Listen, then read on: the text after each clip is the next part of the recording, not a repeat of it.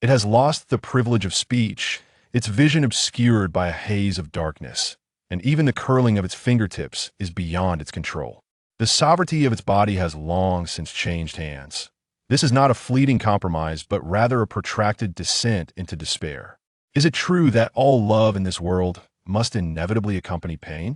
Is the pure and profound affection, unwavering until death, merely an illusory mirage depicted in poetry? If love is indeed a rose with thorns, one must grasp it tightly to savor its fragrance, yet the palm is destined to be pierced and bleed profusely. Then, he would choose to hold on to that fleeting beauty. If this is the very essence of love, he willingly embraces the abyss. Master, if you have taken in a lost dog, having allowed it to find a porch to curl up on, do not cast it away again. Otherwise, it shall remain outside the door, enduring the biting wind that penetrates its fur, stripping it of warmth, until life, alongside endless waiting, withers into ash amidst the cold night. Chapter 1. Daily Tasks. June 1991. In the southeastern region of England, in Kent's Canterbury, the clamor of the day has faded as dusk descends. On the high street, vehicles and pedestrians gradually dwindle. The ancient stone buildings along the street cast elongated shadows in the soft, golden sunlight. Lush greenery winds along the thoroughfare, a gentle breeze rustling the leaves, creating a dappled interplay of light and shadow. Not far away, the spire of Canterbury Cathedral is bathed in a warm orange hue by the fading sunlight, resembling a medieval oil painting. The church bells chime occasionally, their resonant tones adding tranquility and a sense of antiquity to this small town. On the sidewalk, several figures clad in black cloaks and adorned with silver masks stand or crouch abruptly at the roadside. Their attires starkly contrast with the vintage stone buildings and the verdant flora lining the high street. A passerby, clutching a paper bag from the bakery, hurries past them without casting a glance, as if these shadowy figures were non-existent in the dim twilight. The gaze of these dark-clad individuals is fixed intently upon a stone building across the street, harmonizing with the architectural style of its surroundings. It bears no particular distinction. Its light gray stone walls have been softened by the passage of time, the roof adorned with deep brown tiles, and beside the wooden door hangs a pot of cascading ivy. The modest lawn before the entrance is neatly trimmed, with a light brown handcrafted rocking horse positioned centrally, its wooden body smooth and rounded by the touch of small hands, softly glowing in the sunset, exuding the warmth of an ordinary household. Warm yellow light spills from the windows, rendering the interior both hazy and vivid. In a living room on the ground floor, a man reclines on a vintage leather sofa, reading the newspaper, while the radio on the table broadcasts reports of the Muggle football match, its sound wafting through the half-open window. From the direction of the kitchen comes the gentle clinking of porcelain, occasionally interspersed with a woman's soft admonitions, while from the second-floor window, intermittent piano melodies drift down with the evening breeze, mingled with the cheerful laughter of two children. This dissonant tune, wrapped in the warmth of the setting sun, gently ripples along the tranquil high street. I really don't understand why they always love mingling with Muggles. One of the cloaked figures crouching at the sidewalk suddenly speaks, his voice raspy and unpleasant, filled with disdain as he idly twirls a short stick between his fingers. The day you comprehend, it will be our turn to keep an eye on you. Another shadow, standing nearby, chuckles quietly. Enough chatter. The leader of the cloaked figures interjects, his voice surprisingly youthful and melodious, a stark contrast to the chilling aura that surrounds him. No one would expect that this group's leader would be so remarkably young. Yet, should there truly be someone capable of penetrating the veil of the ignorant's charm to perceive them, they would undoubtedly notice the distinctiveness of this young wizard instantaneously.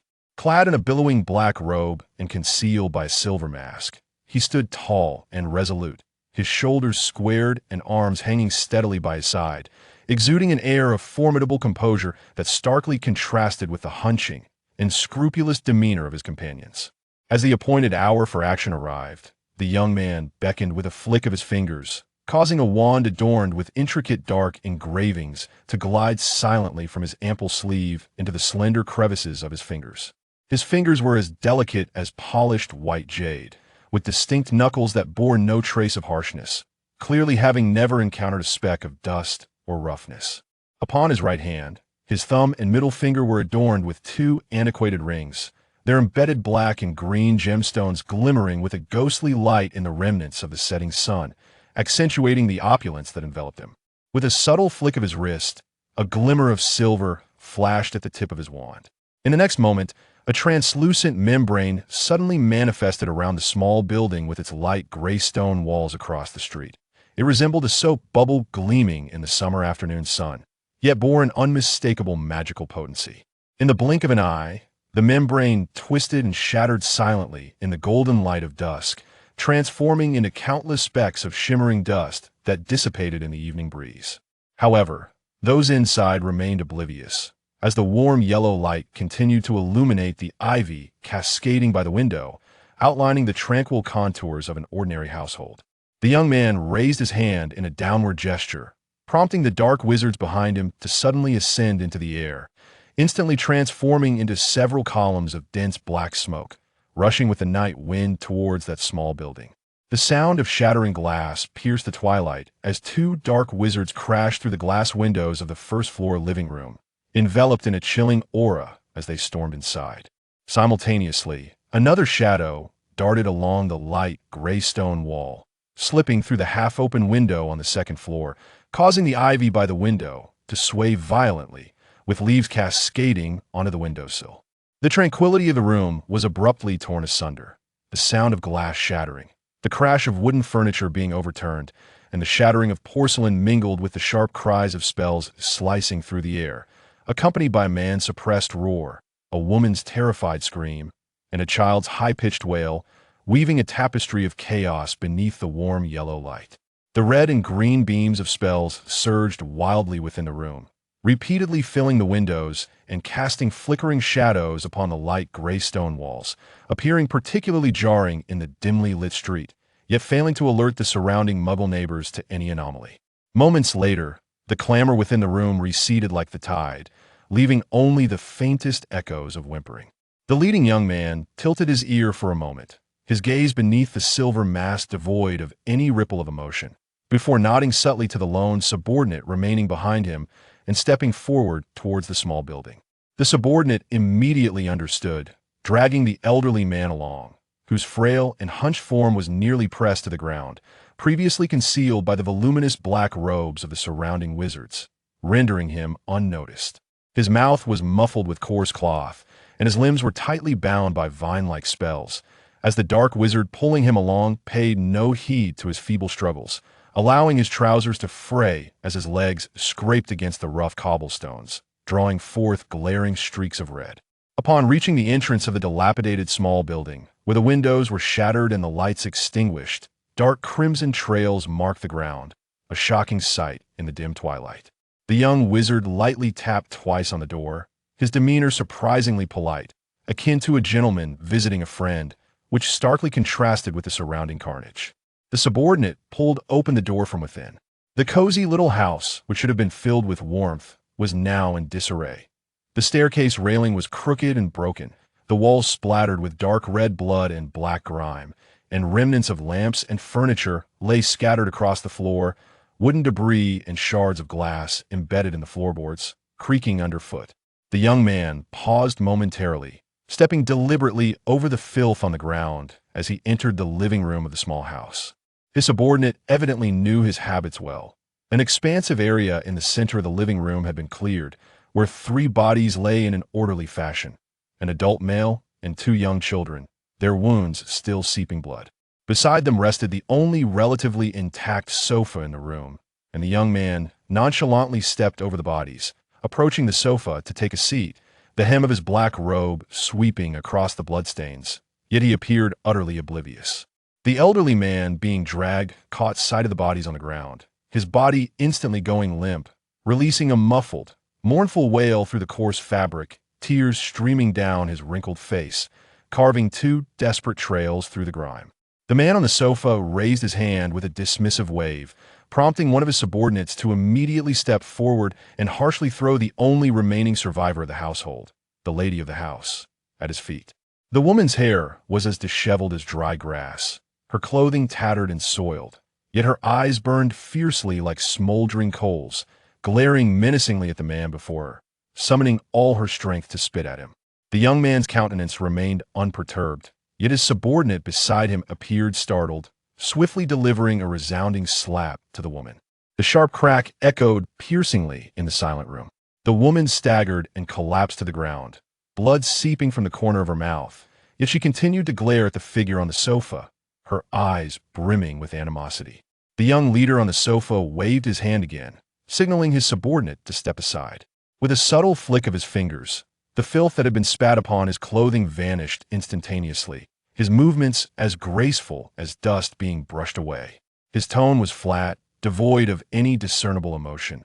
"Bring him a little closer." He glanced at the black sorcerer dragging the elderly man and added, "Yes, let the father and daughter draw nearer. It is rare for a father and daughter to reunite. They should have a few more moments to behold one another." The pair of father and daughter were unceremoniously tossed into a heap, and the old man immediately shielded his daughter with his tightly bound body, while she clung desperately to his shoulder. The suppressed cries finally broke free from their throats, hoarse and filled with despair, resonating throughout the disheveled living room like a dull knife, repeatedly slicing through eardrums, tightening every nerve in the body. The young man furrowed his brow slightly, evidently growing impatient with the weeping, yet he refrained from voicing his discontent. Instead, he raised his hand, palm open to the side. A hefty document was promptly placed into his hand by a subordinate. He leafed through it nonchalantly, the rustling of the paper mingling with the mournful wails, weaving a heavier sense of oppression within the stifling silence of the room. The young man's clear voice pierced through the cries, reciting coldly, "John Brown, a half-blood, born in 1902.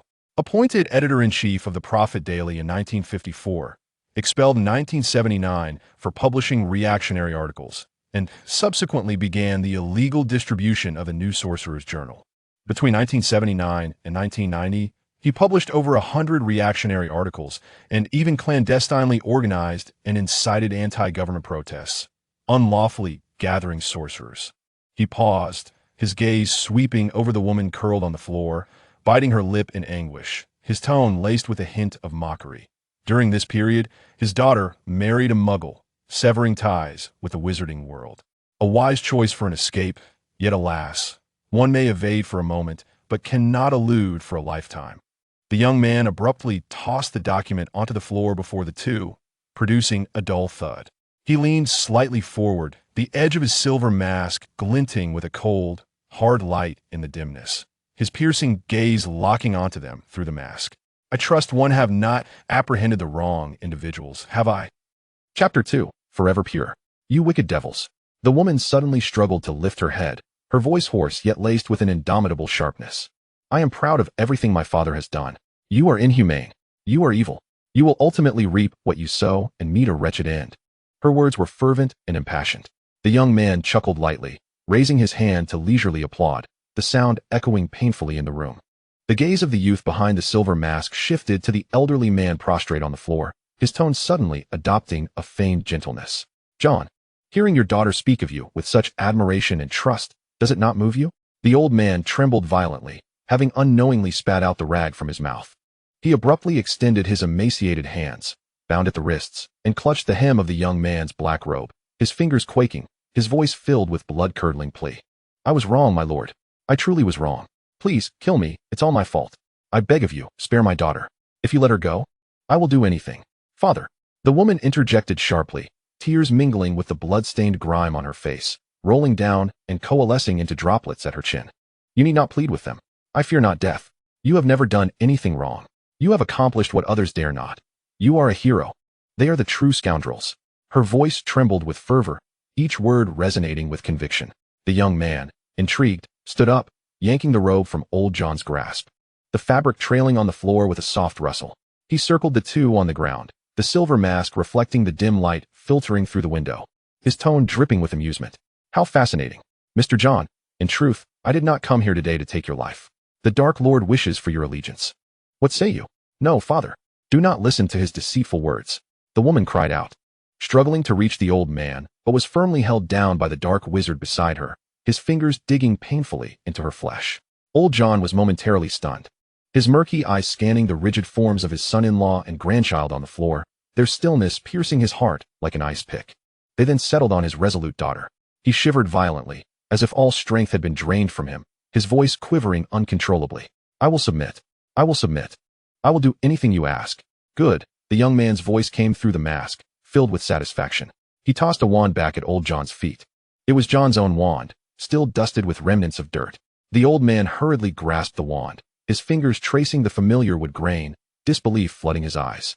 Yet, the young man suddenly leaned closer, whispering in his ear with a voice as soft as a lover's murmur, yet imbued with a chilling malice. Now, it is time to prove your loyalty, John. Kill this daughter who has betrayed her wizarding blood by marrying a muggle. Once you complete this, you shall be one of us, and we will welcome you sincerely. Old John stared at him in horror, as if meeting this man for the first time. Unable to fathom such cruel words could emerge from his lips. His body trembled even more violently, his hands gripping the wand, knuckles whitening from exertion, yet quivering slightly from fear. No. He suddenly hurled the wand to the ground, the very wand that had accompanied him for most of his life. Now feeling like a searing iron in his grasp, the young man, however, nonchalantly bent down to retrieve the wand, pressing it back into his palm, even curling his fingers around the cold handle, forcing the wand to point at the woman beside him. He leaned close to the old man's ear, his voice tender as a lover's whisper, yet wrapped in venomous coldness. Do it. Kill her, and you shall live. Old John quaked like a flickering candle in the wind, his skeletal frame threatening to crumble, yet his fingers turned pale from clenching the wand. In the next moment, he seemed to resolve himself, abruptly turning his face, his murky eyes locking onto the eyes behind the silver mask, his voice hoarse yet exceptionally clear. Mr. Regulus Black, I attended your 10th birthday celebration as a reporter. At that time, you spoke of revitalizing the Black family and leading the wizarding world to glory. Is this your vision of glory? The youth behind the silver mask froze, his form halting abruptly, even his breath seemingly suspended for a fleeting second. In that moment of stunned silence, old John suddenly broke free from his grip, his wrist twisting sharply. Regulus's heart raced, fearing he would raise the wand to attack, instinctively retreating a half-step to conjure a silver shield. In the next instant, warm blood splattered onto the pristine shield, blooming into a blinding red, like a flower abruptly bursting into bloom. Old John had, in that fleeting moment, slashed open his own carotid artery with a knife. Father, no. The woman cried out in anguish, struggling desperately, but was held down by the dark wizard, helplessly watching as her father's body succumbed, collapsing into a pool of blood as if all support had been withdrawn. Regulus stood rooted, his gaze fixed on the rapidly spreading pool of blood on the floor, watching the life drain from the old man's face. The blood seemed to come alive, slowly creeping through the floor seams, climbing up his boots. Are you all right, my lord? The nearby dark wizard rushed over, one casting a glance at the body on the ground, sneering. He caught me off guard when he suddenly acted. I thought he was going to attack you. Truly a coward. Even in death, he dares not genuinely resist. Another dark wizard joined in, laughter laced with unabashed contempt. Their laughter echoed in the disarrayed parlor. Yet Regulus appeared oblivious. He raised his hand to touch his silver mask, his fingertips brushing against the bloodstains on the edge, bringing the warm drop before his eyes. His expression inscrutable. The blood, bearing a searing heat, burned his fingertips. The mission had failed. After a long silence, he finally spoke, his tone as flat, as if discussing an inconsequential matter. Shall we take out our frustrations on this woman? One dark wizard approached, rubbing his hands together, eyes gleaming with greedy malice. They had long been consumed by dark magic, their minds eroded, and the thrill of torture and bloodshed had become an insatiable addiction, now bubbling beneath the surface. Before the words could fully escape, Regulus's wrist flicked, a green light slicing through the air without warning, striking the woman on the ground with precision. She did not even emit a sound, her body slumping down, her cheek resting against her father's arm, intertwined with his lifeless form, as if finally finding a tranquil sanctuary. Several of his followers let out a chorus of disinterested sighs. But Regulus turned away without a backward glance, his black robe sweeping across the shards of glass on the floor as he exited the blood-soaked, dilapidated house. Behind him, his men began to clean up the aftermath, the muffled sounds of spells and the dragging of bodies gradually being muffled by the heavy wooden door, until only silence remained. Enveloped in the pervasive bloodstains, sinking into the dim twilight, he descended the steps in front of the house, his gaze inadvertently drifting to the small wooden horse on the lawn, its surface polished smooth, glimmering with a faint warmth in the setting sun, as if still holding the warmth of a child's palm. He then stepped onto the sidewalk, his fingertips curling around the edge of the silver mask, gently lifting it off, revealing the face hidden beneath the hood to the light, pale as though dusted with a thin layer of snow. This face was excessively gentle, with a flat brow, slightly drooping eyes, and lips that curved with a faint arc. Anyone who beheld this visage would never associate him with the cruel Death Eater who had driven an old man to despair and death. He possessed a mane of fluffy black curls, and beneath thick lashes were a pair of pitch-black eyes devoid of any light, reminiscent of an unfathomable inkwell, or a deep night shrouded in fog, where not even the faintest glimmer of stars could penetrate. Though he bore the visage of youth, his eyes were laden with an indelible somberness, as if he had long since witnessed the myriad tribulations and wrinkles of the world. Carrying an air of weariness akin to chronic affliction, he often favored a half-closed gaze, his long lashes fluttering like a poet lost in melancholic verses, or a prince emerged from a faded fairy tale. Yet he bore no resemblance to a bloodied marauder. He lifted his eyes to the darkening sky, inhaling deeply the air infused with dust and the evening breeze. The coolness caressed his cheeks, momentarily clearing the fog of his muddled thoughts. "Brother, would you like to buy some flowers?" A crystalline voice suddenly rang out before him. Regulus lowered his gaze, raising an eyebrow at the girl before him. He had clearly cast a disillusionment charm, and a muggle ought not to have seen him. This indicated that the small girl clutching a large bouquet of fresh flowers was indeed a witch. Once she reached the age of 11, she would receive her acceptance letter from Hogwarts. However, a shadow of gloom passed through his mind. Hogwarts, in its current state, was likely no longer a warm haven for such a muggle-born witch, but rather a cage concealing fangs. Bending down, he earnestly selected a white rose from the bouquet in the girl's arms, offering a sum far exceeding the price of the flower. The girl paused, astonished, and upon seeing the amount, her eyes sparkled like two stars. "Thank you, brother," she exclaimed, before bounding away, her pigtails tracing lively arcs in the air. Regulus held the white rose, lowering his head to inhale its faint fragrance. In the next moment, the corners of his mouth curled into the faintest of smiles, a self-deprecating laugh escaping him. The evening breeze swept in, stirring his dark hair, while the petals of the white rose trembled gently at his fingertips, and with it, that delicate scent dissipated into nothingness. "The eternally pure black family," he murmured softly, his voice barely rising above the encroaching night, ultimately transforming into a sigh unheard. Chapter 3. The Birthday Banquet. December 16th, 1971. Regulus stood before the dressing mirror in the second-floor bedroom, his reflection revealing a small boy with eyes dark and bright. Fixated on Creature, who stood on tiptoe, wielding a silver comb, meticulously arranging his black hair into perfect order. His mother bent down, fingers delicately pinching the family brooch set with a sapphire, gently fastening it to the collar of his deep black velvet suit, which bore intricate dark patterns that shimmered under the candlelight, as if the entire night had been woven into the fabric. This Christmas, Sirius would not be returning home. The thought pierced Regulus's heart like a fine needle, tormenting him for days. Ever since Sirius had gone to Hogwarts, the atmosphere at home had shifted. His parents, who had meticulously groomed his older brother as the heir, were now faced with the shocking reality that he had entered Gryffindor, a house synonymous with betrayal in the Black family. He had not only defied the family oath, but had also severed all ties with them. Sirius had still sent a Christmas gift back, a batch of cookies made by Mrs. Potter, their buttery aroma wafting through the paper wrapping, identical to those his brother had brought home during the summer. Yet, before Regulus's eyes, his mother had raised her hand and tossed the cookies into the trash bin by the fireplace, tearing the accompanying letter to shreds. As the paper scraps fell onto the carpet, Regulus felt as though his heart had shattered along with them. That night, he had Creature secretly retrieve the torn pieces of the letter, spending the entire night on the carpet piecing them together, until he could finally read Sirius's words about how happy he was at the Potter household, where they treated him like family. Only then did his anxious heart gently settle. Yet, a wave of anguish followed. Why could family not be us? Wasn't it better to come home for Christmas? They had once stolen glances at their father's old books in the study, built crooked snowmen in the snow, and shared the same piece of chocolate. Were those days not filled with joy? He had no opportunity to ask. His parents forbade him from writing to Sirius, even forbidding the mention of his name. As though that brother who once existed had never belonged to the Black family at all. He could only bury these questions deep within, like treasured fragments of letter paper, carefully preserving them, waiting for the following year when he would attend Hogwarts, hoping to seek answers in person. Perhaps by then, his brother would once again ruffle his hair and say, "Silly Reg, don't think too much. Remember, after tonight, you will be the only heir of the Black family." His mother's fingertips traced along his shoulder line, her tone stern. "Do not disgrace the family like Sirius did." Regulus obediently nodded, his reflection in the mirror forcing a rigid smile. In the past, with Sirius present, he had always been the overlooked one.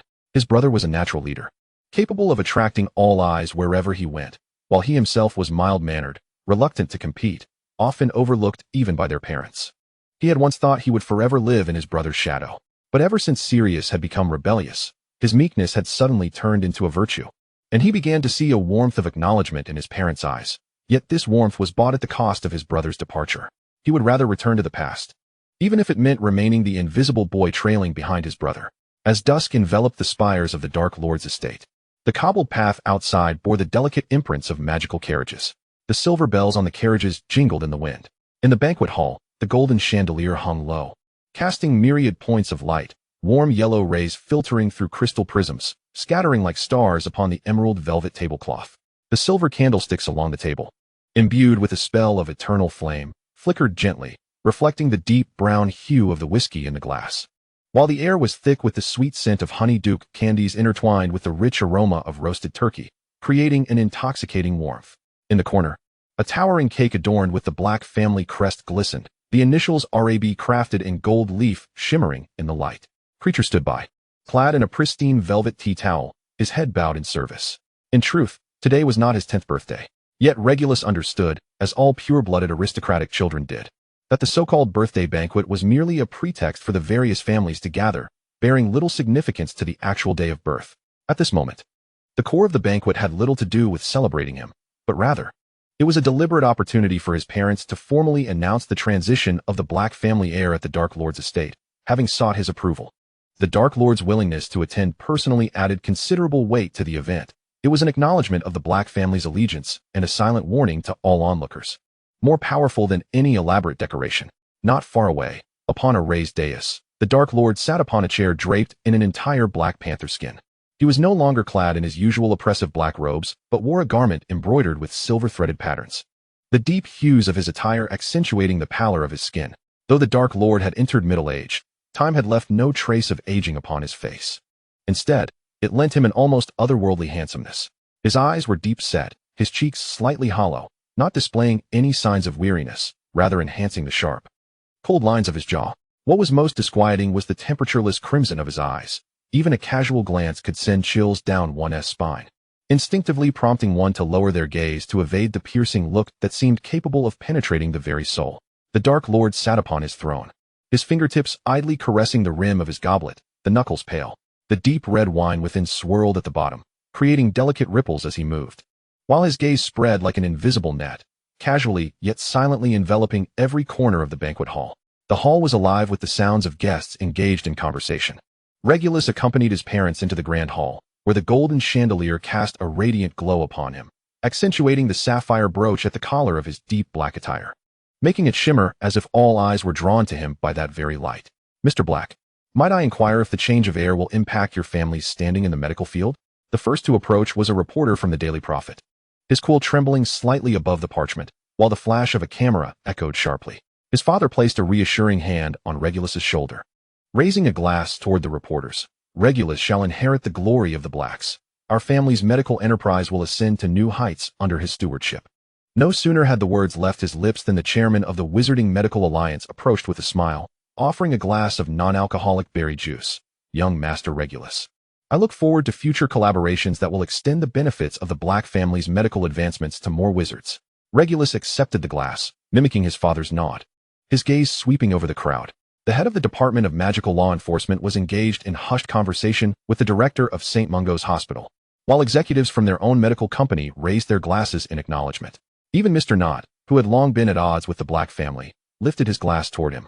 As his parents led him to the dais and knelt before the Dark Lord's throne, the Dark Lord's crimson eyes slowly rose, his voice deep yet as soft as velvet. The heir of the Black family must understand his position.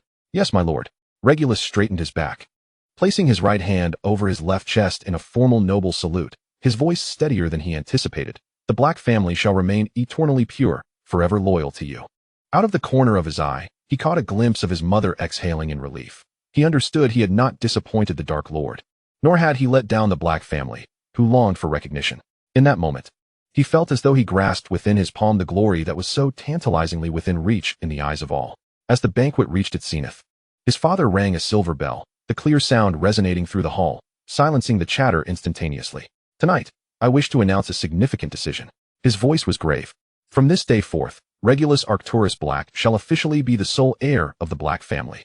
Applause erupted like a tidal wave, the reporter's flashes once again flickering madly, causing Regulus's eyes to ache. Standing beside his father, he gazed at the faces adorned with smiles, and suddenly felt that his 10-year-old self had indeed matured into someone capable of upholding the family's legacy. It was not until dusk enveloped the estate, swallowing the spires in darkness, that the guests began to depart in their carriages drawn by the nightmares. Regulus and his parents stood before their returning carriage, the night breeze biting cold.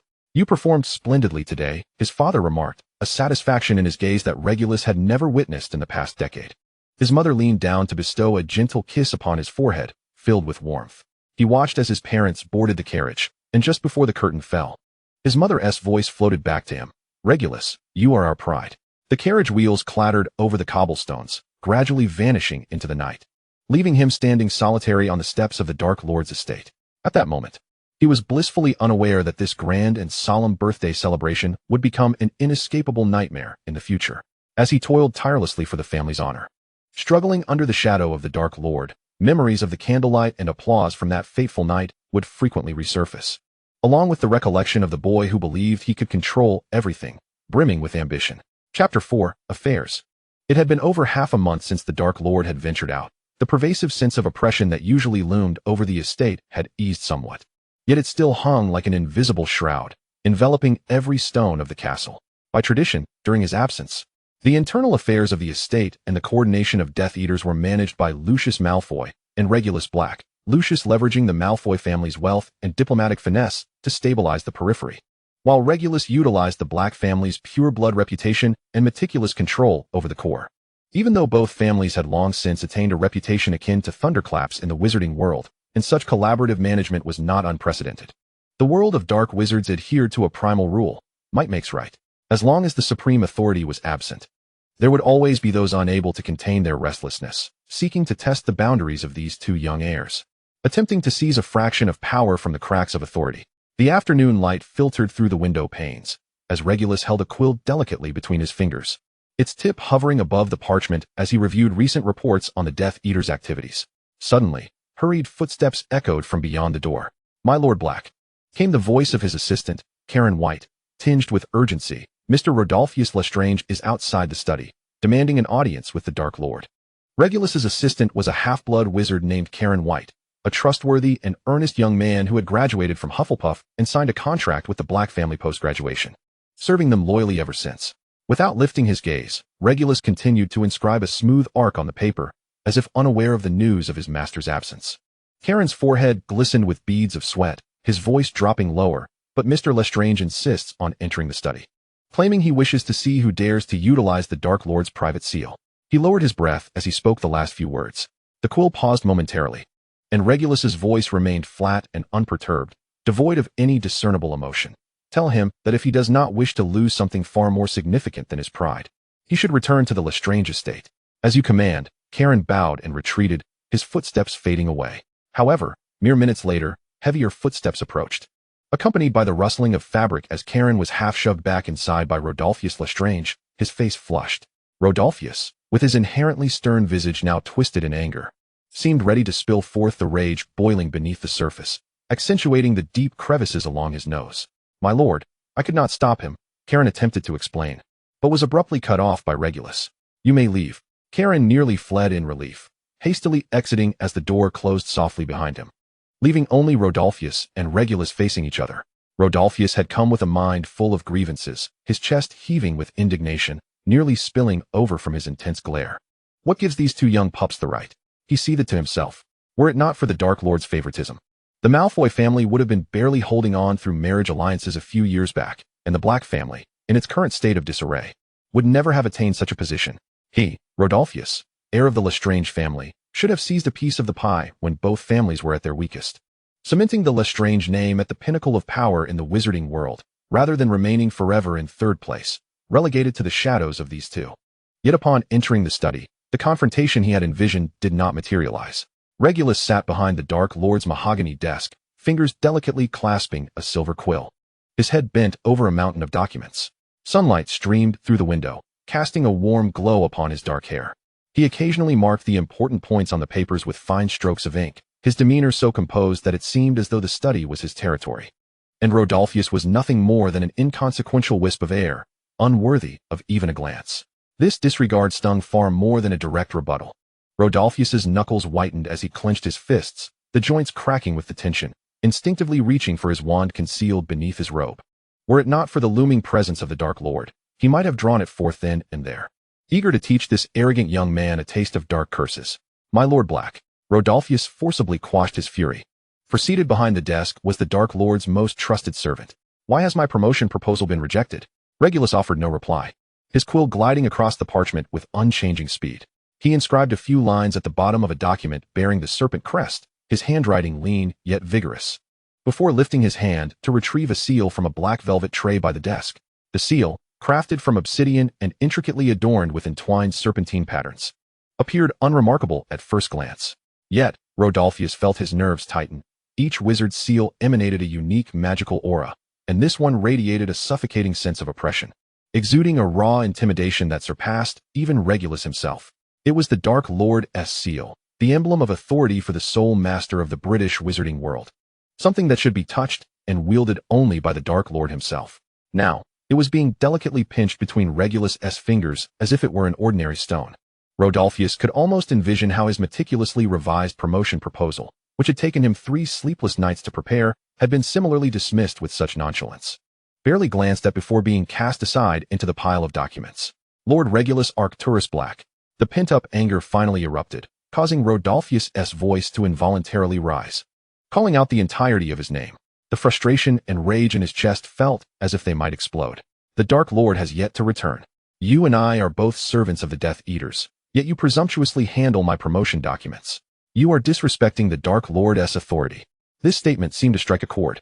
Behind the desk, Regulus slowly raised his head. His movements were deliberate. His dark lashes fluttered before revealing a pair of obsidian eyes, deep and unfathomable, like 2 silent whirlpools.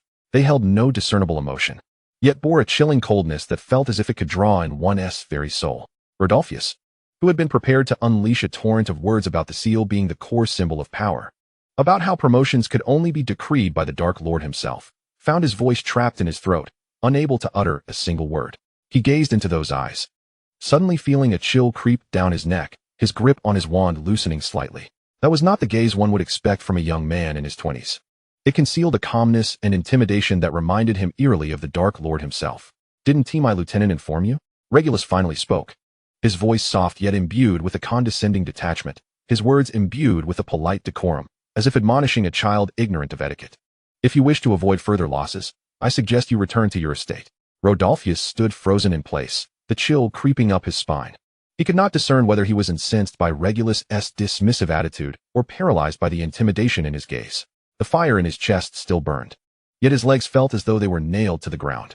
As Rodolphus regained his composure, intending to adopt a more assertive stance, he was taken aback as the dark-haired youth suddenly lifted the corners of his mouth, forming a gentlemanly smile.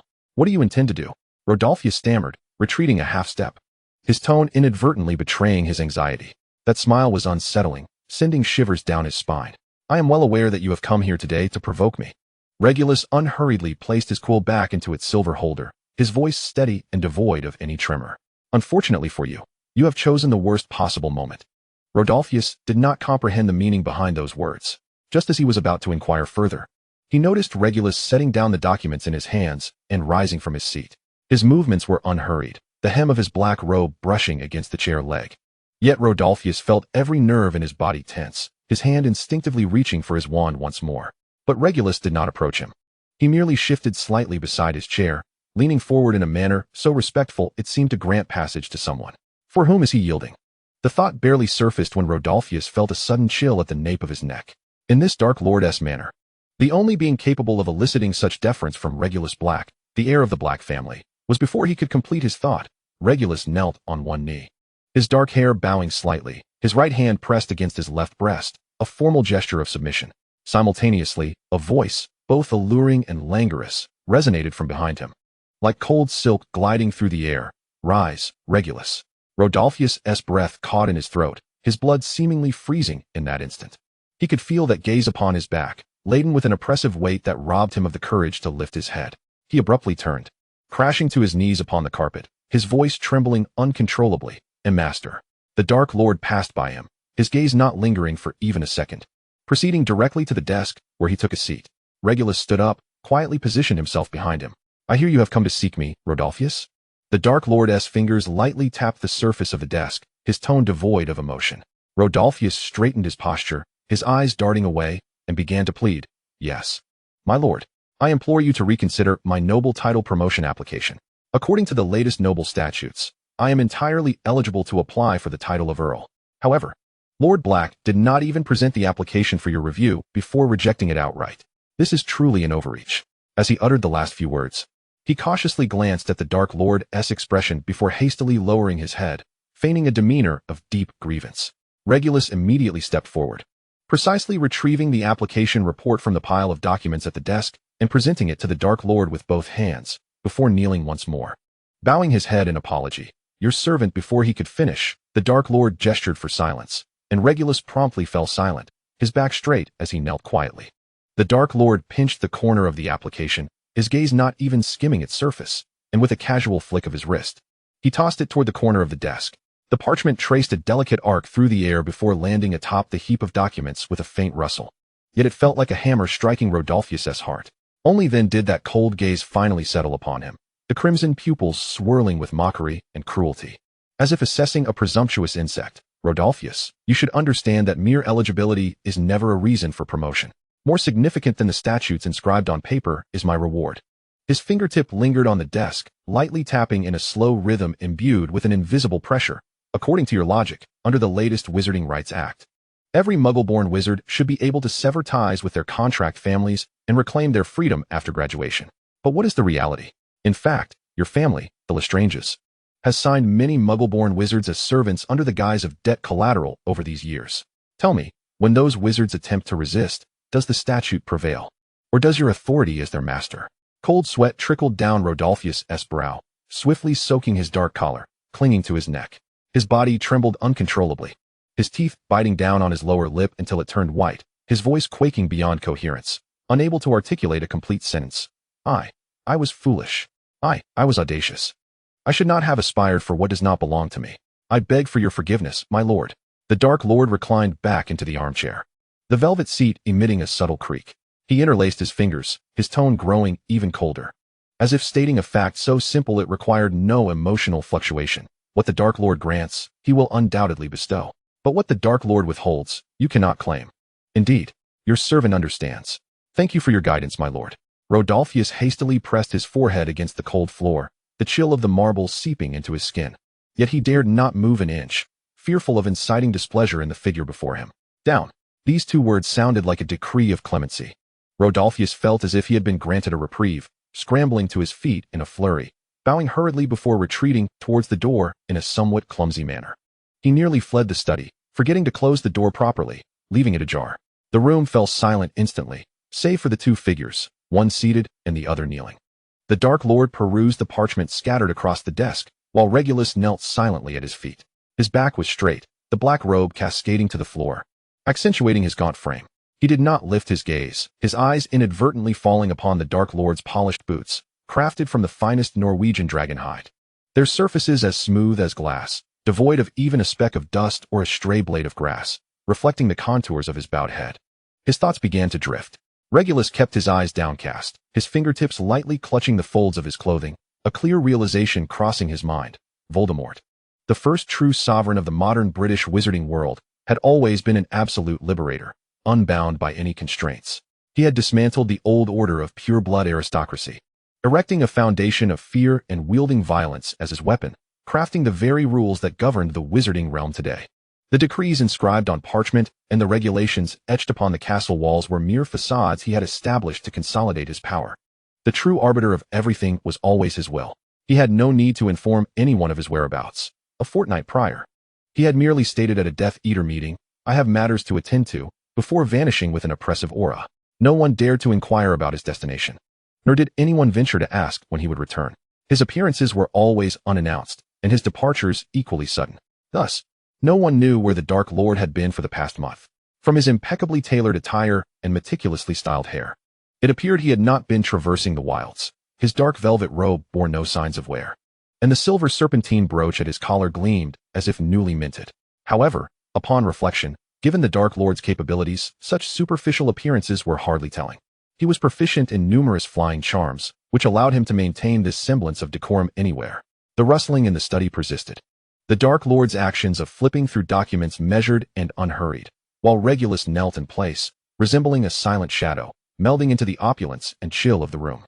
Suddenly, the Dark Lord waved his hand, and the scattered parchments on the desk aligned themselves into 4 neat stacks without a breath of wind. Regulus felt a shiver run through him, knowing that he was the next to be scrutinized. He swiftly banished errant thoughts, his spine tightening further. In the next moment, a long, pale hand reached out, gently grasping his chin. Regulus followed the pressure to lift his gaze, his eyes slightly drooping. From this angle, the Dark Lord's black eyes resembled those of a devoted hound, gentle and tenderly fixed upon his master. "Why are you alone today?" The Dark Lord's tone remained languid, though his fingers caressed Regulus's chin. "Draco is ill, and Lucius is home to tend to him," Regulus replied softly, unconsciously softening his breath. No sooner had he spoken than the hand slipped beneath his clothing, cool fingertips teasing the skin at his neck and chest. He couldn't help but emit a low, melodic moan. The Dark Lord, pleased with the response, pushed him down onto the desk. Regulus, yielding to the force, lay gracefully atop the very desk where the Dark Lord had been conducting his affairs, the dark mark stamp still resting near his cheek. His robe was lifted, his waist grasped tightly. Regulus recoiled slightly, his fingers gripping the edge of the desk, yet he offered no resistance, merely submitting to the sensation. After a moment of adjustment, he lay upon the desk, his mind vacantly observing the side of the stamp before him. He rarely viewed it from this angle.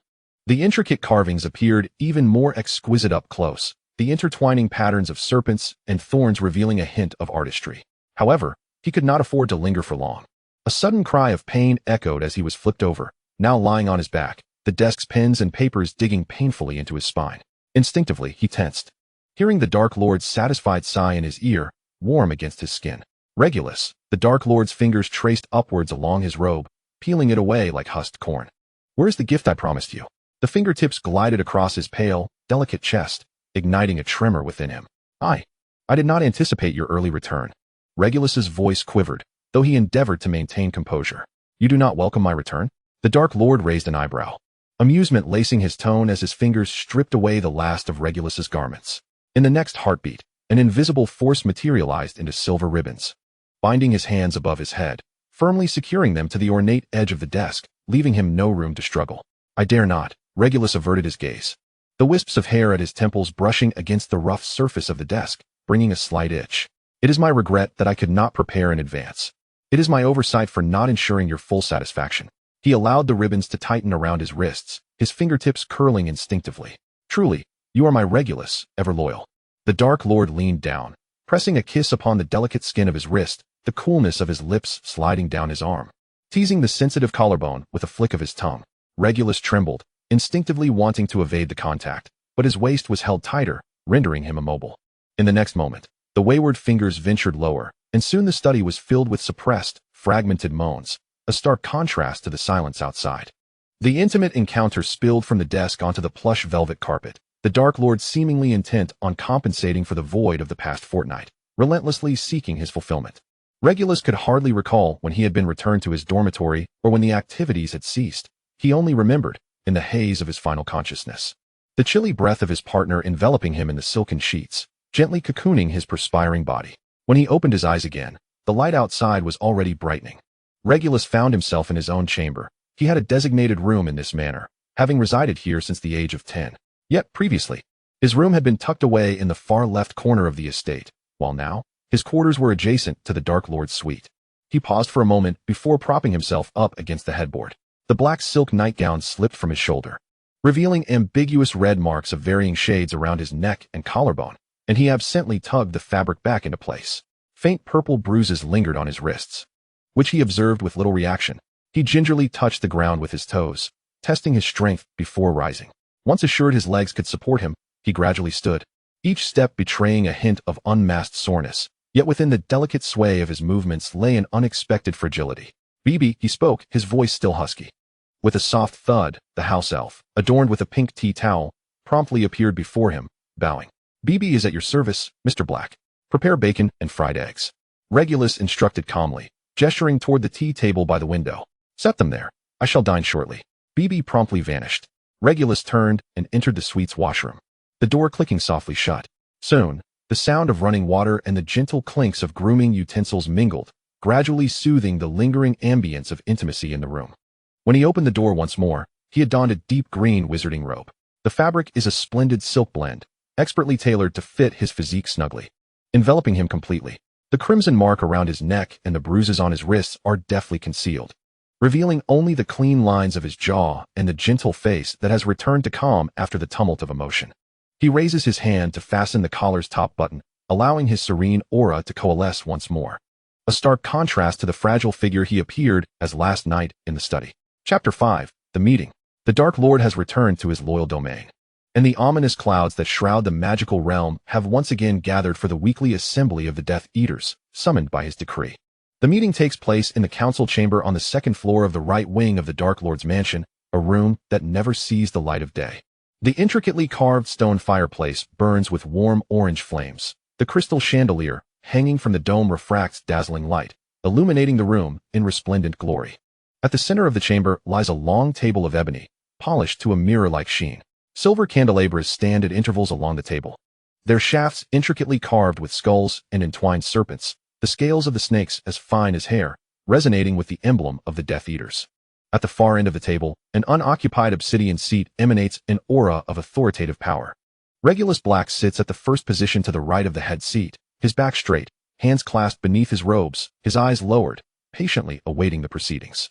With the Dark Lord yet to arrive, the Death Eaters on either side of the long table momentarily shed their tension and formality in the presence of their master, the air thickening with a palpable sense of relaxation. Some lean against the cold marble of the fireplace, while others lean over the table's edge, whispering in small groups. Their murmurs akin to a delicate spider's web, tinged with a hint of clandestine excitement. Old Knot twirls his neatly trimmed beard, his voice laced with barely concealed pride. The ministry's Pureblood Priority Act has finally been enacted, and you should have seen the faces of those muggle-born wizards when their properties were seized. Now, all those shops are under the ministry's control, and our family's alchemical workshops can finally secure a monopoly. From now on, the pricing of cauldrons will depend on our whims. He pauses, his tone growing somber. However, the rascals in Nocturne Alley remain restless. There are always fools who dare to sell to the muggle-borns in secret. The last time I sent someone, they were deceived by their clumsy illusions. Rodolphus leans back in his high-backed chair, swinging his legs and letting out a derisive chuckle. Why the urgency? Our master has just issued the industrial inspection order. In due time, the crabs will come with search warrants to turn their shops inside out. Once they seize the inventory of those fools and leave the owners in front of the Dementors in Azkaban for a few days, who will dare to defy us then? His tone shifts abruptly, brows furrowing with pent-up dissatisfaction. Yet that damned house elf policy is too lenient. Just the other day, 2 vials of Mandrake potion went missing from my cellar, and it turns out they were stolen by 2 mudblood slaves. I intended to drag them out back and feed them to the wolves, but Bella insisted I send them to the reformatory under the new regulations. Can you believe it? Those 2 filthy creatures were locked up for a week. Not a single blow landed upon them, and they were even registered with house elf information. The reformatory staff visits every few days, and they even dictate how I should discipline them. I can't fathom why we should keep such trash around. The new policy was personally approved by the master. Do not let your impatience get the better of you. A nearby character, Acanthus, lifts his gaze slightly, his fingers pressing on the edge of a stack of parchment. The title of the Gringotts Economic Report is embossed in gold ink at the top, gleaming faintly in the candlelight. Our master has just taken control of the ministry's Department of Justice and seeks to assert his authority through the new policy, sweetening the pot for pureblood families while projecting an image of orderly governance. Do not find yourself on the wrong side of this. Should you become an example for our master to make a point, neither Bella nor anyone else will save you. Yvlay leans closer, glancing at the report in Acanthus' hand. Is there a new policy from Gringotts? Acanthus hands the report to him to review. It seems the master intends to adjust the exchange rate for wizarding currency. I have been liaising with the goblins at Gringotts for the past week. Rodolphus' fingers caress the serpentine gemstone on his ring. I've heard Lucius mention the exchange rate as well. It's likely to stabilize the economy of the magical realm. Over the past 2 years, many workshops and shops ground to a halt while we purged muggle-born wizards, and now we must gradually recover. This could be advantageous for us. If we seize the opportunity during the exchange rate adjustment and stockpile scarce magical materials, we can profit handsomely. Regulus listens quietly to the surrounding voices, refraining from engaging in any conversation. Beside him, a captivating figure leans against the armrest of the high-backed chair. The woman possesses deep brown skin with a honeyed hue. Her full lips reminiscent of ripe berries, her form-fitting black robe accentuating her exquisite figure. Her voluminous black hair cascades down her shoulders, and she occasionally brushes stray strands behind her ear, her fingertips grazing the silver chain around her neck, her eyes glimmering with a hint of allure. She does not partake in her husband Rodolphus's discussions, instead fixing her gaze intently on the intricately carved wooden door of the council chamber. Her barely contained excitement bubbling beneath the surface, akin to a devotee awaiting the arrival of a divine presence. She turns her head toward Regulus, her dark locks sliding over her shoulder as she gathers her hair behind her ear, the silver bangles on her wrist chiming softly. Her voice is soft and delicate, imbued with an intentional sweetness, caressing Regulus's ear like a feather. Real, when did our master return to the estate? How enviable it is that you can reside here. With that, she slightly pouts, her tone laced with unmistakable petulance as her fingers lightly graze the hem of Regulus's robe, yet you remain tight-lipped. Every time I inquire about our master's whereabouts, you only say you do not know. It must be said, she is a woman of striking allure. Even though she is married, her appearance and demeanor still radiate youthful vibrancy. However, being the sole female within the inner circle of the Death Eaters, the distant deference from those around her indicates that she is far from the harmless facade she presents. Regulus maintains his lowered gaze, the long lashes casting a faint shadow beneath his eyes, his voice steady and devoid of any tremor. Our master returned just yesterday. Cousin Bella, my master's movements are never disclosed to me. I am powerless to fulfill your request. No sooner had he spoken than a flurry of footsteps echoed from outside the door. The sound grew closer, reverberating softly against the marble floor of the corridor. The previously muted conversations in the council chamber came to an abrupt halt, as if time itself had been paused. Everyone instinctively turned their heads toward the door, even their breaths becoming shallower. Yet in the next moment, the ornate door swung open, revealing not the fearsome figure they all anticipated. The first man to enter is tall and lean, his shoulders held rigidly, a hawkish nose casting a harsh shadow beneath the chandelier. His black hair hangs like heavy curtains on either side of his face, his expression indifferent, thin lips pressed tightly together, exuding an unyielding chill. Beside him, however, is a stark contrast. His dazzling platinum hair is impeccably arranged, and his dark green robe is embroidered with subtle golden serpentine patterns. As he moves, the hems of his robe sway gently, releasing a faint scent of fine cologne. In his right hand, he grips a serpent-headed cane, the red gemstone at the serpent's eye glinting coldly under the light, while a striking emerald ring on his left hand's ring finger draws the eye. A faint, enigmatic smile plays at the corner of his lips, a smile that conceals both habitual arrogance and a touch of measured cunning, rendering his true intentions inscrutable. Upon their arrival, the tension in the council chamber dissipates instantly. The low murmur of conversation resumes, albeit with a slightly diminished fervor. Lucius, Severus, what brings you here so late today? McNeil, leaning against the doorframe, is the first to break the silence. Lucius chuckled, remarking that he had encountered a slight inconvenience on the road, as a Muggle automobile had obstructed his path, causing some delay. Oh, McNeil's eyes sparkled with interest as he leaned forward a couple of steps. I have heard that you are having the workshop enchant Muggle luxury vehicles with magical runes. Have you put them to use? How does this novelty fare? Is it perhaps superior to our carriages? His words instantly attracted the attention of several young Death Eaters nearby, who appeared quite intrigued. Lucius relished the attention, gently tapping his wand with his fingertips. I am still fine-tuning the levitation charm and the defensive enchantments. After all, the Muggle contraptions are rather fragile and cannot withstand significant alterations. He paused, casting a sweeping glance over the assembled company, his tone imbued with just the right touch of generosity. But fret not, once the workshop produces the first batch of finished products, I shall ensure that all of you have the opportunity to select custom designs first. This declaration instantly invigorated the atmosphere within the chamber, prompting several individuals to express their gratitude with cheerful remarks. Lucius Malfoy was always able to maintain cordial relations with everyone, largely due to his wealth and indulgence in pleasures, as he consistently shared the latest intriguing novelties emanating from his endeavors. Who would seek conflict with a magnanimous connoisseur of fashion? Snape, who stood beside him, remained silent, his long black robe cascading to his ankles, concealing all motion. He merely lifted his gaze slightly, his eyes quickly scanning the chamber before momentarily resting on Regulus Black, only to swiftly divert, his expression devoid of warmth, resembling someone observing an inconsequential ornament. Bella instantly cooled at the sight of Snape. She withdrew her hand from the armrest, straightening her posture, the previous coy demeanor she had displayed toward Regulus vanishing without a trace. Her thin lips curled into a smirk, her voice low yet clear enough for those nearby to hear. Is it truly worth this effort over a muggle's rubbish? I suspect this half-blood beside you has suggested this ludicrous notion, hasn't he? Just a muggle trinket. And yet you treat it as if it were a treasure of the Malfoy lineage? The chatter in the chamber abruptly stilled. Several individuals who had been discussing the enchanted vehicles fell silent, their gazes shifting towards Snape, the solitary half-blood within the core circle of Death Eaters. This particular flaw had often been wielded against him as a weapon in earlier times. However, since he had firmly secured the second seat to the left of the Dark Lord, such criticisms had long since faded into oblivion. Bella's mention of the term was akin to publicly thrusting a knife into Snape. Yet Snape's expression remained inscrutable. He did not spare Bella a glance, proceeding directly to his seat as though her jibe had not been aimed at him. Lucius, however, was the first to chuckle, lightly rubbing the handle of his wand. His tone deliberately smooth and conciliatory. Bella, your remarks are rather biased. Muggles are our slaves. Thus, their belongings are naturally the property of their masters. Is there any logic in a master being unable to utilize their own possessions? Furthermore, fine things know no origin. Should the automobile prove efficient, it may well surpass the carriage in terms of dignity. Do you not agree that the odor of a thestral's droppings detracts from our elegance? This statement did not curtail Bella's demeanor. Instead, she responded with a cold laugh, her gaze piercingly fixed on Snape. Convenient? I suspect certain individuals are merely eager to mingle with the muggles. Have you forgotten your own identity, to the extent of defending their possessions?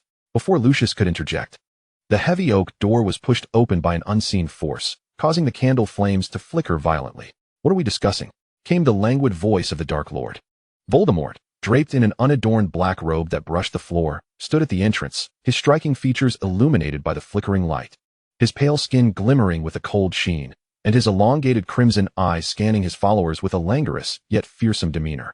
Master, everyone immediately knelt in unison, paying their respects. Despite the multitude, there was not a hint of disorder, only a palpable reverence. Bella's earlier hostility dissipated in an instant, replaced by fervent admiration. He strolled past the assembled throng, his black robe whispering against the ground, moving silently among their bowed heads. Once he settled into the chair at the end of the long table, he raised his chin slightly, his voice low. You may rise. Only then did the company dare to stand, returning to their seats with proper decorum. Let us speak, Voldemort commanded, his fingers lightly drumming on the armrest, the rhythm slow yet resonating with the hearts of all present.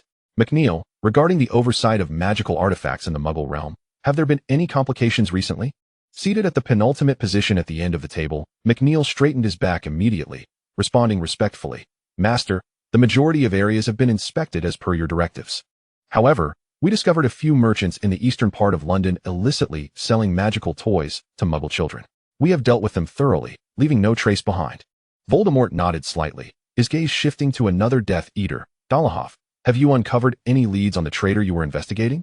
Dolohov, seated fifth on the right, immediately rose, his expression serious. Master, we tracked him to the Scottish border, but he seems to have support from a hidden force, managing to evade our pursuit on several occasions. However, we have established magical surveillance. Should he employ magic again, we will promptly locate him. Best it remains so. Voldemort's tone grew colder, a flicker of menace flashing in his narrow eyes. I do not relish failures, nor do I appreciate traitors frolicking beneath my very nose. Dolohov's forehead glistened with perspiration as he bowed deeply. Yes, I shall ensure he is captured and presented to you, Master. Avery reported on the progress of negotiations regarding currency regulation with Gringotts, while Snape followed suit, solemnly outlining the advancements of the new educational policies at Hogwarts. Voldemort lounged on his throne, absent-mindedly caressing the handle of his wand, only occasionally nodding in response during their pauses. Speaking of the new policy dissemination, Voldemort suddenly inquired, have we apprehended that audacious reporter who dared to publish an illegal newspaper openly opposing the decree? Who was assigned this task? His gaze fell upon Lucius, who typically spearheaded matters of public opinion management. Lucius, eager to shift the focus, quickly glanced at Regulus opposite him, signaling for him to respond. Regulus lowered his head. Master, I personally oversaw this matter. I initially intended to capture him, tame him, and serve you with him, but unexpectedly, the individual chose to take his own life. I subsequently ensured that his entire family was sent to accompany him in death, and I hope for your leniency. The Dark Lord raised an eyebrow, a flicker of surprise passing through his crimson gaze, which swiftly morphed into a mocking smirk. Oh, a man of principle, indeed. Such stubbornness and defiance are hardly worth your concern. Lucius hastily interjected, attempting to redirect the conversation. It has come to my attention that Rita Skeeter from the Daily Prophet has recently expressed a willingness to serve you, perhaps. Before he could finish, Voldemort raised a hand, silencing him instantly, causing him to withdraw into silence. Regulus, this is not your usual standard. Voldemort's voice was flat. In terms of fervor, can you surpass Lily Potter? You were able to capture her alive, bringing back young Harry afterward. How is it that merely a few years later, you have grown more negligent? Regulus averted his eyes, noticing the sudden tension in Snape's shoulder across the table. He dared not lose focus, slowly sliding off his seat to kneel on the cold stone floor, producing a dull thud. It was my oversight. I did not anticipate that the reporter would exhibit such fervor, thereby failing to fulfill your wishes. Disheveled black hair fell across his forehead, obscuring the emotions hidden in his eyes. His voice remained steady, devoid of any tremor, as his subordinate recognized the gravity of his own negligence, prepared to accept whatever judgment his master deemed fit. All he hoped was that this minor error would not disturb his master's mood. Chapter 6. Dinner. You could hear him speak, pleading that this trivial matter would not affect his master's disposition. How absurd. The meeting had just concluded, and the Death Eaters trickled out of the conference room in small groups. Old Knot, twirling his mustache, raised his voice in mocking tones, leaving no room for subtlety, which prompted a chorus of derisive laughter from those around them, their gazes collectively directed toward a certain spot. His master thrived on such submissiveness. Just look at how he had behaved earlier, untouched by even a single Cruciatus curse. Someone edged closer to converse, their tone laced with disdain. Others, young and already serving as the master's right and left hands, must possess some skill. Flint deliberately elongated his words, casting a glance at his companions, his insinuations almost spilling over, though it remained unclear whether such abilities had truly been honed in the dark arts or acquired elsewhere. As soon as the words left his lips, several elder Death Eaters shared knowing laughter, their mirth tainted with lewd undertones, reminiscent of insects crawling over skin, provoking discomfort. Regulus kept his gaze lowered, the black strands of hair shielding his brow, his footsteps unwavering as he strode past them. The heels of his boots striking the bluestone floor with crisp, unyielding sounds, shutting out the nauseating laughter behind him. Lucius had been summoned privately by the Dark Lord and had not emerged from the study until the afternoon. Outside, the sunlight slanted through the stained glass, casting long, cold shadows upon the floor. As Regulus passed the corridor leading to the study, he cast a glance at the black ebony door adorned with serpent eyes. It remained firmly shut, not a whisper escaping its confines. He found himself inexplicably pondering the role Lucius played beside the Dark Lord. The memory of that senior, perpetually upright, his tailored silk robes impeccably smooth, platinum hair elegantly clasped at the back of his head, and his speech imbued with the inherent arrogance of pure-blood nobility, suggested that even such an intensely proud individual could, before absolute power, exhibit a measure of subservience. Regulus subconsciously tightened his grip, the serpent-patterned cufflink pressing painfully against his fingertips. He and Lucius were of equal standing, both having inherited their family fortunes at 17, becoming the youngest heads of their respective families, both wielding the resources amassed by their lineages. Logically, within the Dark Lord's domain, their treatment ought not to differ significantly. Was Lucius truly so self-assured, leveraging his family's influence to maintain a semblance of dignity before the Dark Lord? Or did he conceal his compliance so adeptly, only shedding his arrogance behind that door, revealing a submission even he had never witnessed? Yet, Regulus found it difficult to envision Lucius tolerating such indignities. Regulus spent the entire day in his chamber, the velvet curtains filtering the sunlight into a gentle glow. Sitting behind his walnut desk, he meticulously reviewed the family accounts inscribed on the parchment, processing the accumulated estate checks and intelligence reports. As the quill hovered in the air, the final stroke of the account was completed just as a soft knock echoed from outside the door. He looked up to see the door crack open, revealing a young man clad in a deep gray servant's uniform, the small serpent insignia embroidered at the collar glinting faintly in the light, an emblem of the Dark Lord's estate. According to protocol, these servants were half-blood wizards selected from pure-blood families, bound by magical contracts and subjected to 3 months of rigorous training, ultimately chosen by the Dark Lord for their duties within the manor. Master Black, the youth inclined slightly, his posture perfectly balanced between respect and deference, his voice tinged with youthful timidity. The Dark Lord invites you to dine with him tonight. The banquet has been prepared in the dining hall. Regulus set down his quill, lightly tapping the tabletop, causing the accounts to roll up and fly into the bookshelf. He nodded in acknowledgement, his gaze sweeping over the young man's still boyish features, which bore the distinctive freshness of a Hogwarts student, suggesting he had only recently graduated before being sent to serve at the estate. He was acutely aware of the plight of these half-blood servants, their status was marginally superior to that of Muggle-born slaves. As they were spared from menial tasks such as cleaning the dungeons or tending to magical creatures, allowed instead to interact with pure-blood aristocrats, responsible primarily for serving tea, relaying messages, and even attending to the elite during banquets. If they were particularly handsome, they might even be favored by the aristocracy, gaining fleeting opportunities to ascend the social ladder. Nevertheless, they were, at their core, merely moving decorations within the estate. Having a handsome servant serve dishes at a banquet only enhanced the prestige of the pure-bloods table. Submissive servants bowing to clear paths accentuated the authority of their steps. Their existence merely served to provide a trifling stepping stone for the pure-blood elite, nothing more. Just like his aide, Callan White. In terms of status, Callan was essentially no different from these half-blood servants. Both were bound by magical contracts as dependents. Yet, Regulus never imposed the rules of servitude upon Callan. At least in his presence, Callan could retain a modicum of dignity as a wizard. At the appointed hour, Regulus pushed open the intricately carved wooden door to the dining hall. As soon as he stepped inside, he halted abruptly beside the long table. The Dark Lord lounged against a high-backed chair, a lit cigar pinched between his fingers, smoke swirling around him. Lucius sat beside him, a perfectly measured smile gracing his lips as he spoke softly, eliciting a deep chuckle from the Dark Lord. The scene was incredibly harmonious beneath the warm, golden candlelight. The profit-sharing plan you proposed regarding the Death Eater's dealings in Nordic herbs is indeed feasible, the Dark Lord remarked, flicking the ash from his cigar, his tone appreciative. Lucius inclined slightly, his demeanor effortlessly composed. It is my honor to alleviate your burdens. I shall organize the detailed accounts and report back to you shortly. Regulus stood rooted to the spot, the warmth in his fingertips gradually dissipating. If Lucius was to dine with the Dark Lord, the servants should have notified him to remain in his chambers to avoid disruption. Why then had he been summoned? He was reluctant to speculate on the Dark Lord's intentions. The thoughts of that master were often as unfathomable as a deep river. Yet, his turbulent thoughts would not be quelled, spiraling toward less favorable conclusions. Regulus, Lucius noticed him first, a smile lighting his features. Though we frequently handle affairs together, it has been quite a while since we shared a meal. The last time was likely in the Great Hall at Hogwarts, was it not? Regulus snapped back to reality, first bowing to Voldemort before taking a seat to his right, his voice steady. Indeed, Lucius. Look at him, always so rigid and formal, unable to loosen up. The Dark Lord remarked, directing a teasing tone at Regulus, a slight smile curling at the corners of his mouth. Regulus forced a smile, attempting to match the mood. I am but a dullard, lacking your wit and brilliance, Lucius. Naturally, I tread cautiously, fearing mistakes. Soon, the table was laden with dishes, glossy lamb chops emitting an enticing aroma, accompanied by a rich red wine, and the dessert was a delicate, icy confection.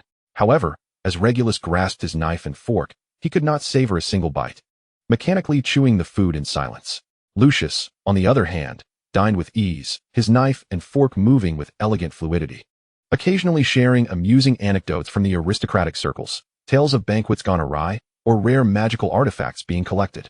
The light-hearted topics invariably softened the countenance of the Dark Lord, rendering the atmosphere of the dinner considerably more jovial. This is something Regulus could never achieve. He merely bows his head in silence, quietly slicing his food and swallowing, speaking very little throughout the meal. Perhaps this is why the Dark Lord seldom invites Regulus to dine with him. For Regulus typically responds to inquiries with merely the most basic answers. When the topic of work arises, he simply admits that his subordinates have erred, which is decidedly unappetizing. The Dark Lord engages in lively conversation with Lucius. Noting that no one is paying attention to him, Regulus's thoughts drift uncontrollably to that year when he was 10, experiencing his first Christmas at the Dark Lord's estate. At that time, he had only been living in the manor for a week, and everything around him felt foreign. After the evening feast, he returned alone to his room located on the far left of the estate, but inadvertently lost his way, stumbling upon the guest lounge floor. In the dimly lit corridor, oppressive gasps and ambiguous sounds suddenly pierced his ears. Before Regulus could find a place to hide, he was already noticed. The man slowly turned, revealing himself to be the werewolf Griffin. Blood still clung to the corner of his mouth, his crimson tongue flicking across his sharp fangs, his eyes glinting a sinister green, locking onto the 10-year-old child with predatory intent. Only when the flickering candlelight illuminated the corner did Regulus discern the two figures beneath Griffin, maids from the estate. Their garments lay tattered, their necks and skirts stained with congealed blood, their faces pale as thin paper, their eyes hollow and devoid of focus. Evidently victims of a soul-binding curse. Fear gripped Regulus in an instant, prompting him to instinctively take a step back, a slight movement that entirely piqued Griffin's interest. The latter straightened, his hoarse voice dripping with derision. The youngest son of the Black family, offered to the Dark Lord? I hear that for this week. The Dark Lord has not laid a finger on you. It seems your family's hopes are in vain. Regulus clenched his fists, glaring at him. I do not know what you are talking about. Just at the evening feast, I toasted with the Dark Lord. Griffin's laughter was wild, his fangs glimmering coldly in the dimness. Since your family has sent you here, why not train you properly first? How fortuitous. I would not mind introducing you to the world. Before his words had fully escaped his lips, he began to advance toward Regulus with heavy steps. Regulus, filled with dread, stumbled backward, his throat constricting as he swallowed hard, his voice trembling, yet still mustering defiance. I am the heir of the Black family. You dare to show me disrespect? My parents will never let you go unpunished. My parents will never let you go unpunished. Griffin mocked in a high-pitched imitation, his tone dripping with insolence. Oh, darling. Your parents have already offered you to the Dark Lord. Do you truly believe you can inherit the Black family? In the future, you will merely be his little slave. Given your parentage, they could have as many heirs as they desire. Regulus had pondered these words in his heart before, yet no one had ever dared to voice them in his presence. Moreover, this was a matter of the Black family, not something a lowly werewolf should comment on. Fear and indignation surged within him, and he fought back tears as he shouted, Silence, you wretched werewolf. This declaration utterly incensed Griffin. With a menacing glare, he lunged forward.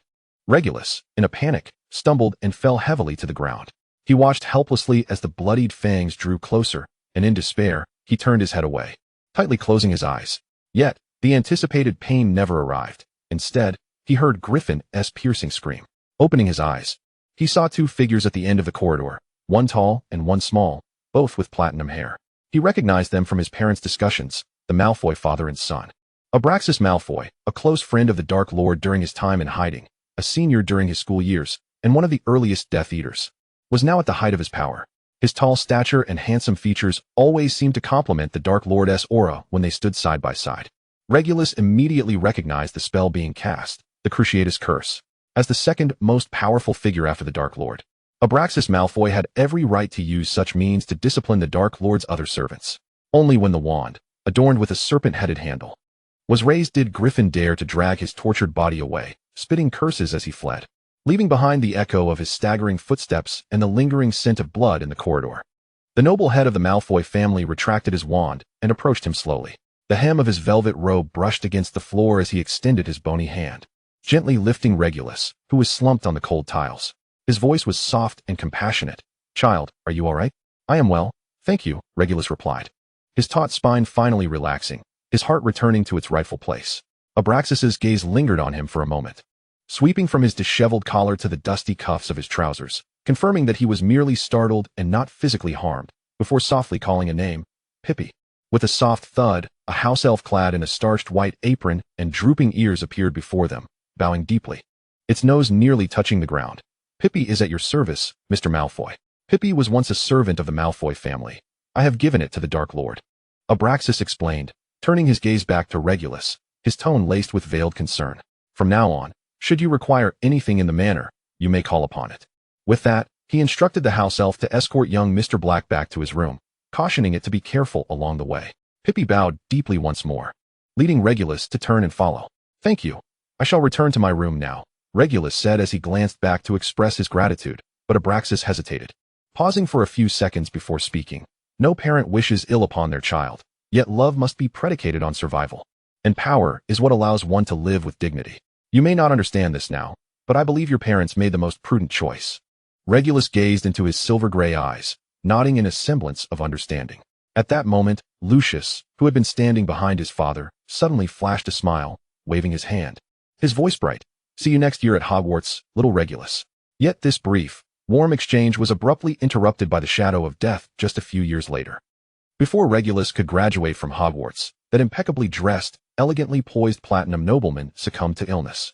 In his final moments, Abraxas made a choice akin to that of Regulus's parents. He fully surrendered his only son, Lucius Malfoy, to the Dark Lord. By that time, Lucius was already of age, donned in the silver and green robes signifying the Malfoy patriarch, publicly pledging his allegiance to the Dark Lord under the watchful eyes of many pure-blooded nobles.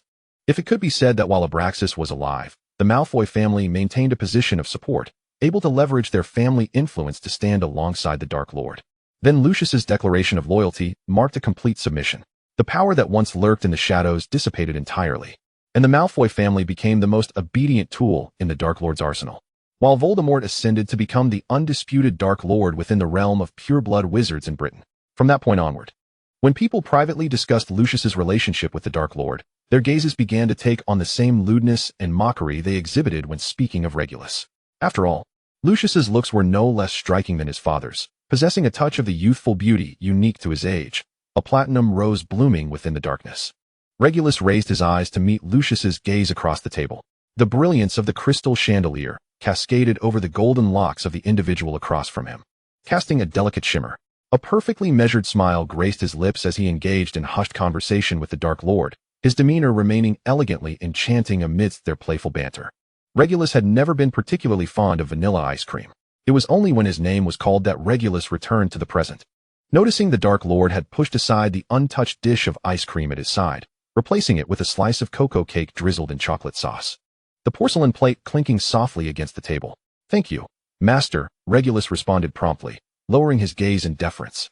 He gently scooped the cocoa cake with a silver spoon, its rich filling slowly melting into the chocolate sauce. Out of the corner of his eye, he observed the Dark Lord and Lucius, who had already laid down their utensils, each holding a goblet filled with crimson wine, the liquid rippling under the light as they swirled their wrists. Lucius's gaze fell upon him, his smile warm and devoid of any hint of impropriety. Regulus's heart tightened. He dared not dwell on the thought, hastening his pace to finish the cake, carefully placing the spoon and plate down. The soft clink of the porcelain echoed sharply in the quiet dining room. The mere thought of the potential entertainment that awaited him after dinner sent a chill through his fingertips, and even his palms began to bead with sweat. "Thank you for your hospitality. I shall take my leave now," Lucius announced, rising gracefully, the hem of his silver-green robes brushing against the floor. He inclined slightly toward the Dark Lord, his gesture of respect impeccably executed, revealing no sign of flaw. Lucius departed with an air of composure. And only then did Regulus realize he had been overthinking. The Dark Lord had no plans for any thrilling entertainment that evening. And Lucius was not the conspirator he had imagined. With Lucius gone and only Regulus and the Dark Lord remaining, the atmosphere in the dining room shifted abruptly to silence, even their breaths becoming pronounced. "You have been unusually quiet this evening. What occupies your thoughts?" The Dark Lord's voice shattered the stillness, casual, yet causing Regulus to tense in an instant. He could not dare to confess the chaotic thoughts that had momentarily plagued him, quickly averting his gaze as he replied, "I apologize for any disappointment, Master. I merely observed your enjoyable conversation with Lucius and, knowing my own lack of eloquence, refrained from interrupting." Upon uttering the words, he realized the subtle implication in his tone suggested feelings of neglect, which was far from his intention. Panic surged within him, and he hastily added, "As long as you wish to converse, I shall indulge in any topic of your choosing." His careful and conventional demeanor evidently failed to satisfy Voldemort, only adding to the discontent. The Dark Lord shot him a sidelong glance, his tone devoid of emotion. "Very well, return to your chamber and wait." The unspoken meaning behind wait lingered in the air, requiring no further elaboration. Regulus bowed respectfully, not daring to linger, and swiftly retreated to his room, silently preparing himself. Despite his efforts to hasten, when the Dark Lord entered, he found himself draped in a towel, struggling to adorn himself with the accessories the Dark Lord had bestowed upon him. A flicker of interest crossed the Dark Lord's eyes as he leisurely settled into an armchair by the wall, his tone nonchalant. "No need to rush. Take your time. Do it right here." His tone made it abundantly clear that he was deriving amusement from Regulus's disheveled state. Chapter 7. The Classroom. The sound of metal clinking reverberated and magnified within the confines of the bedroom, leaving Regulus devoid of the courage to raise his gaze. It was not until he fastened the gold collar adorned with a pigeon blood ruby around his neck that he felt the blood within him surge, his breaths becoming heated and frantic. He lowered his head abruptly, his eyes fixed intently on the wooden grain of the floor, daring not to glance at his master. While his ears burned crimson, betraying his turmoil, he was acutely aware of the source of this reaction. It stemmed from the Dark Lord's subtle seduction over the years, the ambiguous whispers and tender touches that accompanied each reward, and the countless times his body had trembled uncontrollably under the scrutiny of those scarlet eyes. Yet, even with a clear understanding of the reasons behind his reaction, the overwhelming self-disdain surged forth like a cold tide, drowning his reason entirely. His current state, profoundly embarrassed yet exceedingly indulgent, was akin to a poet willingly shedding his dignity, a prince bowing to desire. There was no greater aphrodisiac in existence. The following morning, as the first rays of dawn filtered through the intricately carved window, weaving soft golden patterns upon the velvet curtains, Regulus slowly opened his eyes. the lingering soreness from tears shed the previous night still evident. He moved his fingertips, brushing against the delicate texture of the silk blanket beneath him. Crafted from eastern cloud brocade, each thread steeped in fragrance, enveloping his limbs like a gentle yet impenetrable net. The room bore no trace of the chaos from the night before. The silver candlestick that had been knocked to the floor returned to its niche. The Persian carpet stained with wine showed no signs of its past. And even the crystal vase he had inadvertently toppled was refilled with half a bottle of amber-hued calming essence, glistening softly in the morning light. Those chaotic, shameful fragments dissipated like morning mist meeting the sun, leaving only a dull ache at his temples as a reminder of the previous night's events. He lay amidst the silk blanket, his consciousness slowly sinking and rising like waterlogged cotton, as if it took him a moment to recall his own name. He pressed his hand to his forehead, swallowing back the bitterness that threatened to rise in his throat. He understood the Dark Lord's preferences, relishing in the facade of pure-blood nobility while bending him to his will. He knew this was merely a game. The Dark Lord would never belittle him for indulging in these exercises of control, for his lineage and loyalty were rare assets within the dark ranks. However, the sensation of being stripped bare and humiliated, with even his breath under the Dark Lord's dominion, always left him feeling despondent, a weight that lingered for ages. As the morning light grew brighter, it illuminated the back of his hand resting atop the covers, revealing faint blue veins. He inhaled deeply, gradually suppressing the tumultuous emotions deep within his heart, as if locking fragile porcelain within an intricately carved wooden box. He knew well that the Dark Lord reveled in his disheveled state, relishing the sight of his vulnerability, as though it were a poison that coursed through his veins. He could neither evade nor indulge in it, but could only watch helplessly as he slid toward an abyss of despair. As he sat up, the silk blanket slipped from his shoulders, revealing a faint red mark upon his neck. He refrained from touching it, instead lowering his gaze to the intricate dark patterns of the carpet, his fingertips unconsciously toying with the velvet fibers. The delicate sensation did nothing to soothe the bitterness within, but rather brought the fragments of the previous night into sharper focus.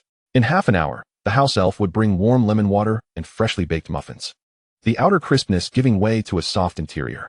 He would meticulously wrap away the sour humiliation and embarrassment, hiding it beneath the shadow of the name black, concealed beneath the impeccably pressed robes of a wizard, and further obscured beneath the unassailable facade of pure-blood aristocracy.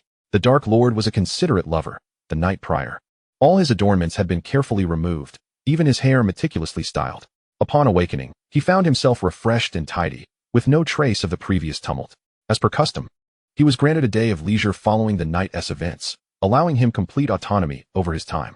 After ensuring his appearance was presentable, Regulus wandered through the estate. On the left side of the Dark Lord's manor, the second floor housed several rooms once used for displaying artifacts, which many years ago had been stripped of their heavy oak cabinets, replaced instead with low wooden tables and stools.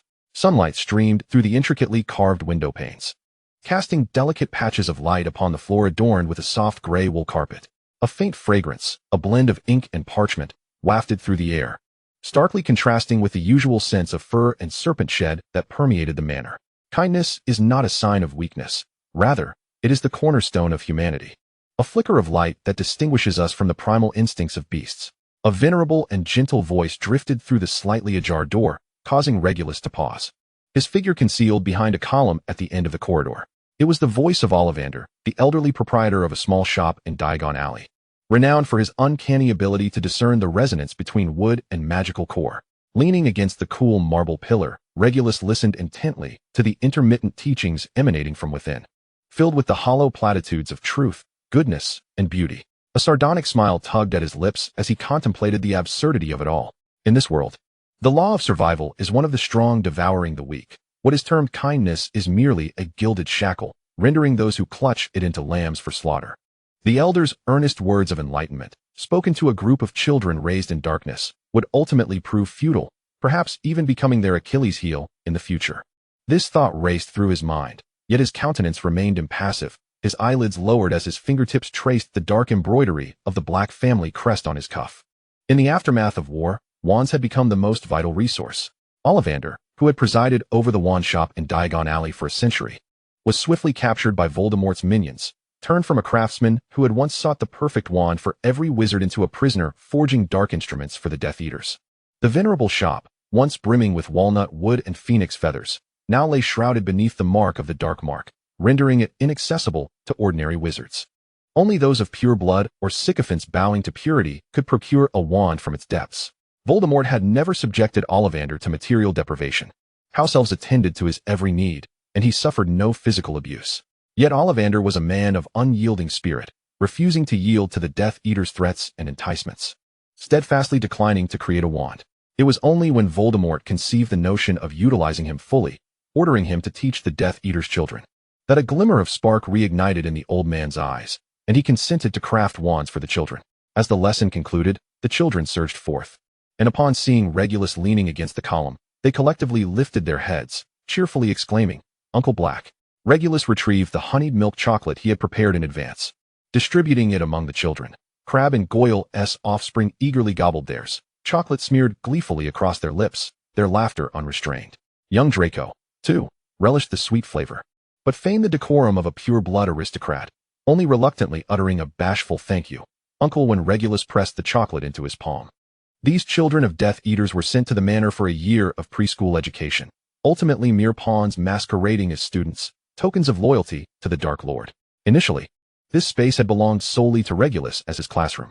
At that time, the expansive manor housed only Voldemort and him. As the sole preschooler permitted to have his parents choose walnut bookshelves, carpets embroidered with silver threads, transforming the room into a blend of whimsy and elegance.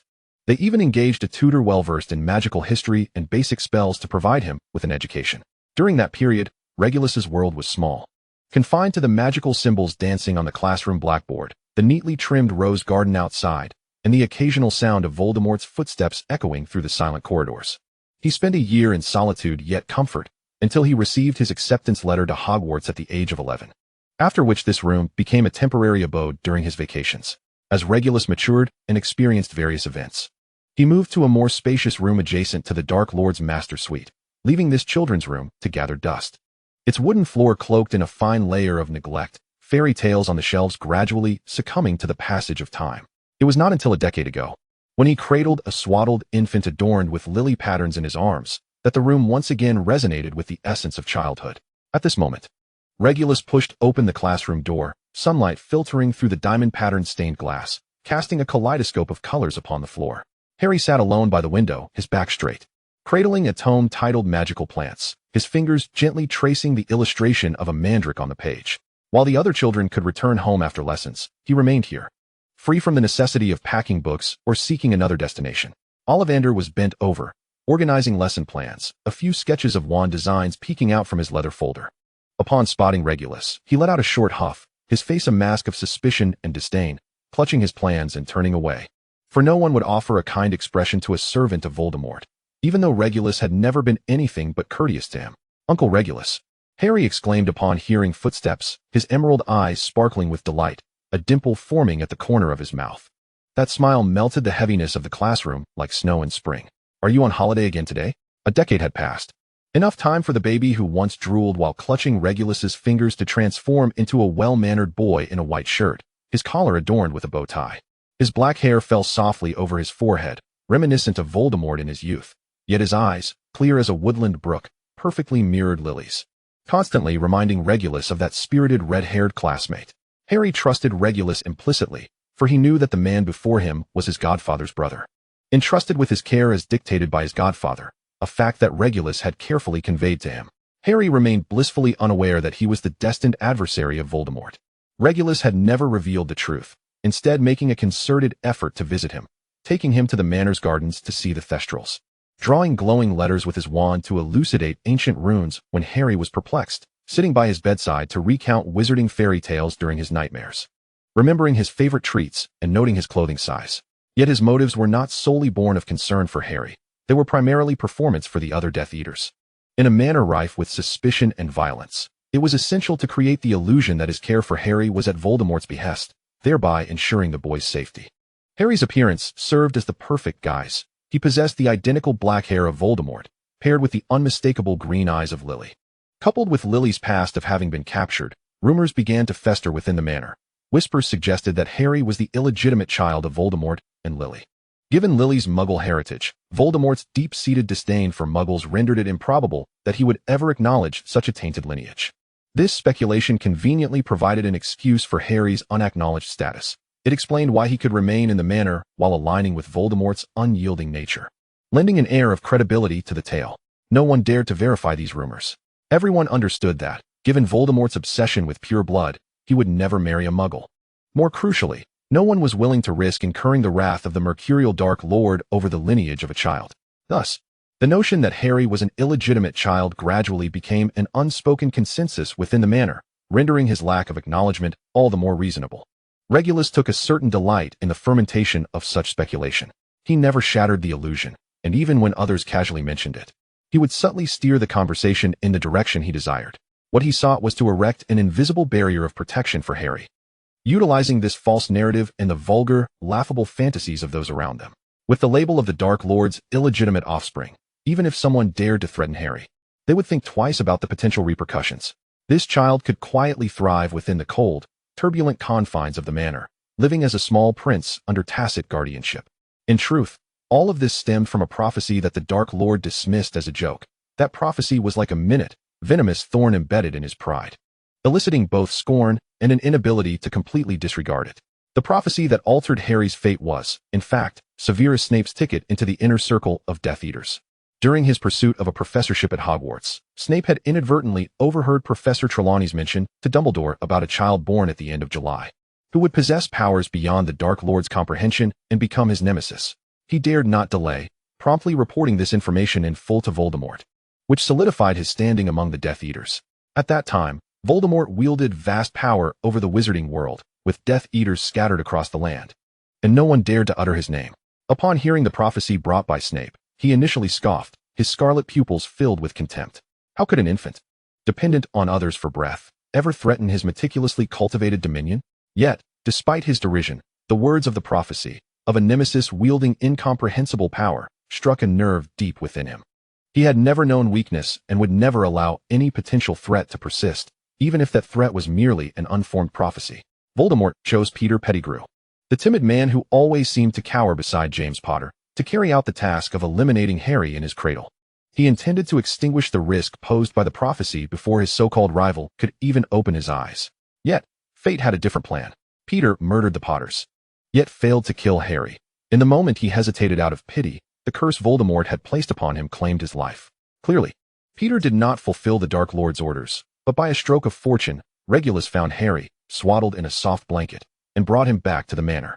Thus, in a hall adorned with dark golden serpent-patterned carpets and deep purple velvet drapes, Voldemort beheld for the first time the visage of the nemesis foretold in the prophecy. He reclined upon a throne of obsidian, its armrests intricately carved with serpentine motifs, the eyes of the snakes embedded with crimson gems, mirroring the hue of his own gaze. He absent-mindedly tapped his fingers against the cold armrest, producing a crisp sound, his eyes sweeping down to land upon Regulus, who knelt upon the frigid stone floor, cradling the infant Harry Potter in his arms. Upon seeing Harry, Voldemort found the prophecy increasingly absurd. The child curled within Regulus's embrace appeared utterly helpless, his limbs soft and boneless, unable even to lift his head, only flailing his tiny hands in innocence. He raised his wand toward the infant, who merely gaped back at him, drooling with a toothless grin. To think of casting a spell? Or even pushing this little one down the stairs, such an action could lead to a broken neck. The great Dark Lord contemplating harm against an infant? The very idea would render him a laughingstock. Yet a flicker of unease persisted within him, ultimately giving birth to a twisted notion. He fixated on Harry, his tone laced with a hint of amusement. He would raise this child himself, to see what sort of being could possibly defeat him. No one would dare question the Dark Lord's decision, not even Regulus. Thus, Harry grew gradually in the shadows of the Dark Lord's manor, akin to a wildflower thriving in a crevice of stone, or moss flourishing at the base of a brick wall, silently blossoming into a patch of green. Chapter 8. Harry Potter. The stone walls of the manor were entwined with dark, green vines, and as the wind passed through the intricately carved window panes, the faint hiss of serpents could often be heard. No one ever divulged to Harry the truth of his lineage. The whispers of the servants drifted through the manor like a breeze through a cracked window. No matter how low they tried to keep their voices, they would inevitably reach his ears during the stillness of the afternoon. Young Harry sat on the sofa, perusing an illustrated book, when he caught a maid's hushed remark from the far end of the corridor. "Look at that child's hair. It is just like the master's." Whenever the Death Eaters passed through, their gazes would linger on his face for a moment. Those eyes bore a mixture of curiosity and apprehension, pricking at his skin like fine needles. He did not understand why he was subjected to such scrutiny. Only able to stand on tiptoe to gaze at the small figure dressed in a child-sized patterned nightgown reflected in the mirror. His dark hair fell across his forehead. Strikingly similar to the master he occasionally glimpsed turning at the staircase corner. He touched his cheek in the mirror, pondering. Perhaps he truly was that man's illegitimate child. The man known to all as the master rarely ventured deep into the manor. Each time he appeared, he carried an inescapable chill. And as his black robes swept across the ground, even the flames flickered instinctively. The Dark Lord had never revealed a shred of cruelty before Harry. Indeed, he would sometimes pass by his room and leave behind a few exquisitely wrapped candies to amuse him. This subtle warmth felt like a damp seed quietly settling in Harry's heart. He was oblivious to the complexities of the adult world. Even less aware of the darkness concealed beneath that black robe, he only knew that the father who always held himself aloof might be his sole family. Gradually, a sense of admiration blossomed within him. He would stand on tiptoe to gaze at Voldemort's retreating figure whenever he passed through the corridor. Watching until that silhouette vanished around the corner, he would draw simple sketches of two dark-haired figures, sitting quietly on the carpet to admire them. He longed for just a smidgen more attention, even if it was merely a fleeting, cold glance. Most of his days were spent in solitude and loneliness. But at least in this frigid manner, there was Regulus. Unlike Voldemort, he was not cold and detached, nor did he carry the reverence or aloofness of the other Death Eaters. His black hair fell softly across his forehead, and when he smiled, the corners of his eyes would curve into gentle arcs, treating Harry with the warmth of an elder brother. Harry loved to lean over the second-floor railing, waiting for him. The hem of his patterned nightgown would dangle over the railing as he rested his chin on the cool wood grain, watching the entrance to the hall below. The moment he spotted that gentle figure, he would scamper down the stairs, his soft little hands clutching at Regulus's robes. Pressing his cheek against the sleeve to inhale the faint scent of ink mingled with the aroma of fur, a comforting fragrance amid the pervasive stench of serpents and cold metal. Regulus would always pause, bending down to lift him up, ensuring he sat securely in the crook of his arm. As he gently smoothed the wind-tousled strands from Harry's forehead, Harry would catch sight of the scars peeking out from beneath his sleeves, new ones layered over old, some resembling raw, inflamed welts, others deep marks left by whips. "Uncle Regulus, were you punished for doing something wrong?" Harry would reach out to touch those scars, but Regulus would merely smile, playfully tapping his nose. "This is the Dark Lord's favor." Harry did not comprehend. Shouldn't favor be sweet candies or soft blankets? Why did it manifest as bleeding wounds and scabbed scars? Regulus chose not to voice his inquiries, swallowing his doubts and instead fiddling with his tie, listening to stories of unicorns treading through moonlight in the forest as told by his brother. Regulus remembered every birthday of Harry S. The first year, he gifted a toy broom adorned with silver bells. Harry, clutching the broomstick, dashed down the corridor, the tinkling bells echoing throughout the manor. The following year, he presented a picture book featuring the Guardian Tree-S Boggart. Regulus would sit by the fireplace, reading it to Harry word by word until the boy nestled against him, his breath evening out.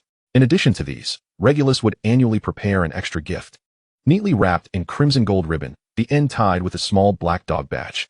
Upon receiving such a uniquely colored package for the first time, Harry rushed to Regulus, asking, "Uncle Ral, who sent this? The dog on it is so adorable." Regulus knelt down, lightly brushing his fingers over Harry's soft hair. "This is a gift from your godfather.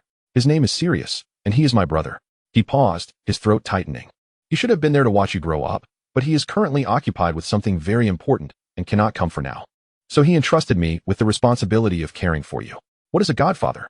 Harry tilted his head, fiddling with the patterns on the box. "A person who will always protect you," Regulus replied with a smile, gently touching Harry's face. "Once he finishes his affairs, he will come to fetch you." Harry nodded, half comprehending, holding the box tightly to his chest. From that moment on, Regulus became the person he trusted most. In Harry's heart, Regulus grew closer than that distant father figure, gradually leading him to abandon the formal address of Mr. Black, instead calling him Uncle Ral. "Uncle Ral, I saw in the newspaper that the American Ministry of Magic is planning to abolish the Muggle Protection Act. This way, wizards can use magic openly." Harry's eyes sparkled like stars as he spoke, filled with childlike admiration for the Dark Lord. A figure he pieced together from the attitudes of those around him and the words in the newspaper. Powerful, imposing, a hero who could protect wizards. And perhaps even his father. Regulus's hand faltered for a moment, before he gently stroked Harry's soft black hair, his voice devoid of emotion. "Indeed, the Dark Lord is formidable." The sunlight streamed through the window, illuminating Harry's youthful face as he excitedly recounted the contents of the newspaper. explaining how the Dark Lord had liberated wizards from hiding and how they would be able to use magic for the greater good of all humanity. Regulus listened quietly, occasionally nodding. As the sun began to set outside, their shadows at the table grew long. Regulus gazed at Harry's innocent face, and in a moment of nostalgia, it overlapped with his own childhood memories, growing up in this echoing manner, looking up to that lofty figure, filled with unreserved admiration and reverence, naively believing that person to be the most powerful and worthy of following in the magical world. But only those who have traversed the abyss understand the unfathomable darkness and cruelty that lurks behind that seemingly majestic facade. When Regulus first stepped into the Dark Lord's manor, he was filled with trepidation, prepared for disdain from the master and neglect from the servants. Yet what awaited him was an unexpected tranquility. Voldemort did not trouble him.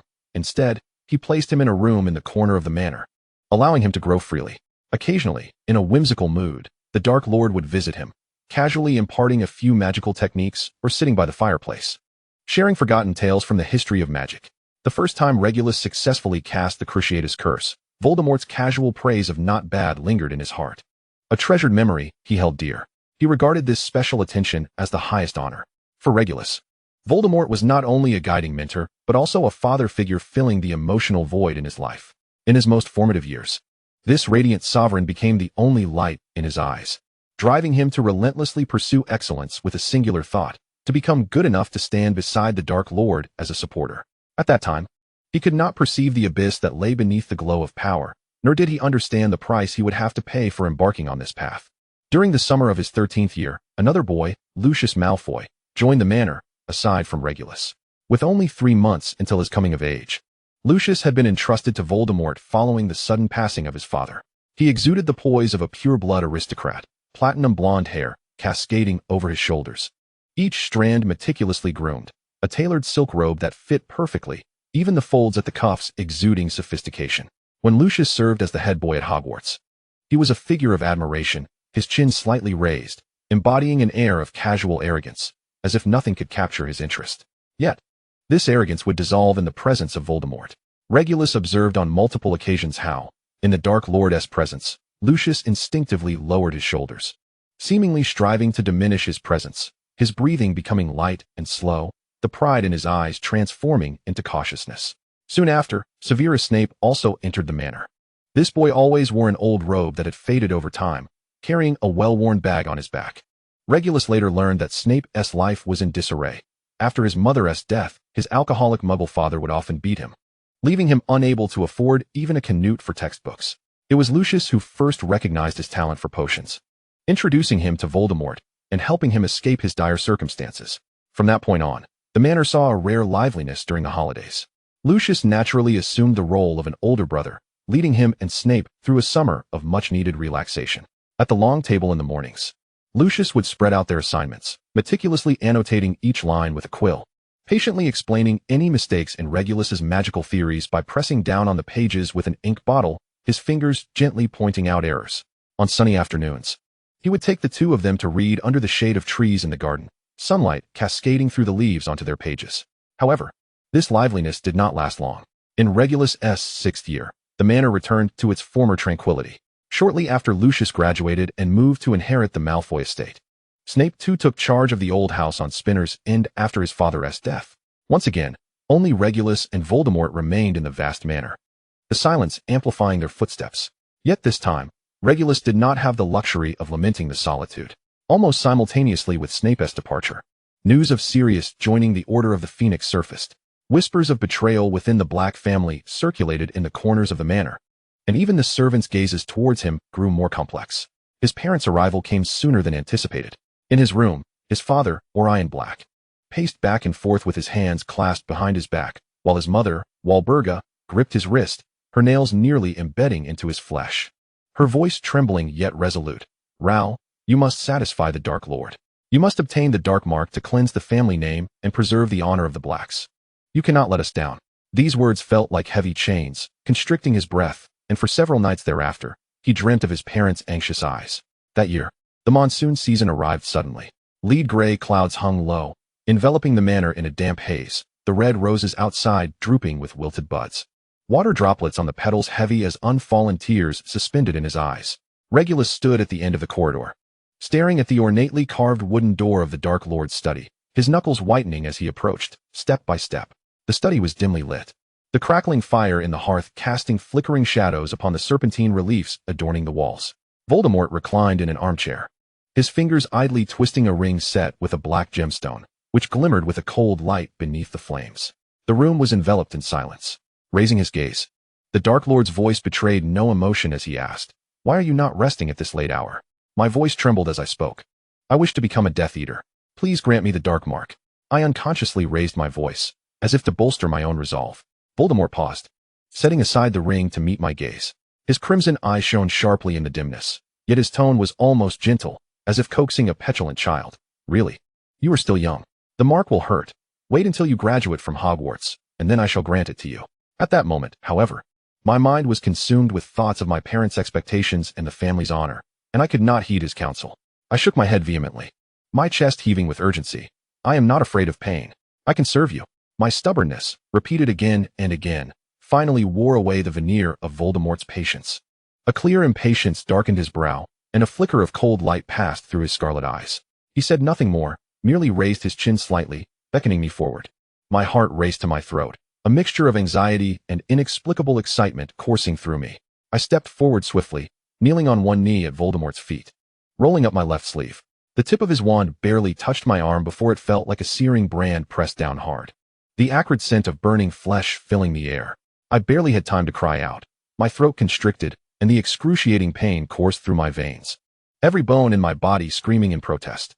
My legs gave way, and I collapsed onto the thick carpet, the dark mark on my left arm writhing as though alive, the black lines undulating upon my skin. Tears streamed uncontrollably down my face, mingling with cold sweat, soaking the intricate pattern of the carpet beneath me. I had never experienced such pain. It felt as if my entire arm were being incinerated, each breath coming with a shuddering agony, as if countless needles were piercing my bones. Chapter 9. The Minion. I curled up in pain, my forehead pressed against the cold carpet, even my fingertips trembling. The only thing I could manage was to suppress any undignified cries. In the next moment, a black leather shoe gently lifted my chin, compelling me to meet his gaze. I was ensnared by those fathomless red eyes, which held no trace of pity but lacked the impatience of a moment ago, now tinged with a hint of amusement. Who receives the dark mark without gratitude? Really? You beg me for this? I opened my mouth, but the pain rendered my words incomplete. I could only shake my head vigorously, wishing to convey to Voldemort that I did not regret my decision.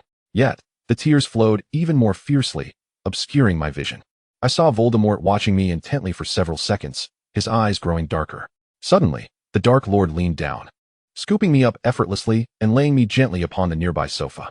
The soft sound of a drawer opening was followed by a cool hand rolling up my sleeve, applying a soothing ointment to my wound, the chill mingling with the sting.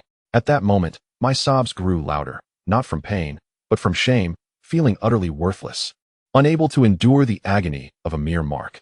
How could I ever be of use to the Dark Lord? How could I live up to my parents' expectations? I buried my face in Voldemort's fabric, my tears soaking the black silk, lacking even the courage to look up. Surprisingly, Voldemort did not scold me. Instead, he lowered himself, his hand gently caressing the back of my neck, an act imbued with an uncharacteristic tenderness. His voice was soft, as if shrouded in mist. "Little really must grow up. Why still cry?" "I'm sorry," I murmured, my voice muffled. "I didn't expect it to hurt so much." The Dark Lord regarded my reddened eyes, ruffling my damp hair. "The pain will subside soon." He lifted my wrist, saying, "Look, you already have the dark mark. Do you like it?" Gazing at the dark skull entwined with a serpent, I found it far from aesthetically pleasing, yet the identity it represented, the affirmation from the Dark Lord, was a coveted treasure that even a youth such as I desired. I sniffled and replied softly, "I like it." Voldemort's gaze deepened, akin to an abyss. "Even if it brings you pain, you still like it?" I lifted my eyes to meet those of my master, the being I revered above all else. My youthful voice, still unrefined, held a stubborn conviction. "I am not afraid of pain, master. I understand that it can strengthen my resolve, making me more formidable and bringing me closer to you." Voldemort chuckled softly, a sound like velvet entwined in the dark night. He brushed his fingertips across my damp forehead, his touch meeting my feverish skin, his voice dropping to a nearly inaudible whisper. "Little really, always so eager. Like a little puppy, there is nothing wrong with that." He paused, his gaze lingering on my puppy-like eyes, adding, "endearing." My eyes brightened suddenly, akin to two small flames igniting. I leaned forward earnestly, my tone solemn as if pledging a lifelong vow. I will strive to improve with all my might. One day, I shall become a person capable of standing by your side, truly useful to you. In retrospect, the searing pain on my arm has long since faded from memory. Yet the rare tenderness in the Dark Lord's gaze and the gentle contours of his handsome face fill every crevice of my recollection. Uncle, really? Are you listening to me? Harry's melodious voice jolted me from my reverie. The small boy leaned toward me, his round face nearly brushing against my knee, his head tilted. His emerald eyes brimming with curiosity. You were smiling just now. You must have thought of something amusing, right? Is that so? I instinctively touched the corner of my mouth, my fingertip confirming the lingering trace of a smile. I hesitated before slowly responding. I was merely reminiscing about a distant past. It must have been something very interesting. Harry blinked, his long lashes fluttering like tiny fans. I lowered my gaze, my fingers softly tracing the fabric of my black robe, the texture grazing my fingertips. I murmured, perhaps. After spending some time in the classroom with Harry, I finally took my leave.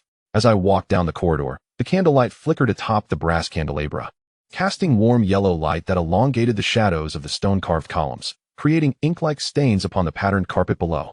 Few estates still employed such antiquated candles and torches.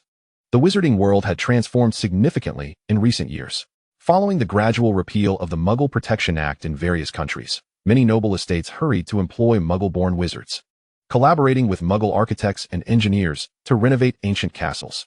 They concealed electrical wiring within intricately carved columns, replacing traditional fireplaces with modern climate control, merging magic with contemporary technology for a more comfortable existence. Yet the Dark Lord's estate remained unchanged, retaining its medieval appearance. Candles were the sole source of illumination, and the air was thick with the melancholic scent of a bygone era. As I reached the corner of the first floor, a scene at the end of the corridor caused me to freeze, my feet seemingly nailed to the spot. Little Barty Crouch was leading a small girl toward the Dark Lord's study. The child's bouncing pigtails and her worn, pale cotton dress were unmistakable. She was the same girl I had seen selling flowers on Canterbury High Street that day. I watched helplessly as that tiny figure was ushered through the serpentine-carved door. The girl seemed to sense my gaze, turning back to look at me. Upon recognizing me, she shyly broke into a smile. The dimples at the corners of her mouth shallowly dented, reminiscent of the expression she bore the day he purchased that white rose. He should never have bought that flower, nor allowed her to remember his face, much less entangle her in this dark vortex. This was not compassion, it was murder. Regulus closed his eyes momentarily, and upon reopening them, he stepped forward to the threshold of the study. Master, may I enter? He inquired, his voice steady as he stood by the door. Of course, Raul, came Voldemort's voice from the depths of the room, tinged with a languid pleasure. He was seated in a high-backed armchair upholstered with dark-patterned velvet, his bony fingers resting on the armrest, gently caressing the serpentine design on his ring, as he inclined his chin towards Regulus, a gesture akin to beckoning a trained pet. Regulus lowered his eyes and approached the armchair, kneeling on one knee, his black velvet robe spreading across the carpet like folded wings. The girl widened her eyes in astonishment, her mouth slightly agape at this spectacle. Although the wizarding world had begun to reveal its existence to the Muggle realm, educating the public on its social structures and rules, ordinary Muggles rarely had the opportunity to witness the rigid class system of wizarding aristocracy. For someone living on the outskirts of Canterbury, who had scarcely ventured to London, the aristocracy was merely the backdrop of fairy tales featuring princes and princesses.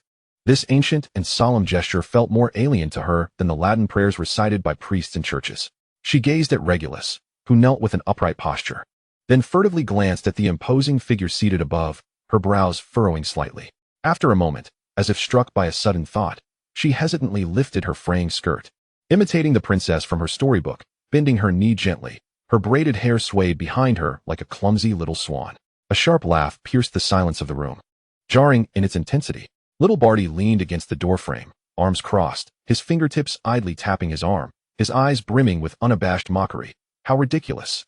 A Muggle attempting to learn noble etiquette? She probably can't even tell which leg to bend.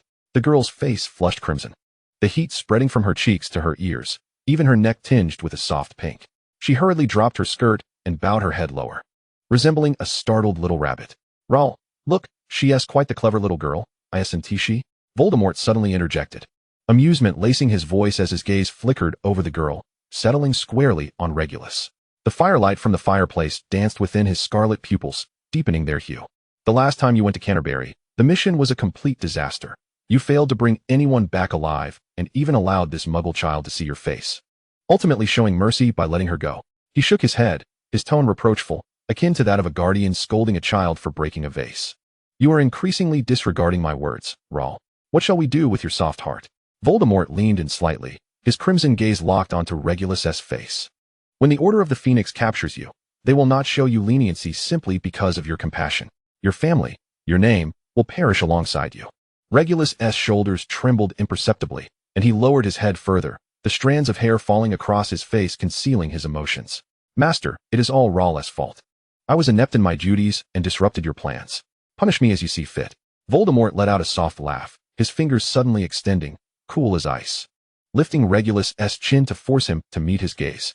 The reflection of Regulus's face was clearly visible in those scarlet pupils. Even the turmoil hidden in his eyes laid bare. Rahl, you know you are not here to apologize. His fingernail grazed along Regulus's jawline. You are pleading with me to spare her. Regulus beheld the exquisitely handsome face before him, his lifelong master. The one who now held the fate of that innocent girl in his hands.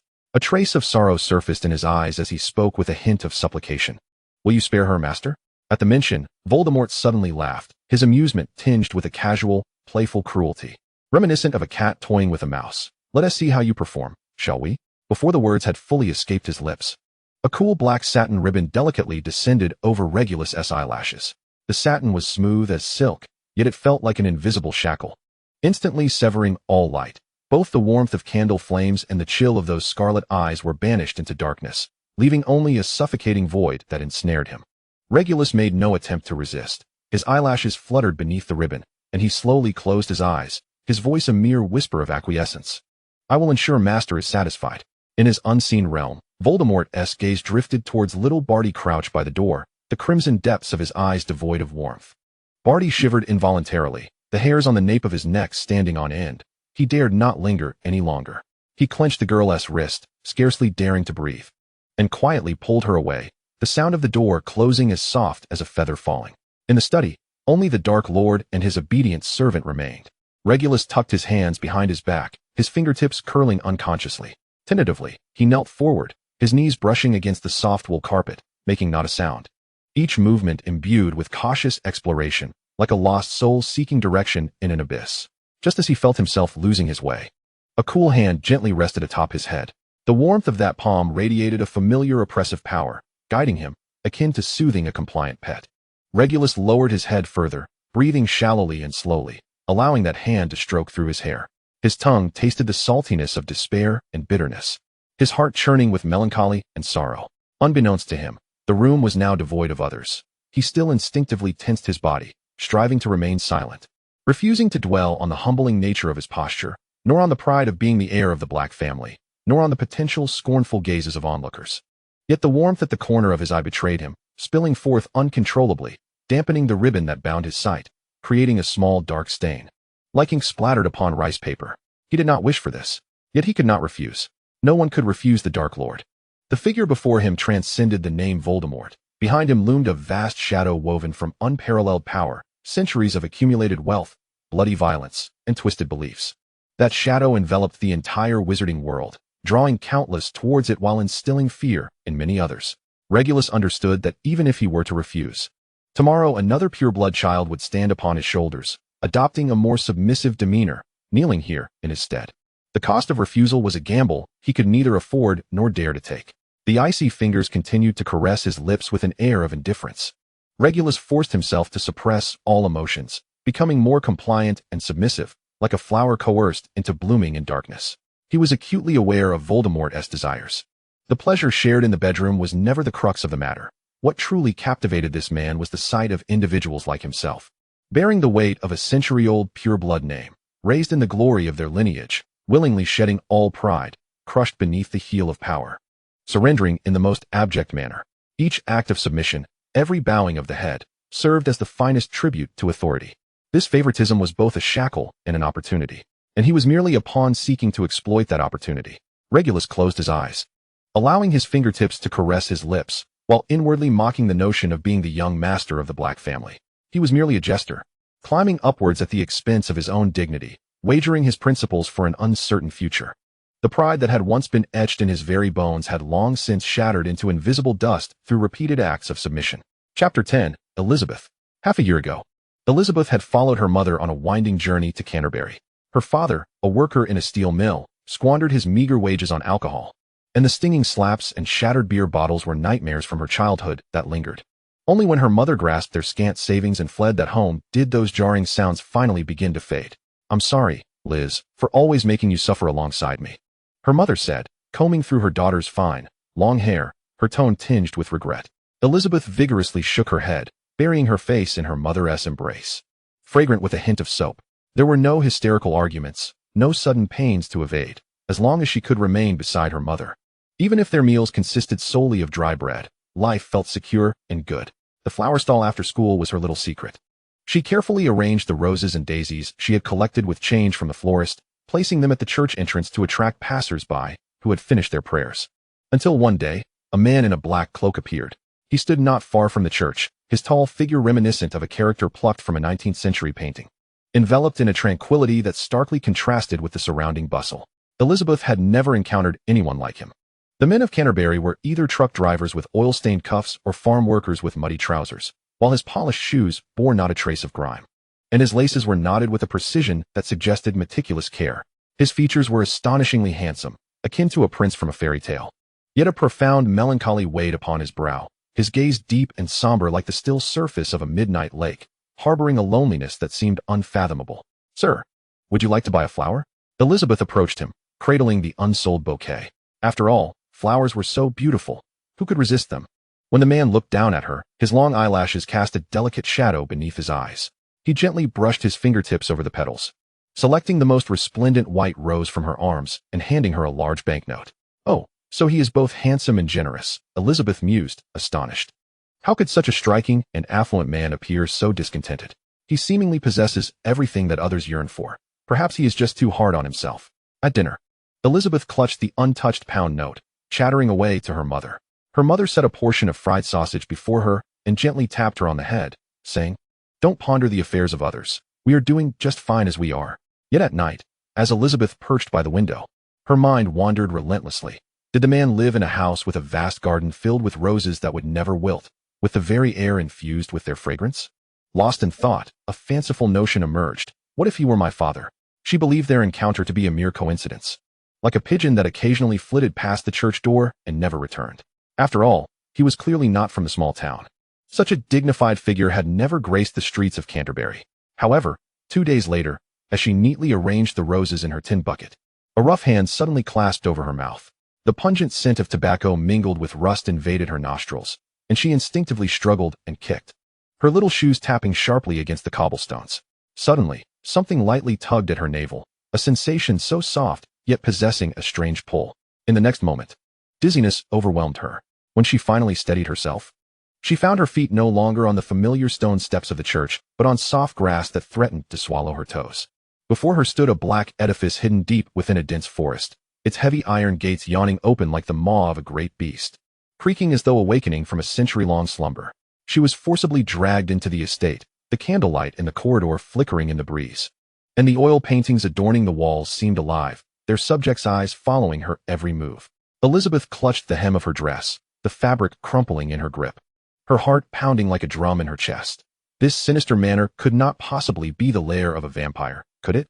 As she traversed the corridor, she beheld at the end the figure of the man who had purchased her white rose, his brow clouded with an unshakable melancholy. If he were a vampire, she thought, everything would suddenly make sense. She was ushered into a study, and seated in the main chair was none other than Voldemort, a figure frequently featured in the Muggle news. In that instant, Elizabeth realized she had not stumbled into a vampire's lair, but had instead intruded upon the wizarding world. Reports from the Muggle realm often painted this British wizarding authority as both mysterious and alluring. His otherworldly beauty captivated countless young admirers, who emulated their distinctive fashion. Now, witnessing him firsthand, Elizabeth felt an overwhelming sense of awe. His expression was devoid of emotion, yet he exuded an invisible pressure, his beauty almost inhuman, rendering him difficult to behold. Yet the name Voldemort struck her as absurd. Who would adopt such a blatant moniker? It was akin to branding oneself as a villain in bold letters. Only a street thug would find such a title appealing. As the thought crossed her mind, she locked eyes with Voldemort, who, in the next moment, offered a faint smile, the corners of his lips curling ever so slightly. The sound of his laughter, though soft, pierced through to her heart, causing her cheeks to flush. Surely he could not hear her thoughts? Just then, The study door swung open, interrupting her reverie. The man who had bought the flowers entered, kneeling before Voldemort in a posture of submission akin to that of a worshipper before a king. Elizabeth suddenly recalled the medieval etiquette mentioned in the Wizarding World's educational materials and hurriedly imitated his gesture, though her execution was clumsy and laughable. A chuckle emerged from beside her, the very man who had seized her.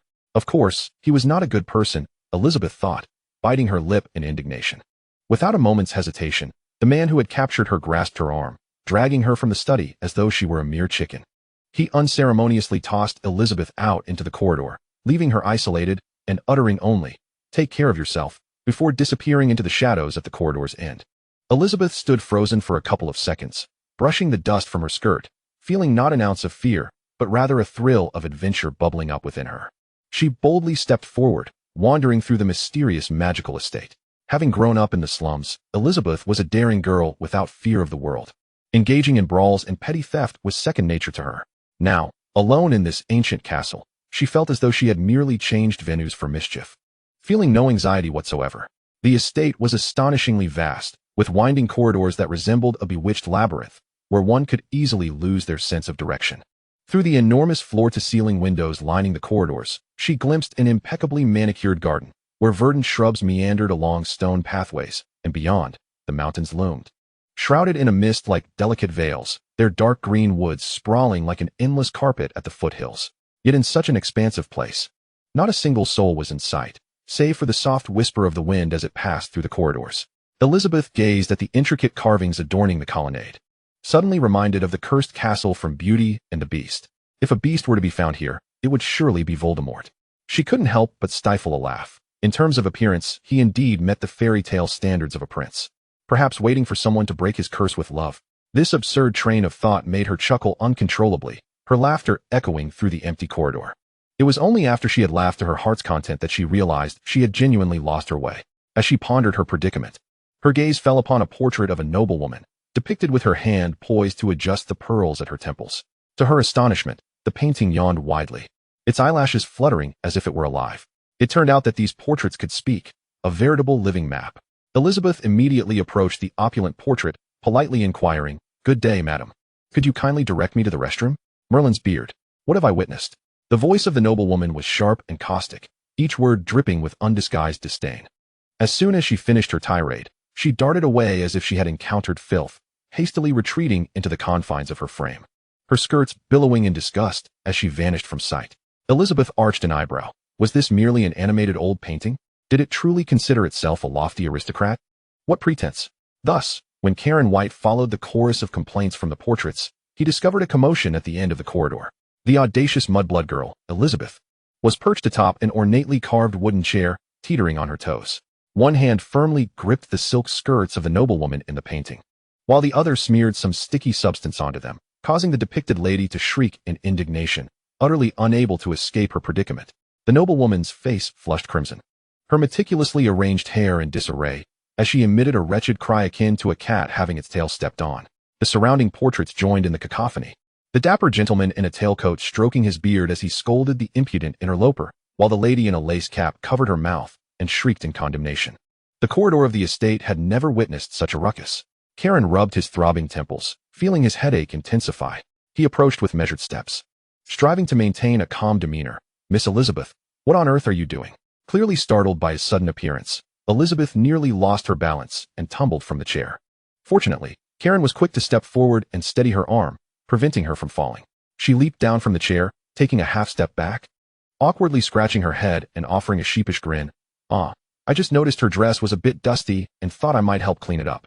You lying mudblood." The noblewoman in the painting trembled with rage, pointing an accusatory finger at Elizabeth. "You smeared my skirts with your saliva. Your saliva." The surrounding portraits quickly echoed her sentiments, clamoring to Karen and portraying Elizabeth as a heinous intruder. With unwavering conviction, Elizabeth retorted, "We mudbloods clean our dirt with saliva, and I was merely trying to help. You esteemed portraits surely don't even possess saliva, do you?" At this, the surrounding paintings erupted in outrage.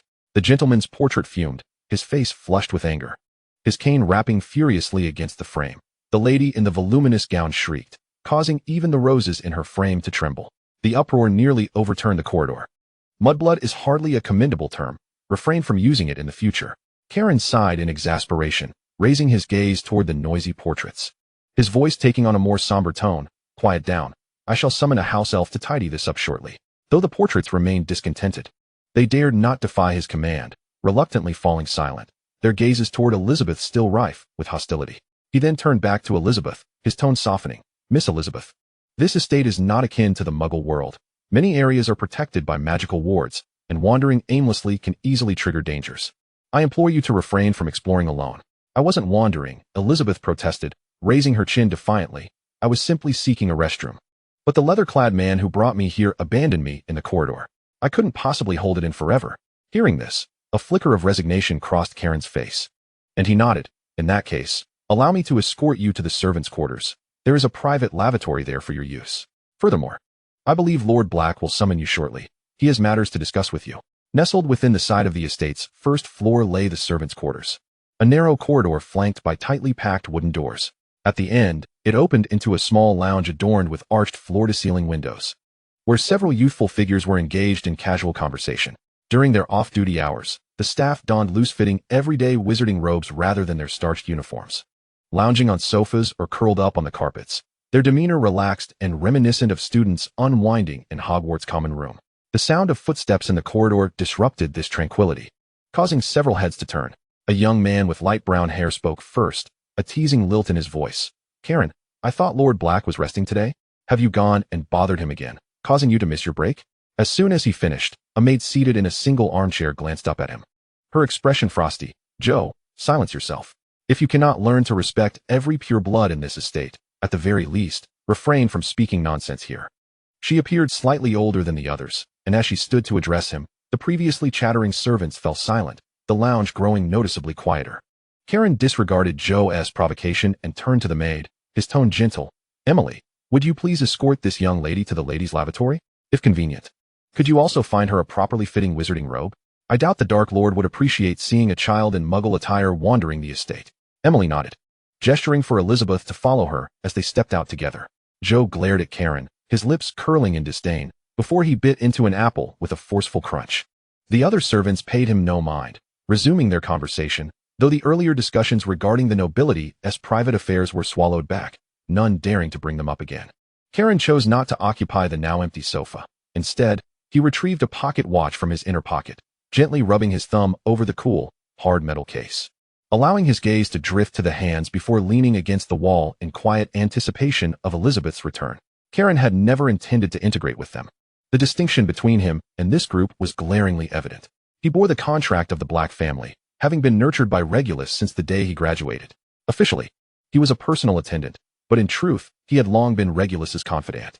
In stark contrast, the other servants in the estate were bound by the Dark Lord's servitude, direct slaves of that formidable figure. These servants of the Dark Lord carried an inherent air of arrogance, their pride palpable. Aristocrats often treated them with deference due to the Dark Lord's fearsome reputation, sometimes even offering discreet bribes to glean his favor. Moreover, many of them were offshoots of prominent families, possessing a semblance of nobility in their bloodlines that set them apart from the average mixed-blood servants. However, Karen, bearing the title of the servant to a servant of the Dark Lord, was naturally regarded as inferior by them. Moreover, lacking a distinguished lineage and possessing mediocre academic achievements upon graduation, he was hardly considered a commendable high-ranking servant. Yet, Karen had never harbored envy towards them. In the depths of his soul, there was no one more worthy of allegiance than Lord Black. Even the Dark Lord himself was unfit to be compared to him. Chapter 11. The New System. When Elizabeth was ushered out of the room by Emily, Karen scarcely recognized her. Her once playful pigtails had been undone, and her golden hair, meticulously styled by a smoothing charm, cascaded down her shoulders like silk. The simplest black wizarding robe she wore only accentuated her delicate, porcelain-like skin, resembling a fine piece of warm jade. Upon seeing Karen, Elizabeth, with a hint of shyness, performed a standard curtsy, evidently a gesture Emily had just taught her. At this moment, she had shed her earlier mischief, transforming into a pure-blooded young witch, raised in the confines of an ancestral home. Indeed, despite being endowed with magic, there ought to be no distinction among them. Karen gazed at her, letting out a soft sigh within. Suddenly, a paper crane fluttered in through the window, its silver-gray wings adorned with the Black family crest glistening distinctly in the light. Karen swiftly extended his hand to catch it, his fingertips unfurling the note to quickly scan its content, before carefully refolding it, and placing it securely in his pocket. "Let us proceed. Lord Black wishes to see you," he informed Elizabeth. "Who is Lord Black?" she inquired softly, her eyes reflecting a trace of confusion. "You shall know upon meeting him," he replied. Elizabeth followed Karen through a labyrinth of corridors, navigating countless intersections until she was dizzy, finally being led into a suite. The room was furnished with an intricately carved writing desk and velvet sofas, clearly a small reception area for guests. When she discerned the figure seated behind the desk, her breath momentarily caught in her throat. It was the man who had purchased her flowers on High Street. Unlike the melancholy she had encountered on High Street or the reserved demeanor during their chance meeting in the study, he now sat with an air of tranquility, his dark green wizarding robe embroidered with silver thread enhancing his composed visage. When his gaze fell upon her, it bore the gravitas and authority of someone far beyond his 20 years, as though he had already perceived the complexities of human emotions. "Miss Elizabeth." Regulus gently raised his arm, his articulate fingers gesturing towards the deep brown velvet fabric of the sofa opposite him, which shimmered softly in the light streaming through the window. His voice was lower than before, tinged with a slight rasp yet remaining steady. "It is a pleasure to formally meet you at this moment." Instinctively, Elizabeth tightened her grip on her robe, feeling a surge of nervousness. Accustomed to the bustling markets of High Street and the warmth of her home kitchen, the formality of this conversation, in a room steeped in decorum, left her feeling taut, even her breaths quieter. Regulus retrieved a rolled parchment from the drawer of his desk. With a delicate touch, he tapped the parchment, and it floated lightly before her, unfurling to reveal the embossed Black family crest glistening with a cool sheen under the light. Surrounded by flourishing script, like ivy climbing a wall, the dense clauses swirled before her, rendering her dizzy. The familiar letters seemed to dance before her eyes, each word indistinct.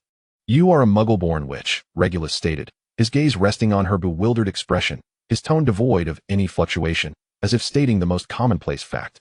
"According to the current laws of the British magical community, only by entering into a contract with a pure-blood noble family can you truly step into the world of wizards. Now, I am here to extend an invitation to you on behalf of the Black family." Elizabeth opened her mouth, intending to inquire about the contents of the contract. But the words faltered at her lips. She could not even comprehend the terms, and voicing her ignorance would only amplify her embarrassment. "Of course, you also have the right to choose other pureblood families as your patrons." As her fingertips grazed the cool edge of the parchment, she heard the drawer being pulled open again. Regulus produced a stack of brochures adorned with colorful patterns. The topmost cover depicting the spires of Hogwarts Castle bathed in golden twilight, with the title "A Guide for Muggle-Born Families" prominently displayed. She accepted the brochure, her gaze swiftly scanning the pages, and to her astonishment, she recognized several family names she had seen on Muggle television. Alongside the description of the Malfoy family was a depiction of spinning golden gears, indicating their dominance in the development and circulation of magical instruments. The page for the Parkinson family was adorned with sparkling jewels, detailing their core role in the wizarding jewelry trade and luxury goods management, while the page for the Black family featured a glass potion bottle entwined with serpent vines, with a clear inscription stating the family of the plague curse inventor, deeply engaged in the field of infectious disease treatment, specializing in the development and supply of magical medicine. "These are choices available to all Muggle-born newcomers." Regulus pointed to the description of the Black family, his nails neatly trimmed. "You may choose any of the Sacred 28 as your patron, after which you can proceed to the signing hall at the entrance of Diagon Alley to finalize the arrangements. The chosen family will assign a representative to familiarize you with the magical world and invite you to their family estate for a month of study, allowing you to acclimate to wizarding life." Elizabeth's thoughts suddenly drifted back to last Christmas when the school had taken them to the cinema. The streets adorned with posters for the Wizard Chronicles, Secrets of Diagon Alley. She had munched on popcorn while watching wizards in long robes wielding glowing wands on the screen, witnessing floating glass bottles and apothecaries mixing potions, and even the candy shops conjuring jumping chocolate frogs. After the show, her classmates had gathered to discuss it animatedly, each boasting that when they turned 11, they would undoubtedly receive their letters from Hogwarts. Later, wizard-themed stage plays filled the television screens, and the shelves at the newsstands overflowed with wizarding novels, while even the advertisements at the bus stops transformed into Hogwarts. Begin your exclusive magical life. According to the latest monetary policy of the magical community, without the guarantee of a pureblood family, Gringotts will not accept pounds for the exchange of galleons, Regulus remarked, picking up a feather quill, deep black in hue. He lightly tapped it next to a clause on the parchment, causing a small ink blot to bloom. "Thus, your tuition, material fees, and even daily expenses while studying at Hogwarts will be fully funded by the family you choose." He paused, his gaze once again resting on Elizabeth's face. his tone steady yet imbued with a hint of intrigue. In return, you will be required to serve the family for a period after graduation. As a means of repaying this support. I wonder how you feel about that. Elizabeth opened her mouth, her voice barely rising above a whisper. In her town, she was the fearless leader who could rally a group of children to scale walls, gather bird eggs, and hold her own in a fight. Yet, confronted with the gravity of choosing a family and signing a contract that could dictate her future, her previous boldness evaporated. She was merely 11 years old. No one had ever placed such a serious decision in her hands. Now, under Regulus's direct inquiry, her mind buzzed with confusion, the parchment and brochures spinning before her eyes. Clutching her robe tightly, she stammered, I need to ask my mother. Upon hearing this, Regulus suddenly chuckled softly. The sound was light, like a feather brushing against the taut air, allowing Elizabeth to feel somewhat at ease. In the wizarding world, Muggleborns lack the power of discourse and legal authority. Your mother does not hold any decision-making power in this matter. Ultimately, it rests upon you, he said gently, as Elizabeth continued to gaze at him in bewilderment. Regulus let out a gentle sigh, handing over the contract of the Black family along with the guiding manual to Karen, who stood at attention beside him. Karen maintained an upright posture, resembling a silent statue, only stepping forward at this moment to accept the documents with both hands. Here, take these for now. Regulus's tone softened, losing some of its severity and gaining a touch of understanding. I'll have Karen escort you home later. Discuss it with your mother. And you can provide me with your response by tomorrow. Elizabeth eagerly nodded in agreement. Observing her demeanor, Regulus's lips curled into a faint smile as he turned to Karen, saying, Karen, please take her to the kitchen for something to eat. When you return her home, don't forget to explain everything to her mother, so her family won't worry. Karen respectfully nodded and turned to Elizabeth, gesturing for her to follow. Miss Elizabeth, this way, please. As she followed him out of the reception room, the weight that had been pressing upon her heart began to lift slightly. The kitchen was situated on the lower ground floor, where Elizabeth encountered the enchanting and warm-hearted house elves. Savoring the unforgettable roasted chicken and pudding, the crust crisp enough to break open and release its juices, while the pudding was as dense as melting clouds. With Karen's tacit approval, she also packed a slice of pumpkin pie to bring home for her mother. With a flick of apparition, Karen transported them to the familiar cobblestone streets of High Street. Elizabeth clutched the grease-proof bag tightly, bounding ahead like a jubilant little bird, nimbly navigating the intersecting alleys. However, today the alleys felt oddly foreboding. The deeper she ventured, the denser the throngs of people became, and the fragmented whispers surged like a rising tide, instilling a sense of unease within her. Elizabeth's heart plummeted, and her steps involuntarily quickened until she was almost running. Upon reaching a crossroads, she felt an invisible hand grasp her, causing her to come to an abrupt halt. What's wrong? Karen's voice called from behind her. As he approached, he followed her fixed gaze to the familiar little house at the alley's end, now unrecognizable, its charred walls still emitting wisps of smoke, half the roof caved in, exposing bare beams that pointed skyward like skeletal fingers against the leaden sky. Several firefighters clad in orange uniforms were carrying hoses out, leaving damp trails on the ground that mingled with black ashes, creating murky stains on the cobblestones. Outside the yellow police tape, a crowd of curious neighbors had gathered, some wiping away tears, others sighing softly. Fragmented words drifted on the wind into Elizabeth's ears. It's terrible, the fire spread so quickly. They say the lady of the house is still inside. Within the confines of the tape, a white sheet lay like a heavy snowdrift on the ground, its edges stained with drying black soot, unmoved even by the wind that ruffled its folds. No, it can't be. Elizabeth's voice was as fragile as a paper fragment caught in the breeze, her lips quivering as she repeated the two words, mother, mother, seemingly coming to her senses. She charged forward. That's my mother. Move aside. Let me through. The crowd parted instinctively at her desperate plea, creating a narrow path. Countless sympathetic gazes fell upon her, piercing her like 100 needles, causing her entire being to ache. She yearned to throw herself upon that white sheet, to lift it and see if a familiar figure lay beneath, but as she took a step forward, she was embraced around the waist by a pair of warm hands. A woman in police uniform, faintly scented with disinfectant, spoke in a soothing tone. As if to calm a child, Dear, don't act rashly. We are handling the situation. Around her, voices chimed in, some offering tissues, others providing gentle reassurances. But their words felt like they were filtered through a thick fog, entering her ears only as a muddled hum. Elizabeth's strength evaporated in an instant, and she slid to the ground, the tears splattering against the cobblestones, merging with the dust to form a darkened patch. Her mouth opened, yet no coherent sound emerged. Only heart-wrenching sobs escaped her throat, akin to a wounded animal, desperate to the point of breaking hearts. Karen stood outside the crowd, watching the small figure curled on the ground. His right hand, which hung by his side, stirred slightly, and the wand concealed in his sleeve silently slipped into his palm, its tip pointing downwards as he lightly tapped the ground. Wisps of pale gray smoke began to seep through the cracks in the cobblestones, slowly gathering in an unnoticed corner.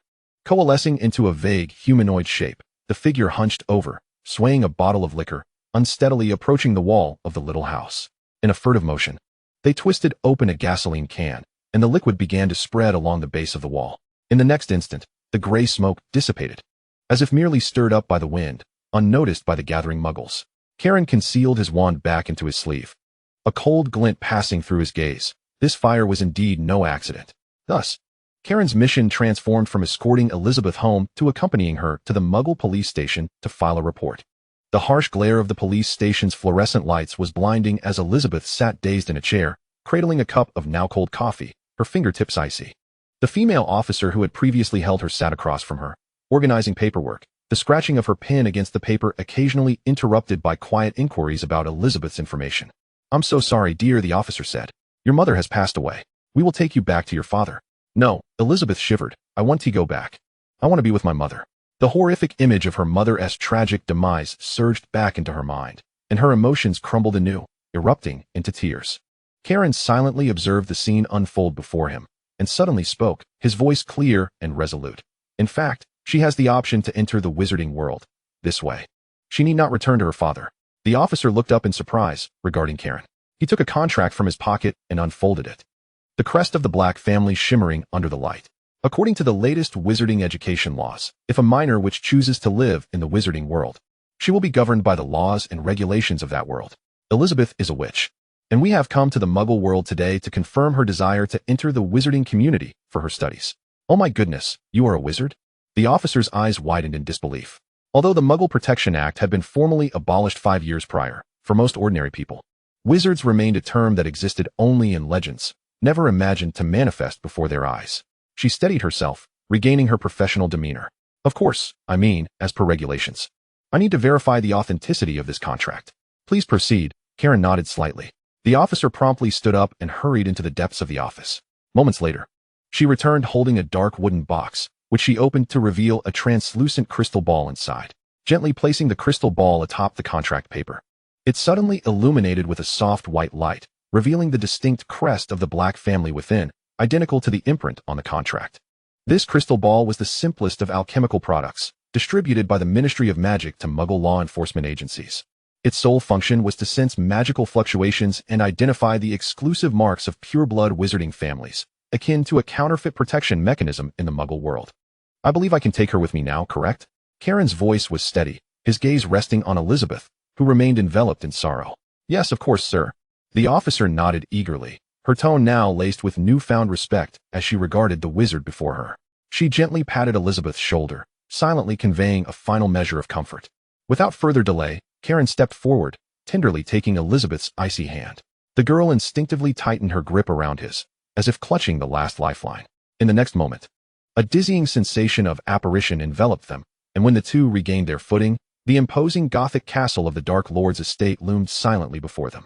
Its gray-black stone walls exuded an air of solemnity in the twilight, effectively isolating the sorrow and chaos of the Muggle world outside. After a series of twists and turns, they had ultimately returned to this place. Chapter 12. The Tavern. Such is the nature of events. Karen stood before Regulus's desk, her demeanor steady as she reported. "I have arranged for her to stay in a servant's room for the night." Regulus, seated in a grand oak chair, lightly tapped the surface of the desk, his gaze drifting to the somber sky outside. After a brief pause, he nodded slowly. "I understand. Thank you for your efforts. You may rest now." "Yes," Karen replied, though she hesitated before turning to leave. After a moment's deliberation, she spoke again. "Should I revisit the high street? The timing seems rather suspicious." Regulus lifted his gaze, a hint of barely perceptible weariness hidden within his eyes, and shook his head slowly. "There is no need. I can surmise what has transpired." Karen acknowledged him thoughtfully and retreated quietly. Left alone in the study, Regulus leaned against the desk, gradually burying his head in his palms, his voice barely above a whisper. Why must the master endure this? His murmurs dissipated into the air, and after a moment, he straightened, the vulnerability in his eyes vanishing entirely as he stepped out of the estate. In the dimly lit tavern nestled within a secluded alley, The air was thick with the potent aroma of whiskey mingled with the acrid scent of tobacco. Unlike the raucous dance clubs, this establishment lacked blaring music.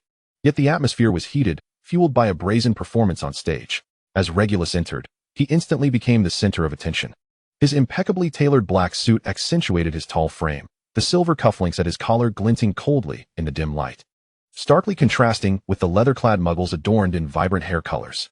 Several burly gentlemen approached him, but he deftly sidestepped them, continuing his stride toward the bar. "Hey there. First time here? What can I get you?" The male bartender, clad in a bunny girl outfit with a skirt short enough to reveal his thighs, leaned in, the scent of his perfume invading Regulus's senses. "A glass of straight whiskey, with ice," Regulus replied, taking a seat on a high stool. His tone as frosty as his demeanor, effectively dismissing any attempts at conversation. Beside him, a laugh erupted. A man in a black leather jacket turned towards him, a cigarette dangling from his lips, ash falling onto the glass surface of the bar. It was none other than Barty Crouch Jr. He appraised Regulus with a mocking gaze. "Well, if it isn't the little prince of the Black family, what brings you out of your gilded cage to a place like this?" He flicked the ash from his cigarette, his tone dripping with derision. "If I were to inform the Dark Lord, do you think you'd be able to rise from your bed tomorrow?" Regulus met his gaze with eyes as cold as ice. "You did it, didn't you?" "What?"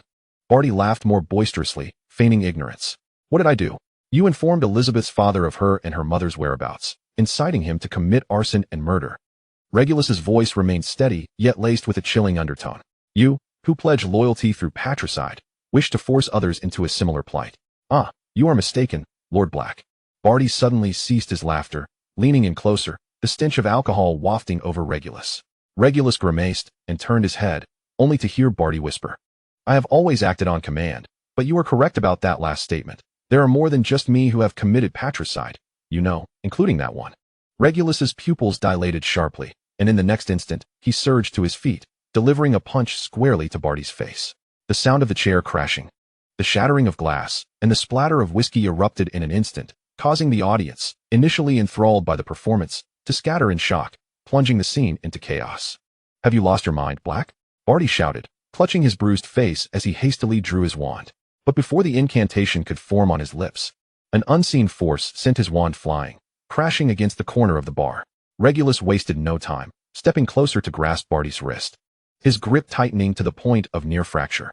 Barty winced in pain, yet Regulus spun him around with force, slamming his back against the other man's shoulder blade with a muffled thud. Using the momentum, he executed a throw, sending Barty crashing to the ground, shards of glass embedding into his leather jacket, drawing a sharp intake of breath from him.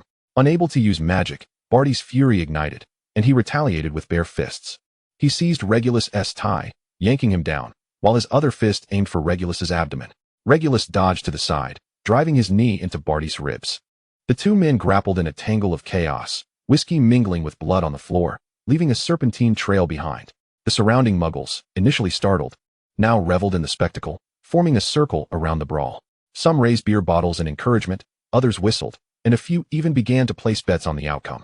It was only when security personnel in black uniforms pushed through the crowd, dragging the two fighters by their collars, that the tumult began to subside. "Let go." Barty struggled, the fabric of his sleeve twisting under the strain. Surprisingly, the security did not eject them from the bar. Instead, they escorted them upstairs. Regulus had already begun to gather his magical energy in secret, preparing to break free, when his gaze was suddenly arrested by a dark figure standing at the top of the stairs. It was Severus Snape, clad in his signature black robes, his expression grim. Regulus's heart sank, a foreboding sensation washing over him. Barty, noticing Snape as well, abruptly ceased his struggles, as if all strength had been drained from him, allowing the guards to haul them up the stairs. The corridor on the second floor was adorned with a thick, dark red velvet carpet. Stepping upon it left only the faintest of impressions, as if even the sound of their footsteps was swallowed whole. The raucous laughter from the bar below was muted, separated by an invisible barrier, leaving only the dense scent of cedar mingling with the fibers of the carpet in the air. The guards led the two men before Snape and then departed. Standing beneath the corridor's lamp, Snape's black robe trailed onto the carpet, the intricate dark patterns on the hem subtly revealed in the warm glow. He held a wand delicately between his fingers, the walnut wood exuding an ancient sheen as he extended it towards Barty, his voice devoid of warmth. "Your wand, Crouch. Should you lose it again, I doubt anyone will come to your aid." Barty shot Regulus a venomous glare as he snatched the wand, roughly stowing it away in his sleeve. Regulus ignored the animosity directed at him, his gaze drifting past Snape's shoulder to the shoji door at the end of the corridor. The ebony frame was polished to a smooth sheen, the cream-colored shoji paper casting a soft, warm glow, with light brown tassels hanging from the top.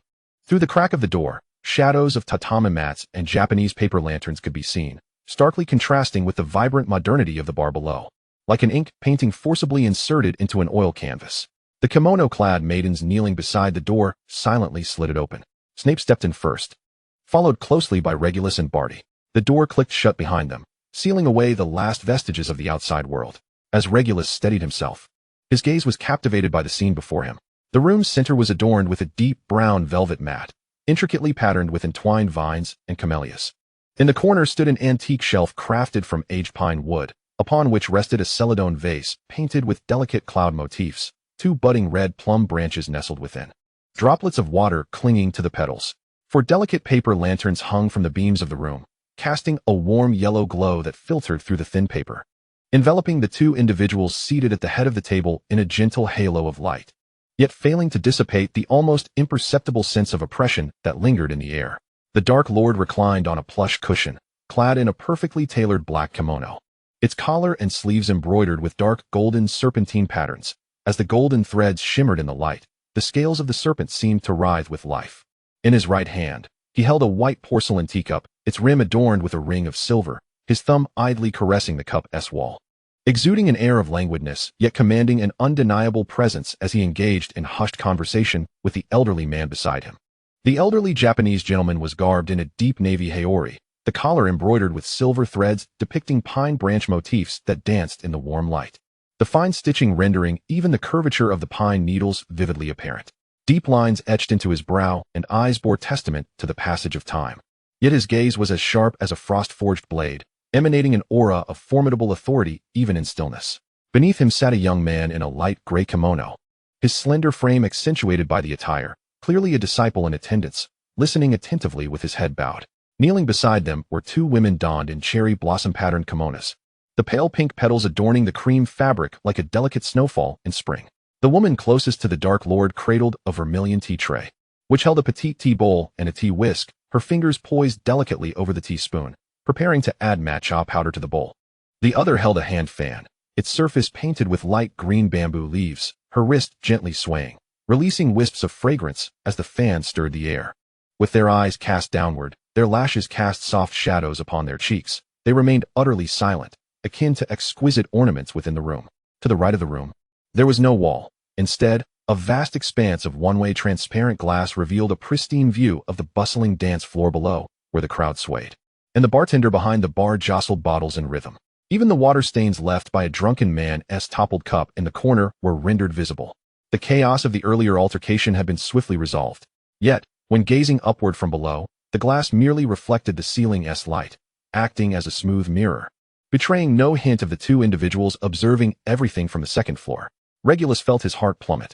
The collision with little Barty in the dance floor below, the shattering of glassware, the gasps of the crowd, all those chaotic fragments now surged in his mind, as if the entire scene had been laid bare to the 2 seated at the head of the table through that one-way glass. What tightened his spine even further was the realization that the Dark Lord had been secretly advancing the establishment of the Asian Magical Association, with the Japanese wizarding community serving as a crucial link in the East Asian magical network.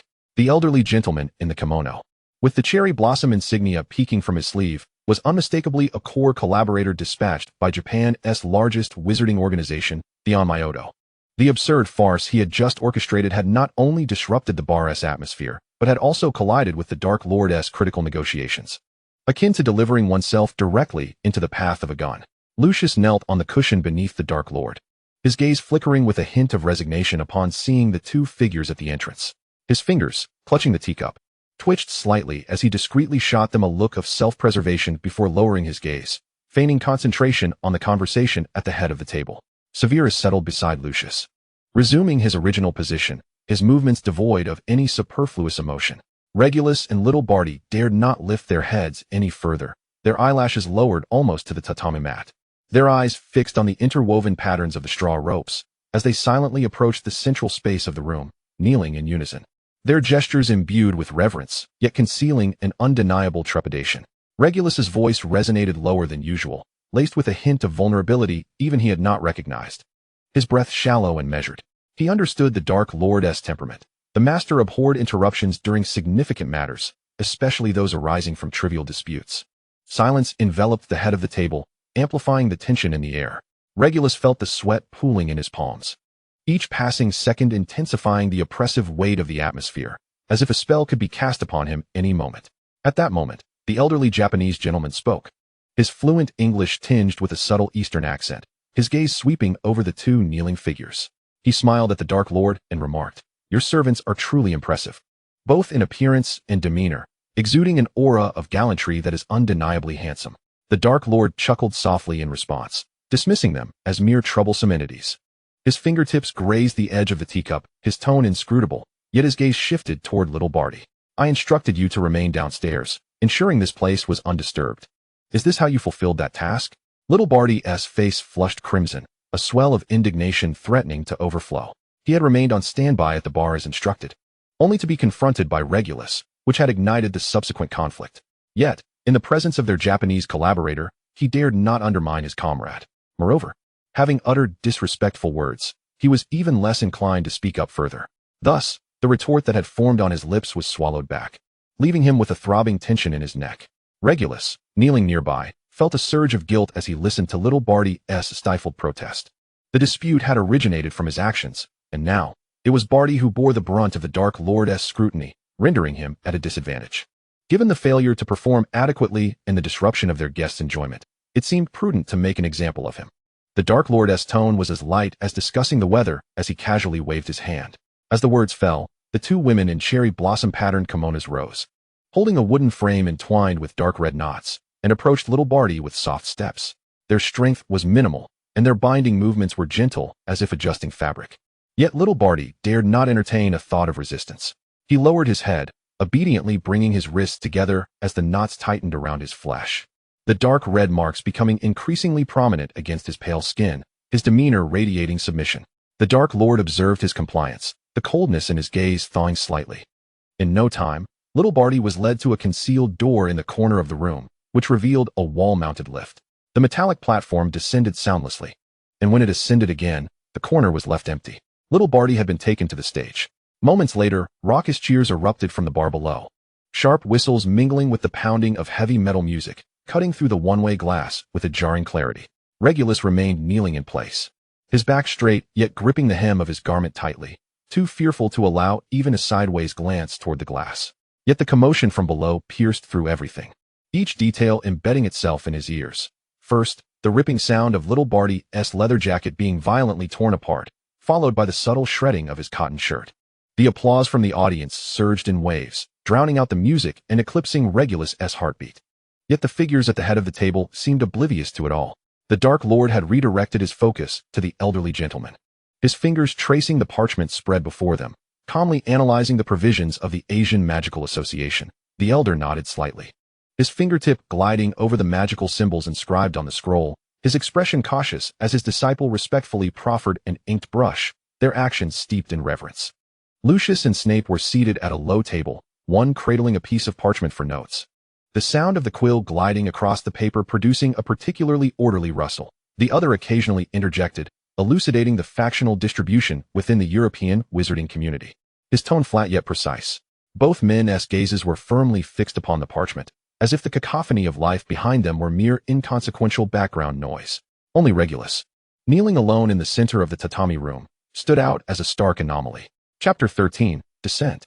Before Regulus lay a pivotal negotiation concerning the entire East Asian wizarding landscape. Every single word had the potential to reshape the future balance of power. Beside him was an intimate performance, separated by a layer of glass, where whispers and murmurs interwove into a thick, intricate web. He was neither able to penetrate the coarse circle of the former, nor ensnared by the chaotic whirlpool of the latter, left to kneel in solitude. Feeling that even his breath was excessive, exhaling too heavily might disturb the negotiations, while a shallow intake could not quell the anxiety swelling within him, leaving his fingertips uncertain of where to rest. The soft rustle of fabric, the muffled thud of a falling object, the lingering murmurs of the performance, and the subdued conversation ahead entwined to form an impenetrable curtain of awkwardness, ensnaring him at the center. What further compounded his discomfort was the occasional glance from the elderly Japanese man, his eyes scanning over Regulus with a hint of amused scrutiny, as if appraising an intriguing ornament. Each time their eyes met, Regulus felt his ears flush uncontrollably, his fingertips instinctively curling inwards, nails digging into the flesh of his palms. The pain radiating outwards just enough to stifle the overwhelming embarrassment threatening to engulf him.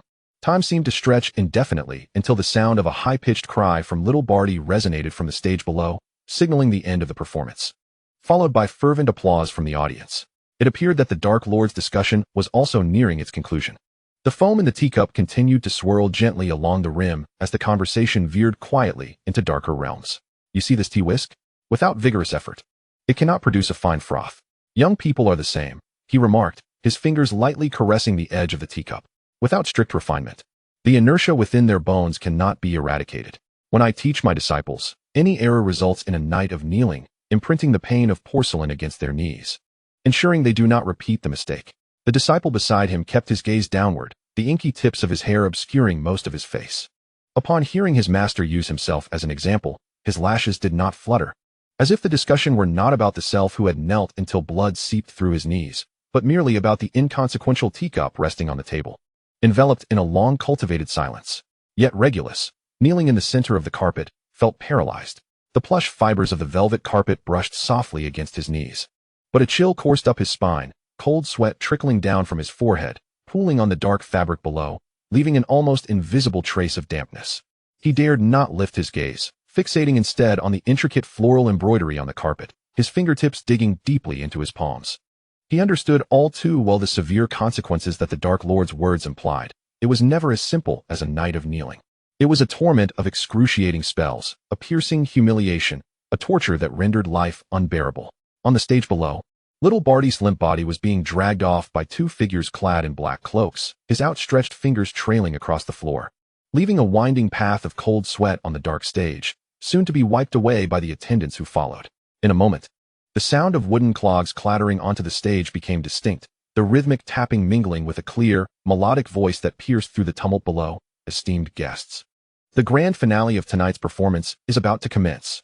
The elderly Japanese man set down his teacup, his gaze immediately shifting to the Dark Lord, his tone laced with deliberate flattery.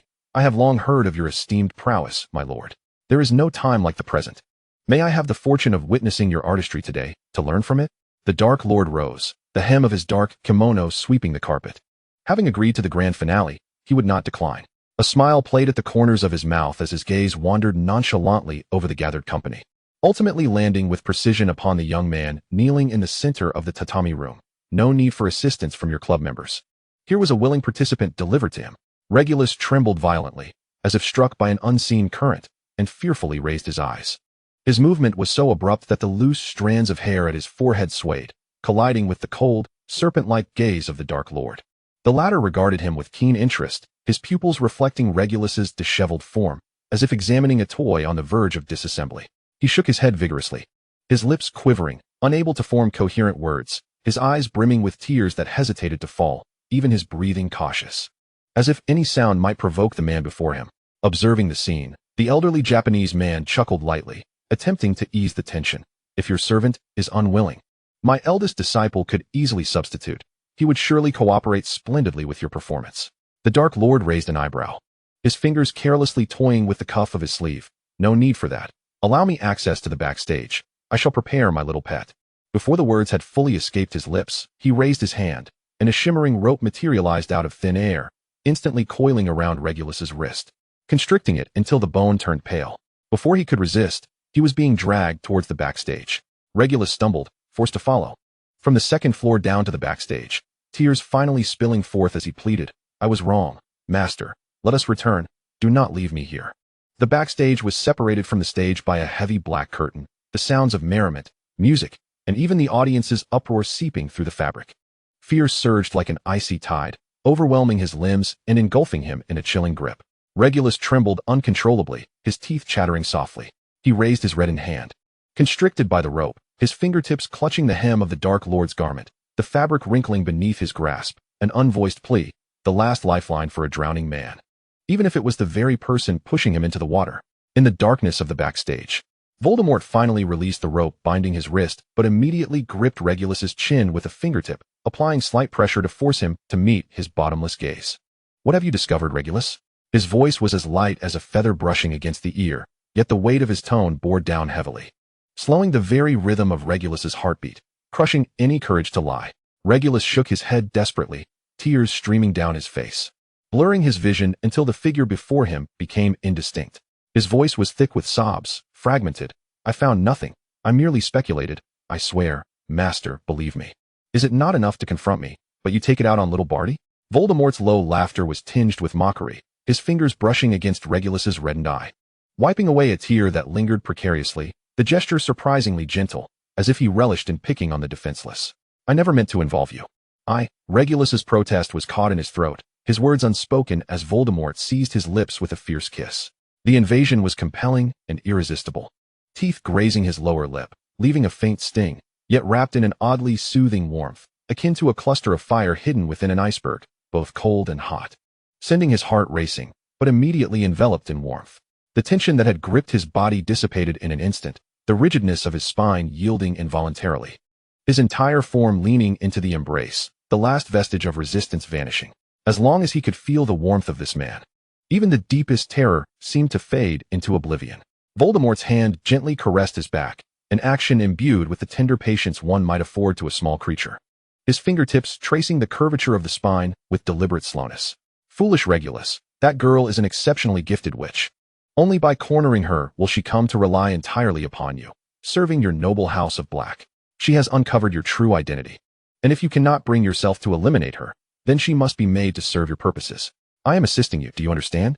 Regulus gazed into his master's eyes, a sensation akin to being gently tugged at his heart, simultaneously sweet and painful. He sniffed, his voice trembling with nasality. "But Master, why must we incite her father to commit murder? Would it not be excessively cruel to expose her to such betrayal from those she loves? Her father is a scoundrel, unworthy of lamentation, is he not?" Voldemort's fingertips glided along Regulus's jawline, his tone as flat and devoid of emotion as a discussion of the weather. "Hatred will sever her ties to the Muggle world, leaving her no escape. Your kindness will ensure her unwavering loyalty to you, devoid of any treachery. Is that not desirable?" Regulus parted his lips, yet failed to articulate whether it was good or bad. He recognized that his master was considering his best interests, yet he had previously harbored clandestine resentment towards his coldness. Guilt surged within him like the tide, overwhelming him to the point of breathlessness, rendering him incapable of lifting his gaze. Outside, the audience grew restless, their whistles and stomping feet merging into a cacophony that seeped through the black curtain. Regulus's shoulders tensed abruptly as he anxiously glanced back at the quivering drapery, his fingertips instinctively curling. "Look at me, Rail." Voldemort's fingers gently pinched his chin, the pressure firm yet imbued with an irresistible authority, compelling him to turn and meet his gaze. The Dark Lord's voice suddenly softened, as gentle as a feather brushing against the heart. "You need only to gaze upon me. Those Muggles are but ants. Their glances, their voices, are not worthy of your regard. Forget them." His thumb tenderly stroked Regulus's lower lip, his tone laced with an almost obsessive possessiveness. "You do not comprehend how beautiful you are. I merely wish to flaunt my beloved little dog." Regulus stared deeply into his master's profound eyes, the tension in his body gradually dissipating. He knelt slowly, almost reverently, his knees striking the cold ground, yet he felt no pain. He had not been devoid of love throughout his life. He had received affection from many. However, each expression of love bore an inextricable weight. His parents' love bound him with the centuries-old shackles of the House of Black, so heavy that ultimately, he became a sacrificial offering to the Dark Lord, with no room for rebellion. His brother's love, marked by youthful defiance, left him stranded when he turned his back on the family, severing all avenues of retreat. Only his master's love, though enshrouded in scars and possession, cloaked in control and plunder, became the sole refuge in his aimless existence. Is it true that every love in this world must be accompanied by pain? Is the pure and unwavering affection portrayed in poetry merely an illusory mirage? If love is indeed a thorny rose that must be clutched tightly to experience its fragrance, then one must inevitably suffer the wounds of its thorns. In that case, he would choose to grasp the fleeting beauty. If this is the very essence of love, he would willingly succumb. His heart had already strayed from its path, harboring no thoughts of redemption, even finding solace in this descent. Like a dog unable to choose its master, it could only curl up in a corner, gazing adoringly at the deity of its faith, praying for a glimmer of compassion. regardless of whether the response was a gentle caress or a harsh reprimand. The dog would remain loyally bound to its sole master, for apart from this dependence, it had no other choice. When Regulus opened his eyes once more, tears still glimmered within them, yet the previous fear and panic had vanished, leaving only a clear, resolute determination. He stared deeply into Voldemort's eyes, the world around him dissolving into a blurred haze. The clamor backstage, the distant jeers, the uproar beyond the curtain, all were severed from his sight. In that moment, the entirety of existence was reduced to his master, his supreme Dark Lord. The black curtain behind him had silently lifted at some point. Below, the audience quickly recognized the young man who moments ago had been embroiled in conflict, now kneeling there in a sharply tailored suit. The applause, whistles, and cheers surged forth like a tidal wave, reverberating against his eardrums, nearly upheaving the entire space. Yet Regulus heard nothing, saw nothing. Voldemort's hand firmly gripped his chin, resolutely positioning his face before him, declaring with an unassailable demeanor, in his world, only one figure could occupy the space. This was a performance of unparalleled seduction. The two protagonists bore not a hint of exposed skin, yet the master, through whispers, glances, and bonds, had rendered his little dog utterly devoted. And that adorable little dog poured forth all his love unreservedly, radiantly pure, dazzlingly beautiful, inciting envy in all who beheld the one who possessed such adoration. Under his master's guidance, amidst the scrutiny of countless eyes, the little dog surrendered himself entirely, even though his suit remained unremoved. All could discern from the reddened corners of his eyes, his dazed demeanor, his glazed expression, and the slight tremors of his body, the depth of his recent surrender. As the performance drew to a close, the Dark Lord signaled for Regulus to turn and bow to the audience. His face flushed crimson as he awkwardly pivoted, confronting the sea of shadowy figures below. Once the immersion faded, a potent sense of shame enveloped him, striking him with a delayed realization.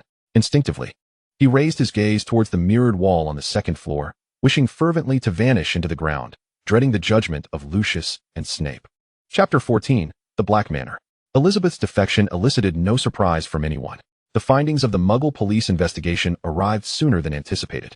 On the phone, the female officer's voice still trembled with residual fear, repeating thrice her relief that the child had not been returned to her father. Who could have imagined that the child's father was the very murderer who had burned his wife alive? Upon learning that the arsonist was her father, Elizabeth's overwhelming hatred compelled her to sign the contract with the House of Black without hesitation. She did not even glance at the serpentine ancient clauses, merely hoarsely inquiring, "Will you teach me the magic of killing?" Receiving a positive affirmation, she seized the quill, her childish yet determined handwriting scrawling across the parchment. As the contract took effect, a subtle wave of magic coursed through her fingertips, severing her ties to her past life irrevocably. Due to Regulus's exhaustive experiences over the past 2 days at the hands of the Dark Lord, he was granted an additional 3 days of respite. Regulus intended to seize this opportunity to return to Black Manor. The thestral carriage jolted towards the French border, and he leaned against the velvet seat, his fingertips unconsciously tracing the silver cufflinks of his sleeves. Since last year, after his formidable mother Walburga passed on her deathbed, his father Orlando's health had deteriorated rapidly, as if all support had been stripped away, fading day by day. The medical practice of the House of Black flourished within the British wizarding community, with refined potions being exported globally. Yet, in the face of Old Black's increasingly stooped back and murky gaze, no potion seemed potent enough. The attending physician repeatedly advised that Orlando must be removed from the clamor of London, relocated to the tranquil suburbs where the air was fresh and the magic flowed gently for recuperation. Ultimately, Regulus chose a deserted vineyard estate under the family's name. Nestled within a secluded valley of the French province, ancient vines drape like dark green silk over the weathered, cream-colored stone walls. The oak barrels in the underground wine cellar stand long vacant, their corks decayed, lying dormant in the darkness for half a century, leaving only the lingering aroma of aged wine. He did not delegate this task to others, but personally undertook the renovation with the estate's servants and house elves, reinforcing the Muggle-repelling charms encircling the estate to ensure the magical barrier enveloped the surroundings like a transparent dome, restoring the once dilapidated, drafty rooms by replacing them with spacious floor-to-ceiling windows that allowed the Provençal sunlight to unobstructedly pour into the bedrooms, illuminating the woolen carpets beneath. Even the withered olive trees in the courtyard were lovingly replaced by him with new saplings, to completely sever the disturbances of the outside world. He even procured 3 neighboring Muggle farms, leveling the previously wheat-laden fields and planting an array of trees and white roses that, in the spring and summer, would carpet the pathways with their petals, creating an elegant garden landscape while entirely eliminating any chance of friction with Muggle neighbors, thus transforming the estate into a true hidden paradise. The carriage wheels crunched over the gravel road at the estate's entrance, shattering the tranquility of the valley. Regulus pushed open the carriage door. The afternoon sun filtering through the gaps in the sycamore leaves above, casting dappled light upon his black wizard's robe, gently dispelling some of the chill that had clung to him from the Dark Lord's estate. He stepped onto the courtyard, where sycamore leaves blanketed the ground, and at his feet, the white roses bloomed vibrantly. As his gaze traversed the meticulously trimmed hedges, he spotted Lisa pushing an intricately carved oak wheelchair, slowly turning down the path beneath the wisteria trellis. He turned to Karen behind him, nodding slightly. "Take Elizabeth to the student's designated room and settle her luggage." Karen complied, leading Elizabeth deeper into the estate. The sun shone brightly in the courtyard, filtering through the gaps in the wisteria to create a mosaic of light upon the flagstone path. The delicate lavender flower clusters swayed gently in the breeze, a few petals drifting down to rest upon the oak armrests of the wheelchair. Orlando, covered with a dark patterned wool blanket, sat with his knees tightly wrapped, silver strands of hair glistening softly in the light, no longer the lifeless pallor of before, but instead sporting a rare flush upon his cheeks. A group of young wizards, perhaps in their early teens, surrounded the flower bed, giggling and clutching half-eaten honeydew sweets. But upon catching sight of Regulus standing at the entrance, they froze as if petrified, hurriedly stifling their laughter and bowing in unison against the wall. Regulus nodded to the children, a silent acknowledgement. The group of young wizards immediately straightened their backs in accordance with the etiquette instilled by the Black family, gracefully taking their leave, only to erupt into muffled chatter and laughter once they turned the corner, their voices carried on the wind, with snippets of admiration for Master Regulus and how he remained as handsome as ever. He disregarded the commotion behind him and proceeded directly towards the wheelchair. Lisa had already spotted him, halting a few steps away, her hands clasped in front of her, waiting quietly. As Regulus approached, she performed a perfectly respectful curtsy. Her voice soft. "Your Grace, you have returned. The Master is in much better spirits today.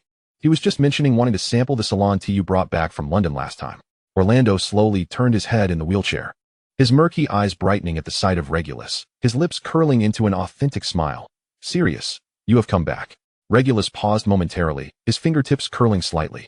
Yet he refrained from correcting Orlando, who often confused him with his long-absent brother, ever since their mother had passed away, leaving his father's memory in disarray. He merely responded with a gentle hum, accepting the handle of the wheelchair from Lisa, continuing along the cobblestone path ahead, his tone warm. "The weather is delightful. Let us stroll a bit longer." Lisa followed closely beside the wheelchair, seizing the opportunity to quietly report. "Mr. Black has had a good appetite lately. He managed to consume half a bowl of vegetable soup at lunch, and even had a bit of apple puree afterward. However, he struggles to sleep at night, requiring strong draughts of the elixir of life to find rest, which may lead to dependency over time." Her voice dwindled to a whisper, tinged with concern. Few knew that this young nurse at the Black estate had been among the last graduating class of Hogwarts before the new regulations were implemented. She had graduated from Gryffindor with nearly all O's, intending to pursue a career as a healer at St. Mungo's.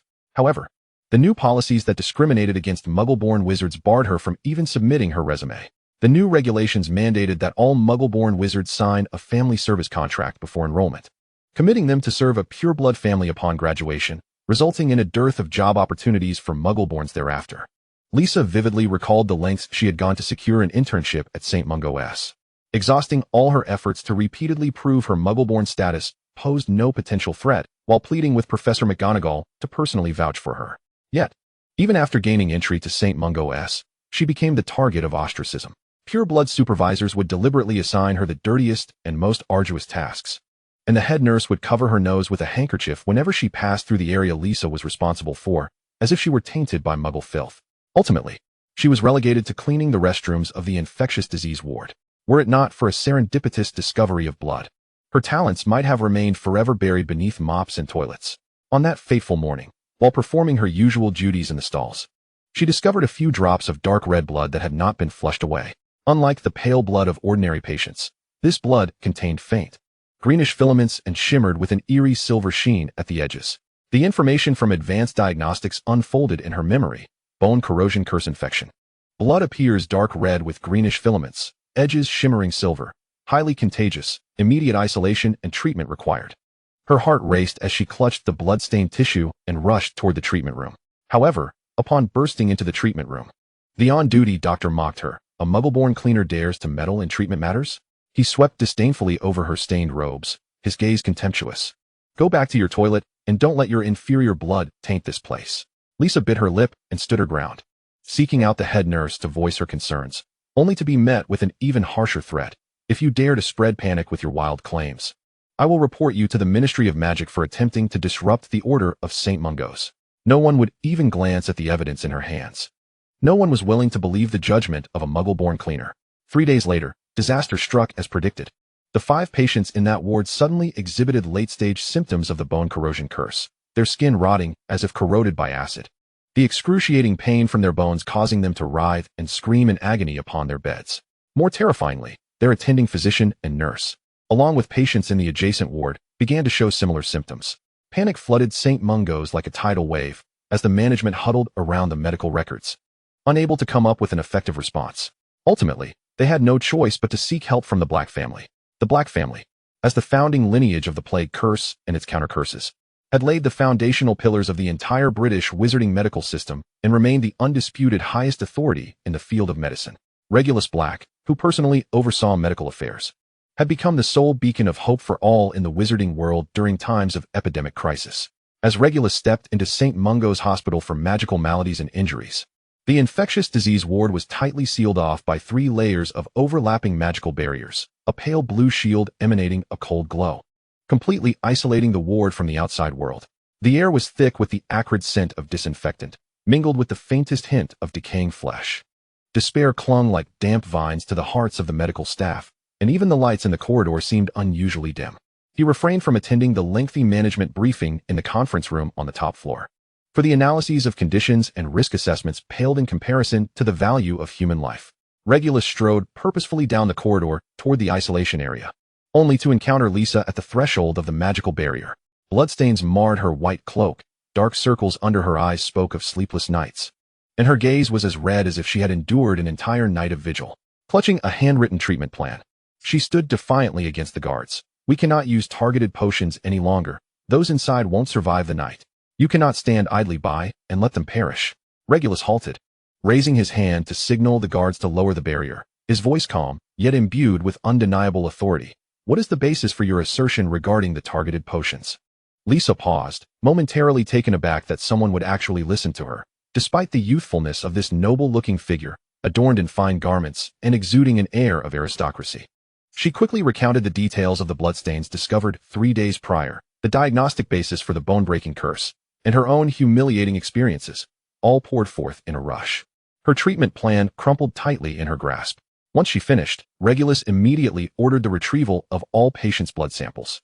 Half an hour later, the test results aligned perfectly with Lisa's assessment.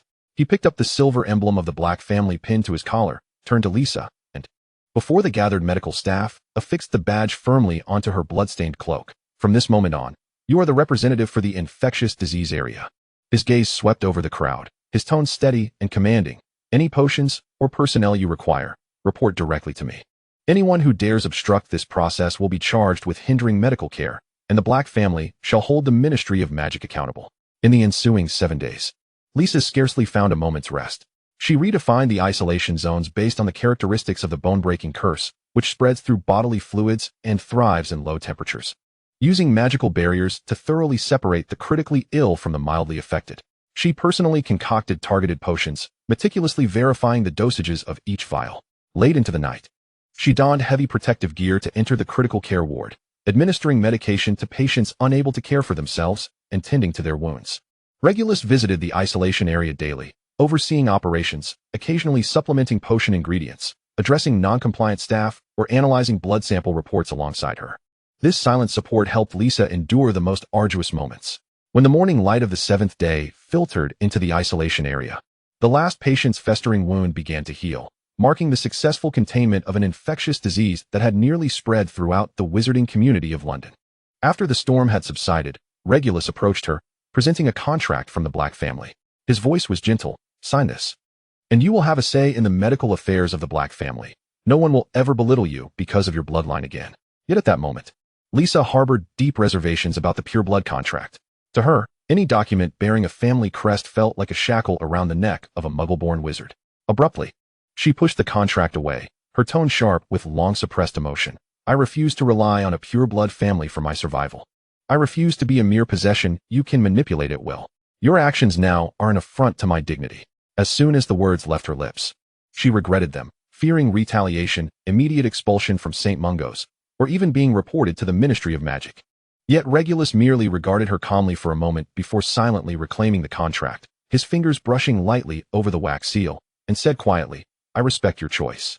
There was no reproach, no dissatisfaction, as if her earlier harshness had never been uttered. As he turned to leave, he headed straight for the management office of St. Mungo's. No one knew the specifics of their conversation, only that from that day forth, St. Mungo's posted a new regulation, considering the unique nature of the medical profession. Promotions and transfers for all professional staff would be based solely on competence, prohibiting any form of blood discrimination. It was from that moment on that Lisa was finally able to shed her soiled cleaning robes, don a crisp white coat, and sit in her own consultation room, dignifiedly diagnosing patients at her desk, no longer subjected to the scornful gazes cast upon her because of her Muggle-born status. Just as she believed her life had finally found its rhythm, fate struck unexpectedly. A year later, her parents fell victim to a rare blood disease in the Muggle world, and Muggle hospitals were at a loss.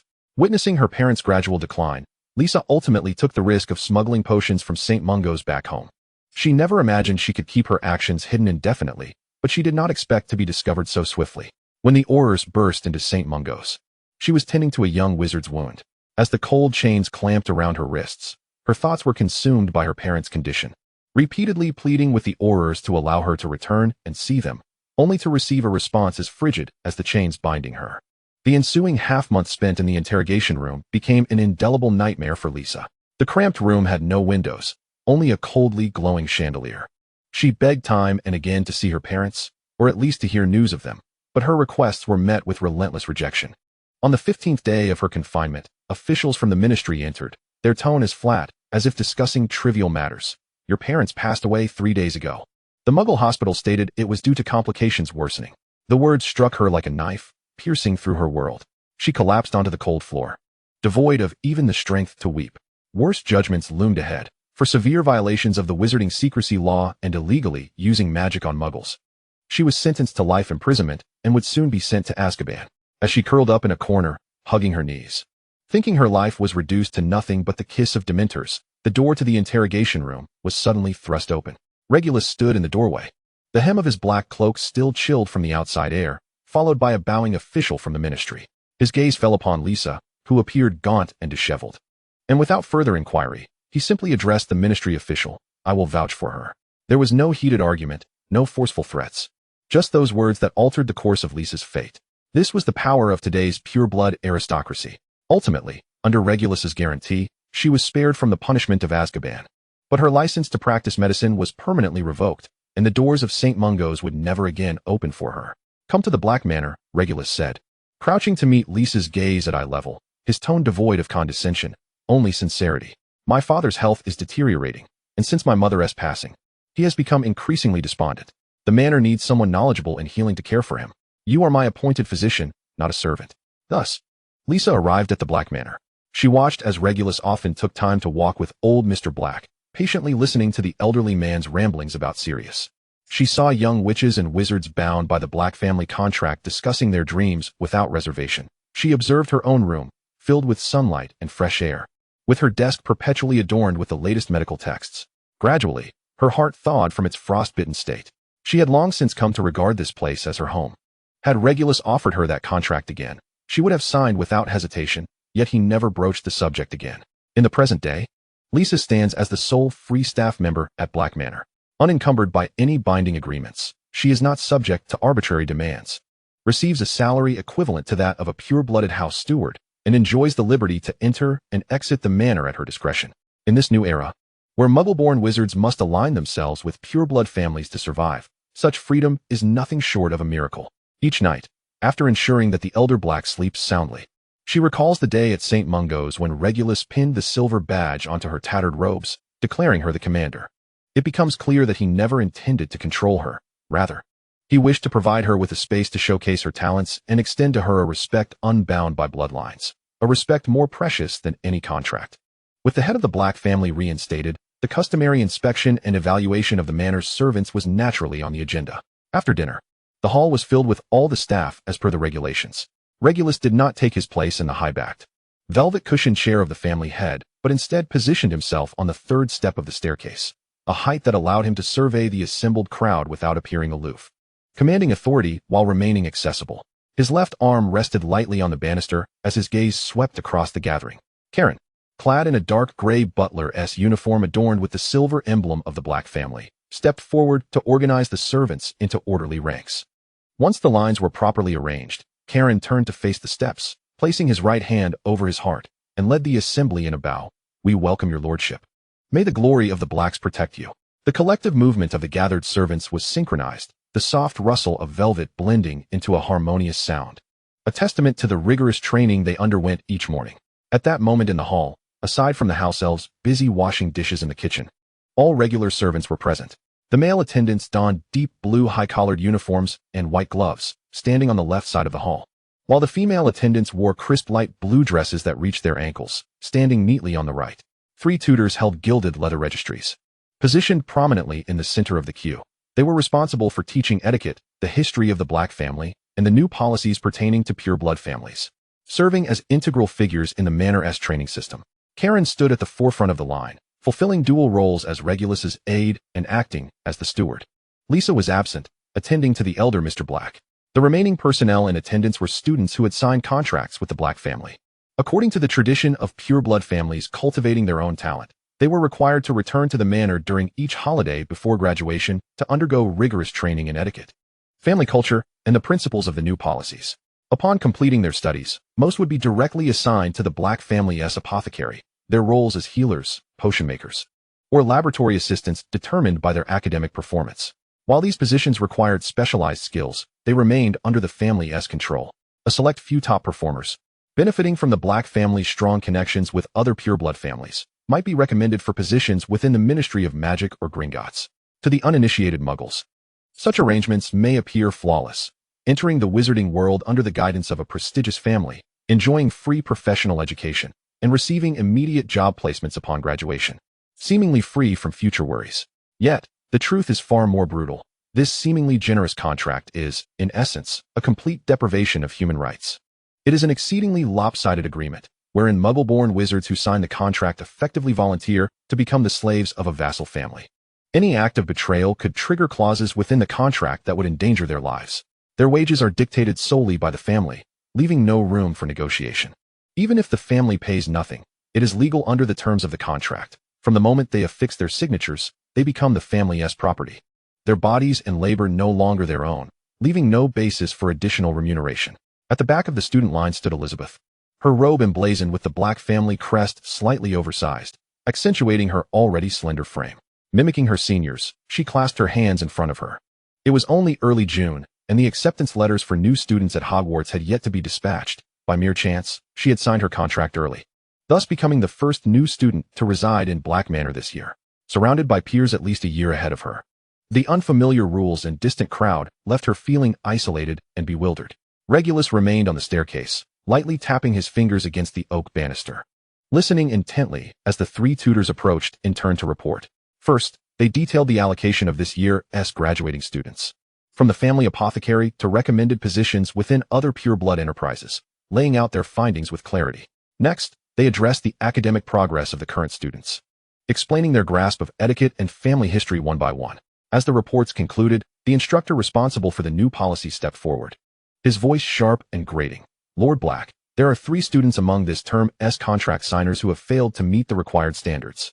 I recommend revoking their eligibility to continue their studies, in accordance with the new educational guidelines." This lecturer, dressed in an eye-catching pink shirt that clung to a corpulent figure, bore the gleaming emblem of the Ministry of Magic at his collar. As his gaze swept over the assembly, it felt as though he were appraising inferior objects.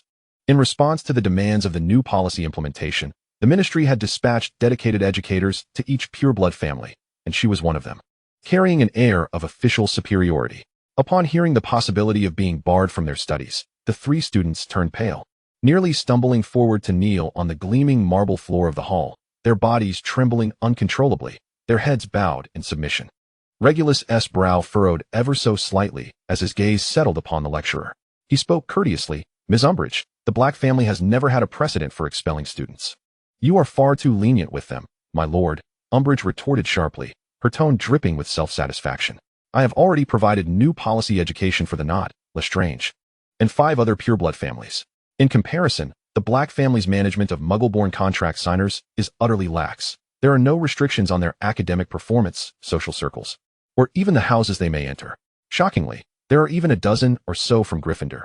Such students should be expelled from the family ranks. The students in the queue clenched their fists, their eyes ablaze with fury, yet none dared to speak out. She was not only a teacher dispatched by the ministry, but also a member of a pure-blood lineage. Within the hierarchy that valued blood purity, they, as contract signers, had no right to question her. Umbridge's gaze suddenly fixed on one of the kneeling students, her stubby finger pointing accusatorily. Especially you, Alice Cavendish. How dare you skip the charms exam and treat it as a joke? Such a careless and lazy attitude makes you unworthy of even touching a wand. In the Lestrange family, a student of such ilk would have long been sent to a club to serve as a public relations representative, pouring drinks by day and entertaining guests by night, at the beck and call of others. Called out, Alice jolted her head up, her long silver hair cascading like moonlight over her shoulders, yet failing to conceal the pallor that washed over her face. Her cerulean eyes brimmed with terror, pupils constricting slightly. The very mention of being relegated to a club struck her heart like a hammer. Her already weak knees could no longer support her, and she crumpled onto the cold marble floor, tears streaming unbidden from her eyes, cascading down her cheeks and soaking into her skirt, leaving small, damp marks. She yearned to speak in her defense, yet her throat felt constricted, allowing only fragmented sobs to escape. Her frail shoulders trembled like desolate leaves caught in the wind. A visage of despair and helplessness that compelled many students in the queue to clench their fists in silent solidarity, their eyes brimming with sympathy that teetered on the brink of bursting forth. It is not like this. A sudden, urgent retort from a boy in the line shattered the oppressive silence. It is because Lord Avery attempted to harass her, and in his humiliation, he deliberately interrupted her arm before the exam. How could she possibly wield her wand to participate in the spell examination? No sooner had his words faded than 2 male servants clad in deep blue livery swiftly advanced, seizing the boy by the arms and dragging him away from the line. The boy struggled, desperate to articulate further, but his mouth was firmly covered, muffling his protests to mere muted sounds. The etiquette teacher's countenance turned ashen, and he hastily stepped forward, bowing deeply to Regulus on the staircase, his voice trembling with anxiety. I beg your pardon, my lord. It is my lax enforcement of rules that has allowed such insolence to occur. I shall take him to the punishment room at once and administer a proper lesson to uphold the family's standards. Regulus, however, waved his hand dismissively, his tone laced with weary impatience, akin to shooing away bothersome insects. Enough, return to your places. His voice, though not loud, carried an imposing authority, causing the 2 servants to instantly loosen their grip, allowing the boy to stumble back into line, his head bowed in silence.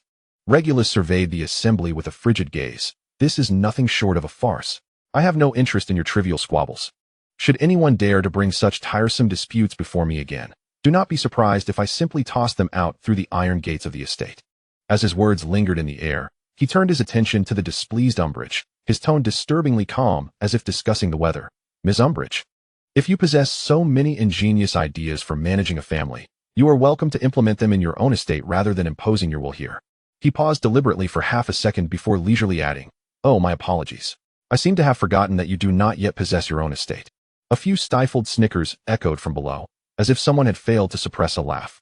Umbridge whirled around, her toad-like eyes blazing with fury, casting a malignant glare over the students. But all their faces were buried within their wizarding robes, their breaths held so softly that the culprit remained indiscernible. Her chest heaved violently as she turned back to Regulus, her voice quivering yet sharp. My lord, you dare to speak on behalf of these lowly Muggle-borns. You will come to regret it. They are ungrateful wretches. Indulging them now will only lead to their betrayal in the future. A flicker of barely perceptible annoyance crossed Regulus's eyes, yet he did not truly express anger. Thank you for your unsolicited advice, he replied, not even granting her a glance. Merely offering a perfunctory nod. Please return to your place and do not delay the upcoming examination. Umbridge trembled with rage, yet she dared not utter another word, fully aware of Regulus's standing before the Dark Lord. If she truly provoked him, her position as a ministry-appointed teacher would be worth less than a rag within the Black Estate. With clenched teeth, she begrudgingly retreated to the teacher's line, casting one last venomous glare at the students as she departed. Chapter 16, Gryffindor. Next, it was the chief servant's turn to report. The male servant, cradling a parchment scroll, spoke with a calm and steady tone. My lord, the mandrake plants in the herb garden on the western side of the estate have been replanted, and the newly prepared nutrient solution has been diluted to half the concentration as per your instructions. Their growth is stable at present. Additionally, the new student rooms have been prepared in accordance with a 10% increase compared to the same period last year. Another matter requires your attention. The chief maid stepped forward, her tone respectful yet clear. This year's summer ball has been organized by the Knott and Lestrange families. We have just received invitations from the Malfoy and Avery families, which are currently held in the foyer awaiting your decision. Regulus tapped his fingers lightly against the armrest. Please have the invitations delivered to my study later. Once all matters had been reported, Regulus raised his hand in dismissal, signaling that other affairs should proceed as originally planned. The remaining details can be handled by Karen and the rest of you. With that, he turned and ascended the stairs. The assembly bowed in unison, maintaining their posture until Regulus's figure disappeared around the corner of the corridor, at which point they slowly straightened. Regulus made his way to the small sitting room on the second floor, sinking into the plush embrace of the sofa. The deep brown velvet was soft, yet it could not dispel the weariness that seeped from his very bones. After 2 nights of torment at the hands of the Dark Lord, and an afternoon spent buried in a mountain of family accounts upon returning to the estate, even lifting his hand felt burdensome. Lord Black? A gentle voice floated in from the doorway. When Regulus looked up, he found Lisa standing outside. A white towel embroidered with silver vines draped over her arm, as if she had just come from Old Black's chambers. Her gaze lingered on his furrowed brow and the tension in his shoulders. After a moment's hesitation, she softly suggested, "Would you like me to massage your shoulders and neck? Your shoulder blades are nearly as rigid as stone." Regulus's fingers hovered at his side, a flicker of uncertainty crossing his dark eyes. Surely, a shoulder rub could not be deemed overly familiar with a female subordinate? After a moment of silence, he ultimately nodded. A mere shoulder kneading should not be seen as transgressing propriety. Lisa quietly maneuvered around the back of the sofa, her warm palms gently settling onto his taut, trapezius muscles. Her pressure was light, deftly avoiding the bony seams, her fingertips gliding along the muscle fibers as she worked from the nape of his neck down to the edges of his shoulder blades. Gradually, Regulus's formerly rigid posture relaxed, and the sharpness in his half-closed black eyes faded. Thus, when Karen entered the sitting room, he was discovered in a rare moment of vulnerability, his eyes squinting in contentment, resembling a melted rice cake, as a barely audible hum escaped his throat, akin to a puppy being petted, his entire being languidly sprawled on the sofa. "My lord." Regulus snapped back to reality at the sound of Karen's voice, his gaze meeting her astonished expression as she stood in the doorway, clutching 2 gilded invitations. Clearly taken aback by his uncharacteristic demeanor, Regulus cleared his throat twice and straightened his back, attempting to reclaim the authoritative demeanor he typically maintained before his subordinates. Lisa stifled a chuckle, her fingers continuing to gently circle his temples. "Last month, I made a special trip to the Muggle district to learn the craft from an experienced masseuse with 30 years of expertise. Recently, Martha has been complaining of shoulder and neck pain, and when I helped her for half an hour, she dozed off comfortably in the wrought-tan chair of the servants' quarters, claiming it was more refreshing than drinking hot honeyed wine. Lord Black is merely more honest in his reactions than most." Regulus felt a faint blush creeping up his ears as he waved for Lisa to withdraw. His voice, still hoarse from relaxation, carried a note of authority. "Just place the invitations down. You have all worked hard today. Please retire early." Karen followed Lisa's lead, bowing as she departed. Karen had expected that after the exhausting endeavors of the previous day, Regulus would rise later to catch up on sleep. However, the next day, just as dawn broke, when he arrived in the estate's hall, the servant stationed at the door hurriedly approached him, whispering that Lord Black was already awake and had specifically instructed for a carriage to be prepared to attend the Avery family's ball that day. Karen paused, a wave of astonishment washing over him. The Avery family, despite their pure-blood status, was utterly lacking in merit, their actions often tinged with vulgarity, and they were not particularly friendly towards the Black family. Regulus had previously held them in disdain, often finding excuses to avoid such social engagements. Now, with a rare 3 days of respite, why would he actively choose to partake in a gathering rife with insincerity? With a heart full of questions, Karen proceeded toward the dining hall. Upon pushing open the door, one could behold Regulus seated solitary at the far end of the long table, delicately piercing the fried egg upon his plate with a silver fork. The head of the Black family has always preferred solitude during his meals, summoning only the house elves to deliver his sustenance, thereby enjoying his repast in tranquility. Indeed, the dining hall bore no sign of a maid's presence at this moment. "Your Grace." Karen approached quietly, bowing respectfully. After a brief hesitation, he ventured to inquire, I heard from the male servant that you are to attend the Avery family's ball today. Given your late hours yesterday, might it not be too taxing to engage in social obligations again today? Ah, Karen, you arrive at an opportune moment, Regulus replied, casually pushing aside the Daily Prophet he had been perusing, wiping his mouth with a napkin. His tone was unyielding, yet devoid of harshness. You are to fetch that girl named Alice from yesterday and bring her to accompany me to the ball. Karen paused abruptly, his expression shifting into a visage of concern. He was acutely aware of the nature of those pure-blooded aristocratic gatherings. While they appeared to be social occasions filled with elegance and grace, they often concealed sordid and licentious undertakings beneath the surface. The atmosphere was thick with alcohol and suggestive whispers, with many seizing the opportunity of introducing newcomers to indulge in unseemly behaviors. Alice was but a mere 16 or 17-year-old schoolgirl, her sweet visage incongruous with the scandalous implications of bringing a minor to the Avery ball.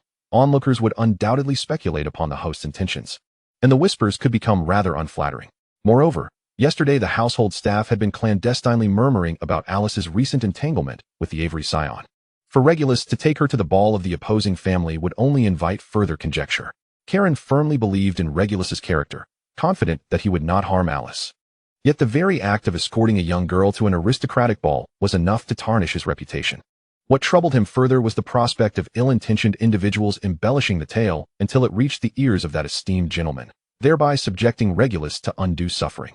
Karen opened his mouth, poised to offer further counsel, yet Regulus clearly had no intention of indulging in his discourse.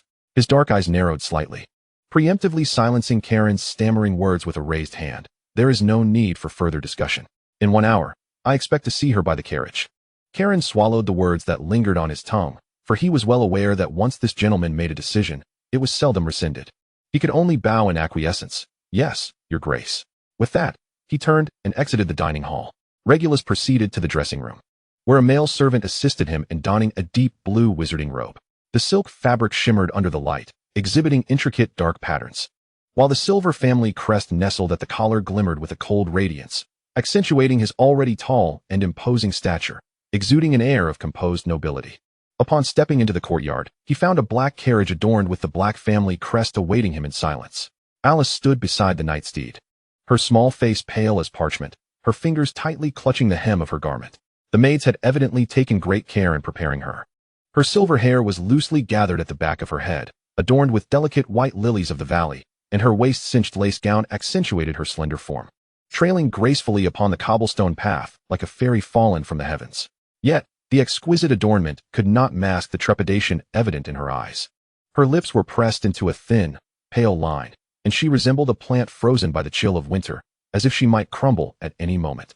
To Regulus's surprise, a boy stood beside Alice, the very lad who had dared to speak up for her in front of everyone the previous day. At this moment, the boy was visibly distressed, beads of sweat forming on his brow as he leaned closer to Alice, whispering urgently in her ear, his voice low yet revealing the tension etched upon his brow.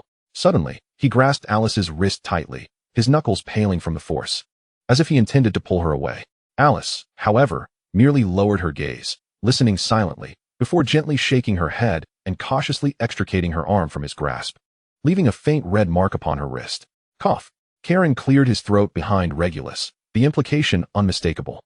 The two children turned simultaneously at the sound, and upon recognizing Regulus, they immediately bowed their heads in respect. Regulus nodded, preparing to step into the carriage when, unexpectedly, the boy took a bold step forward, positioning himself directly in Regulus's path and kneeling upon the cobblestones. Your Grace. The boy's voice, resonant with youthful clarity, trembled slightly with anxiety. I am Ethan Walker, soon to be entering 7th year. Last term, I achieved 10 OWLS, ranking 2nd in my year, and I am likely to receive the Black family's recommendation for graduation next year. He inhaled deeply, as though resolving to undertake a monumental task, raising his gaze to meet Regulus's, earnestness glimmering in his eyes. I am willing to exchange this recommendation for a chance to accompany you to the Avery family ball in place of Alice. I beseech you to grant me this opportunity. Morning light bathed the tips of Ethan's hair, turning his brown locks to a warm gold, and though his face bore the innocence of youth, it now radiated with determination. Alice was utterly bewildered, her complexion shifting from pale to ashen, her body weakening as she nearly succumbed to the urge to kneel beside him. However, as she bent her knee, her wrist was abruptly seized by none other than the advancing Karen. Have you truly thought this through? Karen's voice, though not raised, carried an unmistakable warning. The silver-laced hem of your gown alone is worth what a common wizard might earn in half a year. Should you soil or damage it upon the cobblestones, how will you compensate? Alice's movements froze instantly, her knee suspended in mid-air, hesitant to descend. She turned to Regulus. Her eyes glistening with unshed tears, her voice trembling yet striving for steadiness. Your Grace, I implore you to forgive Ethan's impropriety. He merely speaks out of turn. Please do not take it to heart. I shall adhere to your plans, and you need not alter them for our sakes. Regulus's gaze lingered upon the two children, each protective of the other. For reasons unknown, he felt a profound longing for Sirius. After a moment of silence, he averted his eyes, his tone softening slightly. There is no need for contention. Both children looked up in unison. You two shall accompany me. As the words fell, Ethan opened his mouth, seemingly ready to protest. Yet Alice silenced him with a glance. Ultimately, neither spoke further. Their expressions transformed from anxiety to defeat as they lowered their heads and followed in Regulus's wake. Stepping into the opulent carriage. The interior of the carriage was far more spacious than its exterior suggested, featuring a suite complete with a grand salon. To the left, plush velvet sofas beckoned, while to the right stood a gilded bookshelf, and in the corner, a silver fireplace remained unlit for the summer. One could glimpse a beautifully carved wooden door leading to the bedroom, a marble countertop in the washroom, and even copper cooking utensils in the kitchen. Every amenity one could desire was present. Regulus strode directly to the sofa, taking a seat, while Karen followed closely behind, expertly preparing tea. Ethan and Alice stood awkwardly in the center of the salon, heads bowed. Please sit. Regulus gestured. Ethan and Alice instinctively glanced towards Karen, their eyes filled with hesitation. It was only when Karen set a cup of red tea before Regulus and arranged 2 cups of steaming tea opposite him, signaling for them to sit, that they cautiously advanced, gingerly perching themselves on the edge of the 2-seater opposite Regulus, their spines rigid, as though any relaxation might be deemed disrespectful. There is no need to be anxious. Regulus lifted his cup of tea, taking a sip, leaning back against the sofa's embrace, his fingers gently massaging his temples. His tone softened further. I assure you, nothing you fear will come to pass. Upon hearing these words, the 2 children visibly exhaled in relief. Yet their taut shoulders remained far from fully relaxed, for their very existence hung precariously in the hands of this formidable figure before them. A tension that could not easily dissipate. Regulus's gaze fell upon Ethan, and he inquired slowly, I have heard that you are the head of Gryffindor? There must be but a handful of students remaining in Gryffindor now, I presume?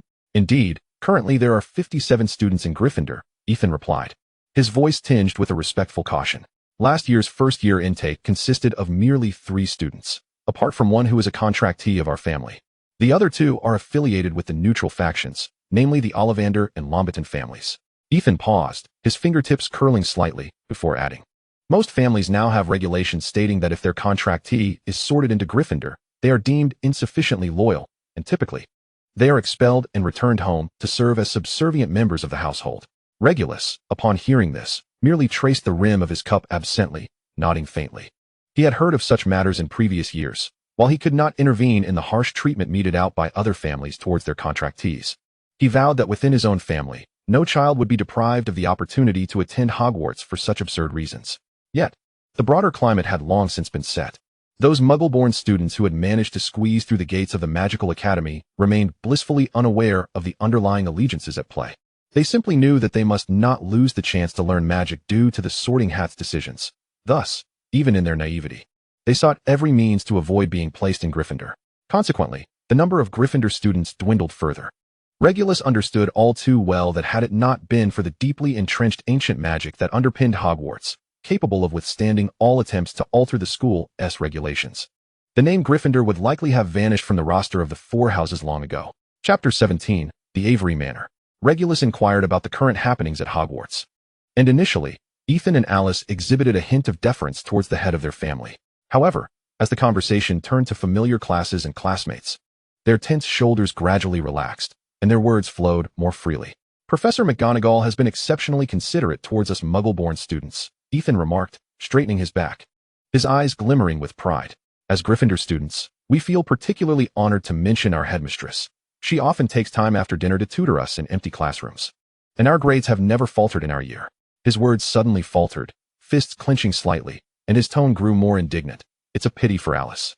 Had it not been for Avery, she would undoubtedly have secured an outstanding in her charms exam. Alice gently touched his arm, redirecting the topic. In truth, We all hold Gryffindor in high esteem and have great respect for Professor McGonagall. It's just that they are often targeted by the students of Slytherin. She paused, adding, "The atmosphere in Ravenclaw is quite pleasant. Most of the students are half-bloods, and there are a few purebloods who do not readily oppress us. However, the House Cup never seems to be within our reach." Ethan's brow furrowed once more. Slytherin consistently gains an additional 150 points from Quidditch each year. It's not because they fly better. It's merely that their brooms are superior. What's even more infuriating is that the referees always seem to favor them, turning a blind eye to obvious fouls. Upon hearing the mention of Quidditch, Regulus paused slightly, inquiring, "Do you possess the funds to purchase brooms?" "We use the school's old brooms," Ethan replied, fearing he might appear to be complaining to the head of the family, and quickly added, "The allowance from my family is sufficient for daily needs. It's just that brooms are prohibitively expensive, and currently, the shops in Diagon Alley do not allow us to approach the counters for flying brooms upon seeing our Muggle-born identification." Regulus nodded slowly, a flicker of understanding crossing his eyes. He was well aware of the origins of this prohibition, following several instances of illegal border crossings by Muggle-born wizards over the past 2 years. The Ministry of Magic had imposed strict regulations barring shops from selling flying brooms and other long-distance travel items to Muggle-borns. Yet, shortly after this ban was enacted, the Weasley family had boldly traversed the border in a modified flying car to escape to Germany, prompting the Dark Lord to dismiss 3 border officials on the spot, and placing the Weasley family on a watch list for urgent capture. Now, this prohibition had effectively become a mere facade. The older generation of Muggleborns had either long since vanished or concealed themselves within the Muggle world. The young Muggleborns remaining in the magical realm had mostly signed guardianship contracts with pureblood families, their identification and wand rights firmly in the hands of others, leaving them with no escape except through death. He turned to his companion, "Karen, draft a rental agreement for all students joining the Quidditch team, regardless of their house. Each shall be provided with the latest model of flying broom. The rental fees will be deducted from their allowances monthly, and the brooms must be returned upon leaving the team." Ethan's eyes instantly sparkled with excitement, and he sprang to his feet, his voice trembling with gratitude. "Thank you, Master. With this, our Gryffindor team will surely triumph over Slytherin in the next match." Regulus merely waved his hand dismissively, his tone nonchalant. "It's a trifling matter. Do not let it interfere with your studies." As their conversation progressed, the sound of the carriage wheels crunching over gravel gradually ceased, coming to a steady halt before the Avery Manor. This estate, nestled in a secret valley on the fringes of the North Yorkshire moors, was surrounded by dark green fir forests that served as a natural barrier, with winding paths of deep gray slate weaving through the trees. The main structure was constructed from deep gray York stone, its walls adorned with creeping ivy of a deep green hue. While the bronze weather vane atop the spire gleamed with a matte finish, the Avery family crest engraved upon it, gently turning with the breeze. The courtyard was adorned with vibrant decorations, yet the most striking feature remained the 2 neat rows of welcoming attendants, all dressed in silver-gray uniforms, standing tall and handsome, awaiting with respectful poise. As the Black family's carriage came to a halt, the 2 leading servants swiftly approached. One knelt to place a velvet-draped stool, while the other gently pulled aside the heavy door curtain. Regulus was the first to step out, followed closely by Karen and the 2 children. The marble floor of the entrance hall reflected their figures as they stepped into the foyer, where the elderly Avery, clad in a dark-patterned formal robe, approached them with a courteous smile gracing his wrinkled face. "What a rare visit, Regulus," the old Avery exclaimed, raising his hand in an attempt to pat Regulus on the shoulder. "What a coincidence today. Having the Dark Lord's favored ones gathered in my humble abode truly brings honor to our family." Regulus sidestepped the hand, his tone flat. "I happen to have some free time, so I thought I would drop by."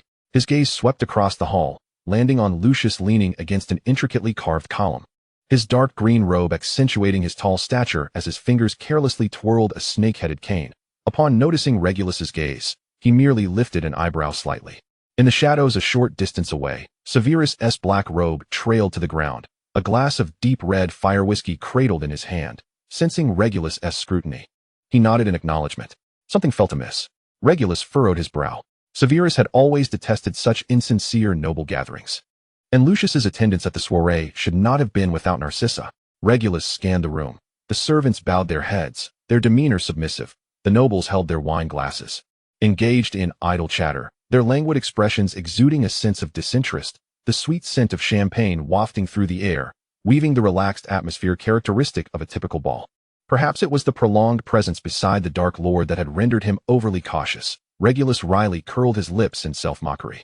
Suddenly, A surge of commotion erupted at the entrance, accompanied by the butler's deliberately elevated announcement, abruptly interrupting his thoughts.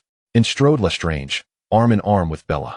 Lestrange's black formal attire was impeccably pressed, while Bella's wine-red gown trailed on the ground, adorned with pigeon-blood rubies that shimmered with each step, resembling flowing flames. Regulus? Bella's face lit up with surprise upon seeing Regulus. She released her husband's arm and, in her high heels, swiftly approached him, affectionately leaning in. "This is the first time I've seen you at a ball, cousin." Regulus maintained a courteous nod. Yet his gaze discreetly swept past Bella to where Lestrange was exchanging flirtatious glances with a young maid holding a silver tray, his fingers brazenly gliding over the maid's slender waist. The maid's shoulders quivered uncontrollably, caught in a dilemma between wanting to escape and the fear of doing so. "How is Uncle's health?" Bella completely disregarded the scene behind her, as if that reckless man was merely an inconsequential backdrop, not her husband. She took Regulus's arm and pulled him toward the dessert table. Her fingertips, painted in a deep crimson hue, casually picked up 2 flutes of champagne from a crystal tray, handing one to Regulus. "I heard you've been coughing again. I was thinking of visiting the manor."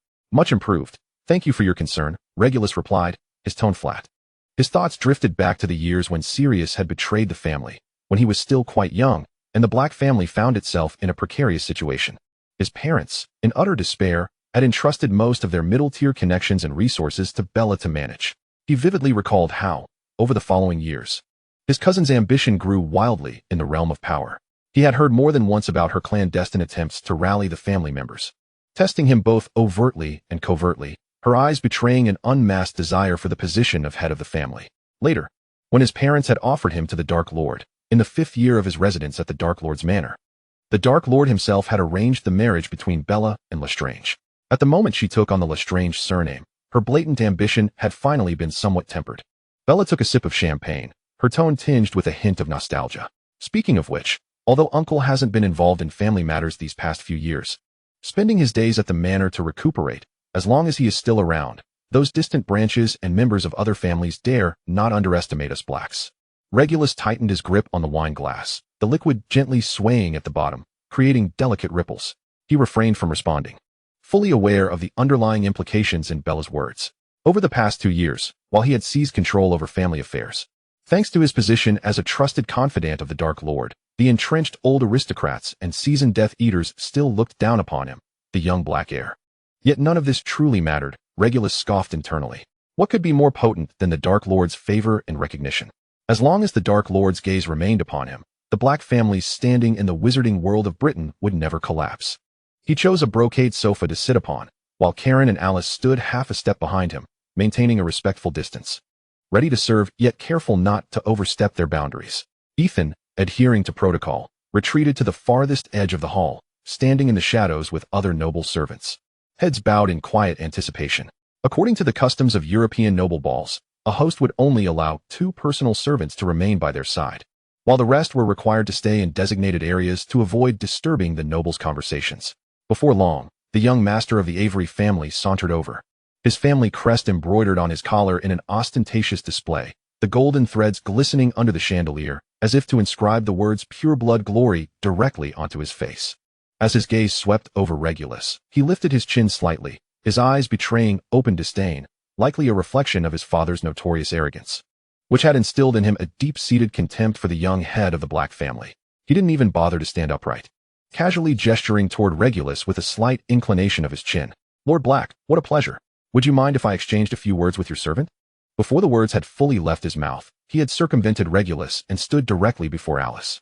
His hand, reeking of alcohol, reached out and roughly grasped Alice's chin, forcing her to look up. "Alice, remember when you cried and refused to return to Avery Manor with me? What's this? Now you're here, eagerly following your master. Hoping to see me?" Alice jerked her head away, her chin marked with a red imprint from his grip, her fingers clenched tightly around her skirt. Yet she dared not retaliate against him.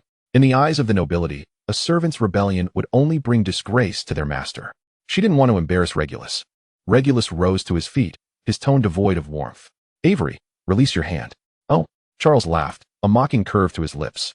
"Just a servant. Does Lord Black truly need to be so petty?" His gaze shifted between the two, laden with undisguised lewdness. "Or are you perhaps interested in sampling this mudblood's charms yourself?" Alice's head snapped up, a furious blush creeping from her neck to her cheeks, as she glared at Charles. His smugness only intensified as he leaned in closer. His voice lowered, but loud enough for those around to hear. She is indeed pleasing to the eye. Keeping her for your private amusement would suffice. But to bring her here so brazenly? What if the esteemed gentleman were to take offense? After all, your identity, he emphasized meaningfully. Regulus's gaze turned icy as he regarded him, the champagne glass heavily placed upon the silver tray, emitting a crisp clink. Charles Avery. His voice low yet cutting through the surrounding clamor. Even a dog must heed its master. Alice is a contract servant of the Black family, and it is not your place to speak ill of her. Ignoring Charles's insolence directed at him, he focused on the humiliation inflicted upon Alice. You would do well to exhibit the most basic manners and apologize to her, or I shall challenge you to a duel. The chatter around them came to an abrupt halt, all eyes, curious, eager for drama, and tinged with a hint of trepidation, converged upon Charles as if they were a spotlight illuminating him. Charles was utterly taken aback, his previously arrogant demeanor crumbling into shock. He opened his mouth, struggling to find words, his throat constricting as he awkwardly swallowed, his tongue instinctively wetting his dry lips. He couldn't fathom why Regulus would go to such lengths over a servant. In his view, those few casual jibes hardly warranted a duel. An apology was out of the question. The esteemed heir of the Avery family bowing his head to a mudblood was more distasteful than a direct slap. The mere thought of it would invite ridicule from the entire pureblood community. Was he truly facing the prospect of a duel? Charles's teeth clenched, the sound of grinding echoing in his ears. Regulus, as an adult, how could you even propose a duel with a student? This is nothing short of bullying. Do you not fear tarnishing the Black family's reputation? Noble duels were never trivial matters. They were ingrained in the very fabric of pureblood heritage. Victory brought glory, while defeat could lead to loss of face, serious injury, or even death. Charles instinctively reached for his wand concealed within his sleeve, his fingertips brushing against the cool wooden shaft, trembling uncontrollably. To accept? He felt no confidence. Who didn't he know that in the final years of the war, Regulus had fought alongside the Dark Lord, his wand stained with more blood than Charles had ever consumed in champagne? Meanwhile, he was merely a student, lacking any real combat experience. Should a fight ensue, he stood no chance. But to refuse? That would be even worse. The reputation of cowardice, once tarnished, would leave him a complete laughingstock within the pureblood social circles, dragging the Avery family's name down with him. His father would surely flay him alive. Chapter 18, The Duel. Cold sweat trickled down Charles's spine, swiftly soaking through the silk lining of his shirt, clinging to his skin and leaving him feeling taut with anxiety. He compelled himself to lift his gaze towards Regulus, yet when his eyes met the frigid depths of the other's icy stare, he hastily averted his eyes, his glance darting around in a frantic search for an opportunity. Suddenly, his peripheral vision caught sight of Alice behind Regulus. A calculating thought surged forth, instantly invigorating him. He raised his voice, declaring, "A duel is acceptable, but I refuse to fight you." He pointed an accusatory finger at Alice, his tone brimming with provocative glee. "You claim I have wronged her? Then let me duel with her. That would be fair. If she wins, I vow never to touch a member of the Black family. If she loses, she must accompany me back to Avery Manor. What say you, Lord Black?" He played his cards well. Alice, a fellow student, was known for her fragility at school, and as a Muggle-born, she was no match for him. With this scheme, he could reclaim his honor, seize Regulus's companion, and humiliate Regulus, all in one fell swoop. Regulus feigned contemplation, turning to glance at Alice, seemingly torn. "I am willing to duel." Alice stepped forward, her right hand firmly resting on her wand at her waist, her gaze unwavering as she stared down Charles, displaying no hint of fear. The moment Regulus positioned himself protectively in front of her, Alice suddenly comprehended the true intent of the head of the family. This duel was not merely a reckless contest. It was a stage meticulously set by Regulus for her to shatter the haughty pride of pureblood aristocracy with her own wand, delivering a profound lesson to the arrogant Avery family. The lavish banquet hall was instantly ignited by a surge of excitement. The aristocrats, who had previously held their champagne flutes with an air of elegance, set their drinks down and tiptoed forward in a throng, the velvety skirts and polished shoes creating a delicate rustling sound against the marble floor, their curious and eager gazes fixed upon the center of the arena. Old Avery watched as the one stepping forward for the duel was a Muggle-born girl, and the tension at the corners of his mouth finally relaxed. He turned to Lestrange beside him, a look of exasperated amusement on his face. This lad is fine in every regard, but he cannot control his wandering eyes. When he sees a pretty girl, he becomes immobile. Sooner or later, he will fall into trouble because of it. Lestrange's mind was far from the duel. At some point, he had drawn one of the Avery family's maids into his embrace, languidly leaning against an ornate sofa, his expensive silk cuffs carelessly rolled up. one hand surreptitiously slipping beneath the maid's skirt. The maid trembled like a leaf, her pale face etched with shame and fear, her fingertips clutching her clothing tightly.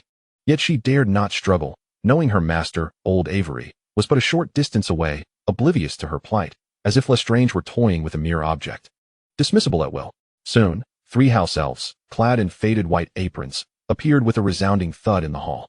They deftly levitated the scattered tables and chairs to the walls and magically cleared the petals and wine stains from the floor. In less than a minute, a pristine dueling ground emerged in the center of the banquet hall, the air thickening with tension. Charles and Alice stood at opposite ends of the arena, embodying entirely different postures.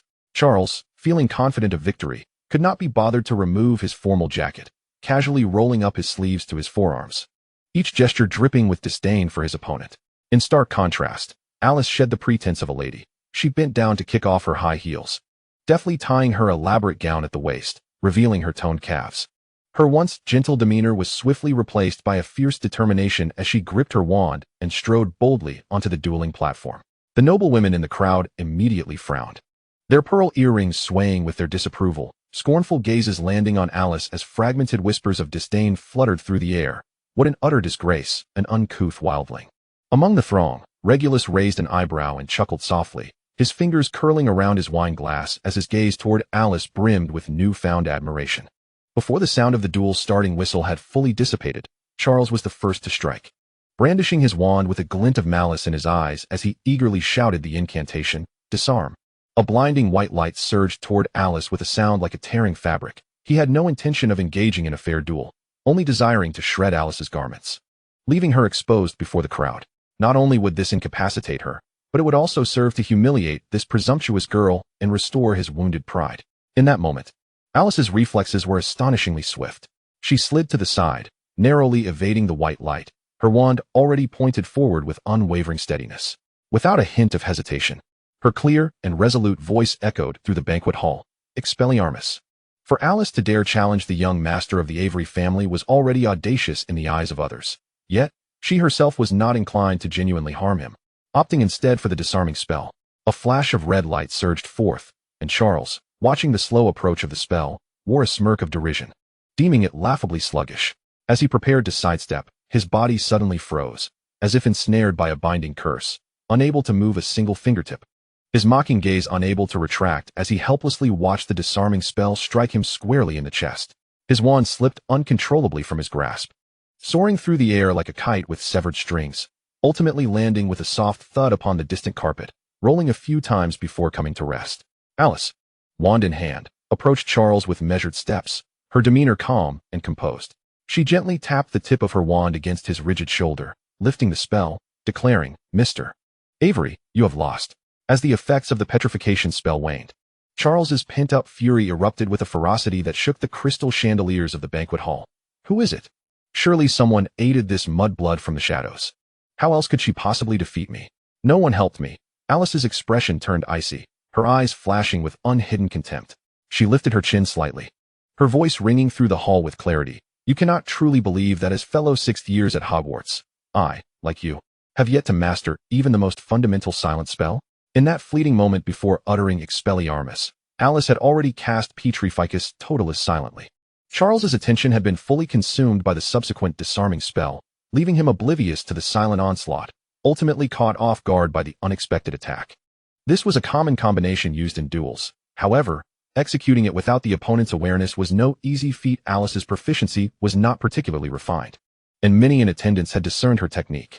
Charles's ease of falling victim stemmed from his own overconfidence and lackluster dueling skills. Soon, suppressed laughter began to ripple through the banquet hall. The aristocrats, wary of the Avery family's influence, refrained from outright laughter, yet the smirks escaping from between their fingers, laden with schadenfreude, proved far more humiliating for Charles than any direct mockery. His face, once flushed crimson, quickly drained to a ghastly pallor. His lips moved as if to protest, but his throat felt constricted, rendering him voiceless, merely glaring at Alice, humiliation and rage boiling within him like molten lava. At that moment, a sinister green light suddenly shot in from a lower angle, dark magic. It was aimed with deadly precision, hurtling towards Alice's unprotected back. Regulus reacted with lightning speed. Without a moment's hesitation, he raised his hand and cast a transparent shield charm before Alice. before she could comprehend the danger. The vicious dark magic collided with the barrier, shattering into a myriad of sparkling fragments, reminiscent of poorly crafted fireworks exploding in the air. The sudden curse sent ripples of unrest through the crowd, as people instinctively recoiled, their gazes ultimately landing upon the elder Avery, who stood below with a face so dark it seemed capable of dripping water, his eyes glinting with unabashed malice, fixated on Alice and Regulus. "Mr. Avery, what does this mean?" Regulus inquired, his tone calm, yet laden with an oppressive weight. "Are you willing to stake the dignity of the Avery family on a duel with me?" This statement struck the elder Avery like a bucket of cold water. A duel between the heads of two pureblood families was no trivial matter. Should it reach the Dark Lord's ears, the outcome would be unpredictable. Moreover, it was impossible to ascertain whether Regulus might whisper sweet nothings into the Dark Lord's ear. The Dark Lord's favoritism was well known, making it unthinkable for him to propose a duel outright. Charles, observing his father's ashen visage, finally snapped out of his fury, his body involuntarily stumbling backward, too afraid to meet the eyes of those around him, let alone Regulus or Alice. In a rather undignified manner, he turned and sought refuge behind his father's figure. All of the elder Avery's wrath shifted onto Regulus, who glared at him fiercely. "How dare you allow a mudblood to duel with my heir? This is an unparalleled humiliation for the Avery family." Regulus raised a hand, signaling Alice to step back, and advanced a few paces, his tone remaining calm, yet each word resonating clearly. "In truth, I hold your son in high regard. I had offered to duel him myself. It was he who chose Alice. You would personally engage my son? Is that not an act of bullying the lesser?" The elder Avery spluttered, his voice trembling with rage. "You, this yellow-haired whelp, have tarnished the name of the Avery family. Now, at once, execute this lowly mudblood, and I shall consider today's events as though they never transpired. Otherwise, the Avery family and the Black family shall be irreparably at odds." Listening to his belligerent tirade, Regulus felt no anger. Instead, he let out a low chuckle. With a snap of his fingers, a crisp sound echoed, and Karen promptly stepped forward, presenting him with a stack of rolled parchment. Regulus unfurled the document, his voice ringing clearly throughout the hall. Charles Avery, 12 absences in Transfiguration and Charms classes. Failing grades in 3 subjects during the final examinations. Caught drinking underage at the Hogsmeade pub, receiving a warning from an auror, congregating in the school lavatory to smoke, resulting in a month of detention, and yet another month of detention for the unauthorized use of a love potion. The paper chronicled not only these incidents, but also the numerous transgressions Charles had committed in bullying mudblood wizards, each act meticulously detailed. However, Regulus understood that the current aristocratic circle reveled in the control and abuse of mudbloods, and thus, these actions would not invite censure, but rather amusement. It was the disgrace of poor grades and foolish behavior that would most offend the pureblood family's sense of pride, and so he chose to emphasize these particular points. The elder Avery's complexion shifted dramatically, evidently unprepared for the absurdity of his once promising eldest son to reach such depths. He turned, aghast, to glare at Charles, his voice quaking. "You, a pureblood wizard, have failed your exams. You dare to smoke and drink in secret." Realizing the gravity of the situation, Charles dared not linger. He slipped away, his figure vanishing through the side door of the banquet hall in an instant. The elder Avery, infuriated, pointed in the direction of his fleeing son, his finger trembling for a prolonged moment, yet he could not utter a single curse. Regulus rolled up the parchment, his tone laced with a hint of mockery. "My lord Avery, there is no need to become overly agitated. Your son has another year until graduation. With proper discipline over the summer, he might yet have a chance to pass enough subjects in his newts." He shifted his gaze across the assembled crowd, adding, "As for your son's infatuation with our family's house elf, I should have felt honored. However, I must apologize. Alice only favors those who excel academically, and I trust your son will not persist in his pursuit." As these words fell, a murmur of hushed conversations erupted throughout the hall, mingled with stifled laughter. The earlier teasing by Charles towards Alice and his deliberate use of the Cruciatus curse during their duel had not gone unnoticed. Now, Regulus had publicly exposed the Avery family's disgrace. The elder Avery felt a surge of blood rush to his head, a tightness in his chest suffocating him. He pointed at Regulus, intent on hurling insults, but as the words formed on his lips, he gasped for air and promptly fainted. The servants immediately rushed in a flurry to support the unconscious elder Avery. The banquet hall devolved into chaos, as other nobles hastily sought excuses regarding urgent family matters. Eager to leave the scene of such embarrassment, unwilling to be ensnared in the troubles of the Avery family, what should have been a dignified and splendid gathering had ultimately devolved into a farcical spectacle, becoming the most talked-about incident of the summer among the aristocracy. As for Charles, He did not reappear in any social engagements throughout the summer. It was later rumored that the elder Avery, in his fury, had hired 5 tutors to confine him at home for intensive study, an entirely different tale. With the event now concluded, Regulus turned to depart with Alice and the 2 others. The children, like jubilant little birds, wore expressions of delight as they followed behind him, their steps light. They stood in the courtyard, awaiting the carriage, the gentle breeze lifting their garments, bringing with it a refreshing chill. As Regulus shifted his gaze, he spotted 2 familiar figures emerging from a corner of the courtyard, Snape and Lucius. Regulus paused momentarily, having not noticed when the 2 had slipped away amidst the earlier commotion. The preceding farce had been far more entertaining than the dull ballroom. It was perplexing why they would choose to leave midway. As he pondered, Lucius, having spotted him from a distance, raised a hand in greeting, and the 2 approached, both wearing expressions of ease, evidently in high spirits. Yet, Regulus instinctively masked his demeanor, reluctant to engage with these 2 friends at present. The sight of them evoked memories of that fateful day in the pub, where he had lost control on stage. Perhaps they had already witnessed his indiscretion. Contemplating this, the facade of seriousness and dignity he typically maintained felt like a bubble, one that he could no longer sustain. Chapter 19, Reputation. Yet, Lucius, ever affable, strode directly over, playfully clapping Snape on the shoulder while cheerfully exclaiming, "Well done." "Well done? What do you mean by that?" Regulus's heart raced. Surely Lucius could not be referring to his performance on that stage in the pub? Blood rushed to his cheeks, his ears burning, and even the skin on his neck flushed a delicate crimson. He opened his mouth, yet his tongue felt as if it had been glued, and it took him a while to stammer out, "Why you? What are you talking about? I don't understand." Lucius, taken aback by Regulus's unusual reaction, raised an eyebrow. His pale gray eyes filled with bewilderment. He furrowed his brow, stroking his chin, and scrutinized Regulus from head to toe, noting the boy's flushed face and his feet instinctively retreating a half-inch. Clearly perplexed by why the typically composed second son of the Black family seemed as flustered as a thief caught in the act. However, it was Snape who remained impassive, his dark hair concealing the emotions beneath. Only upon hearing Regulus's altered tone did he slowly lift his gaze. His eyes swept over the boy's reddened ears and then settled on his averted gaze, a barely audible scoff escaping his throat as he discerned the foolishness of Regulus's thoughts. A faint smile graced his lips, tinged with a hint of benevolent mockery. As his voice, smooth as silk, drifted over, "You've misinterpreted the situation. Today, we have been commanded by the Dark Lord to investigate the dungeons of the Avery Manor. That old fellow has concealed the entrance meticulously, and we were at a loss as to how to infiltrate unnoticed. Yet here you are, creating such a ruckus upstairs that you've drawn all the guards of the Avery family away, thus sparing us considerable trouble." Upon hearing these words, Regulus felt his heart, which had been suspended in uncertainty, plummet back to earth. The tension in his shoulders visibly relaxed, and even his breathing became less labored. Indeed, Lucius chimed in with a light-hearted tone, assuring him that when we report back to our master, we shall certainly speak highly of you. This merit cannot be overlooked. However, as soon as the words left his mouth, Regulus choked, nearly sputtering on his own saliva. No need for that. He hastily waved his hand, his tone tinged with urgency. "Lucius, please, do not mention me. Omitting my name would be a tremendous favor." "How can that be?" Lucius retorted. "You are undoubtedly a significant contributor." Snape spoke leisurely, his eyes gleaming with evident mockery, deliberately elongating his tone. "For the sake of a beautiful house elf, you have stirred up quite the commotion at the Avery estate. How can we not commend such audacity?" Regulus felt a headache coming on, his temples throbbing. If these words were to reach the Dark Lord's ears, he would surely face dire consequences, perhaps even a severe punishment. Lucius finally succumbed to laughter, patting Regulus on the arm.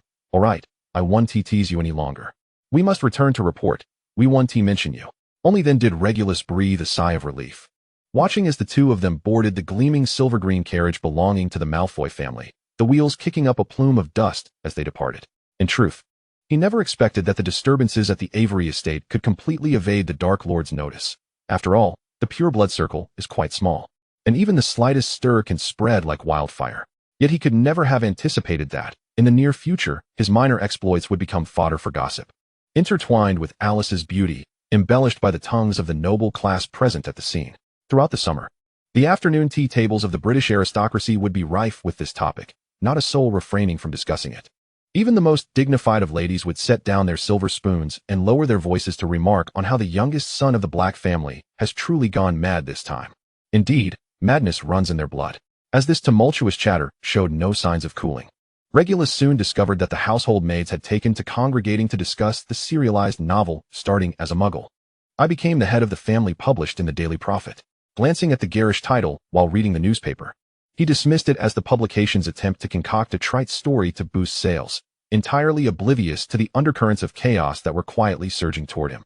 By mid-July, the sun had lost the gentleness of early summer. Golden rays penetrated the magical barrier above Diagon Alley, scorching the cobblestones beneath.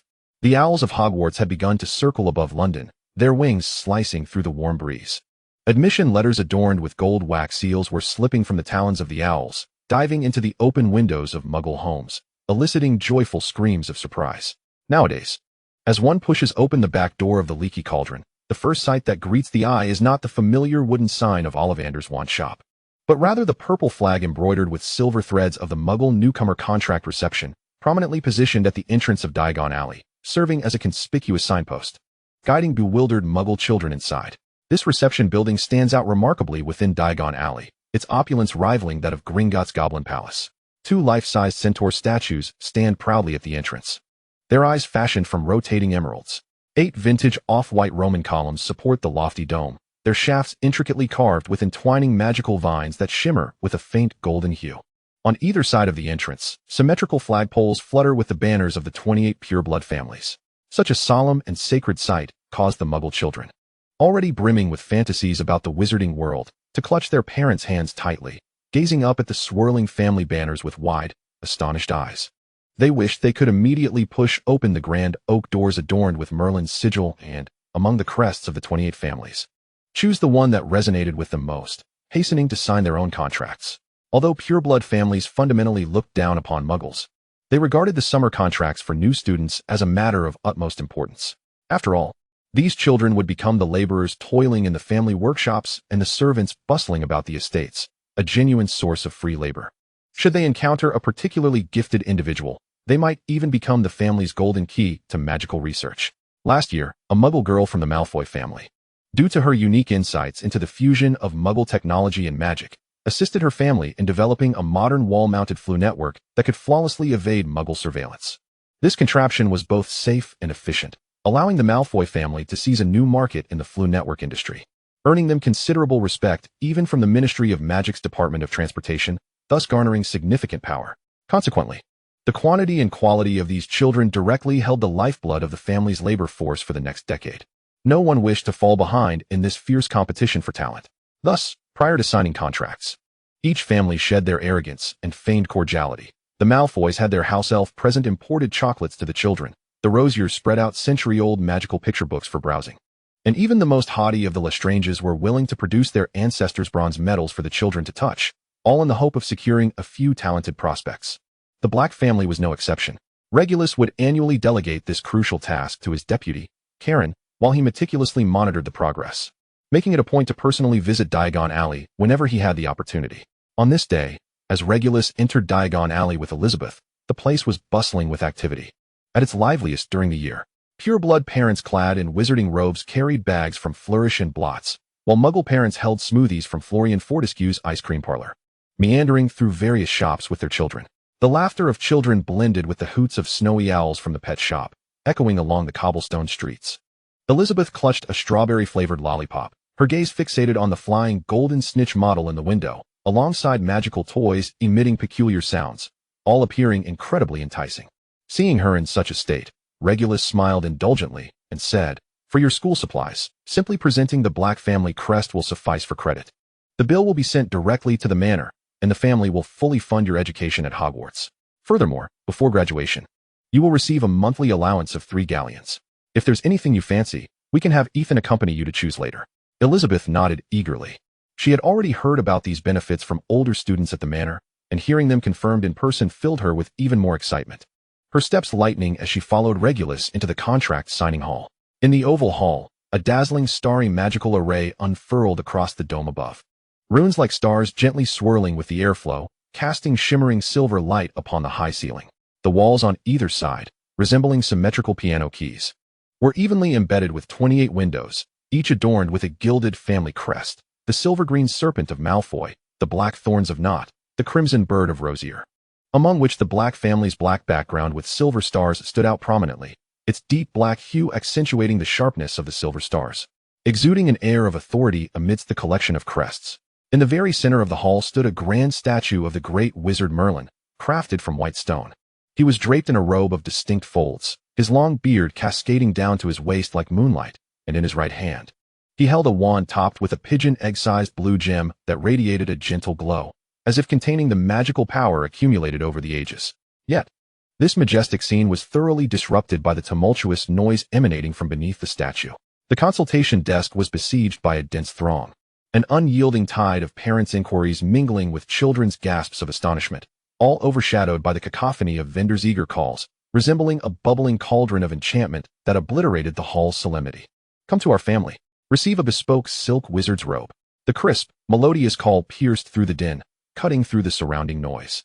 Those fervently recruiting in front of the consultation desk were all Hogwarts students, newly contracted for this singular opportunity each year. There was no need for fixed positions, as families recruited upperclassmen from their kin or trusted students to take over, earning a galleon commission for each successful sign-up of a new student. This part-time job was quite popular among students. It allowed them to earn pocket money effortlessly while showcasing their presence in front of family elders, paving the way for their future. Utilizing current students to guide newcomers was a tacitly understood strategy among families. The bond between peers was less strained, and casual conversations about the warmth of Hogwarts pumpkin juice, the cheers from the Quidditch pitch, or the fleeting silhouette of a unicorn on the edge of the Forbidden Forest resonated more profoundly than any grand promises of benefits, becoming the most potent secret weapon in recruiting new students.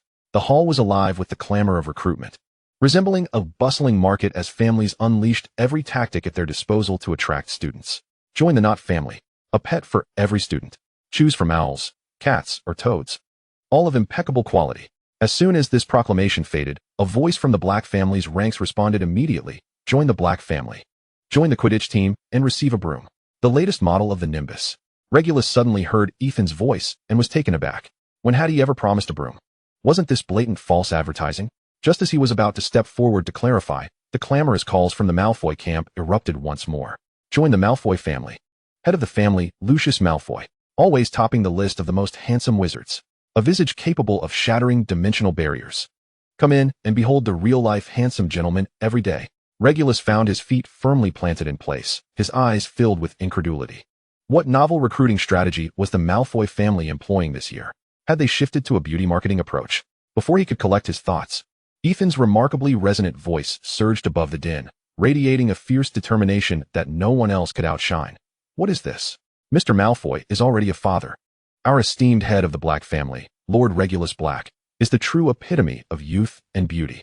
He consistently reigns as the most desired husband among witches. The key point? He remains single and unmarried. Come to the Black family, where everyone has a chance to become Mrs. Black. Don't let this opportunity slip away, everyone. Standing nearby, Elizabeth stifled a laugh, hastily covering her mouth, her shoulders shaking with suppressed giggles, wary of being caught by Regulus. There was no time to stop Ethan's outrageous declarations, as the students from the Malfoy family and Ethan engaged in a competitive exchange of flattery, their voices escalating in volume. Lord Malfoy is charming and dashing, possessing an extraordinary demeanor. Lord Black is gentle and elegant, warm as jade. Lord Malfoy is as captivating as a reincarnated beauty, radiating an aura. Lord Black is as adorable as a loyal puppy, irresistibly charming. Regulus's temples throbbed. Ethan, a cold, seething voice erupted from the back of the crowd, each word seemingly squeezed through clenched teeth, infused with the promise of retribution. The crowd turned in unison, startled, to find Regulus standing at the back, his complexion oscillating between crimson and pallor, reminiscent of someone under a color-changing charm. His deep black eyes were fixed menacingly on Ethan, the oppressive atmosphere surrounding him thick enough to solidify, as if he would draw his wand at any moment to cast a silencing charm on the boy. Ethan, startled by the fierce reprimand, spun around, but upon recognizing Regulus, any semblance of panic evaporated. Instead of feeling guilty, he grinned cheekily and exaggeratedly bowed to Regulus, his voice booming to ensure all could hear. "Ah, esteemed head, you've finally arrived. Perfect timing to witness my recruitment success." The surrounding Muggle newcomers and their parents erupted into murmurs of astonishment. Is he truly the head of House Black? He looks far too youthful. My goodness. Even more handsome than rumored. Such effusive praises fluttered into Regulus's ears, causing his eyes to twitch and his face to redden further. Ever since the incident where Regulus had stormed the Avery household with Alice and Ethan, avenging their grievances, the two youngsters had completely transformed their demeanor towards him. The previous cautious awe had diminished significantly, replaced by a burgeoning familiarity, which unfortunately also brought forth a growing audacity. Especially Ethan, whose inherent Gryffindor fearlessness could no longer be concealed, had become a mischievous little troublemaker, persistently concocting new schemes to vex him. Chapter 20. The Contract. Regulus's presence drew a throng of young ladies toward him. A bold young girl, clutching a muggle notebook, her cheeks flushed with excitement, struggled to navigate through the crowd. Her voice quivering with eagerness. "Mr. Black, I have long admired your name.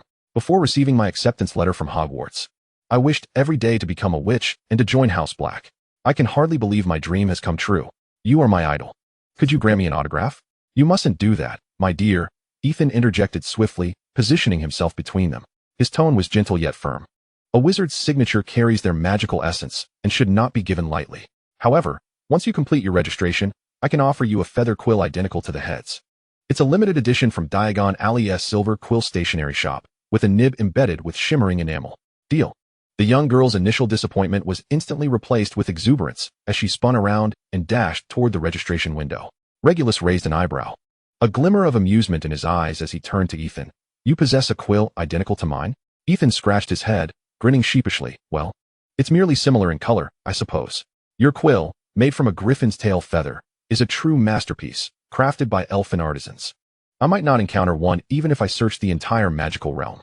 As they approached the Black family's registration window, they found Karen deeply engrossed in a mountain of parchment, the quill's tip rapidly gliding over contracts and documents. The sound of scratching perpetually punctuating the air without a moment's pause. Catching sight of Regulus, he immediately rose, bowing respectfully with a concise greeting. "Head." Regulus nodded slightly in acknowledgement, and before he could utter a word, Karen resumed his tasks, the quill once again dancing across the paper, his movements efficient, indicating that the number of wizards arriving for registration today had far exceeded the usual. At that moment, Alice, adorned in her attendant robes, approached gracefully, bowing respectfully. "Esteemed head." Regulus nodded, his gaze drifting to the handover roster she held. "Here, to relay a message to Ethan?"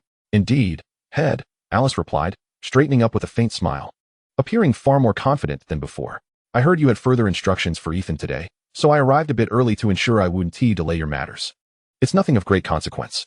Regulus turned slightly, gently nudging Elizabeth, who had been concealed behind him, forward, merely requesting that Ethan accompany her to procure the necessary supplies for her upcoming studies. Ethan immediately straightened his posture, thumping his chest in assurance. "Rest easy, master. This matter is entirely in my hands." At that moment, the commotion at the entrance of the hall suddenly escalated, with fragmented gasps and exclamations rippling through the crowd. Good heavens, he appeared as if he had stepped straight out of an oil painting. His hair gleamed brighter than moonlit silk. It was the head of the Malfoy family, the legendary Lucius Malfoy. Regulus raised an eyebrow in mild surprise, not having anticipated Lucius's personal appearance today. In the next moment, that distinctive platinum hue emerged at the doorway, as if an invisible force compelled the crowd to instinctively part, creating a straight path. Several students clad in the Malfoy family crest halted their movements to bow in unison, their gestures impeccably synchronized. Even more striking was the sight of some young girls, who had been hesitating in front of the Black window moments ago, now suddenly ablaze with fervor, eagerly turning towards the Malfoy family's signing window. Regulus's eyes flickered with a trace of resigned amusement as he gently shook his head at this group of easily distracted admirers, their fixation on exquisite appearances both blunt and endearing. Lucius had also spotted Regulus and made his way directly toward him. As he approached, Regulus discerned the figure of a small boy with black hair and striking green eyes, unmistakably Harry Potter, at Lucius's side. "Uncle Regulus." Harry was the first to recognize him, his eyes sparkling like two radiant emeralds, as he wriggled free from Lucius's grasp and scampered over, wrapping his little arms around Regulus's leg and gazing up with unrestrained joy. "Harry." Regulus was momentarily taken aback, instinctively bending down to securely lift the boy, settling him in his embrace. As his fingertips brushed against Harry's soft hair, an unsettling premonition stirred within him. How could he possibly be here? "My master instructed me to bring him to sign the contract." Lucius stepped closer, his tone nonchalant as if discussing a trivial matter, yet a glimmer of pride lurked in his gaze. Regulus's body stiffened instantly, his arms tightening around Harry unconsciously. Harry was of the Potter lineage, a pure-blood wizard. According to the current laws of the wizarding world, the heir of a pure-blood family had no obligation to sign a subordinate contract with any other family. Although the Potter family had never ascended to the Sacred 28 due to their long-standing connection with Muggles, their pure blood status was indisputable. Yet now, the will of the Dark Lord reigned supreme, and Harry, the last heir of the Potter line, was fated to become a slave to some pure blood family. A singular thought surged within Regulus. If the outcome could not be altered, perhaps it would be better to have Harry sign under the Black family name. At least he could protect him in secret. Suppressing the turmoil within, he raised his gaze to Lucius. Striving to maintain a steady tone, is it possible for Harry to sign under the Black family name? Lucius arched an eyebrow. A smirk playing at the corners of his lips. The Dark Lord never granted him the freedom to choose. Besides, he is a reward for my master for my previous task. He paused, deliberately slowing his speech as if savoring his next words. Imagine, if the Malfoy family were to possess a pure-blood heir of the Potter family as a slave. It would signify that the entire Potter family would ultimately become vassals of the Malfoy lineage. This honor has been bestowed upon me by my master, Regulus. You wouldn't wish to contest that, would you? He shifted his tone, adding pointedly, you were the one who requested not to mention your assistance to the master last time. If you are now willing to personally approach the master to explain and seek this favor, perhaps he might allow Harry to join the Black family. With that, he feigned a gentlemanly smile. Shall I wait for you? No need. I merely mentioned it in passing. Regulus quickly interjected, alarm bells ringing in his mind. Competing for merit among subordinates was the most detestable behavior to any leader, especially considering his brother's sensitive position within the Order of the Phoenix. If he were to dispute Harry's fate with Lucius, it would undoubtedly arouse the Dark Lord's suspicion. At that point, he would be unable to protect Harry and might even jeopardize his own safety. Suppressing his frustration, he forced a smile. Harry is indeed better off in your care. Congratulations, Lucius, on acquiring an heir of the Potter family. He reassured himself. Lucius Malfoy may not be a paragon of virtue, but he was certainly not a sadist. As long as Harry followed him, at least he would be free from dire want, which was far preferable to falling into the hands of other ruthless Death Eaters. Lucius appeared quite pleased with this answer, tilting his chin slightly, his tone laced with satisfaction. I believe I shall be the first noble to possess a pure-blood slave.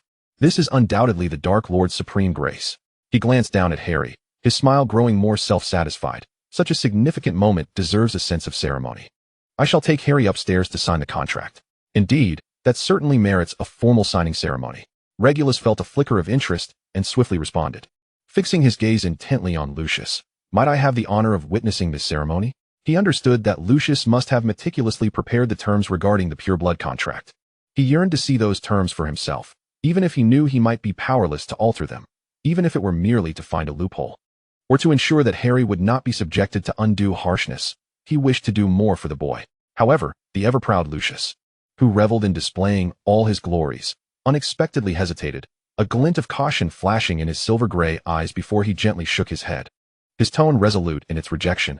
I know you have always cared for this child, but the signing ceremony is a private matter between Harry and me. We require an absolutely confidential space, do we not, little Harry? Harry, nestled in Regulus's arms, blinked his large emerald eyes in confusion, glancing from Regulus to Lucius. Utterly oblivious to the undercurrents of their conversation, simply nodding in innocent agreement. Regulus felt a jolt of surprise. He had not anticipated Lucius would so decisively refuse his presence at the signing. Upon reflection, it seemed entirely expected. Both were close aides to the Dark Lord. Their outward harmony belied a competitive power dynamic, and mutual vigilance was the norm. This gift of a pure-blood heir was Lucius's capital for boasting. As well as a bargaining chip to solidify his position, he would certainly not permit anyone to pry into the details, let alone interfere. Perhaps the childhood memories they once shared, the shelter and support Lucius had offered him, those afternoons spent playing Quidditch on the grounds of the Dark Lord's manor, had long been cast aside, relegated to the dusty corners of memory.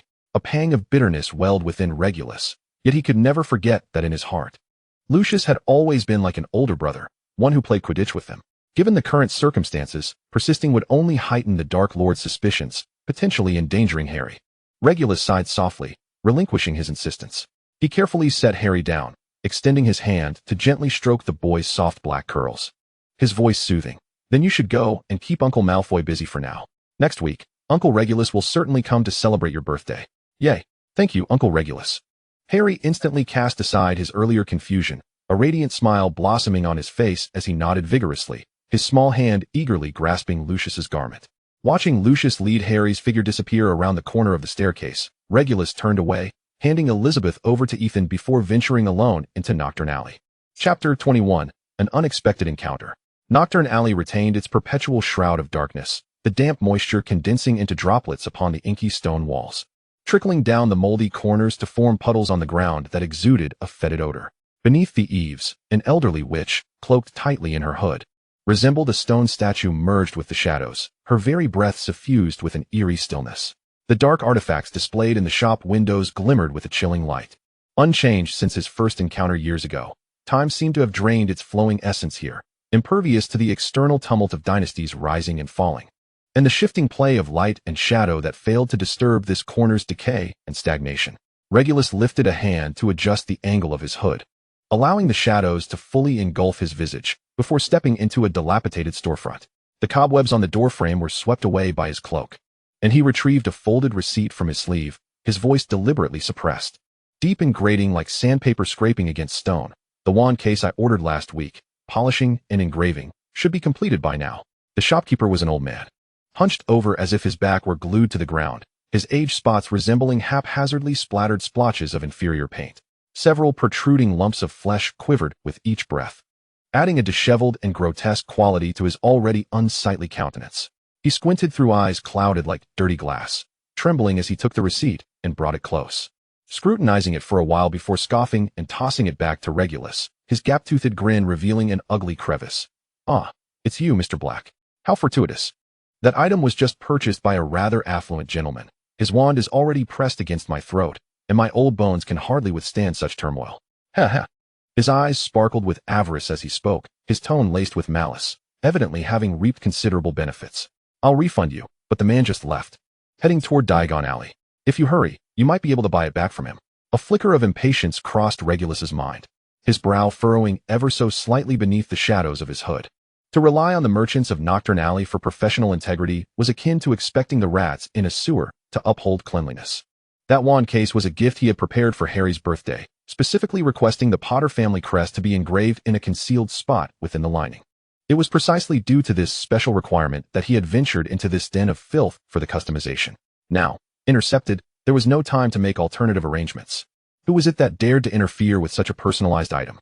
He seized the bag of galleons that the shopkeeper had pushed toward him, uttering not a word more, and turned on his heel, following the direction indicated by the shopkeeper, his black cloak slicing through the damp air with a swift arc venturing deeper into the alley.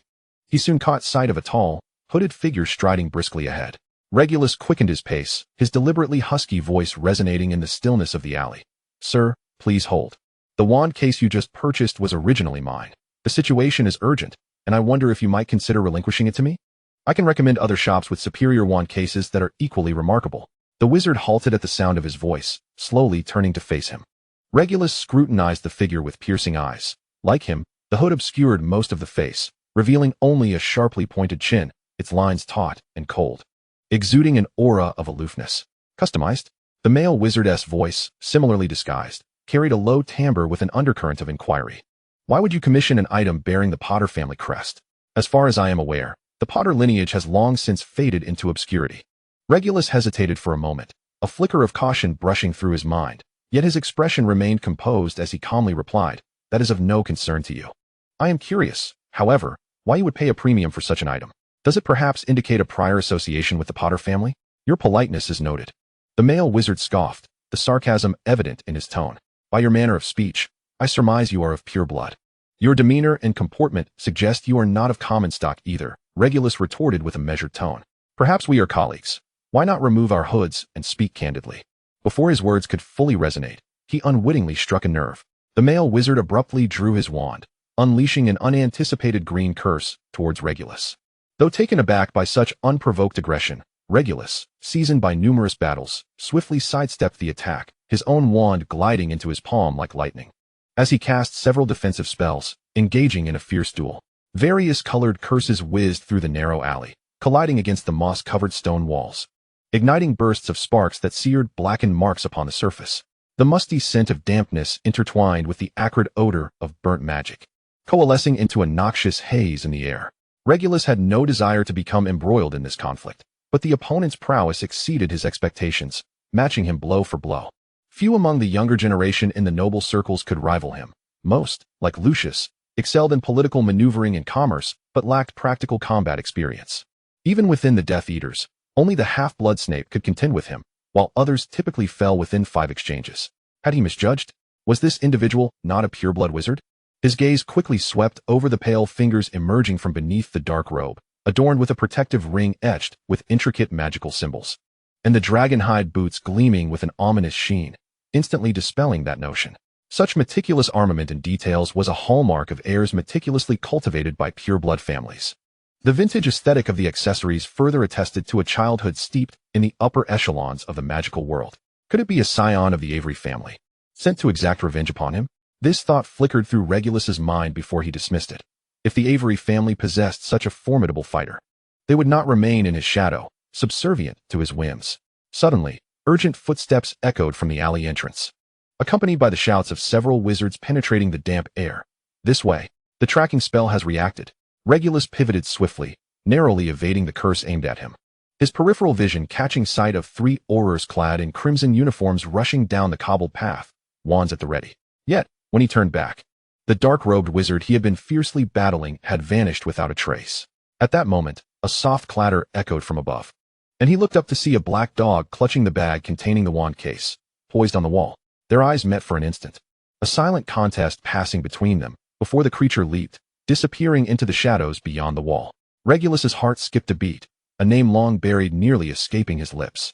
Before he could ponder further, the aurors surged forward like a tempest, 3 wands trained on his chest, the lead auror's voice thunderous. "Who are you? Were you the one illicitly wielding an unregistered wand?" Regulus hesitated, slowly raising his hand to remove his hood, his dark hair glinting coldly under the dim light. As the distinctive features of the Black family came into view, the expressions of the aurors turned ashen, and they quickly lowered their wands, their voices laced with fear and apology. "My Lord Black, I sincerely apologize. We failed to recognize you earlier, and I regret any offense caused." "There is no need for explanations." Regulus raised his hand to interrupt, his tone calm and unwavering. "I too sensed the presence of a suspicious individual, which is why I pursued him, yet regrettably, he managed to escape. It is truly unfortunate that he got away." The lead auror's face was etched with dismay, and after a moment's hesitation, he ventured to inquire, "My lord, having encountered him, did you discern his appearance or ascertain his identity?" "He was cloaked, and I was unable to see his face," Regulus replied with a detached air, his lowered eyelids concealing the turbulent storm within. That black dog-esque form, the familiarity entwined with his bloodline, was unmistakable. Departing from Nocturne Alley, Regulus navigated through the throngs of Diagon Alley. The cacophony of bustling shops and the laughter of children faded into a blurred backdrop, while the image of that black dog leaping over walls replayed in his mind. Unmistakably Sirius's animagus form. How audacious of Sirius to risk detection by the Ministry of Magic and the Dark Lord himself by venturing into Nocturne Alley to seize a wand holster engraved with the Potter family crest. For whom was this gift intended? The answer was painfully evident. But how did he come to learn of Harry's whereabouts? What means did he employ to evade the Ministry's scrutiny and meet with him? Could it be that someone had deliberately leaked this information to him? A torrent of questions swirled in his mind, refusing to dissipate. In a moment of distraction, the image of Lucius leading Harry, vanishing around a corner on the second-floor staircase, flashed through his thoughts. A chilling hypothesis seized his heart, leaving him cold. Could Lucius have betrayed them? The mere thought sent a shiver down Regulus's spine, a wave of dread washing over him. Lucius, like himself, was one of the Dark Lord's most trusted confidants. If he were to betray the Dark Lord and ally with the Order of the Phoenix, all of the Dark Lord's plans and the Death Eater's secrets would be laid bare before their enemies, with catastrophic consequences. However, Regulus quickly shook his head, dismissing this terrifying conjecture. He could not believe Lucius would commit such an act of treachery. Lucius was the legitimate heir of the Malfoy family, a paragon of pure-blood aristocracy, and his fate was irrevocably tied to the interests of the Dark Lord. Betraying the Dark Lord would offer him no advantage. Rather, it would plunge the entire Malfoy lineage into an irretrievable disaster. Moreover, since Dumbledore's demise, the Order of the Phoenix had lost its central leader, devolving into chaos and disarray. Lucius had no reason to assume such a considerable risk to aid a cause devoid of a future. Then, what was Sirius's plan? Regulus pondered intently, and a more plausible hypothesis began to take shape. Once Harry enrolled at Hogwarts, Sirius might exploit the secret passages left by the Marauders to stealthily enter the school and visit Harry. After all, the 4 of them had been notorious for their uncanny ability to appear and disappear at Hogwarts, and those secret pathways were likely still undiscovered. Just then, a sharp hoot from an owl interrupted his thoughts. Regulus looked up to find he had unwittingly arrived at the entrance of a pet shop. In the window, A pristine white snowy owl was tilting its head at him, its large eyes brimming with intelligence, appearing both gentle and clever. A spark of inspiration ignited within him. The wand holster meant for Harry had been snatched away by Sirius, and he now needed to prepare another birthday gift. This snowy owl seemed perfect, adorable, and astute. Harry would surely appreciate it. Regulus suppressed his tumultuous emotions, pushed open the door, and entered the pet shop. Chapter 22. As Regulus returned to the signing hall. Dusk was approaching. The hall was no longer as boisterous as before. Lucius had long since departed with Harry, and Ethan and Elizabeth had yet to return. The young wizards born of muggles often took their time marveling at the wonders of Diagon Alley during their first visit. He called for Creature to prepare invigorating coffee and pastries for Karen and Alice, who were still busy tallying contracts, then turned and disapparated back to the Dark Lord's manor. Recently, the pureblood families had been preoccupied with signing agreements for the new students, and Voldemort was well aware, refraining from assigning Regulus any complex tasks. He had been solely reviewing documents and reports himself. As Regulus traversed the corridor, he caught sight of a flustered young servant standing at the door of the study. A silver tray laden with tea and snacks, yet hesitant to knock. Is the master inside? Regulus paused at the threshold. The servant, noticing him, immediately bowed in greeting, saying, "Mr. Black." He raised his head as if he had spotted a savior. "The master has been in the study since morning without coming out, and he hasn't had lunch. This afternoon tea was sent by Emily, but I lacked the authority to enter the study and did not dare to disturb the master." Regulus furrowed his brow and took the tray from him. "You may leave, I will deliver it." The servant exhaled with relief, bowing as he departed. Just as Regulus was about to knock on the intricately carved wooden door, it swung open unexpectedly, revealing Bella, draped in a scarlet silk gown, leaning against the doorframe, her dark curls cascading over her shoulder. "Cousin?" A flicker of surprise crossed Regulus's eyes. The servant had not mentioned she was inside. Bella scoffed, nonchalantly brushing a strand of hair behind her ear, her voice sweet like that of a young girl, yet laced with unmistakable arrogance. "My whereabouts are not for the likes of these lowborn to know. When I could freely enter the master's study, dear Regulus." "You were still drinking milk." Regulus remained silent, his gaze fixed on the tray of tea and snacks. At that moment, the lazy, deep voice of Voldemort resonated from within the study, tinged with indifference. "Bella, you may leave. Regulus has come to see me about something." A strange glimmer flickered in Bella's eyes, and as she glanced at Regulus, the corners of her mouth curled into a barely perceptible smirk of schadenfreude. She respectfully replied, "Yes," before striding away in her black high heels, her skirt trailing like flames as she disappeared around the corner. Regulus's heart sank, his fingers tightening slightly. What did Bella's expression signify? Could it be that the master had already noticed his letting Sirius go? But it had only been a few hours. How could the master have learned so quickly? Were the Dark Lord's spies truly entrenched in every corner? Countless thoughts swirled in his mind, making his steps falter. He suppressed his unease, masking his expression, focusing intently on the task at hand, and slowly entered the study. He set the tray gently beside the velvet sofa by the fireplace, and turned to pour hot tea from the silver pot. "I heard from the servant that the master has not left the study all day and has not eaten lunch. Is there anything your subordinate can assist you with?" Regulus lowered his eyelashes, their long and dense fringes casting a faint shadow beneath his eyes, as he held the warm porcelain teacup with both hands and delicately extended it toward the desk. Just as Regulus set the teacup down, his wrist was suddenly seized by a firm grip. The touch was cool, exuding an irresistible force. With a slight pull, he stumbled forward, falling directly into an embrace that carried the scent of dragon's blood and a hint of dark magic. In the next moment, warm breath brushed against his ear, accompanied by a gentle bite, sending a tingling sensation coursing through his body. Regulus's cheeks flushed, and heat enveloped him entirely. He instinctively leaned closer to the person holding him, his voice trembling slightly. "Master." Little Regulus is always so considerate. Voldemort's deep voice whispered in his ear, warm breath fanning against his neck. "Do not worry. I have not been occupied with affairs today, merely engrossed in my reading." Regulus followed his gaze to the expansive ebony desk, where his eyes momentarily faltered. Instead of the obscure tomes of magic or the foreboding scrolls of dark arts, there lay a flamboyantly bound popular novel. The gilded title leaped into view, revealing itself to be starting as a muggle. "I became the master of the family's treasure." A title he had inadvertently overheard while the household servants chattered a few days prior. Regulus was rendered speechless. Never had he imagined that the formidable and inscrutable Dark Lord would indulge in such a melodramatic and cliché-laden novel.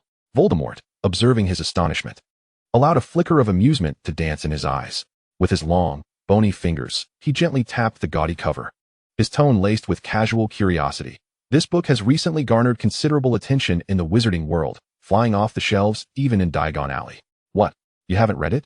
Regulus, bewildered, shook his head, his gaze still fixated on the incongruous novel that clashed with the room's atmosphere. His voice tinged with a hesitant awkwardness. I rarely have leisure time and have never encountered such literature. During his studies, he diligently immersed himself in theories of dark magic and dueling techniques by day, and at night, he pored over the ancient tomes of his family's legacy. After graduating, he began to serve Voldemort closely, and upon succeeding as the head of the Black family, he found himself caught in the relentless ebb and flow of familial decline and the Death Eater's duties, leaving him no opportunity to engage with a novel that, by its very title, reeked of absurdity. I find it quite intriguing, Voldemort remarked, lifting the book with his elongated fingers, tracing the hand-drawn illustrations on the cover, his fingertips gliding over the delicate texture of the paper. His tone bore a hint of enigmatic significance as he continued, I have already finished this one. You might as well take a look. There is nothing here requiring your assistance. Regulus, still in a state of confusion, clutched the novel that starkly contrasted with the Dark Lord's estate and bowed before exiting the study. He lowered his gaze to the cover in his hands, where the intricate illustrations revealed a strikingly handsome boy with black hair, his eyes sparkling with mirth as he cradled a silver-haired girl in his arms. Behind them burst forth a dazzling array of magical fireworks, intertwining shades of pink and gold, creating an image that was both dreamlike and overtly kitschy, forming a bizarre contrast to the aura of the Dark Lord. Silently making his way back to his room, Regulus remained ensnared in a web of astonishment. He settled into the velvet armchair by the window, placing the book on his lap, his eyes fixed on its garish cover. A swirl of perplexity and incredulity brewing within him. Ultimately, driven by insatiable curiosity and inquiry, he slowly turned to the first page of the book. The scent of ink wafted towards him, yet the story between the pages caused his brow to furrow. It was unmistakably a tedious and cliched tale. With character names so lazily crafted they were laughable, the protagonist bore merely a code name. A. The heroine, an orphan of Muggle origins, unexpectedly received an acceptance letter from Hogwarts and plunged headlong into the entirely foreign wizarding world. On the day of signing with a family, she fortuitously encountered the head of Family B, and, captivated by a mere glance, unhesitatingly signed the contract with Family B. The subsequent chapters merely chronicled Miss A's journey of growth at Hogwarts, her fervent pursuit of knowledge, her active networking, and as the years passed, her increasingly radiant beauty, consistently ranking at the top of her class. Such a dazzling persona naturally attracted countless admirers, not only from her fellow students, but even from the illustrious nobleman C, who found himself smitten with her. Regulus had concluded that this was simply the most common of Mary Sue novels, the only redeeming quality being its decent prose. The intricate descriptions prevented the formulaic plot from being completely tedious, yet its core remained painfully mediocre. Leaning back in his chair, his fingertips unconsciously grazed the book's cover, his confusion intensifying. How could such a trite novel command the attention of the Dark Lord, leading him to abandon matters of state to read it for an entire day? Regulus rubbed his temples, patiently continuing to read. When he reached the part where the head of Family B personally escorted Miss A to Nobleman C's family ball to assert his claim over her, Regulus could no longer suppress a derisive laugh. The author of this novel seemed utterly ignorant of the aristocratic rules within the wizarding community. Marriages among noble offspring had always been pawns in the game of family interests, disregarding personal feelings, let alone entanglements with a contracted house elf. While there were indeed precedents of secret liaisons between noble offspring and their house elves, everyone tacitly regarded these attachments as mere adornments to display or as pets to alleviate loneliness, never to be brought into the light. Once made public, it would trample upon the entire family's reputation, becoming a scandal ridiculed by all nobles.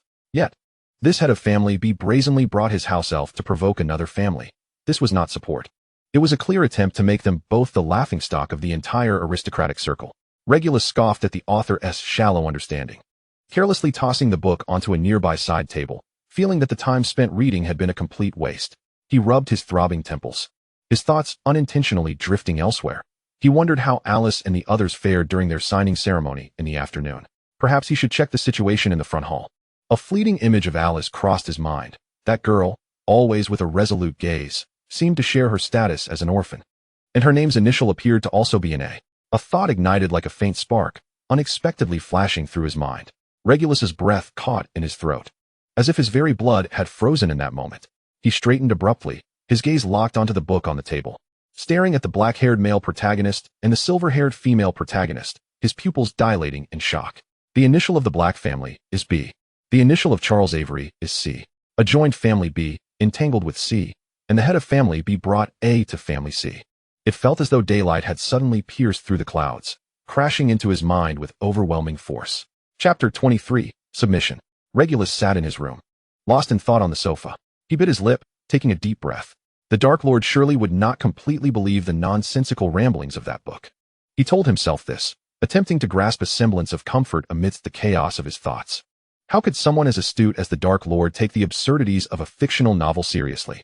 Yet, if he truly were indifferent, why would he have specifically handed the book to him, urging him to take it back to his room for a thorough reading? That was clearly a silent scrutiny, an inquiry hidden beneath a calm facade. Regulus self-mockingly curled the corners of his lips, yet a near-cruel clarity flickered in his eyes. He would never be deluded enough to think that the Dark Lord would harbor jealousy over a mere servant. In the eyes of that towering figure who looked down upon all, he was merely a convenient tool, compliant, efficient, capable of executing orders with precision, perhaps even a footnote. At best an agreeable plaything. He understood the possessiveness of those in power. Even an inanimate object could not be allowed to fall under the gaze of others. The Dark Lord might never care for the emotions and soul contained within his vessel, yet he would never tolerate anyone prying into what belonged to him, let alone permitting this object to harbor any disloyal thoughts. Memories of the past flickered in his mind. He spent most of his time within the confines of the Dark Lord's estate, an isolated environment that shielded him from the turmoil of the outside world. Even when he occasionally ventured out on assignments, he always maintained a distant demeanor with colleagues and subordinates, never wishing to step into the circles of gossip. He was not oblivious to the debaucheries and scandals that permeated the aristocratic circles, the sordid affairs hidden beneath opulent robes. These were already open secrets. Yet he had consistently avoided all places and activities that could tarnish his name, for he knew that his body did not wholly belong to him. During his last escapade to locate little Barty, he unwittingly ventured into a Muggle pub for the very first time, a place he never thought he would find himself, only to be thrust onto the stage and compelled to perform an utterly mortifying act. The glaring lights, the deafening music, and the surrounding gazes, some mocking, others curious, made him flush crimson at the mere recollection, a tidal wave of intense shame threatening to engulf him. He had long since buried that humiliating memory deep within his mind, constructing layers of barriers to seal it away, knowing that should even a crack be pried open, the overwhelming embarrassment would consume him, rendering him paralyzed in a state of utter mortification.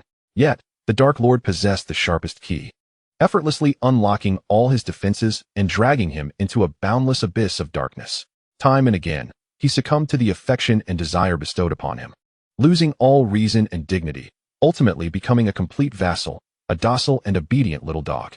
Indeed, he was, at heart, a homeless pup. His parents, unable to care for him, had surrendered him to a master. The master provided him with shelter from the storm and a foundation for survival. How could the little dog ever betray his master? Merely causing a frown on his master's face was enough to plunge him into endless guilt and anxiety, rendering his days fraught with trepidation. The Dark Lord sliced through the seared meat with a silver knife, the amber juices seeping from the meat pooling on the porcelain plate. Regrettably, Regulus was nowhere to be seen in the dining hall, a fact that was entirely expected. Regulus had always been an introverted and sensitive child, maintaining clear boundaries with people and matters, humble and composed, consistently placing himself in a lowly posture in the presence of the Dark Lord. Living within this estate, he endeavored to diminish his own presence, as if terrified of disturbing his master in the slightest. What an adorable yet foolish little dog he was, mused the Dark Lord. Had he ever owned a dog, he would understand that no master grows weary of a pet that wags its tail in eager servitude. It is only the timid little creature that prefers to hide away that will inevitably be drawn out and devoured. Moreover, today was unlike any other. The Dark Lord savored the morsel of meat, a smirk of intrigue tugging at the corners of his lips. He had presented a book to Regulus, and one could only assume that his obedient boy had comprehended the hidden metaphors nestled within its pages. The Dark Lord could almost envision the child, reading word by word under the flickering candlelight, his pupils suddenly narrowing with realization. What would his reaction be? The Dark Lord set down his cutlery, his fingertips gently drumming against the table's surface, his thoughts wandering freely in the realm of imagination. Would he be flustered? His dark eyes wide, lashes fluttering, breath quickening and disordered. That utterly unguarded demeanor would surely delight any master. Would he be anxious? He might pace back and forth in his room, clutching the book, his steps alternating between hurried and slow, as if weighing something, or perhaps evading something. That indecisive air would undoubtedly be quite entertaining. Would he be apprehensive? Upon realizing he must confront himself, he would stand before his own reflection, trembling yet resolute, unwilling to retreat a single step. The redness in his eyes, the crystalline tears pooling yet held at bay, would paint a picture of both fragility and stubbornness, an image most compelling. The Dark Lord slowly closed his eyes, the atmosphere thick with a sense of anticipation. Regulus, his little boy, the seed he had sown with his own hands. Today, in what manner would you bestow your pure loyalty upon your master? After finishing his meal, the Dark Lord wiped his mouth and strode toward the dining hall's entrance, only to pause mid-step. The servant beneath the column had vanished, leaving the long corridor bare save for the flickering candlelight dancing upon the walls. Only on the polished floor before the dining room lay a solitary figure, clad in a crisp white shirt and tailored black trousers that hugged his well-formed legs. The fabric sculpted a smooth curve around his waist and hips, the silhouette of broad shoulders tapering to a narrow waist becoming all the more pronounced beneath the simple attire. He lay prostrate on the ground in a posture of submission, hands bound behind him. His back deliberately arched, the hollow of his lower back cradled a meticulously coiled bundle, the cold rigidity of leather contrasting starkly with his pliant form. His attire was impeccably neat, yet his stance told a different tale. This juxtaposition ignited the most primal desire for conquest within the Dark Lord. Standing before him, the Dark Lord's shadow enveloped the figure entirely. Sensing his master's approach, the person on the floor slowly raised his head.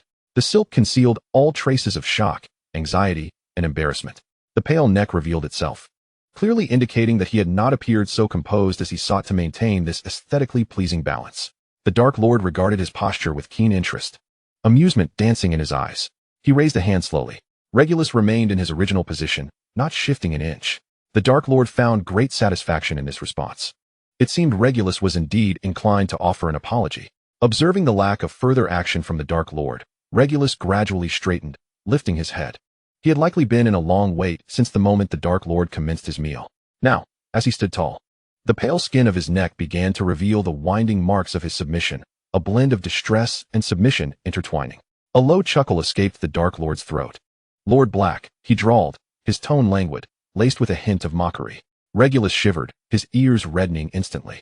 Shame and fear surged within his chest, akin to a frightened creature that dared not flee. He inched closer to his master's trailing garments, tentatively nudging his flushed cheek against the Dark Lord's leg. Seeking forgiveness through his meekness, the Dark Lord chuckled softly. Regulus was compelled to tilt his head back, his throat involuntarily moving as his breath quickened. The Dark Lord's fingertips twitched, and with a flick of magic, the first two buttons of Regulus's shirt popped open, revealing his pale skin and collarbone. The puppet at the end of the string moved in accordance with the master's will, each pose flawlessly aligning with the desires of the one who held dominion. It had lost its right to speak, its vision obscured in the hazy darkness. Even the curling of its fingertips was no longer its own. The sovereignty of its body had long since been transferred, and this was not merely a momentary capitulation, but a prolonged descent into subjugation. He possessed a vast inheritance left by his forebears, yet never once contemplated returning to dwell in his ancestral home. He wielded the power his parents had hoped for, capable of stirring the winds of change, yet he willingly chose to remain by his master's side in servitude. Whispers pierced his thoughts, others claiming he was shameless, that he, despite his high station, sought to sell himself for favor. Yet they did not comprehend that he had already attained a position above all others. What more could he desire? He simply craved the warmth of this small haven, relishing the fleeting moments when his master's gaze would brush over him. This place had long since become the sanctuary of his soul, the only home he knew. He curled up at his master's feet like a pup that had found its haven, silently wishing for this reprieve to endure just a little longer, not daring to desire more. Fortunately, his master had yet to cast him aside. "Master, should you take in a wayward dog, having granted it a porch to curl up upon, please do not cast it away. Otherwise, it would linger at the threshold, allowing the biting wind to seep through its fur, sweeping away its warmth, until life, along with the endless weight, crumbled into ash in the cold night." Suddenly the low, resonant laughter of that individual echoed in her ears, akin to warm water coursing over a frozen riverbed, instantly soothing the dull ache that pervaded her being and suppressing the tightness in her throat. He had long since become an empty shell, within which beat not his own heart, but a transparent vessel, solely meant to contain the whims and tempers of its master. As for his own humility and pain, they merely served as embellishments to please his master, who relished the sight of the frailty and submission swirling beneath his gaze. He allowed the bitterness and grievances to gnaw at the depths of his soul, carefully presenting the most agreeable visage before those profound eyes, merely hoping to elicit a moment of pity. Chapter 25, The White Horse. An owl suddenly swooped into Alice's window at Black Manor, as dusk enveloped the sky. Clutching a letter sealed with black wax, a mark reserved for the Dark Lord. With trepidation, Alice opened the envelope and unfolded the parchment, revealing a single line of terse instruction. The following morning, report to the Dark Lord's manor regarding the annual contract details of the Black family. Ordinarily, such matters would be directly addressed to Mr. Black, and she could not fathom why they summoned her, a mere student yet to graduate, for such a report. However, the Dark Lord's demands were beyond reproach, and Alice could only hastily prepare the details of the new students who had signed contracts over the past few days. She spent the night assembling data and drafting her presentation, filled with trepidation as she pondered what merit she possessed to catch the Dark Lord's attention. As the morning fog lingered, Alice found herself standing at the iron gates of the Dark Lord's manor, clutching a thick dossier. After a moment of anxious waiting, the ornate gates creaked open before her, revealing a tranquil courtyard. Following a male servant clad in a crisp, dark uniform, whose expression remained inscrutable, she entered the manor. Rather than proceeding towards the main building, he circumvented the neatly trimmed rose garden, heading towards the expansive paddock at the rear. The Dark Lord is currently at the paddock, and I have been instructed to escort you there. The servant's voice remained steady and devoid of emotion. Instinctively, Alice tightened her grip on the dossier, its edges digging into her arm. Is Lord Black within the manor? She inquired cautiously, adhering to protocol, as family matters of this nature should typically be reported to the head of the household first. If she could meet him first, perhaps her unspoken thoughts hung in the air. She wished to present her report to Lord Black, hoping to glean some insight from the head of the family. Even a mere hint would ease her anxiety in facing the Dark Lord. After all, she was merely an inexperienced student, and this summons felt overwhelmingly daunting. Yet her hopes were dashed when the servant replied blandly, Lord Black is also at the paddock, alongside the Dark Lord. You may meet them both. Alice's footsteps faltered abruptly, her Ravenclaw intellect swiftly detecting the incongruity. If Lord Black was indeed in the manor and in the company of the Dark Lord, why summon her specifically? All contract data would ultimately be reported to the head of the family. He could simply mention it offhandedly, rendering her report unnecessary. She had presumed that the head of the family was preoccupied with important matters, but now, hearing he was leisurely at the paddock with the Dark Lord, an uneasy atmosphere settled within her. The servant halted just outside the paddock fence, gesturing for her to proceed. I cannot enter the inner grounds, Miss Alice. Please go in and present your report. Taking a deep breath, Alice inhaled the morning dew-laden air, which somewhat cleared her muddled thoughts. She adjusted the slightly disheveled hem of her robe, pressing the dossier firmly against her chest, as if it could bestow upon her boundless courage. With her back straightened, she stepped forward and pushed open the wooden fence of the paddock. The vast paddock was remarkably open, with several fine horses grazing on lush grass or strolling leisurely, their hooves making soft sounds in the tranquil expanse. Alice circled around the enclosure until she spotted a magnificent white horse galloping towards her, carrying two riders. The horse's mane and tail were impeccably groomed, flowing in the wind with a silky elegance, its form striking and powerful, like a bolt of white lightning slicing through the morning mist. The rider, clearly aware of her presence, suddenly pulled the reins tight, causing the white horse to emit a sharp whinny, lifting its front hooves high before gracefully turning and trotting steadily in her direction. Alice hastily cast a glance before quickly lowering her gaze, clutching the dossier tightly to her chest. Yet, in that fleeting glimpse, her heart skipped a beat upon the horse. Besides the imposing figure clad in black riding attire, the Dark Lord, lay a dark-haired man. The exposed skin of his back glistened almost translucently in the sunlight, trembling slightly with the rhythm of the horse's gait, prompting Alice to avert her eyes in shock, her cheeks aflame, her footing unsteady. As the white horse ambled closer, Alice kept her gaze lowered, but through her peripheral vision, she clearly discerned that the figure atop the horse was none other than Lord Black, Regulus. His black riding coat lay carelessly draped around his waist, revealing large patches of delicate skin, blindingly pale in the sunlight. With his eyes slightly squinted, long lashes fluttered like butterfly wings, casting soft shadows upon his flushed cheeks. He appeared utterly drained, struggling to maintain his position on the horse. The Dark Lord, seated behind him, held the reins with one hand while the other rested languidly upon Regulus's waist, exuding an air of both leisure and authority. Sensing Alice's gaze, the Dark Lord's brow furrowed slightly as he raised a hand to remove the cloak enveloping Regulus, shielding him from her sight. Alice acutely felt the Dark Lord's displeasure and immediately lowered her eyes, refraining from lifting her gaze again. The white horse sauntered to a stop before Alice, and she immediately bowed respectfully, her voice tinged with unmistakable nervousness as she began to report the signing matters of the Black family, word by word.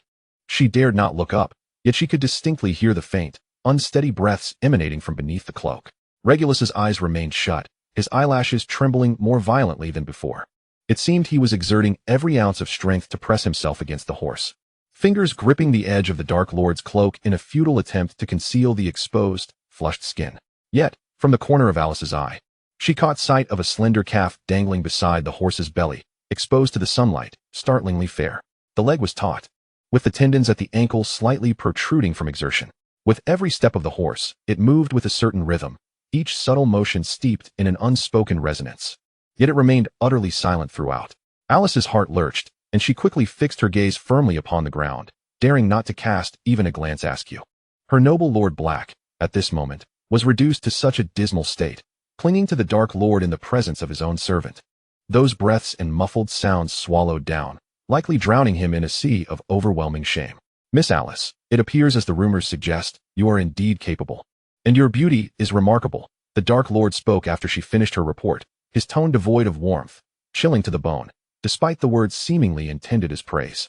He paused, his gaze lingering on the top of Alice's bowed head, before slowly inquiring, I have heard you are preparing for the healer's examination? In the future, could it be that one wishes to enter St. Mungo's, thereby seizing the opportunity to penetrate the core medical management system of the Black family? Chapter 26, The White Horse 2. The inquiry from the Dark Lord, laden with an icy aura of intimidation, struck Alice with sudden clarity regarding the day's events, which were born from the malicious rumors circulating within the wizarding world.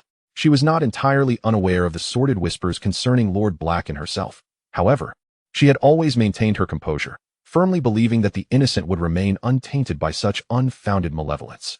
Yet at this moment, gazing at Regulus, partially cloaked upon his steed and visibly trembling, a tide of profound guilt engulfed her. Was Lord Black subjected to such treatment due to these baseless rumors? Had the head of the family permitted those with ulterior motives to seize upon such slander in order to assist her in escaping the harassment of Charles Avery, thus ensnaring him in such disgrace? Alice's fingers clenched tightly, her heart fervently defending her master in silence. Lord Black was unlike those other arrogant and tyrannical pureblood scions. He was the most gentle and kind-hearted soul she had ever encountered. He had not succumbed to any indulgent vices, consistently treating others with a commendable humility, even taking the initiative to understand the plights of muggles and the lower echelons of wizards. It was this compassion that led to the internal management reforms he enacted within the Black family, which genuinely delivered welfare to countless ordinary individuals. In her heart, Regulus Black was not merely her master, but her hero. Even as she witnessed his humiliation at the hands of oppressive power, her admiration for him remained undiminished. Only a weighty ache throbbed within her heart. Her Lord Black ought to be standing in the grand hall of Black Manor, receiving the adoration and applause of many, rather than being subjected to such tyranny. If it meant securing Lord Black's forgiveness from his formidable master, she would willingly sacrifice everything. Alice inhaled deeply, suppressing the moisture in her eyes, and slowly lifted her gaze to meet the Dark Lord's unfathomable crimson orbs. Her voice, tinged with a deliberate calmness, echoed, My Lord Voldemort, I have suddenly come to realize that, compared to wizarding medicine, I harbor a greater interest in the realm of magical creatures. I intend to apply for a position at the Romanian Dragon Sanctuary as a resident veterinarian following my graduation next year. Voldemort's elongated eyes arched slightly, his gaze lingering on her face for a moment, devoid of discernible emotion. An assignment? Given your academic performance at Hogwarts, you indeed possess the qualifications for preferential selection. He paused, his tone unexpectedly lightening, infused with a hint of pleasure. Who would not be enamored by those fire-breathing little dragons? However, Romania is a remote and troublesome locale. A round trip would consume quite a bit of time. Alice nodded. Indeed, I have heard that the sanctuary provides exclusive accommodations for its staff, and I plan to apply for a long-term position there. At her words, a satisfied expression finally graced Voldemort's face. He nodded gently, his tone laced with feigned approval. You are a clever girl, adept at discerning the opportune moment. Your future undoubtedly holds great promise. May your dreams come to fruition. Thank you for your blessings, my lord. Alice bowed, daring not to cast another glance at the figure atop the horse. Your presence is no longer required. You may withdraw. Voldemort waved his hand, redirecting his attention back to the individual in his embrace. Alice bowed deeply and turned away, her steps heavy with reluctance. Upon reaching the edge of the paddock, she could not resist glancing back, only to witness the Dark Lord's wrist flicking gracefully as the riding crop cracked sharply against the flank of the white horse. The magnificent steed, stung by the blow, reared up in pain, galloping swiftly with its burden. Beneath the cloak, Regulus's body swayed atop the horse, resembling a fragile reed on the verge of snapping in a tempest. Once Alice's figure had completely vanished from sight, the expansive paddock was left with only the crisp sound of hooves upon the grass. Voldemort leaned slightly forward, his bony fingers tightening around Regulus's slender waist, imprisoning him more securely within his grasp. The sudden force elicited a short, hoarse cry from Regulus, fragmented syllables escaping his throat. He tilted his head slightly, his cheeks flushed with an unnatural hue, his breath already in disarray. "Master, let us move on." Voldemort offered no response. Instead, he raised the riding crop once more, delivering a heavy strike to the horse's flank. The stallion, feeling the sting, surged forward again, the jarring motion forcing Regulus to adjust himself atop the galloping beast. Voldemort gazed down at the disheveled figure within his arms, hair clinging to his sweat-dampened forehead. His eyes glistening with physiological redness, his formerly pallid lips glistening enticingly, fragile yet alluring. He chuckled softly, his voice entwined with the wind, carrying a note of mockery. "Yesterday, I could not bear to move you. As I said, for every lash owed, let this horse administer them today. How many remain, would you say?" Regulus's body still trembled from the earlier jolts. He swallowed hard, his Adam's apple bobbing, his voice barely a whisper. "There are still 5 lashes." "Very well. In that case, let us be swift." As Voldemort's words fell, the riding crop lashed out in succession. The agile white horse bolted across the grass, its speed nearly rendering it a mere blur. Regulus could no longer summon any sound. He tilted his head back, his fragile neck forming a delicate yet precarious arc. Within Voldemort's embrace, he gasped, and then all his strength seemed to drain away, collapsing entirely into the arms of the man behind him. Chapter 27, Birthday. On the last day of July, the twilight gradually faded through the window panes, the evening shadows enveloping the classroom in the Dark Lord's manor. Like a piece of velvet steeped in ink, the evening breeze carried the distinct aroma of grass from the forest's edge, mingling with the dampness of the distant lake. Silently drifting through the open window, stirring a few scattered parchment sheets on the table. At the lectern, BB was carefully arranging a cake shaped like Hogwarts Castle. The cream-laden spire, adorned with delicate silver sugar crystals, sparkled under the flickering candlelight, while several chocolate owls flitted their wings around the castle, their edges drizzled with gilded syrup. Even their eyes made of blackcurrant jam, exquisitely crafted to the point of reluctance to consume. Today marked Harry Potter's birthday. This small birthday celebration was orchestrated in secret by Regulus. He had meticulously calculated the children's class schedule and made prior arrangements with Mr. Ollivander, so that as the final class bell rang, he could swiftly decorate the classroom with the preparations he had made. The ceiling was adorned with twinkling golden lights, resembling fragmented starlight cascading into the room, shimmering gently. The walls were festooned with garlands woven from colorful ribbons, pale pink, soft yellow, and vibrant crimson intertwined, intermittently. Enchanted paper cranes fluttered from the garlands, spiraling in the air and releasing elegantly inscribed notes bearing birthday wishes, infused with a faint scent of lilies as they drifted down. Harry had never experienced such a lively birthday. Surrounded by so many peers, the air was filled with the sweet aroma of candy and the creamy scent of cake. Warm and vibrant, like a small celebration crafted solely for children. He clutched the hem of his clothing, his excitement nearly overflowing, his smile unwavering. "Happy birthday to you. Happy birthday to you." The flickering flames atop the cake danced gently, casting a soft glow upon every face present. Children surged towards Harry, eagerly presenting an array of gifts. Most of the offerings were vibrantly wrapped confections and chocolates. Tall and boisterous, Goyle pushed his way to the front, shoving a hefty bag of buzzing honey candy into Harry's arms. The bag felt weighty, and through the colorful wax paper, the cheerful clinking of candies could be heard. "This is delicious. Happy birthday," he said, scratching the back of his head and grinning sheepishly. Draco stood nearby, deliberately maintaining the composure befitting a noble air. Clearing his throat, he leisurely handed over an exquisite silver gift box. Upon opening it, Harry was greeted by the sight of a plump dragon plush toy.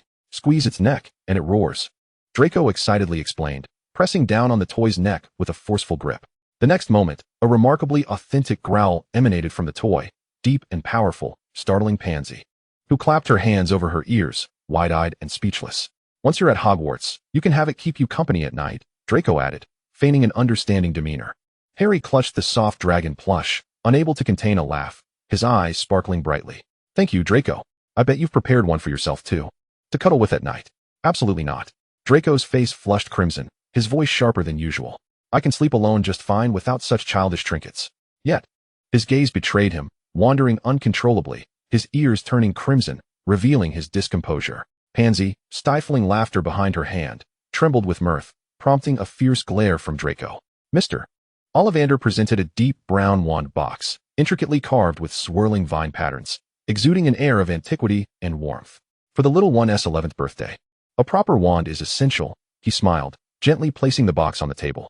As it opened, a glimpse of soft purple velvet within could be seen. This wand is yours, Harry.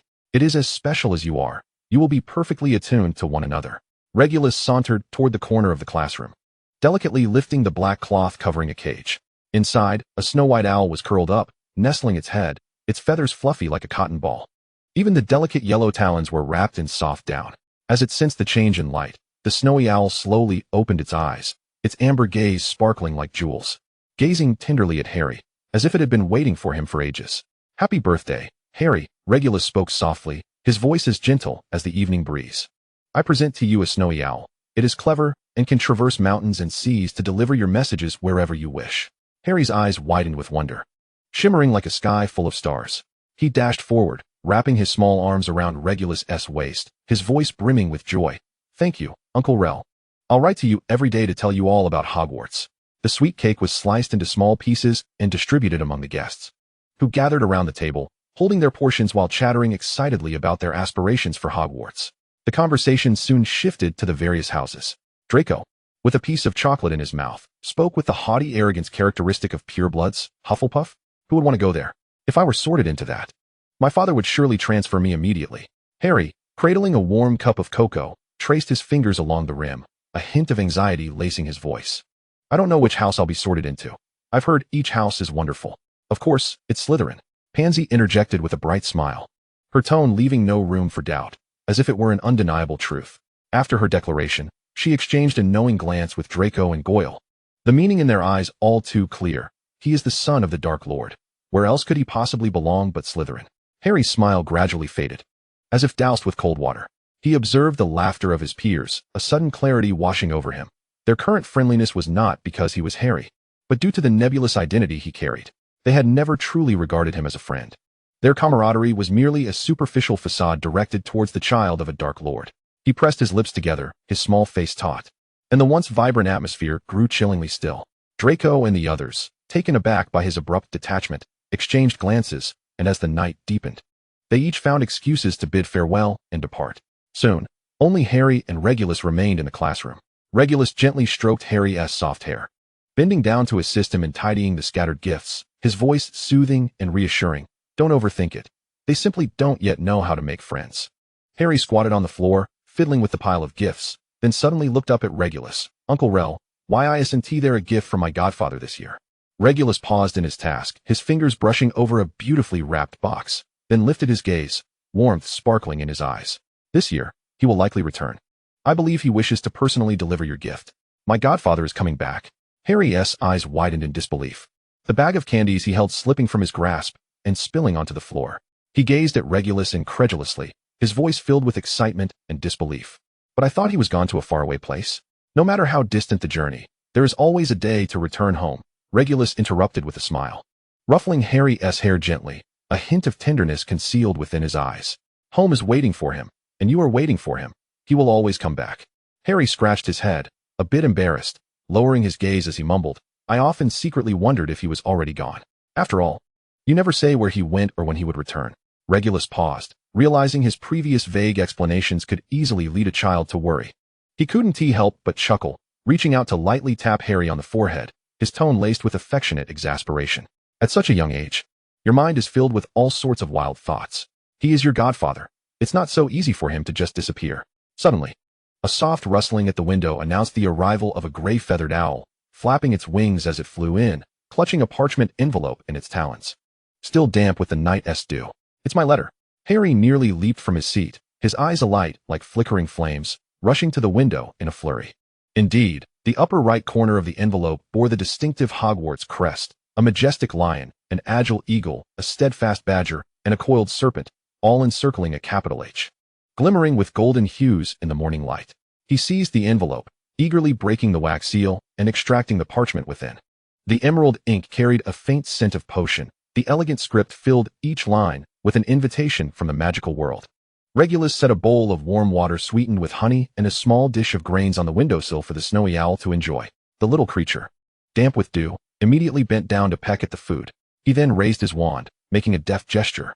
The scattered gift boxes on the table seemed to come alive, neatly arranging themselves into a single line, gracefully floating towards Harry's room, ultimately settling in the corner, forming a delightful mound of gifts. "Look, Uncle Rel." Harry hurriedly approached, clutching a piece of parchment, his cherubic face radiant with joy, his eyes sparkling with anticipation as he gazed at Regulus. The letter detailed a plethora of items he needed to prepare, including books on history of magic and potions, a brass cauldron, as well as black school robes and a cloak. He pointed at the items listed on the paper, his words tumbling out in a rapid-fire cadence, brimming with excitement for the new life that awaited him. Regulus reached out to tousle his soft hair, chuckling, "I've already cleared my schedule for tomorrow, setting aside the entire day just for us. We shall venture to Diagon Alley together and procure everything you require." Chapter 28, Diagon Alley. The morning light, akin to molten gold leaf, pierced through the thorny vines and serpentine patterns of the Gothic stained glass windows of the Dark Lord's manor, fracturing the resplendent hues of pomegranate red, deep purple, and obsidian green into delicate, soft shards of iridescent light that danced upon the polished, mirror-like Carrara marble floor, resembling scattered gem fragments. Regulus Black had been standing in the foyer for quite some time, adorned in a deep indigo silk blend robe, interwoven with silver thread patterns. The fabric draped elegantly, cascading naturally along his tall, slender frame, accentuating his lithe yet upright silhouette. His fingertips subconsciously caressed the chain of his pocket watch, the cool serpent-shaped clasp pressing into his skin. Today was meant to be a mundane outing to accompany Harry to Diagon Alley for the purchase of Hogwarts supplies. However, just half an hour prior, the Dark Lord had taken an unexpected interest, declaring his intention to join them, which left Regulus somewhat taken aback. Harry, brimming with excitement, stood before the intricately carved mirror in the entrance hall, on tiptoe, adjusting his collar to ensure it was neat. When he caught a glimpse of the tall figure ambling down the corridor behind him, his eyes sparkled like fallen starlight, and his smile blossomed even brighter, accentuating the dimples on his cheeks. Voldemort had concealed his signature scarlet eyes, replacing them with a pair of unfathomably dark orbs, which harmonized with the black robe embroidered with serpentine patterns he wore, the fabric flowing as if countless small snakes slithered within the shadows. He had subtly altered his appearance, softening the once harsh lines of his granite-like jaw, dulling the menacing sharpness of his brow, and even adding a hint of color to his lips, creating an illusion of warmth in the eyes of the ordinary. Yet, the intangible aura that enveloped him remained, a transparent shell of ice that evoked trepidation. Harry instinctively straightened, his fingertips brushing lightly against the hem of his clothing, his tone buoyant. "Thank you for accompanying me, sir. It is merely a visit to observe the current state of the school and its supplies," Voldemort replied casually, his gaze sweeping over the swirl of Harry's hair before drifting to Regulus's waist, seemingly intrigued. The cobbled streets of Diagon Alley were warmed by the midsummer sun, the air thick with the sweet aroma of caramel and vanilla. The brass bells of the shops jingled intermittently, blending with the chatter of wizards and the hoots of owls, wrapping the trio in a warm, inviting breeze. The eyes of passers-by occasionally fell upon the three, some curious, others admiring, yet none bearing any suspicion that the man with the dark eyes could be linked to the infamous Dark Lord. Only occasionally did a wizard lower his voice in astonishment at the striking appearance of the companions, with Harry appearing particularly radiant by their side. Regulus cast his gaze downward, long lashes casting soft shadows upon his cheeks. His eyes settled on the tousled hair atop Harry's head, that stubborn tuft swaying gently with each step, evoking a peculiar sense of the surreal in this scene, reminiscent of an ordinary family preparing for a new school year, warm, yet almost unreal. One of them appeared completely at ease, as if they were merely out for a leisurely stroll, while the other was blissfully unaware, filled with anticipation for the coming term. Only Regulus felt a twinge of discomfort within. His gaze shifted to the wand hanging at Harry's waist, a birthday gift from Ollivander the previous day. The leather wand holster encasing it, with its familiar texture and metallic clasp, was unmistakably the one Sirius had snatched from him a few days prior. A thought began to surface, growing increasingly clear. Lucius was likely indeed connected to the Order of the Phoenix. It was probable that his mention of attending a signing ceremony was merely a pretext, his true intention being to escort Harry to meet Sirius. This conjecture rendered Regulus somewhat unmoored, even as Harry chattered incessantly beside him, his words failing to fully register. Inside Madame Malkin's robes for all occasions, the mingling scents of linen and silk intertwined with the faint shimmer of magical threads, accompanied by the soft hum of sewing spells in the air. Madame Malkin, perched on a stool, adjusted the shoulder seams of Harry's black robe, a silver measuring tape seemingly alive as it danced around Harry's waist. Regulus and the Dark Lord stood off to the side, observing Madame Malkin as she fine-tuned Harry's collar. Voldemort suddenly reminisced in a nonchalant tone. I still recall the first time I stepped into this very place to purchase school supplies, my pockets devoid of a single galleon. It was Dumbledore who arranged my scholarship. And even my robe was a second-hand choice, the collar frayed and the sleeves a tad short. Regulus listened quietly, his eyes cast down, before complimenting. You were destined to be the master of the wizarding world. The hardships of the past served as the ladder to your ascendance. At this, a faint smile graced Voldemort's lips. Dumbledore has always held disdain for me. As the one who introduced me to the wizarding world, I once yearned for his approval. Now, I require no one's validation. He fled to Germany, gravely injured. I wonder if he still lives. Regardless of his fate, he is unlikely to stir any trouble. He poses no threat to you anymore, Regulus replied. Suddenly, the chime at the door rang, heralding the entrance of Lucius and Draco. The platinum-haired father and son duo's pupils constricted upon seeing Voldemort, swiftly bowing in deference.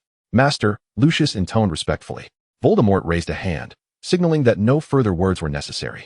Draco was ushered by a shop assistant to the fitting area beside Harry, where, as the silver tape wrapped around his waist, he leaned in to whisper to Harry. What brings the Dark Lord here? Harry, tilting his chin upward from Madame Malkin to adjust the folds of his collar, replied in a casual tone that belied the pride shimmering in his eyes. The Dark Lord is accompanying me to procure my school supplies. Draco cast a quick glance at Voldemort in the distance, then turned back to Harry, his mind racing. If the Dark Lord personally accompanied him, Harry's identity must indeed be as special as the rumors suggested, and Voldemort seemed far from indifferent towards him. He secretly resolved to cultivate a good rapport with Harry. The shop, already small, felt even more cramped with several families present to order robes, the air thick with the mingled scents of wool, silk, and magical threads. Voldemort took the lead, stepping toward the door, and Regulus promptly followed suit. Lucius, too, fell into step behind them, the three making their way toward the relatively spacious entrance, leaving the two boys behind to continue their fitting. The trio stood in the entrance, engaging in pleasantries, discussing robe sizes and woolen fabrics, all trivial small talk. Draco had grown several inches since last year, and would need an additional 2 inches for his robes. Lucius watched his son twirl before the mirror in the shop. A hint of paternal pride in his tone. Regulus, do you remember? When we were young, you always found the reserved sizes cumbersome, insisting that a tailored fit was essential. Yet every midterm, your sleeves would fall short, revealing half your wrists, and we would have to rush to the tailor to have extended robes sent to Hogwarts. The reminiscence carried a warmth of nostalgia, yet Regulus appeared distant today, merely lowering his gaze to absently fiddle with the fabric of his own robe, saying, This year's wool should be a bit thicker. Madame Malkin mentioned it contains dragon grass fibers for wrinkle resistance. The intricacies of wrinkle-resistant fabric are quite profound. Lucius lifted his hand to dust off non-existent specks from his coat, remarking that if the material was too rigid, it would be uncomfortable, yet if too soft, it would quickly become as wrinkled as pickled cabbage leaves. Which one have you chosen? I shall also order a set for Draco, lest he continue to complain about last year's fabric lacking in firmness. I cannot compete with your discerning taste, Regulus replied blandly. Your judgment has always been impeccable. Perhaps you could first recommend to me the current fashionable collar styles? We wouldn't want Harry to appear outdated. No sooner had he spoken than a cheerful voice erupted from within the shop. Uncle Rel. In the next moment, Harry emerged, clutching a neatly folded black robe, the fabric still warm from the iron. He waved the robe excitedly, exclaiming, Madame Malkin says I look particularly dashing in this. Far better than the other children. Regulus accepted Harry's garment, shrinking it to fit into his pocket. Well then, we shall take our leave and reconnect later. After taking a few steps, Regulus glanced back at Lucius, who was intently observing Harry's retreating figure. When their eyes met, Lucius offered a slight smirk and waved a farewell. Chapter 29, The White Rose Restaurant. The midday sun blazed fiercely, rendering leisurely strolls down the street impractical. The group turned into the corner where the opulent White Rose Restaurant boasted a gilded sign. As the door swung open, a cool breeze infused with mint and cinnamon enveloped them, instantly dispelling the heat. This establishment belonged to the Black family, and as the current head, Regulus had a private suite on the top floor. Upon exiting the elevator, they approached a walnut door intricately carved with the Black family crest at the end of the corridor, the entrance to their exclusive retreat. Upon entering, the first sight was the lush, deep green velvet carpet that covered the floor, thick enough to swallow half of a shoe's tip, rendering footsteps nearly silent, leaving only the faintest sound of fabric brushing against fabric. The walls were adorned with dark golden patterned wallpaper, edged with delicate silver threads that caught the light with a soft sheen.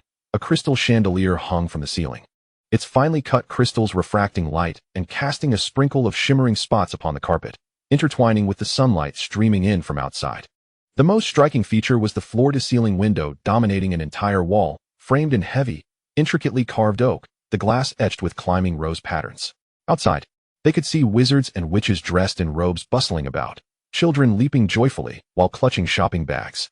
However, due to the top-tier soundproofing charms cast within the suite, the cacophony of the outside world, the shouts of vendors and the jingling of copper bells, was entirely muted, leaving only a silent, flowing street scene, akin to a vivid pantomime.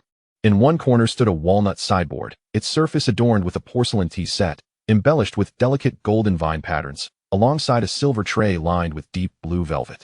Voldemort strode directly to the high-backed velvet chair at the head of the table, while Regulus naturally circled to his side, pouring from the bone china teapot. Ceylon black tea cascaded slowly into the porcelain cup, the amber liquid swirling gently at the bottom, steam rising with the rich aroma of tea. Harry, cradling the gilded menu, buried his small head within its pages, his fingertips tracing the descriptions of flame whiskey braised steak and chocolate pudding, his brows furrowed in delighted anticipation. Completely oblivious to the commotion across the table, as Regulus extended the teacup, Voldemort's fingertips brushed lightly against his wrist. Regulus's heart skipped a beat, and he quickly glanced toward Harry, relieved to find the child still engrossed in the menu. He discreetly withdrew his hand, though a faint blush crept up his ears. Before long, a server pushed a beautifully carved dining cart into the room, the brass wheels gliding over the carpet with barely a sound. On the silver tray, freshly baked salt-baked oysters exhaled steam, the plump meat adorned with flecks of lemon, glistening with juices that shimmered enticingly, the aroma wafting through the air. Just as the server leaned down to present the dish to Voldemort, Regulus's brow furrowed instinctively. He raised his wrist, sending the silver fork at his side flying through the air like a bolt. The crisp clang of metal suddenly shattered the tranquility of the suite. The fork striking the silver dagger the server had been withdrawing from the tray with precision. The sharp blade flew free, clattering against the marble floor before bouncing a few times, emitting a piercing resonance. Simultaneously, Regulus surged to his feet, his wand drawn in a swift motion, aimed steadily at the server, the tip glowing with a cold white light. Yet, the chaos continued. In the next instant, a sharp crash resonated from the window, as the massive decorative glass shattered into fragments. In the midst of the debris, a silver bullet enveloped in a faint blue magical aura hurtled through the air with a piercing shriek, aimed directly at Voldemort. Master! Regulus's figure moved with blinding speed, akin to an arrow released from a bow, as he lunged, gripping Voldemort's shoulders and forcefully pressing him against the stone wall beside the window. The bullet grazed Voldemort's left arm, striking the ornately carved oak pillar across the way with a resounding thud, sending wooden splinters flying and leaving a deep, black bullet hole. The acrid scent of gunpowder quickly permeating the air. Regulus's heart raced, but his gaze darted toward Harry, who appeared pale as a ghost, his lips trembling in fright. Yet, he remembered the defensive techniques Regulus had taught him, swiftly curling up beneath the heavy dining table, revealing only a pair of small hands gripping the tablecloth. Knuckles whitening with tension, allowing Regulus's heart to ease slightly. The disguised assassin, realizing the failure of his ambush, turned to flee through the shattered window. Regulus moved to pursue. But just as he stepped forward, another sharp sound pierced the air, another silver bullet whizzed through the window frame, embedding itself into the floor and leaving a deep hole. It was evident that a sniper was concealed on the opposite rooftop, providing cover. He had no choice but to halt his advance, retreating behind the stone wall. His gaze fixated on the direction the assassin had vanished, catching a fleeting glimpse of the red and gold phoenix emblem flashing inside the man's black robe, the mark of the Order of the Phoenix, glimmering like a flame in the sunlight. Voldemort leaned against the stone wall, his gaze fixed upon the dark blood seeping from his left arm, a wound inflicted by the bullet that had grazed him. Viscous droplets fell onto the deep red carpet, rapidly spreading into dark stains. His obsidian eyes were inscrutable, revealing no emotion as he lifted his hand, delicately tracing the wound with his fingertips. The black blood solidified at the moment of contact, yet, moments later, the injury ruptured anew.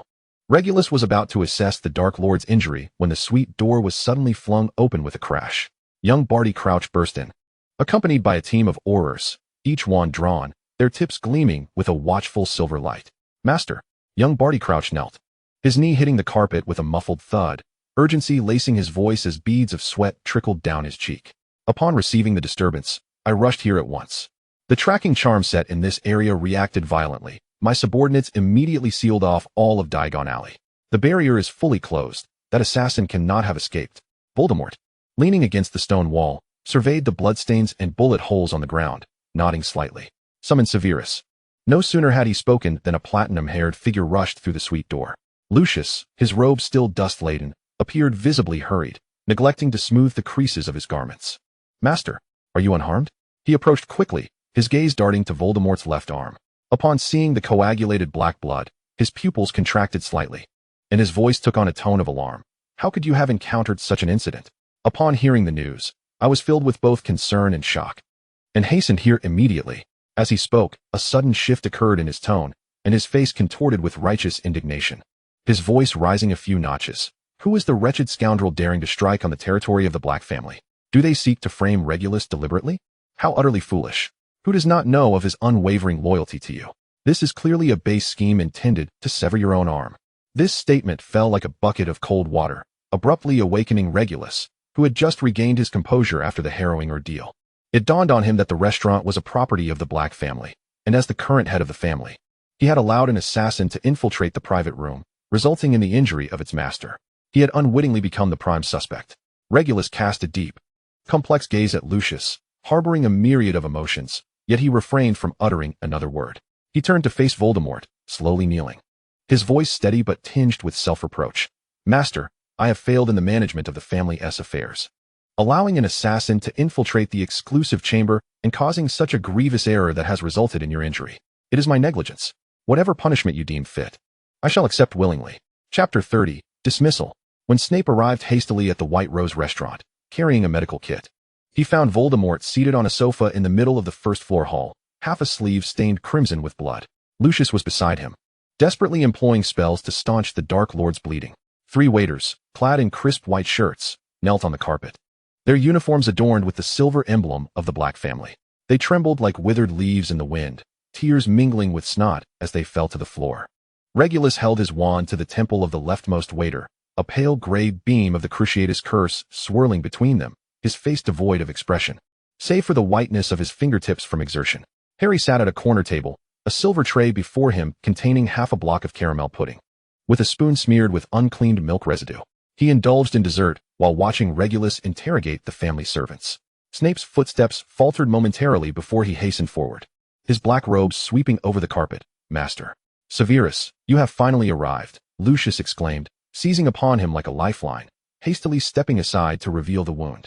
I've employed 3 different blood-stopping spells to no avail. It seems he has been infected by some potion. Immediately, Snape knelt beside Voldemort, gently lifting the blood-soaked sleeve. The edges of the wound exhibited an eerie bluish-black hue, the blood thick and viscous like molten pitch, and a faint, bitter almond scent wafted as he leaned closer. He scooped a bit of blood with a silver spoon, scrutinizing it under the light for a moment before retrieving a small velvet pouch from his kit, pouring a small amount of silvery powder onto the wound.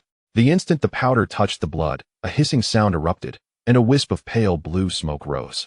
The wound has been contaminated with a mixture of bone corruption and hemolytic potion. Snape's voice remained calm and steady as he extracted a glass crucible and a labeled vial from his kit, continuing. I will first use the white powder to temporarily suppress the bleeding. A complete antidote will require half an hour and must involve the neutralization of the toxin with unicorn tail hair and phoenix tears. The crucible was placed upon a makeshift potion table fashioned from his kit, the amber liquid bubbling gently in the fire, emitting a faint herbal aroma. At this juncture, Regulus withdrew his wand, and the 3rd waiter collapsed, utterly exhausted, onto the ground. He approached Voldemort, lowering his gaze to report, Master.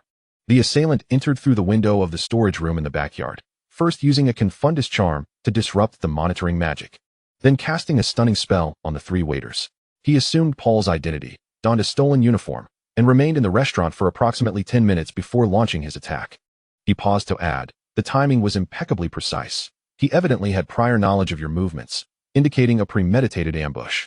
Just then, the door to the restaurant swung open again, and young Barty Crouch hurried in, his cloak dust-laden, beads of sweat cascading down his cheek. He averted his eyes from Voldemort, lowering his head and stammering, Master, we have sealed all exits to Diagon Alley and scrutinized the identities of passers-by, but we found no suspicious individuals. It is as if they vanished into thin air. Voldemort's fingers drummed lightly against the armrest of the sofa, coldness swirling in his serpent-like eyes. He remained silent for a few seconds, his voice echoing chillingly in the restaurant. each word laden with suffocating pressure. Phoenix Society. August 1991. As the brass bell at the entrance of the apothecary in Diagon Alley chimed, two officials from the Ministry of Magic, clad in deep gray uniforms, blocked the doorway. Their shiny silver badges emblazoned with the Department of Magical Law Enforcement. The tip of their wands pointed directly at an elderly gentleman about to purchase potions. Identity verification order. Sir, please present your family lineage and records of your whereabouts for the past 3 months. During this period, the remnants of the Phoenix Society had escalated their purges from the shadows into the light. The ministry issued identity verification orders appeared sporadically before every suspected wizard, demanding thorough searches even for the purchase of a cauldron, the cold tip of a wand pressed against their throats, akin to a serpent poised to strike, suffocating the entire wizarding community. The streets, once bustling with life, fell into a somber hush. Every lamppost and brick wall bore wanted posters, fluttering in the wind as if desperately struggling for freedom. The known members of the Phoenix Society had their portraits animated on the paper, the dark red word bounty glimmering ominously under the noonday sun. The scrutiny within the Death Eaters was equally tense.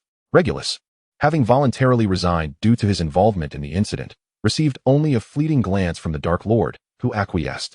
Consequently, he was stripped of his position and confined to the estate, relegated to serving at Voldemort's residence daily. Lord Black, there is no need for you to concern yourself with the tea. Karen's voice barely concealed his urgency as he observed Regulus reaching for the silver teapot.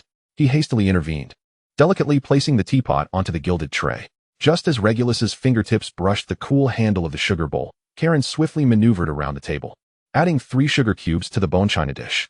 Regulus lifted his gaze to meet Karen's, whose eyes were already red-rimmed. Why must you do this yourself? This matter has nothing to do with you. How could Lord Malfoy twist the truth so? It is of no consequence, Regulus replied, reluctantly withdrawing his hand, his fingertips grazing the rose-silver edge of the tray, feeling its delicate, frigid texture. These trivialities are hardly beyond my capability. It is not the same. Karen's voice trembled with emotion, tears on the verge of spilling, laden with concern. You are the head of the Black family, the most esteemed confidant of the Dark Lord. How can you serve tea like a mere servant?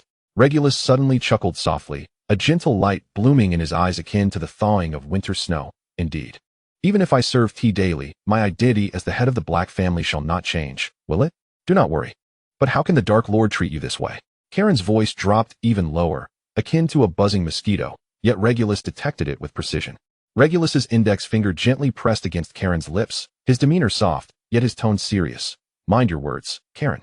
Karen blinked at him, his long lashes glistening with unshed tears, appearing far more aggrieved than the confined Regulus.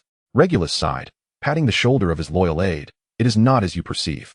With the ongoing manhunt for the Phoenix Society members, and with Sirius's identity being widely recognized as the brother of a fugitive, I must maintain a low profile. Moreover, after that incident, I am deliberately distancing myself from matters. Should anything arise in the future, I will not be implicated. This is merely a means of self-preservation. Is that truly so?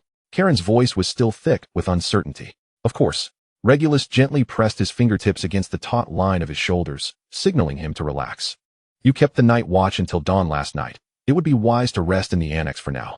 I shall deliver the tea to the meeting room and return shortly. With that, he steadied the tray in his hands and turned to exit the tea room. Chapter 31. The Personal Servant. In the council chamber of the Dark Lord's manor, the flickering candle flames crackled, casting ominous shadows that intensified the serpentine engravings on the walls. Voldemort sat upon the highest obsidian throne, idly tapping his wand against his palm, while the seat to his right, adorned with dark purple velvet and serpentine armrests, sat conspicuously empty, once the domain of Regulus Black, a symbol of the close confidence of the Death Eaters. Suddenly, the side door swung open, and a tall, slender figure stepped into the room, backlit by the light. It was Regulus. He wore a simple white robe, fashioned from the most ordinary linen, devoid of any embellishments. The pristine hem swayed gently as he walked. No one had ever witnessed such a version of Regulus. The former heir of the Black family was typically cloaked in wizarding robes intricately embroidered with family silver, adorned with blood-red ruby buttons at the collar, exuding an air of pure-blood aristocracy in every gesture. Yet, at this moment, the simplicity of his white robe resembled a delicate veil, not only failing to obscure his essence, but rather enhancing his exquisitely refined features. His high nose cast faint shadows across his face. His lips, though pale, were elegantly defined, reminiscent of a sacred statue emerging from an ancient Greek temple, radiating a clarity that felt incongruous in this dark council chamber. The family ring. A legacy passed down through 7 generations of the Blacks, was conspicuously absent from his finger, leaving only a faint imprint on his knuckle. Regulus glided across the room, carrying the silver tray with a grace akin to a feather drifting upon a lake's surface, making not a sound.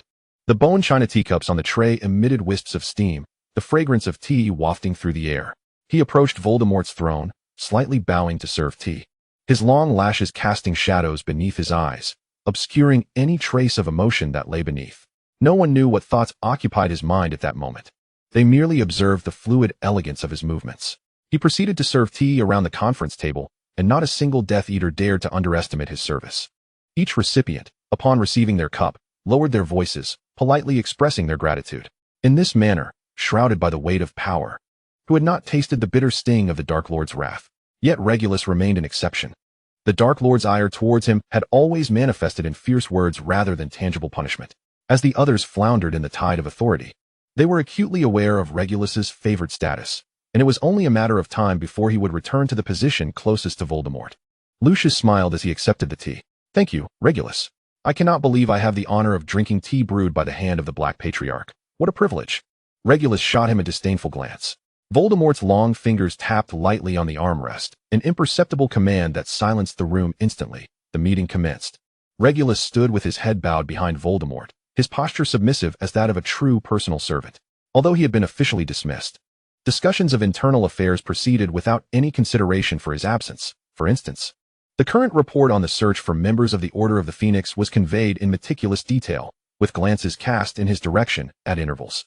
However, he had little interest in these matters. Once driven by a heavy sense of duty, now, free from the constraints of his position, he found solace in this tranquility. Thus, he absorbed their words without letting them penetrate his heart, allowing them to drift softly around him. This was his first opportunity to observe the Death Eaters' high-level meeting from an outsider's perspective. The Death Eaters at the far end of the long table huddled, shoulders slightly hunched, even hesitant to meet Voldemort's gaze, fearful that a moment's carelessness might provoke his wrath. In stark contrast, those seated nearer to the Dark Lord leaned forward, their eyes glued to him, their greed nearly spilling over, as if envisioning themselves grasping at the remnants of power. The closest to Voldemort, Lucius and his companions, wore self-assured smiles, exuding an air of calm confidence. Yet, no matter how composed they appeared, the moment Voldemort called out a name, that individual would instinctively straighten their back, the tension in their voice betraying an indelible fear, an instinctual subservience to supreme power. From Voldemort's vantage point, the thoughts and desires of these individuals were laid bare. Stripped of their exteriors like fruit devoid of its shell, the intricate patterns of their innermost motives exposed without concealment. Regulus curled his fingertips at his side. Suddenly curious, how might he appear in their eyes? He reflected silently on his past demeanor, often silent and indifferent. Did he come across as too apathetic? Did the Dark Lord perceive him as negligent?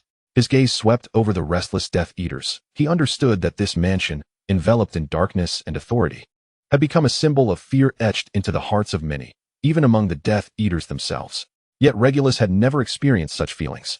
His fingertips had caressed the ornate balustrades of the manor countless times, and he had spent an entire winter reading by the fireplace in the study.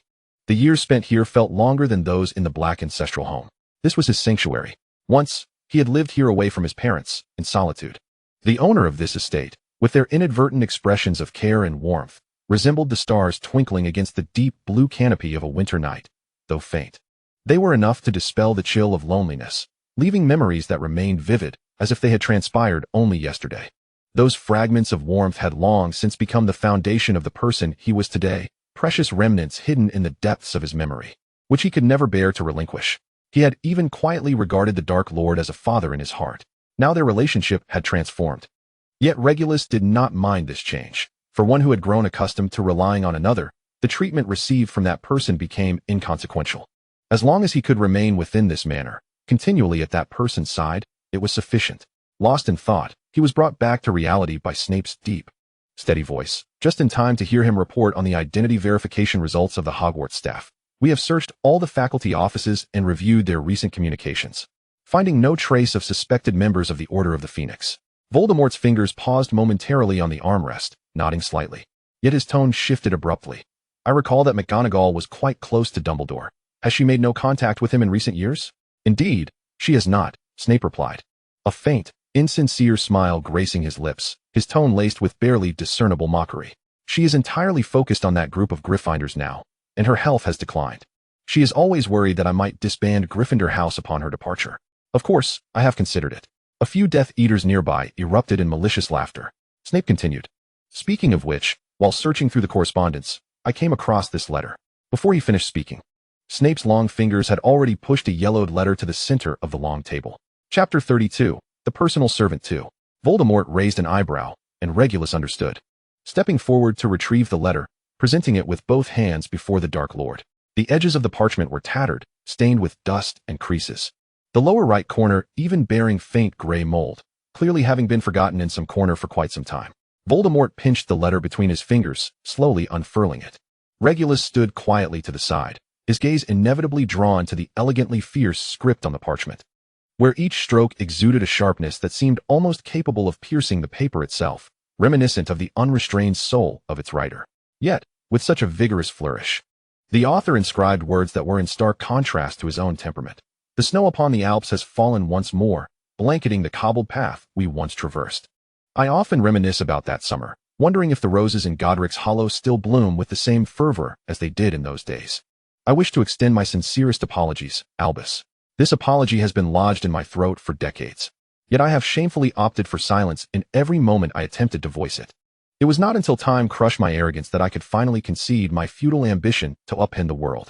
Beneath that dazzling illusion, you, Albus, have always been the sole realm I yearned to conquer, the greatest ambition of my reckless life. My heart is like a bird of the wilderness, yet within your gaze, I have discovered a sky in which to rest, a reason to cease my wandering. The letter was lengthy, brimming with fervent whispers of intimacy. At its conclusion, there appeared a familiar flourish, a distinctive calligraphy of intertwined circles. Regulus had received such letters at the commencement of each academic year, written in the hand of Albus Dumbledore. Beneath this missive, which bore the weight of another's emotions, Dumbledore had penned a brief remark: the sun, the moon, and you. Regulus could not fully grasp the metaphor of this Muggle poetry, yet the Dark Lord clearly understood. An intense and terrifying interest ignited within his crimson gaze, as if he had finally unraveled a riddle that had long perplexed him. He gently set down the letter, his slender fingers rhythmically tapping the table, producing a disquieting sound. Germany, Nijmegen, Austria, he murmured, his voice tinged with a chilling epiphany. No wonder I have been unable to find it. So it is. How intriguing, truly intriguing. The Death Eaters exchanged glances, none daring to inquire further into the nature of this intrigue. They merely observed Snape, who kept his eyes lowered, silently reclaiming the letter without revealing a word. Yet change soon manifested. Following that day, the scrutiny of the Order of the Phoenix within Britain noticeably diminished, as the Dark Lord's attention subtly shifted towards diplomatic relations and cooperation with the wizarding communities of neighboring countries, such as France and Belgium, resulting in an increasing number of foreign wizard emissaries visiting the estate. Now relieved of his prior duties, Regulus found himself enjoying a rare stretch of leisure. He dispatched Karen back to the Black ancestral home to manage the family's intricate affairs. When subordinates approached him with matters concerning St. Mungo's, he waved them off, instructing them to consult Karen instead. Even the trivial disputes of distant relatives were handed over to his father, Orlando, who was clearly in a state of befuddlement. Thus, Regulus comfortably assumed the role of the Dark Lord's personal servant, a position the Dark Lord accepted with complete acquiescence, relishing in the freedom to command him at will. Each morning, the Dark Lord would ride at the stables for a spell before returning for breakfast, thereafter retreating to his study to work, emerging for lunch and continuing his tasks, occasionally meeting with guests or attending business negotiations. After dinner, he would read or study dark magic before bathing and retiring for the night. However, serving such a powerful nobleman proved to be as elaborate as attending to a fastidious lady. The Dark Lord possessed more than a dozen sets of riding attire alone. Regulus was tasked with selecting the most appropriate ensemble based on the day's light, humidity, and temperature for his illustrious master. Having rained the previous night, the morning mist hung thick, and the grass was undoubtedly muddy. Thus, he selected a dark riding outfit equipped with a waterproof cloak, preparing a pair of knee-high leather boots to ensure that mud would not tarnish his master's trousers or dignity. At times, his master would whimsically command him to don riding attire and accompany him for a couple of laps. However, such orders often devolved into a chaotic shared ride, leaving Regulus in disarray. Fortunately, today the Dark Lord appeared disinterested in toying with his servant. Riding and breakfast proceeded in their usual manner, after which he entered the study, a moment of respite for Regulus, where his only duty was to present a cup of tea at the perfect temperature in appropriate silence. Upon the desk lay a letter sealed with the sigil of the Japanese on Myoto, delivered that morning. The establishment of the Asian Magical Association was nearing completion, and in pursuit of their support to further the abolition of the International Statute of Wizarding Secrecy, the Dark Lord had been increasingly meeting with representatives from the East. This signified that the afternoon's outing was of utmost importance, and Regulus was obliged to ensure his master's appearance was impeccable. It was a monumental undertaking. He needed to navigate through 3 wardrobes as vast as libraries, selecting the perfect shirt, trousers, robe, tie, belt, cufflinks, brooch, and shoes from an ocean of garments for this pivotal meeting. Each accessory presented a visual conundrum. The Dark Lord, having endured poverty in his youth and not hailing from a lineage of nobility, had never been particularly fastidious about attire. Yet since Regulus had taken on this responsibility, his master had displayed an almost excessive level of scrutiny, always finding various justifications for the young scion to repeatedly swap a tie or a belt. Regulus, raised in the company of house elves, was well versed in noble aesthetics and the etiquette of servitude. However, the act of fastening a tie or belt for another, especially with his own hands, was a skill that had become somewhat foreign to him. He found himself needing to be in close proximity to his master, close enough to feel the warmth of his body, close enough that his breath brushed against Regulus's cheek. In this dizzying closeness, he would wrestle with the smooth silk for an extended period, only to present a Windsor knot that was passably neat. Yet the Dark Lord would often cast a casual glance at the Gothic floor-length mirror, nonchalantly tugging at the freshly tied knot, allowing the silk to slip away, and with a voice laced with a velvet malice, would murmur, unappealing, "Change it." Regulus could only silently inhale, rise on tiptoe, and undo the rejected tie, becoming ensnared in this maddening cycle yet again. Only when time had nearly slipped away would the Dark Lord, seemingly exhausted of patience, casually render his final verdict. Ah, the original one was better. At this juncture, Regulus could only suppress the frustration brewing within him, once more retrieving the first tie and drawing near to that warmth. He could feel his master's penetrating gaze upon his trembling lashes and focused lips, an unmasked scrutiny and interest, as if savoring his embarrassment and submission. Chapter 33, The Asian Magical Association. In the conference hall at the top of the Ministry of Magic, a meeting poised to influence both Eastern and Western wizarding communities was about to commence. As the Dark Lord and Regulus Black entered the ministry's grand hall, Lucius Malfoy awaited them by the revolving door. Cradling a stack of parchment documents, he hastened forward, his voice a mere whisper. "Representatives from the Asian countries have arrived, and Fudge is upstairs with them." The Dark Lord did not pause, merely inclined his head slightly, the black robes swirling like night mist as he strode directly towards the elevator. Lucius immediately followed suit, positioning himself alongside Regulus, speaking quickly and clearly to ensure that every word reached their master's ears. The 3 representatives, the Japanese on Myoto, the Chinese Si Tianjian, and the Indian Vedic Society, are all present. As we have previously discerned, the wizarding organizations of Japan and India exist in a realm that is, to some extent, semi-public and even revered within the secular world. The On Myoto has historically engaged in the political machinations of dynasties, while the mentors of the Vedic Society wield unparalleled influence along the banks of the Ganges. Their indifference towards the continuation of the International Wizarding Secrecy Act is quite palpable. The trio stepped into the vacant elevator, and with a resounding clang, the brass gate closed behind them.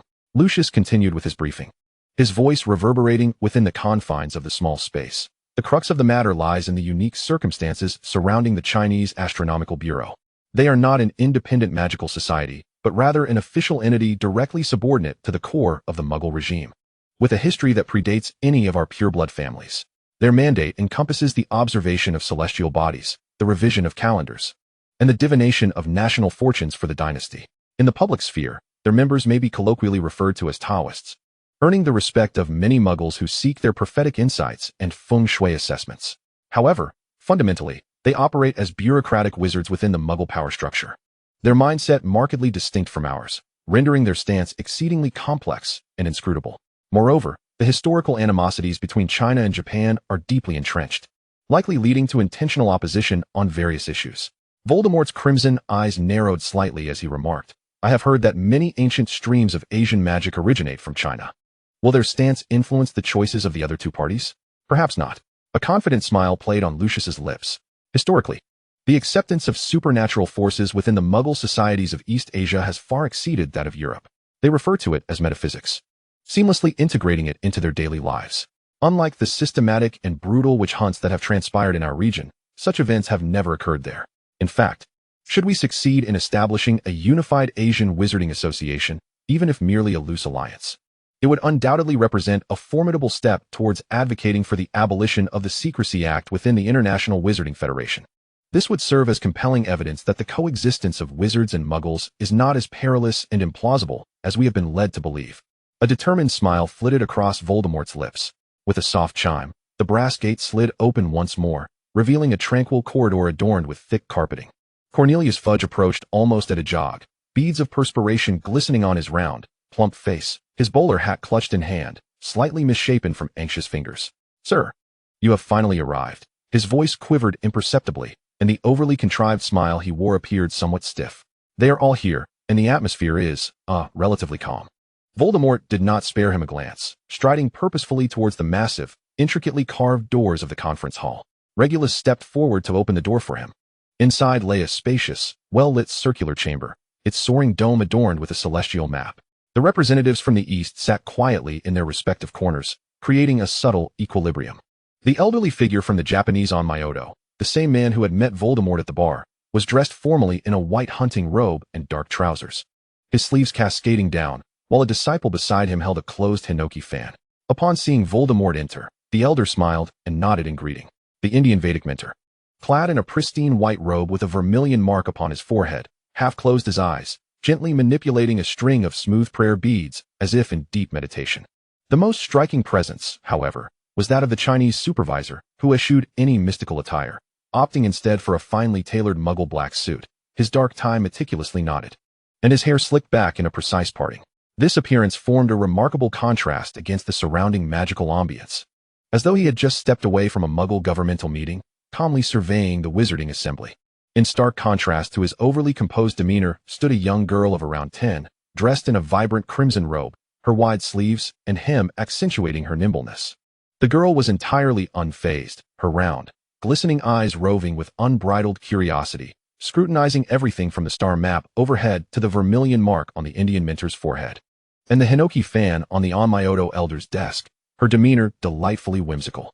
As Voldemort and Regulus entered the conference hall, the girl in the crimson robe suddenly locked her gaze onto Voldemort, as if ensnared by an invisible thread. Her intense focus caused Regulus to glance at her again, an involuntary flutter of intrigue stirring within him. With her hands clasped behind her back, her fingers were rapidly calculating in a peculiar rhythm. Regulus felt a flicker of unease. Yet Voldemort remained unperturbed by the strange stare of the young girl. His scarlet eyes slowly scanned the room, and rather than moving towards the head of the table, he positioned himself directly beneath the celestial map, rendering him the focal point of the gathering. "Ladies and gentlemen," his voice resonated with calm clarity, imbued with undeniable authority. "I thank you for responding to this meeting. Today's discussions will determine the trajectory of the magical world's future." His gaze first settled upon the elder from the Japanese Onmyoto. Grand Onmyoji, Voldemort inclined his head slightly, his demeanor poised. "It is a pleasure to see you again. The Onmyoto has been a tradition in Japan for centuries, coexisting with the secular world. And I am certain you possess profound insights regarding the shortcomings of the International Wizarding Secrecy Act." The wrinkles on the elder's face unfurled into a meaningful smile. "Your Excellency Voldemort," he spoke, his English imbued with an archaic rhythm. "Fairies, vengeful spirits, and the night parade of 100 demons are all concepts ingrained in the consciousness of ordinary people. Enforcing secrecy is akin to attempting to conceal the full moon within one's sleeve, futile and unwise. The Onmyoto seeks balance, not isolation." His words resonated with agreement among the representatives of the smaller nations present. Several previously briefed delegates promptly expressed their support for establishing an Asian Wizarding Association, endorsing the abolition of the Secrecy Act. However, throughout this discourse, the Chinese supervisor maintained an inscrutable silence. Chapter 34, The Fated Individual. Voldemort turned his attention to the impeccably suited representative, his tone laced with cautious inquiry. "The stance of the Astronomical Bureau has always been of our utmost concern. As I understand it, your situation is indeed unique. Your power is deeply rooted in the core of Muggle society, serving the nation's destiny and order. What role does this law, which has European origins, play in the East? We are eager to comprehend your perspective." The supervisor adjusted his posture slightly, pushing up his glasses, and his fluent Oxford accent resonated within the chamber.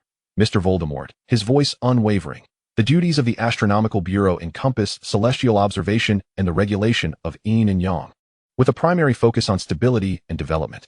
Our relationship with the ordinary society has evolved over millennia, resulting in a unique and effective coexistence model. He paused, his sharp gaze locking onto Voldemort's. The International Wizarding Secrecy Act is, in fact, unnecessary for us. Therefore, in principle, the Astronomical Bureau does not oppose reforming the current Secrecy Act framework. However, his tone shifted, growing more pronounced. Any transformation must be predicated on order and control, and must align with our core interests and overall stability. Our concern lies in how we can ensure the independence and voice of our ancient heritage within the new international magical order, rather than merely replacing the old with a new set of potentially Western-centric rules. His statement was clear and direct, articulating both a willingness to support reform and establishing an unyielding boundary. China's interests must be safeguarded.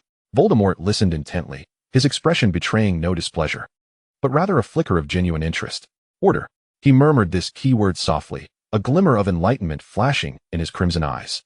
Indeed, the disruption of the old order is intended to establish a new one that is more rational and in harmony with the times, an order that genuinely respects and accommodates the diverse magical philosophies and governance models of both the East and the West. I believe that, in this regard, our objectives are aligned. The entire Asian region's positive stance towards the abolition of the Muggle Secrecy Act greatly pleased Voldemort. The proposal to establish the Asian Wizarding Association has received preliminary approval, with specific regulations to be formulated by China, Japan, and India. This indicates that the British Ministry of Magic has successfully offloaded this contentious issue while still securing a place in the new order. After the meeting, Lucius, following the Dark Lord's instructions, hosted a banquet at the manor for the representatives of various nations. The atmosphere at the dinner was vibrant. Although the long table was laden with Asian delicacies meticulously prepared by Lucius, most attendees were engaged in conversation, wine glasses in hand. Voldemort was surrounded by representatives from various countries, clearly the focal point of the gathering. Regulus stood quietly to the side, appropriately taking the empty glass from his master's hand and replacing it with a chilled flute of champagne, seizing the opportunity to retreat to the dining table. He was about to set down the empty glass when he caught sight of a young girl from the Chinese delegation dressed in red. In stark contrast to the glamorous surroundings, the girl was intently tackling the cake before her, her cheeks stuffed like a little hamster storing food. Regulus glanced up and noticed that her elder guardian was conversing with Voldemort not far away, seemingly oblivious to her. Black hair, black eyes, you must be Regulus Black. The girl suddenly spoke, her English pronunciation startling him slightly. He realized she had swallowed her cake and was now scrutinizing him with her bright eyes, her gaze almost impudent in its directness. You ought to stay close to your guardian, Regulus frowned, his tone laced with a subtle warning. This was not a suitable place for wandering. Aren't you curious about how I know your name? The girl completely disregarded his admonition, persistently probing. A glimmer of cunning flickered in her lively eyes, incongruous with her age. Regulus's expression remained unyielding, the quintessential reserve and aloofness of a pure-blood aristocrat evident in his demeanor. Perhaps your guardian informed you. Many are acquainted with me. It is hardly surprising. The girl shrugged nonchalantly. Not at all. I figured it out myself. She lowered her head, muttering a few rapid phrases in Chinese that Regulus could not comprehend, her tone tinged with a hint of discontent, as if confirming something. Just as Regulus was about to dismiss this tedious exchange, he turned and clearly caught a few syllables. Harry Potter.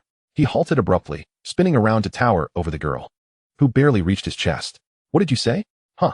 The girl's wide, darting eyes now appeared bewildered. I heard you mention Harry's name.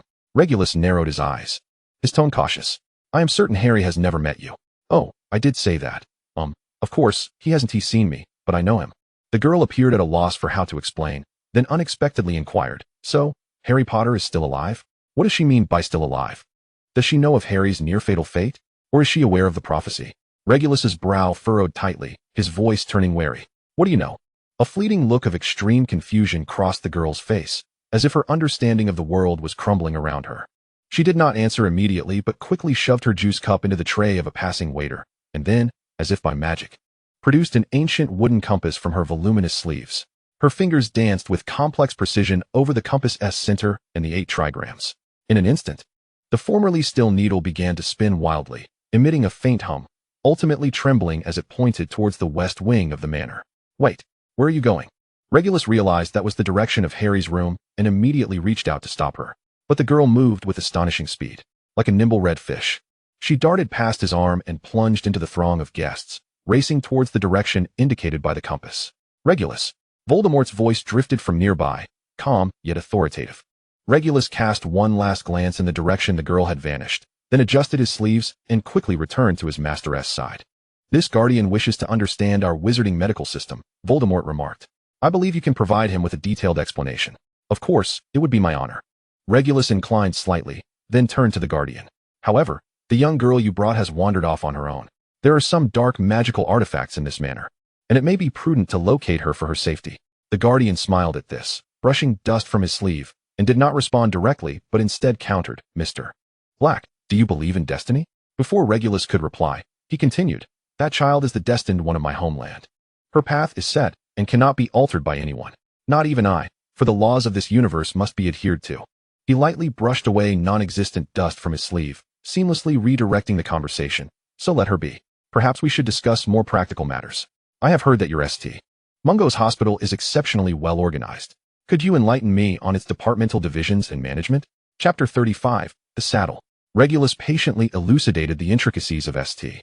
Mungo's medical system to the guardian, and by the time this courteous exchange concluded, the banquet was drawing to a close. His gaze inadvertently scanned the dining area, and he discovered that the girl in red had returned to her previous spot, relishing a syrup-filled pie as if the earlier incident had never transpired.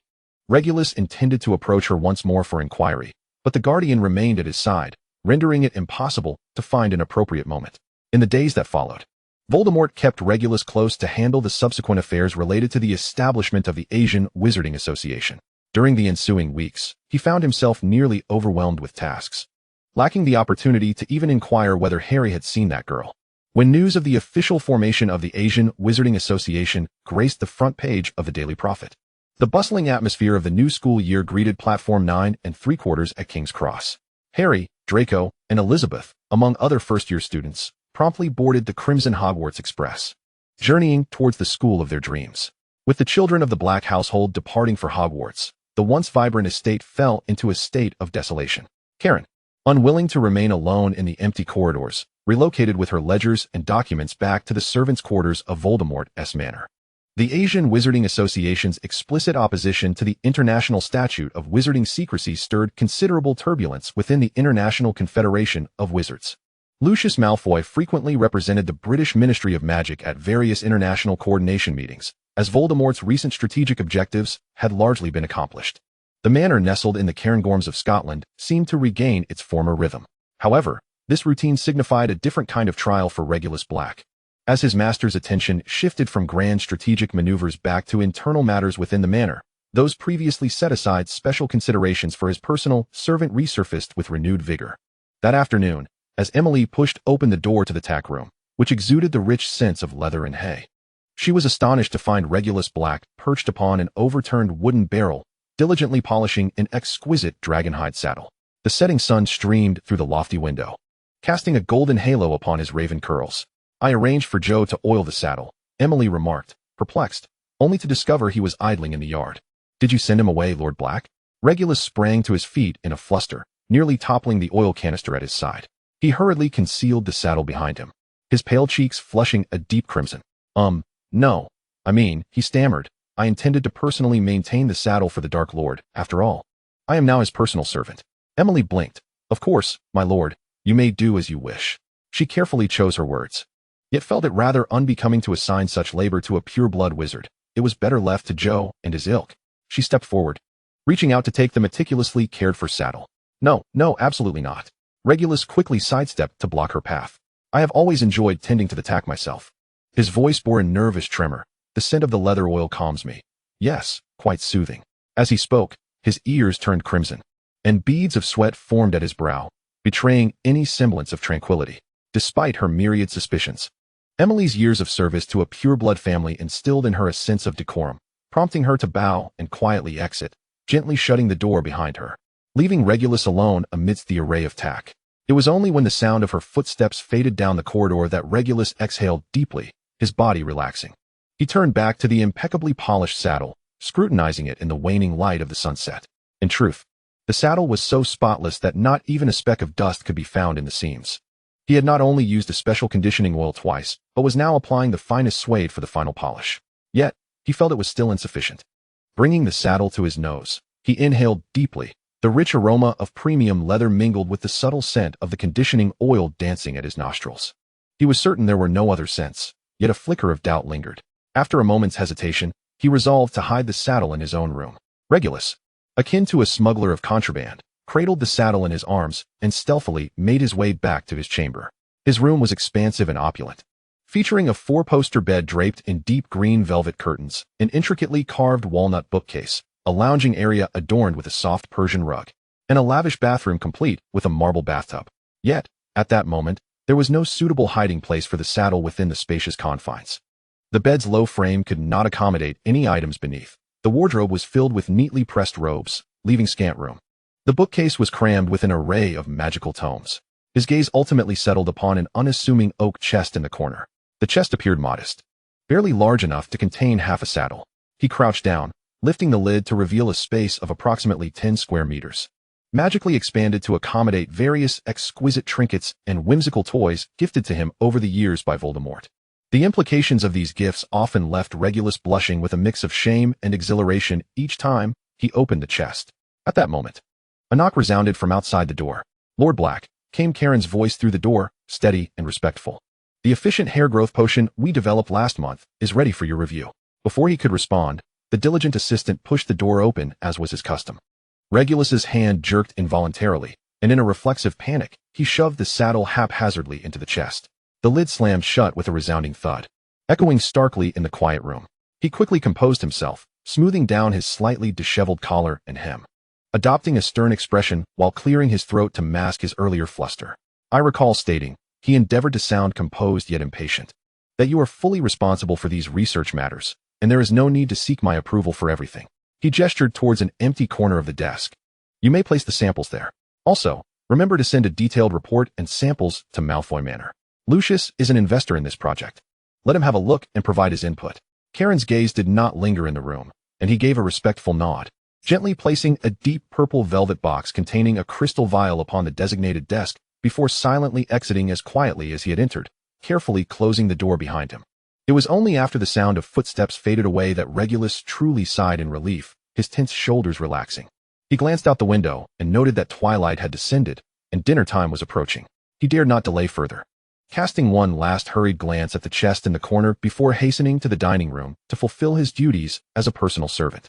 Thus, when the witching hour arrived, and the Dark Lord seamlessly entered the private domain of his loyal servant to indulge in his exclusive midnight repast, he discovered his favored saddle, now resting comfortably among a collection of trivial baubles he had carelessly bestowed over the years, as if a meticulous creature had gathered its treasures and returned them to its nest. A glimmer of keen interest, bordering on delight, flickered in Voldemort's blood-red eyes. No matter how flushed and inarticulate Regulus attempted to explain himself, his efforts only served to amuse his master. "It seems, my loyal pup." Voldemort's deep voice was laced with undeniable curiosity. "Not only have you the ability to guard the premises, but you also possess a penchant for collecting treasures. Since you cherish it so dearly, even going so far as to pilfer it from its rightful place, then, my dear Regulus, prove to me through your actions just how much you value it." That night, the Dark Lord patiently instructed his peculiar collecting pup, thoroughly soiling once more the saddle that Regulus had painstakingly polished and oiled. Chapter 36, A Letter. Dear Uncle Regulus, I hope this letter finds you in good health. Life at Hogwarts has proven to be even more exhilarating than I anticipated. However, I must relay a piece of news at once. I have been sorted into Gryffindor. I know this may disappoint you. Draco's face fell the moment the sorting hat declared Gryffindor. To be honest, I am quite afraid that the Dark Lord may be displeased as a result. Yet, Headmaster Snape seemed to have foreseen this outcome. He informed me that he has already reported my situation to the Dark Lord and that I need not worry. Is this true? Is he truly not angry? Please tell me the truth. It is vital to me. Speaking of the sorting ceremony, Professor McGonagall's reaction surprised me immensely. When she heard I had been sorted into Gryffindor, she nearly fainted with excitement and cried while embracing me. Madame Pomfrey suggested she might have been overly fatigued recently, which could indeed be the case. This year, Gryffindor has welcomed quite a few new students. Neville from the Longbottom family has also joined our house, though that is not unexpected, as their family has been Gryffindor for generations. Elizabeth was also assigned here. She wept throughout the night, sorrowful for not being placed in Slytherin like you. What surprised me the most was Quidditch. After discovering my remarkable flying skills, Senior Ethan arranged for me to undergo a test. Professor McGonagall made an exception, permitting me to join the house team in my first year, and Captain Wood and Senior Ethan embraced each other in joy, as if they had already grasped the house cup in their hands. Draco was exceedingly envious, having persistently pestered Professor Snape, but alas, Mrs. Malfoy disapproved of him joining the team at such a tender age. Each day at Hogwarts brims with novelty. Forgive me for not writing to you sooner. The schoolwork has been overwhelming, and the schedule is packed, requiring me to dash from one end of the castle to the other. Recently, I found myself laboring over assignments until 10 o'clock every night. Fortunately, we have Hermione, a remarkably clever little witch and a contractee of the Longbottom family. She completes her work swiftly and proficiently and is willing to lend us her insights. I noticed that students of Muggle descent must take additional classes in etiquette and philosophy, which seems quite arduous. However, given their lack of exposure to the wizarding world, they indeed require supplementary lessons. If it weren't for the statute of secrecy, they wouldn't need to catch up, would they? Speaking of which, I read in the Daily Prophet about the establishment of the Asian Magical Association. Those potions available to Muggles have indeed assisted many, proving that the Dark Lord's philosophy is indeed correct. He is truly an extraordinary individual. Of course, you are remarkable as well. When I saw your photograph in the newspaper alongside him at the ceremony, I thought to myself, I hope one day I can contribute to changing this world like you. This letter marks Hedwig's first mission. Hedwig is the snowy owl you gifted me, and I have named her thus. I hope this reliable little creature can find its way to the Dark Lord's manor. I must hurry to herbology class in the greenhouse. Professor Sprout detests tardiness. I eagerly await your reply. Yours sincerely, Harry Potter. Harry meticulously folded the parchment into a neat square and tied it to Hedwig's leg with a green ribbon. Good girl. He gently stroked the snowy owl's feathers. This is your first mission. I hope you remember where the Dark Lord's manor is and ensure the letter reaches Uncle Regulus. Hedwig seemed to comprehend his words. Harry wasn't sure if she rolled her eyes. But the proud bird pecked his hand with her sharp beak before unfurling her pristine wings and gracefully soaring out of the Ollery, disappearing into the overcast sky. October in Hogwarts was already steeped in chill. The cold wind blowing over the Black Lake carried dampness, penetrating through his heavy robes. Harry tightened his collar and briskly walked along the lakeside path towards the greenhouse. The corners of his robes flapped in the wind as he recited the warming charm Regulus had taught him. And a comforting warmth flowed from the tip of his wand throughout his body. The forbidden forest loomed in the distance, shrouded in morning mist, its dark green canopy appearing particularly profound against the grayish sky. For some inexplicable reason, this scene evoked a sense of familiarity akin to the shadowy woods surrounding the Dark Lord's manor, stirring an ineffable feeling within him. Just as he was lost in thought, a commotion at the edge of the flying lesson area jolted him back to reality. He saw several first-year students encircling a girl who had fallen to the ground, pointing their wands at her with malicious intent.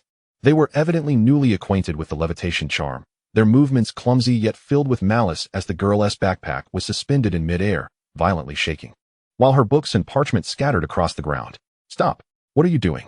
Harry furrowed his brow and strode forward, admonishing them. The students turned in alarm upon hearing his voice, their faces paling as they recognized him. It's Potter, one of them whispered, and with a shake of his wand. The backpack lost control and was about to crash down onto the girl's head. Quick as a flash, Harry waved his wand. Wingardium Leviosa. The backpack gently floated down, and the scattered items automatically returned to their places, neatly arranged within the bag. At this moment, the girl on the ground brushed off the dust from her robes and stood up. To Harry's surprise, it was Elizabeth. He approached to help her with her backpack and asked, "What happened? Why were they bothering you?" Elizabeth casually wiped the dirt off her cheek, revealing a carefree, radiant smile. Just a bunch of buffoons. I scored a full 30 points for Gryffindor in etiquette class earlier, and they were green with envy. They only dare to resort to such petty tricks. Harry shook his head in exasperation. Why go to such lengths for a few points? It's not that big of a deal.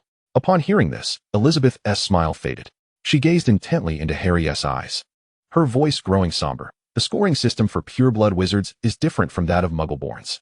Our day-to-day performance and final grades are cumulatively ranked, determining our standings. Students with low rankings are assigned to the worst dormitories and are directly allocated to the lowest tier jobs upon graduation. Only those who rank high have the privilege to choose their residences and future careers. She observed Harry's bewildered expression and added with a bitter smile.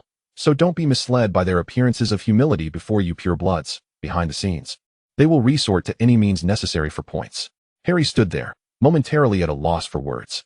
He had never considered that such a cruel rule lurked behind the seemingly mundane life at the academy. Noticing his expression, Elizabeth sighed softly. All right, enough of that. You wouldn't understand anyway. Let us go, dear baby Potter. It's time for herbology class. This semester, with the arrival of Harry and Neville, two pure-blooded heirs, the situation for Gryffindor has indeed improved significantly. At least the other houses no longer dare to openly bully Gryffindor students. However, the discrimination and malice directed at Muggleborns continue to surge like a hidden current. More worryingly, the relationships among Muggleborn wizards are often tense, as they vie for limited quality resources. Fortunately, the vast majority of Hogwarts professors are genuine scholars who are passionate about education, perhaps with the exception of Professor Snape. They are diligently safeguarding the growth of every child in their own ways. Chapter 37, The Assembly. The monthly gathering of Death Eaters convened in the main hall of the Dark Lord's manor as scheduled. The bronze chandelier flickered with eerie green flames, casting distorted, wavering shadows across the ancient tapestries hanging on the walls, where the magical creatures woven into them seemed to writhe in the gloom. All the wizards marked with the dark mark stood silently like a flock of crows on the cold marble floor, forming a neat row that filled the expansive hall to capacity. When the silhouette of the Dark Lord appeared on the second floor, seated upon a throne draped in a complete Black Panther skin, the entire hall erupted in a synchronized rustle of fabric. Everyone knelt on one knee, their deep, unified oath echoing beneath the dome. With wand and blood, we pledge our allegiance to you, great Dark Lord, for all eternity. Regulus Black did not stand among the throng of courtiers, but instead silently lingered in the shadows behind the Dark Lord's high-backed throne. He wore an elegantly tailored dark green robe, cradling a stack of slightly curled parchment between his arms. Throughout the lengthy meeting, he maintained this posture, only leaning forward to whisper a few brief statements when his master turned slightly. After the routine report on affairs was concluded, Lucius Malfoy gracefully stepped forward, his silver serpent-headed cane striking the ground with a crisp sound. My lord, the trade channels of the Asian Wizarding Association have been fully established. His voice resonated with remarkable clarity in the silent hall, as we successfully smuggled 3 shipments of internationally regulated Nundru snake eggs and mooncalf hair, deftly evading all scrutiny. Next month, the first batch of healers from the East shall arrive at St. Mungo's for an academic exchange. Voldemort's scarlet eyes narrowed slightly, and his pale fingers gently tapped the armrest. Excellent. Ensure they gain access to the core cases within the Department of Magical Maladies and Injuries. I am curious whether they possess insights into irreversible dark magical trauma that surpass our own. Everything has been arranged according to your wishes, Master. Lucius bowed deeply, his platinum hair cascading over his shoulders, before he elegantly retreated back into the silent ranks. Then, Alecto stepped forward. The Muggleborn Registration Act has passed its preliminary review at Wisengamot. In accordance with your instructions, we have retained the magical ability assessment portion, though regarding the compulsory labor clause. He hesitated momentarily, expressing concern that it might incite an overreaction from the Muggleborn wizards. Why concern ourselves with the reactions of those of inferior lineage? Lestrange interjected, her tone dripping with arrogance. They have all been bound by magical contracts and are utterly powerless to resist. We should maximize their exploitation, making them aware of their rightful place. My lord, Severus Snape's deep voice interjected at an opportune moment. The number of Muggleborn wizards is substantial, and among them are those of genuine talent. Excessive oppression, even if it does not provoke immediate rebellion, may bury precious potential. He shifted his dark robes and continued. For instance, the Muggleborn wizard recruited by the Malfoy family a few years ago, who designed the wall-mounted Floo network system, is an exceptionally gifted yet disabled alchemist. Should we implement compulsory labor, such talent would likely perish. He lifted his dark eyes. It is far wiser to grant those with true skill and an understanding of compliance a ladder for advancement than to drive them all to become adversaries. Sound analysis, Severus. Voldemort's voice remained calm and unperturbed, yet Alecto visibly exhaled in relief. What we seek is orderly selection and enslavement, not tumultuous rebellion. Alecto, remove the compulsory labor clause. Standing behind, Regulus appropriately leaned forward, gently placing a document before his master. Voldemort glanced at it and added, incorporate ancient Nundru and basic alchemy into the assessment criteria. These 2 disciplines are crucial for the integration of Muggle technology and magic, and Muggleborn wizards excelling in these areas can significantly drive technological innovation within the magical community. As you command, Master. Alecto respectfully withdrew, wiping the sweat from her brow with her sleeve. Bellatrix gracefully emerged from the ranks, her black robes creating an elegant arc. Kneeling on one knee, she tilted her head back, her beautiful black curls framing her face, her eyes gleaming with fervent starlight. Master, her voice was sweet, as you predicted. The remnants of the Order of the Phoenix have relocated to operate abroad. We have discovered one of their strongholds in Salzburg, Austria, and implore your guidance. Maintain surveillance and remain passive. Voldemort's lips curled into a satisfied arc, his pale fingers lightly tapping the armrest. Our esteemed headmaster Dumbledore is watching closely, waiting for us to falter. He leaned slightly forward, shadows enveloping Bellatrix's blushing cheeks. Be patient. Once we trace this lead to their core members. His voice dripped with dangerous allure. It will surely sate your thirst for blood. Under the gaze of those blood-red eyes, Bella trembled gently. A cat-like smile of adoration gracing her features as she reluctantly returned to the ranks. Just then, Regulus leaned forward once more. His dark green sleeve brushed against the throne's armrest, his thin lips nearly touching his master's pale ear, whispering intimate words. Voldemort's scarlet eyes flickered slightly. Ah yes. He languidly raised his gaze, surveying the standing assembly as if his sight were a tangible force. Our long-awaited werewolf friend has arrived, has he not? As the words left his lips, a shadow at the far end of the hall stepped forward, clad in a black cloak. He raised a hand and slowly lowered his hood, revealing a weathered visage. New and old scars crisscrossed his face, the most prominent being a pale white claw mark extending from his brow to his chin. He appeared to be a man in his 30s. His sandy hair prematurely streaked with silver, resembling autumn grass battered by harsh frost. His brown eyes were heavy with an enduring weariness, his complexion nearly translucent. And the oversized cloak accentuated his gaunt frame. Regulus's pupils dilated suddenly. He would never mistake that face. Remus Lupin, a former Gryffindor prefect during his school days. A contemporary of Severus Snape, and one of his brother Sirius's closest friends. Yet, this always genteel overachiever was now a werewolf. Regulus instinctively glanced at Snape. The current headmaster of Hogwarts stood expressionless, revealing no surprise at the appearance of this former classmate, merely observing the center of the hall with his dark eyes. My lord. Lupin knelt on one knee, his voice steady. The werewolf gathering sends their regards. Since the untimely demise of Griffin, our clan has descended into infighting. As the newly appointed leader, I present to you our loyalty. Chapter 38, The Werewolf Lupin. Voldemort's scarlet eyes slowly traversed the kneeling figure of the new werewolf leader, his pale fingers gently tapping the throne's armrest. I heard just last month that you elected a new leader, yet I have received no news. His words lingered, drawn out like a serpent's scales gliding over stone steps. I thought I might lose you loyal companions. Submitting to me is a wise choice. Voldemort reclined against his throne. Now, tell me, what gift have you brought for our meeting? Lupin rose slowly, retrieving a crystal vial from the inner lining of his cloak. The liquid within shimmered with an eerie green glow. Voldemort cast a glance at Snape, who immediately understood and stepped forward.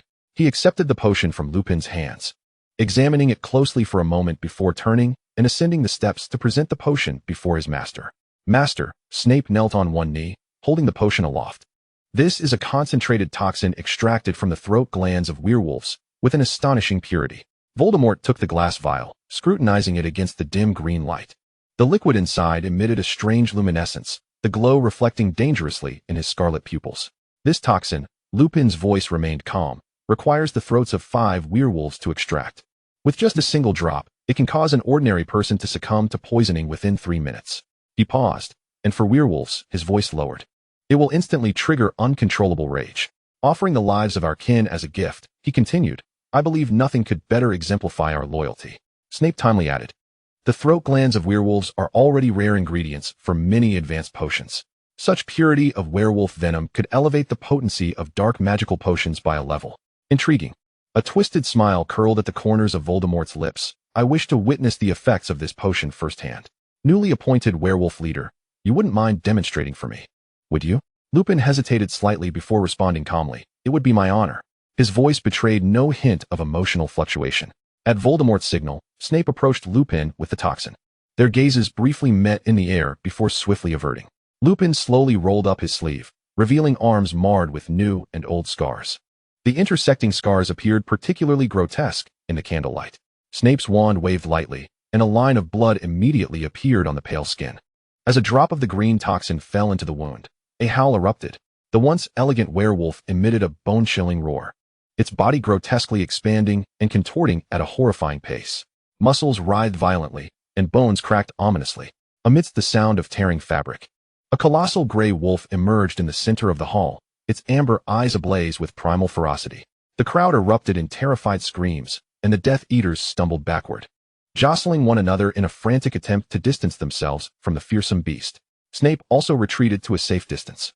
The giant wolf threw back its head and let out a deafening howl, its ivory fangs glinting with lethal coldness under the eerie green light. Its amber, beastly gaze swept across the room, ultimately locking onto the figure perched upon the throne, its eyes swirling with the most primitive desire for slaughter and deep-seated hatred. with a sudden tensing of its hind leg muscles, accompanied by the ear-piercing sound of claws scraping against marble. The massive creature launched itself into the air like an arrow released from a bow, hurtling towards the throne with a gust of foul wind. Regulus felt a tightening in his chest and instinctively sidestepped, positioning himself squarely between Voldemort and the oncoming beast. His wand was gripped tightly in his fingers, its tip quivering slightly, poised to unleash a protective spell. Yet, the Dark Lord merely chuckled lightly and waved his hand. A number of swords, forged from dark magic, materialized with a piercing whoosh, accurately pinning the giant wolf to the ground. One such sword pierced through its right forepaw, dark blood splattering across the pristine marble floor.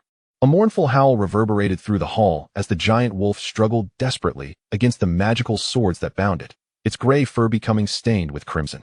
As the blood flowed incessantly, the effects of the potion began to wane. The massive wolf's form began to shrink, its fur receding, ultimately transforming back into the shivering, naked Remus Lupin. He lay weakly on the ground, a gruesome wound gaping in his right palm, still oozing blood. In his Lupin state, he gasped, his voice hoarse as though rasped by sandpaper, struggling to maintain his sanity. Voldemort waved dismissively, his gaze sweeping over Lupin's bleeding hand and the disheveled state of the werewolf leader, chuckling softly. From this month onward, increase the supplies and potions for the werewolf enclave by 20%. His tone bore a hint of satisfaction, implying that as long as Lupin's kin adhered to his commands, they could secure a place for themselves within the wizarding world under his protection. Thank you for your generosity. Lupin bowed deeply, his disheveled hair obscuring his emotions. After the assembly adjourned, due to the remote location of the werewolf enclave and his injuries, compounded by the damage to his clothing during transformation, he was arranged to stay for one night at the Dark Lord's manor. As Regulus approached the guest room in the side hall, he encountered a house elf preparing to deliver clothing. He casually took the black cloak, signaling for the elf to withdraw. Standing outside the slightly ajar guest room door, he knocked twice on the wooden surface. You can leave the clothes there, thank you. From within came Lupin's gentle voice, slightly hoarse from the forced transformation. Regulus pushed the door open, placing the neatly folded black cloak on the bedside table. The bathroom door creaked open, and Lupin emerged clad in a plain bathrobe. His flaxen hair still dripping water, droplets sliding down the scarred nape of his neck and into the collar of his garment. Upon seeing Regulus standing in the room, Lupin appeared momentarily taken aback, before a familiar, bookish smile graced his face. Regulus? His tone conveyed a natural familiarity. What brings you here with the clothes? Regulus halted in the center of the room, his gaze scrutinizing the disheveled werewolf before him. Years had passed, and Lupin appeared even more gaunt than during their school days. The bathrobe hung loosely at his waist, the pronounced collarbone visible, his entire being imbued with the fatigue wrought by fate's relentless trials. It was merely a coincidence. Regulus replied blandly. Since when have we become so familiar as to address each other by our first names, Lupin? He deliberately elongated the title, his cold tone laced with detachment. After years of camaraderie, I only discovered today that you are, in fact, a werewolf. Lupin picked up a towel draped over his shoulder, continuing to dry his damp hair, seemingly oblivious to Regulus's sharpness. The concealment of one's identity is often a necessity. He smiled gently, shaking his head. As for the form of address, Sirius always referred to you this way. Having heard it so often, it slipped my tongue. His gaze settled on Regulus's face, and he added warmly, however, you are now the head of the Black family. I should indeed address you as Lord Black, for reasons unknown. Hearing Lupin refer to his brother in such a familiar manner and speak to him almost in a paternal tone ignited a flicker of uncontainable ire within Regulus. He stepped forward, a dangerous glint flashing in his black eyes. Are you mocking me? His voice dropped to a low growl, each word ground out through clenched teeth. Are you displeased that I have usurped my brother's position as head of the Black family? What? Lupin clearly struggled to follow his erratic line of thought, being from Gryffindor. He was ill-equipped to navigate the labyrinthine reasoning of a Slytherin. How could that be? I merely thought you have matured significantly compared to your student days, that is all. This sincere compliment inexplicably incensed Regulus further. His jaw tightened, his tone darkening. Do not speak to me as if you are my elder. He nearly spat the words. Lupin regarded him, recognizing the hostility in his gaze, and let out a gentle sigh, instinctively taking a step back and nodding slightly. Very well, Lord Black. If my words or actions have caused you discomfort, I sincerely apologize. Please forgive my rudeness. However, this response, which adhered entirely to the etiquette of pure-blood aristocracy, did not bring Regulus any satisfaction. Rather, it intensified his inexplicable irritation. He inhaled deeply, forcibly suppressing the tumult of emotions roiling within him, and shifted the topic, his voice returning to its icy calm. Griffin, Did you kill him? Lupin did not immediately respond affirmatively or negatively. His expression grew solemn, a flicker of complex emotion passing through his brown eyes. He brought about his own demise. Regulus scoffed coldly. There is no need to speak so grandiosely, Lupin. You, the head of Gryffindor, a close friend of Sirius, and a favored pupil of Dumbledore. Do you truly think I would believe your feigned loyalty? Lupin's countenance hardened, yet his gaze remained tranquil. Regulus circled him slowly, and unbeknownst to him, his wand had pressed against Lupin's lower back. You conspired to kill Griffin, aiding you in becoming the leader of the werewolves, and then sent you in as an infiltrator, didn't you? His voice dropped to a low whisper. One must admit, if anyone else were in your position, it wouldn't be so conspicuous. This scheme is rather lackluster. Lupin slowly raised his hands, palms outward, adopting a restrained and cautious posture of surrender. I do not comprehend your implication, Lord Black. His voice was steady, tinged with just the right amount of confusion. I came here alone to meet the Dark Lord. Who exactly do you mean by we? You know precisely what I am referring to. Regulus pressed his wand forward another inch, its tip sinking into the fabric of Lupin's bathrobe. Lupin had to straighten his back slightly to alleviate the disconcerting pressure. After a moment, he suddenly let out a low, hoarse laugh, his voice laced with unprecedented weariness. And where, Lord Black? If you are referring to the Order of the Phoenix, I have never been permitted to join that organization. He tilted his head slightly, allowing Regulus to see the bitterness in his eyes clearly. No organization would truly accept a werewolf. Ask yourself, noble pureblood, when have those esteemed adults ever regarded us as equals? His voice gradually deepened. In your eyes, are we not a more contemptible existence than muggles? Regulus's brow furrowed almost imperceptibly. Indeed, I killed Griffin. Lupin's voice was soft yet resonant, each word clear, but this was not a conspiracy. It was an act of self-preservation. Griffin was a complete madman, a fact that I trust you are well aware of. His fingers slowly moved towards the tie of his robe. He was obsessed with transformation, forcing all his kin to devour raw flesh like beasts.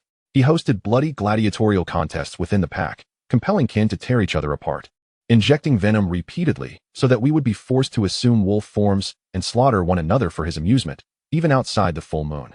The robe slipped along his shoulder as Lupin turned, fully exposing himself to Regulus's gaze. His body was a ghastly tapestry of old and new scars, nearly devoid of unblemished skin.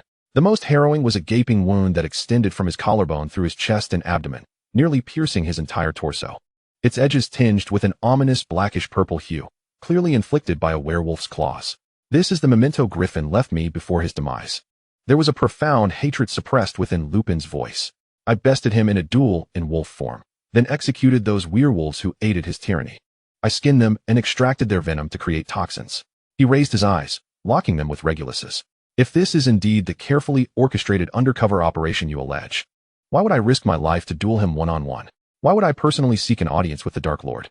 As you mentioned, anyone else would be more credible than I. Regulus's gaze lingered on the fatal wound. The depth and location of the injury narrated an undeniable truth.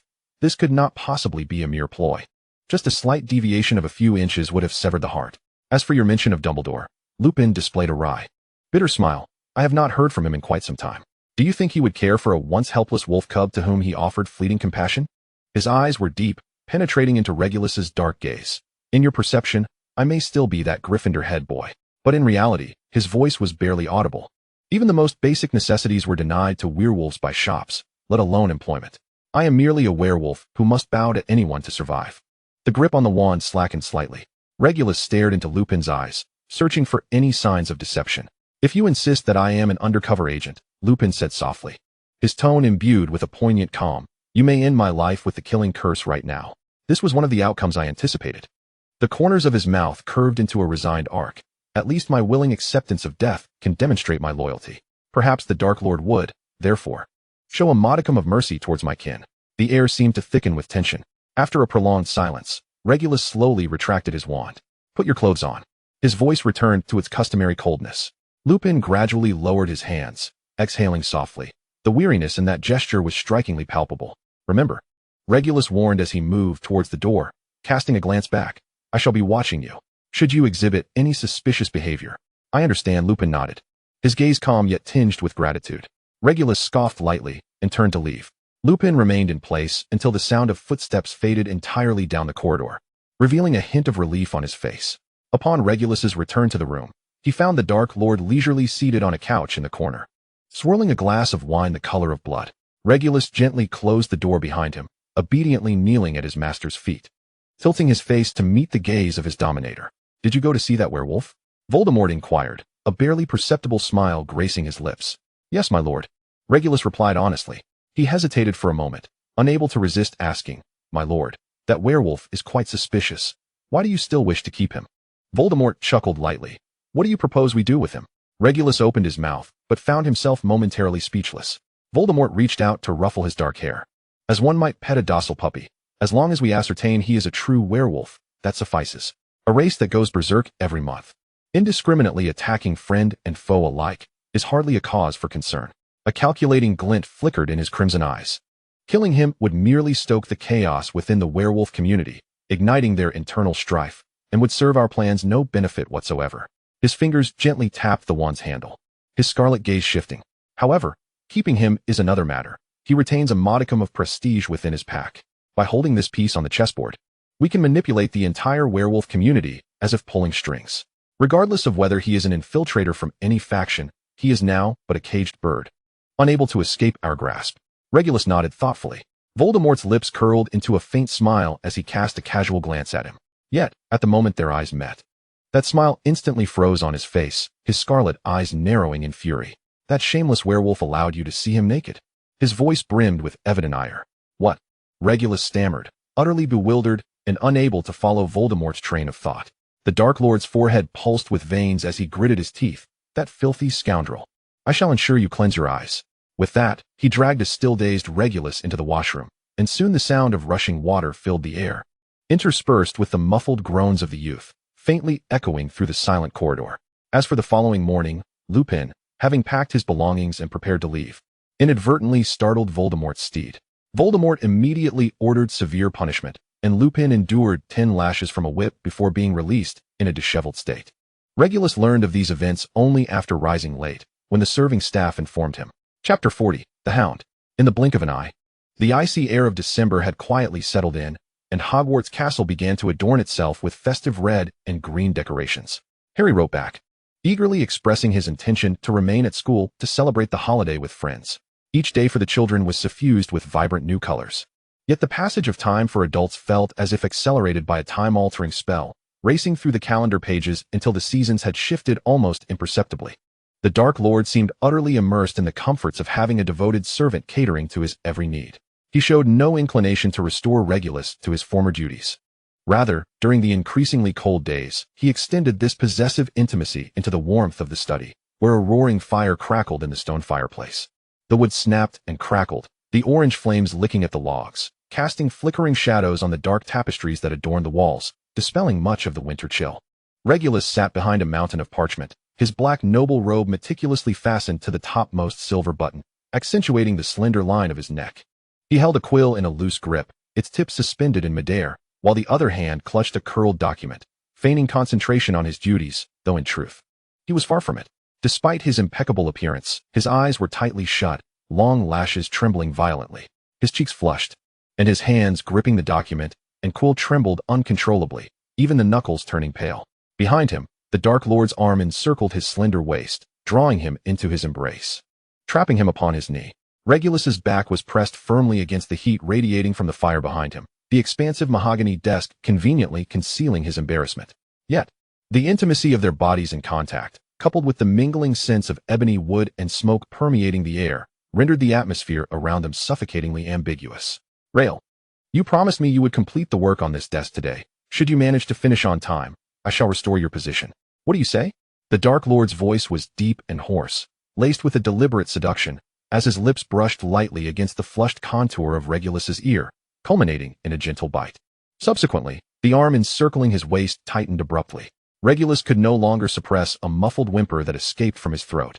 Voldemort, intrigued, snatched the document Regulus had been nervously clutching, the edges of the parchment already crumpled from his unconscious grip.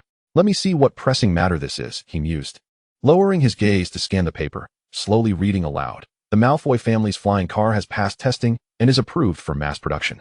The Department of Transportation inquires whether it should be classified under the same management as the Nightsteed and Pegasus vehicles." After finishing, he casually swung his leg. "Rail, how do you propose we handle this?" Regulus's chest tightened, a sob escaping him.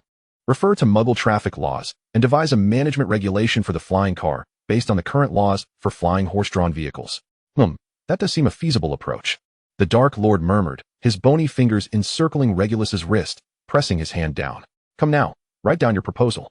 Regulus's hand trembled increasingly, the quill making erratic strokes across the parchment. He leaned onto the desk, resting his forehead against his arm, his shoulders weighed down. The Dark Lord was thoroughly entranced by this duality of control. He gazed down at his companion, observing Regulus's furrowed brow. The delicate skin of his pure-blood lineage tinged with a faint pink hue. He listened to the fragmented sounds of Regulus's throat, a mix of hoarseness and restraint.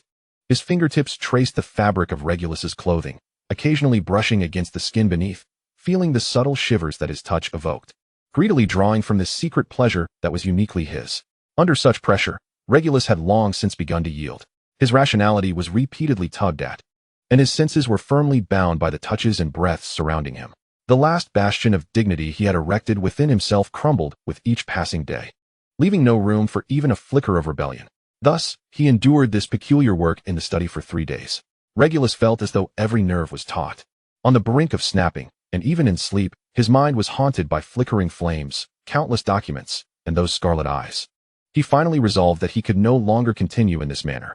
On the 4th morning, when the Dark Lord pushed open the heavy oak door of the study, the creaking hinges shattered the silence, revealing an empty room. The figure that usually occupied the desk had vanished without a trace. His gaze quickly swept across the vacant armchair, skimming over the scattered parchments on the desk, ultimately resting upon the deep blue velvet cushion by the fireplace. There, curled up, was a slender black whippet, its glossy coat shimmering like satin in the morning light. Its long limbs were elegantly tucked beneath it, and the tail that should have been proudly raised was now tightly pressed between its legs, the pointed ears flattened back. The flickering firelight cast a warm golden halo upon its sleek back. Sensing its master's gaze, the whippet timidly lifted its head, revealing a pair of glistening black eyes that mirrored Regulus's own, currently oscillating between compliance and rebellion. Surprisingly, the Dark Lord did not express anger at this blatant act of idleness. With interest, he approached slowly, his long fingers gently scratching behind the whippet's ear. His tone unusually gentle. Rael, your animagus form has certainly grown. I recall the last time I saw you. You were merely a pup. The whippet, sensitive to its master's tone of indulgence, tentatively raised its long tail, giving it a couple of experimental whacks. Due to the cooling weather, this clever whippet had even conjured itself a snug gray turtleneck sweater. Although the garment only covered its upper body, its smooth back remained exposed to the crisp air. Just as it relaxed, the Dark Lord suddenly lifted one of its hind legs. The whippet jolted awake, quickly backing away a few steps, barking twice at its master. Its previously relaxed tail now nervously tucked back between its legs. All right, I want to look. The Dark Lord straightened, observing the puffed-up little dog with amusement. You've certainly gained some courage as a dog. Now you dare to bark at me. However, he smiled knowingly, acknowledging that it had indeed matured significantly. Chapter 41, The Dog Show. The whippet, flustered and indignant, turned its back to the Dark Lord, burrowing back into the cushion, leaving a disgruntled gray silhouette behind. The Dark Lord seemed to understand that his pitiful servant needed rest. During the 2 days Regulus insisted on maintaining his animagus form. The Dark Lord generously allowed him to enjoy a peaceful slumber on the cushion. This Dark Lord exhibited remarkable enthusiasm for suddenly possessing a true pet. He instructed the house elf to prepare a finely crafted ceramic food bowl adorned with emeralds, placing it on the carpet beside his throne. At mealtimes, he would personally slice pieces of meat and eggs from his silver plate and lower them into the dog-s bowl. The whippet could only sit upright on the ground, elegantly raising its neck, gazing eagerly at the delicious food in its master's hands, occasionally letting out whimpering sounds of anticipation. As a breed renowned for speed and endurance, the whippet accompanied its master on hunting expeditions in the forest behind the manor each morning. Its lithe form darted through the trees like the wind, its silver-black coat gleaming in the dawn light, capturing 3 rabbits and 2 field mice for its master. The Dark Lord specifically instructed the house elf to prepare these catches as jerky, placing them in a small cloth bag tied around the whippet's neck, becoming its portable snack. In his animagus form, Regulus unconsciously leaned into animal instincts. These 2 days had brought him an unusually simple joy, temporarily freeing him from the burdens of governance and his master's insatiable demands. Running, jumping, playing, and indulging in fine food composed a life that felt both uncomplicated and fulfilling. Just as he contemplated extending this pleasant existence for a few more days, the Dark Lord approached on the 3rd morning, holding a dark red leather collar. The collar bore a delicate golden name tag, which the Dark Lord waved before the little dog. The whippet curiously leaned closer, only to see the name Rail inscribed on the front, with the back clearly stating, "Property of Lord Voldemort. If lost, please return to the Dark Lord's manor for a generous reward." The collar appeared no different from an ordinary pet collar, and the greyhound felt a twinge of embarrassment, fortunately concealed by its dense fur. Voldemort skillfully fastened the collar around him, the dark red leather standing out starkly against the greyhound's glossy black coat. Before Regulus could comprehend the situation, his master had scooped him up and stepped into the roaring emerald flames. A fleeting sense of dizziness accompanied their brief journey through the Floo network, and in the next moment, they materialized in an entirely unfamiliar Muggle street. The afternoon sun shone brightly and warmly, illuminating the red brick sidewalk, flanked by neatly arranged English terraced houses, with cream-colored window frames complementing the deep brown wooden doors, exuding an air of tranquil normalcy. Voldemort altered his appearance. The Dark Lord who had instilled fear throughout the wizarding world transformed into a gentleman in his 30s with dark hair. His deep brown eyes glimmered with a gentle warmth under the sunlight, shedding the shadows of past malevolence to appear cultured and modest. His impeccably tailored beige overcoat hugged his form, accentuating his tall stature and exuding an air of exceptional elegance. Anyone who beheld him would undoubtedly recognize him as a person of refined breeding. "Welcome to Kent, my dear Rail," he said, glancing down at his little dog with a smile that hinted at leisure and excitement. "Today, we have a particularly intriguing event to attend." The greyhound squirmed slightly in his arms, following his master's gaze toward the bustling square at the end of the street. A vibrant banner fluttered in the gentle breeze, boldly proclaiming the annual Kent Dog Beauty Pageant. Balloons of various hues were strung along the railings, and the laughter of children mingled with the cacophony of barking dogs, creating an atmosphere that felt almost surreal. The greyhound stood frozen, utterly perplexed. Voldemort seemingly produced a promotional brochure from thin air, elegantly flipping through its pages with his fingertips. "Best Coat Award, Most Graceful Posture Award," he murmured softly, then paused, a glint of amusement flickering in his eyes. This one would be perfect for the Most Charming Eyes Award." He chuckled lightly, his fingers gently scratching beneath the greyhound's chin, the pads of his fingers brushing against the nameplate on the collar. "What say you, Rail? With your beautiful black eyes, your chances are quite promising."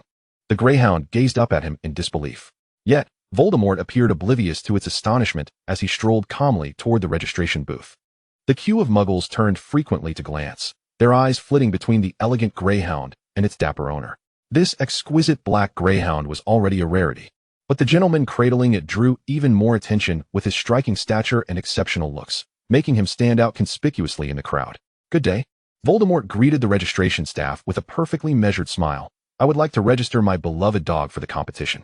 "Certainly," the young female staff member replied, her cheeks flushing slightly, and her voice unconsciously softened. "May I ask the dog's name and age?" "This is Rail, a 3-year-old greyhound."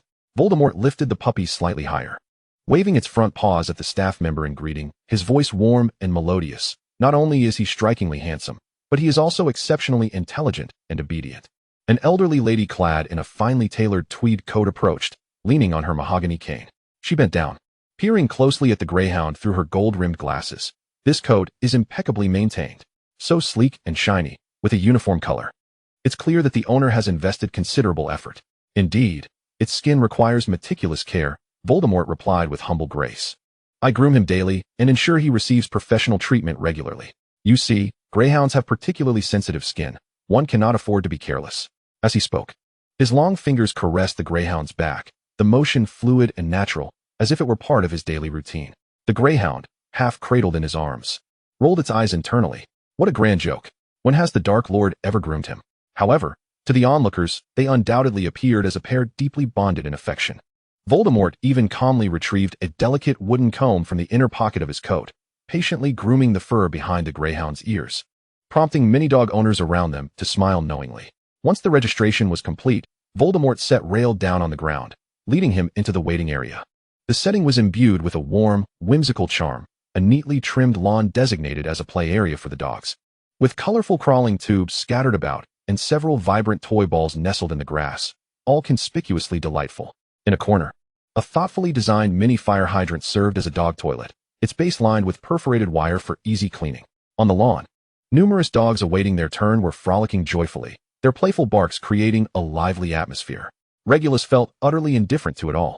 How could he possibly mingle with these genuine dogs? This was merely a small pet event spearheaded by the community, with a particularly relaxed atmosphere, resembling more of a social gathering for dog owners. Groups of owners clustered together, exchanging insights on pet care, while occasionally bending down to play with their beloved dogs. Gentle words mingling with the light barks of the dogs, enveloping the entire venue in a warm and pleasant atmosphere. Did you knit your dog's outfit yourself? A young girl cradling a Chihuahua approached. It's particularly difficult to find well-fitting clothes for a breed like this. Her Chihuahua was snugly wrapped in a hand-sewn red cotton coat. Though the stitching appeared somewhat juvenile, the tailoring was impeccable, enveloping the little creature securely and revealing only its round, shiny black eyes. The Chihuahua cast a condescending glance at Rail, its tiny nose slightly turned up, adjusting itself into a more comfortable position in its owner's arms, exuding an air of haughty entitlement. Regulus felt an overwhelming sense of disbelief. Did anyone truly envy it for being held by its owner? Had he not just been cradled himself? Wasn't it more indicative of his owner's affection for him to be held securely in their embrace? What an arrogant little dog, he mused silently. I cannot knit. Voldemort patiently conversed with the muggle, casually fiddling with the hem of the Greyhound's sweater. This was custom-made at a professional yarn shop. The girl sighed softly. That must have been quite expensive. As a student, I can hardly afford such luxuries. As Regulus listened with patience to his master's dialogue with the muggle, he suddenly felt something damp and wet poke at his rear. Startled, he jumped forward, but in his haste, his back legs tangled, and he clumsily fell onto the grass. A surge of anger washed over him as he turned to glare at the clumsy husky behind him, baring his teeth and emitting a low growl of warning. Hey there, buddy. The husky, unfazed, approached with bright blue eyes shining with curiosity, its forehead marked by two round white spots that lent it an appearance of innocence, or perhaps a lack of intelligence. It nuzzled closer, its cool, damp nose sniffing Rail enthusiastically.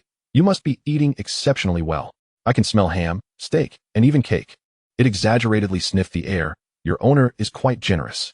Mine only ever feeds me kibble, if I want a change of flavor. I have to rummage through the trash myself. Regulus turned his head in disgust. The foolish dog was still covered in grass clippings, with a suspicious drool hanging from its mouth, utterly coarse and repugnant. The Siberian husky, under the mistaken impression that he was disbelieved, suddenly spun around and raised his tail high, thrusting his fluffy backside directly in front of him. If you don't believe me, take a whiff. This morning's kibble was beef-flavored. This rude gesture thoroughly incensed Regulus. He narrowed his eyes, secretly plotting how to impart an unforgettable lesson to this foolish dog. Perhaps by taking a tuft of fur from that bushy tail. Just as he was preparing to act, he felt a firm yet gentle tap on his snout. Looking up, he saw his master gazing down at him. The corners of his lips curved into a gentle arc, yet his eyes unmistakably conveyed a sense of schadenfreude. Regulus, you must not be so impolite. You should interact properly with the other dogs. Regulus stared in disbelief, his eyes wide. Who was being impolite here? Surely it was this foolish dog who casually sniffed other dogs' behinds. Voldemort bent down to unclip the leash from his collar and gently nudged his back. Go play with your new acquaintance. Who would want to befriend such a dim-witted canine? Regulus twisted away, skillfully darting back between his master's legs, pressing himself tightly against his master's trousers to hide his rear. However, the husky remained undeterred, circling around Voldemort's legs, its warm breath occasionally wafting into the crevice where Regulus was concealed. I'm so sorry. A young man wearing a baseball cap rushed over and scooped the husky into his embrace. Our silly dog gets especially excited when he sees pretty dogs. It's quite all right. Voldemort bent down, gently yet insistently pulling Regulus from between his legs. Our Regulus is simply too shy. He needs to make more friends. Regulus gazed in despair at the overly energetic husky, which was grinning and wagging its tail, drawing closer, its damp nose seemingly poised to touch him once more. At that critical moment, a sleek black and white figure deftly interposed itself between them. Silly, you'll scare the new friend away. A smooth-coated, intelligent-eyed border collie stood in front of Regulus, speaking in a calm tone that effectively separated the husky from him. Turning to Regulus, its gaze sharp yet friendly, it said, Hello, I'm Charlie. Don't mind him. Silly means no harm. He just doesn't quite understand personal boundaries. The husky whimpered in protest, but obediently sat down, its tail still swiftly sweeping the grass. Regulus exhaled a small sigh of relief. He rarely communicated with actual dogs in his animagus form, but he could clearly sense that this border collie was exceptional. Its eyes radiated a clarity and intelligence far surpassing that of ordinary canines. Regulus nodded slightly at the timely rescuer. Thank you. I'm Regulus. It's evident that you're not quite accustomed to such situations. Charlie elegantly settled down, his gaze gliding over the exquisite name tag on Regulus's collar and the fine quality of his sweater. Your master treasures you greatly. One can tell from your coat and physique that he cares for you meticulously. Regulus inwardly scoffed. It was I who took such good care of myself. It had nothing to do with this master. He instinctively glanced back at Voldemort, who was engrossed in a friendly conversation with the border collie's owner, wearing an impeccable gentle smile. Noticing Regulus's gaze, Voldemort subtly raised an eyebrow, a hint of amusement lurking in his eyes. Regulus turned back, silently snorting in his mind. He is merely indulging in this absurd game. The owner of the border collie was a robust man clad in outdoor attire, his sun-kissed skin suggesting a life spent in the wild. What about your master? Is he good to you? Regulus awkwardly shifted the topic, looking at Charlie.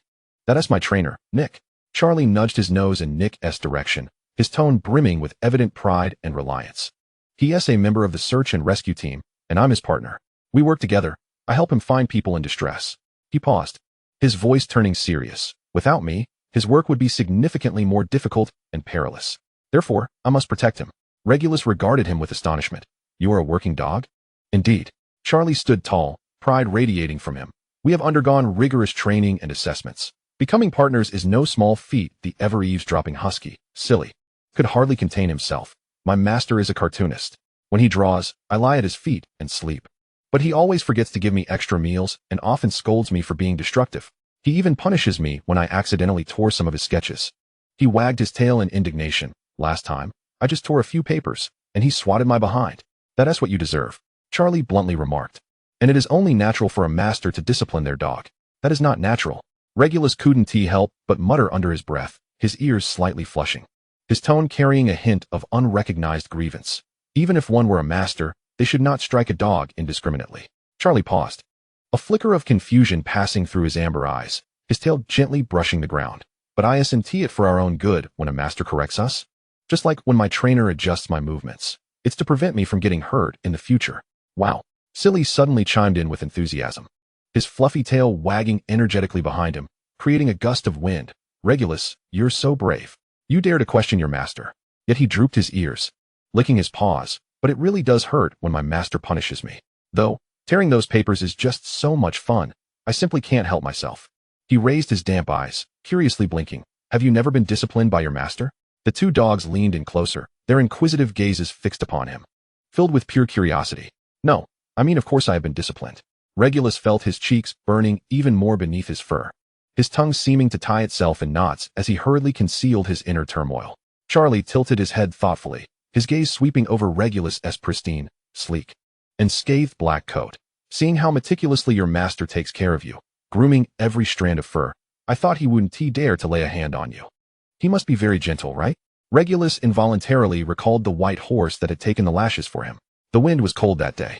The neighing of the horse and the dull thud of the whip striking flesh still echoed in his ears. Although the whip had not struck him directly, Regulus felt his ears burning nonetheless. Not gentle, he almost blurted out. It was quite severe. This response drew low chuckles from both Charlie and Silly, as if they found his words exaggerated. Silly gently nudged his shoulder with his damp nose, a teasing tone in his voice.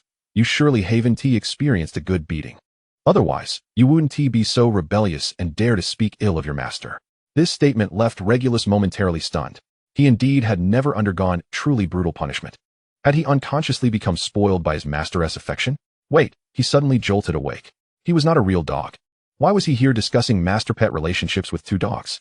He vigorously shook his head, as if that could dispel such incongruous thoughts. No, his relationship with Voldemort had never merely been that of a master and pet. It resembled an invisible web, intricately woven from profound reverence, instinctual loyalty, and an ineffable yet perpetually searing emotion, binding his heart tightly to that individual. With every heartbeat, he was reminded of this inescapable tether. Time and again, he had endeavored to sever this web with the blade of reason, seeking to unveil the essence of their connection. Yet, whenever his thoughts grazed a nebulous outline, he felt the ground beneath him tremble, as if he stood at the precipice of an abyss, reflecting back the visage he dared not confront. Thus, he would always retreat hastily, not out of fear of falling, but out of dread of recognizing the answer buried deep within his soul. His spirit had long since forfeited the privilege of free wandering. That perilous man, the sole master of his existence, had become the singular anchor of his soul. Regardless of the tempests raging outside, he could only moor himself to this point. This realization evoked both terror and an odd sense of tranquility. As these tumultuous thoughts entwined around him like creeping vines, a light-hearted laughter echoed nearby, starkly contrasting the darkness and severity to which he had grown accustomed. He raised his gaze, his eyes piercing through the bustling lawn, locking onto that figure with precision. The Dark Lord was bent low, gently caressing the head of a corgi, his long fingers tenderly untangling the brown and white fur. Sunlight danced in his disguised brown eyes, radiating a comforting warmth. The surrounding muggles offered knowing smiles. Yet, Regulus understood better than anyone else in the world. Beneath this flawless facade, capable of beguiling all muggles, resided a heartless being who regarded human life as mere fodder. The Dark Lord, who could, without a flicker of emotion, inflict excruciating torment upon traitors in the council chambers, leisurely sipping tea while listening to their anguished cries. The same Dark Lord who could issue commands for genocide in the most melodious and composed tones. The one who, in his presence, occasionally shed his disguise, revealing only power and disdain in his crimson gaze. The gentleman before him, tenderly stroking a puppy, whose eyes brimmed with sunlight, was the very same soul, yet exhibited such a stark dichotomy. Like the two sides of a coin, one side ablaze with the fire that incinerates courage, the other a visage that ensnares the soul. One side a cold monarch worthy of reverence, the other an embodiment of an intoxicating longing. Every master is unique. Charlie settled beside him, his gentle voice interrupting his reverie, reminding him that they could not measure their master by the standards of others. What mattered was the mutual need that existed between them. Mutual need. Regulus unconsciously echoed those four words. Need. The term rippled through his mind. Yes, he needed the Dark Lord, needed his master. For far too long, he had been unwilling to confront the frailty within. Even having matured into a wizard capable of standing on his own, even possessing power that commanded respect, at the crossroads of fate, he still felt an overwhelming sense of disorientation. Deep within the recesses of his heart lay his truest desires, so hidden and so shameful that he had spent years suppressing them. What he sought was never mere refuge. He yearned for that individual's recognition, for a fleeting glimpse of admiration in those scarlet eyes when he excelled on a mission. He cherished that unique attention, knowing that no matter the crowd, that gaze would always find him first. He obsessively wished to carve out an irreplaceable role in that grand design, to prove his worth to all. These desires had long transcended the loyalty born of familial duty, evolving into a deeper, more intimate need. He craved his master's gaze, touch, and dominion, longing for a more profound connection with that individual. This longing was as intense as a traveler in the desert yearning for an oasis, as a moth in the dark pursuing the flame. He even yearned for that ever-present fear, for it was this shiver that allowed him to acutely feel the indissoluble bond between himself and that individual. Perhaps the Dark Lord needed him in return. Once this thought took root, it spread through his heart like wildfire, causing his heartbeat to race uncontrollably. Through all the storms faced over the years, he remained steadfastly by that person's side, never wavering. He was acutely aware of his differences from others. He lacked Bellatrix's fervor and Lucius's cunning.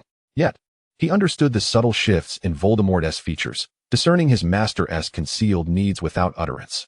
In those exclusive midnight hours, he alone comprehended his master's undisclosed peculiarities. He recalled his childhood, when his mother would often praise him as a well-behaved child. Now, this trait had become his greatest asset beside the Dark Lord. He never resisted. Forever submissive, allowing his master to indulge in those dark pleasures without reservation. This realization sent complex shivers coursing through him, intertwining shame and a hidden pride deep within. Beneath the facade of power struggles and enveloping fear lay such a simple truth: they needed each other. Just as Charlie would protect his trainer, and Daisy would await her artist, he had unknowingly surrendered his entirety to Voldemort in a moment of unawareness. I am also needed by my master. When this conclusion finally crystallized in his mind, his slender greyhound tail began to wag uncontrollably behind him, tracing joyful arcs in the air. Chapter 44, The Medal. It is our turn to take the stage, Rail. The voice of Voldemort echoed. Regulus immediately trotted over, his steps imbued with an unprecedented lightness. His slender tail swayed elegantly behind him, drawing graceful arcs in the sunlight. Sunbeams filtered through the gaps in the oak leaves, dancing upon his sleek, glossy coat, as if draping him in a flowing sheen of light. He finally understood. Perhaps this was his destiny, not as a coerced servant, but as a willing accomplice. In this realization, he found a peculiar peace. Now presenting contestant number 7, a 3-year-old greyhound, Rail, as the announcer called his name, and they stepped onto the makeshift red carpet. Regulus's performance was nothing short of impeccable. He held his long neck high, striding confidently and gracefully, each posture exuding the innate nobility and elegance of a greyhound. Without the slightest command from his master, he executed a series of seamless jumps and precise actions during the talent showcase. His remarkable expressiveness and obedience elicited nods and smiles from the judges, particularly an elderly lady in a floral coat. "It seems our little Rael is in particularly high spirits today," Voldemort remarked, leaning slightly forward and whispering in a tone audible only to him and his dog. He then produced a bone-shaped dog biscuit from the pocket of his beige coat. Regulus paused, obediently leaning in, carefully taking the treat from his master's elongated fingers with his teeth. As he drew back, his soft, moist tongue brushed swiftly against his master's fingertip. This subtle gesture of affection elicited a barely perceptible raise of the eyebrow from Voldemort, who found it remarkable that his typically reserved and restrained servant would exhibit such overt enthusiasm today. Ultimately, they triumphantly returned with a dainty, exquisite blue velvet medal, elegantly engraved in flowing script with the title of Most Enchanting Eyes. The seasoned judge, adorned in a floral coat, personally fastened the medal around Regulus's collar, his fingertips tenderly caressing the smooth crown of his head, before turning to Voldemort with admiration. "Sir, the depth and intelligence in your greyhound's gaze is the most profound I have encountered in all my years of judging. It seems to hold 1,000 unspoken words."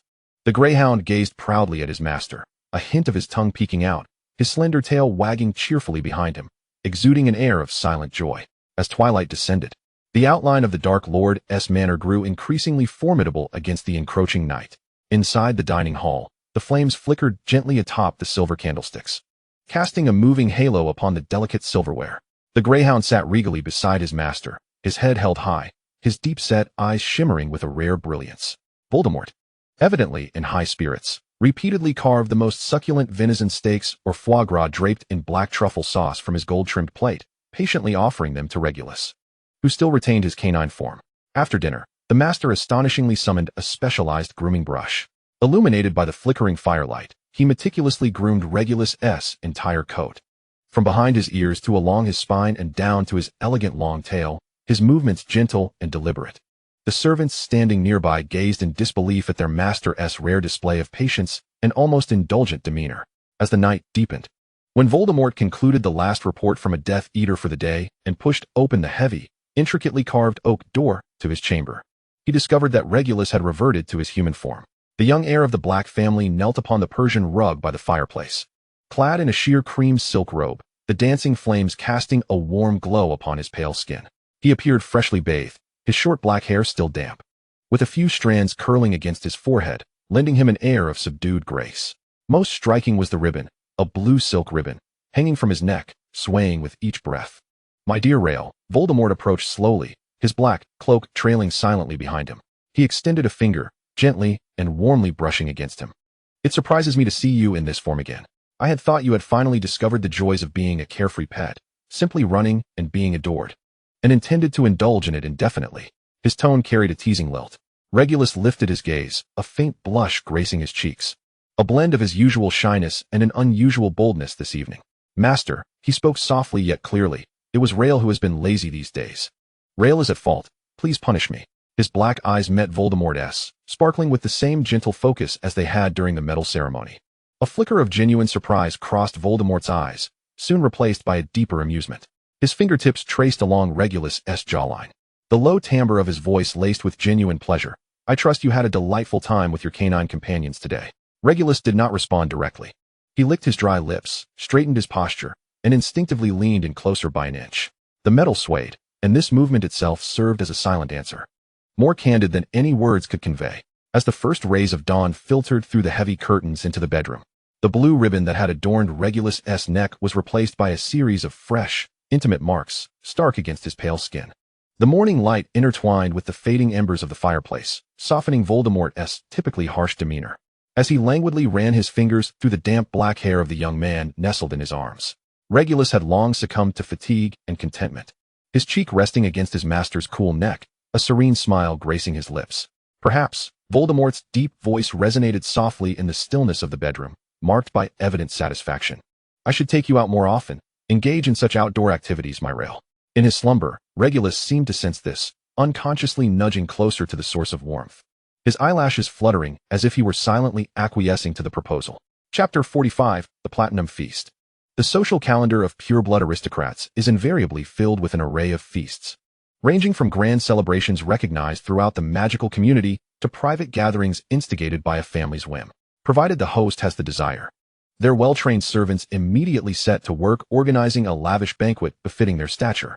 This does not even account for the private gatherings hosted by collateral branches of nobility outside their estates. In these occasions, where wealth and status are ostentatiously displayed, pureblood families spare no expense. As long as one bears a noble title, they can indulge in an endless supply of exquisite delicacies and fine wines, admire meticulously adorned magical creatures, and participate in games with staggering stakes. Amidst the opulence of these feasts, countless exotic pets meet untimely ends, and lesser nobles find themselves financially ruined. Yet still, many continue to throw themselves into this whirlpool of extravagance. Receiving an invitation to significant banquets serves as a testament to one's status and influence, especially for the select few who can claim an invitation to the Dark Lord's presence at elite gatherings.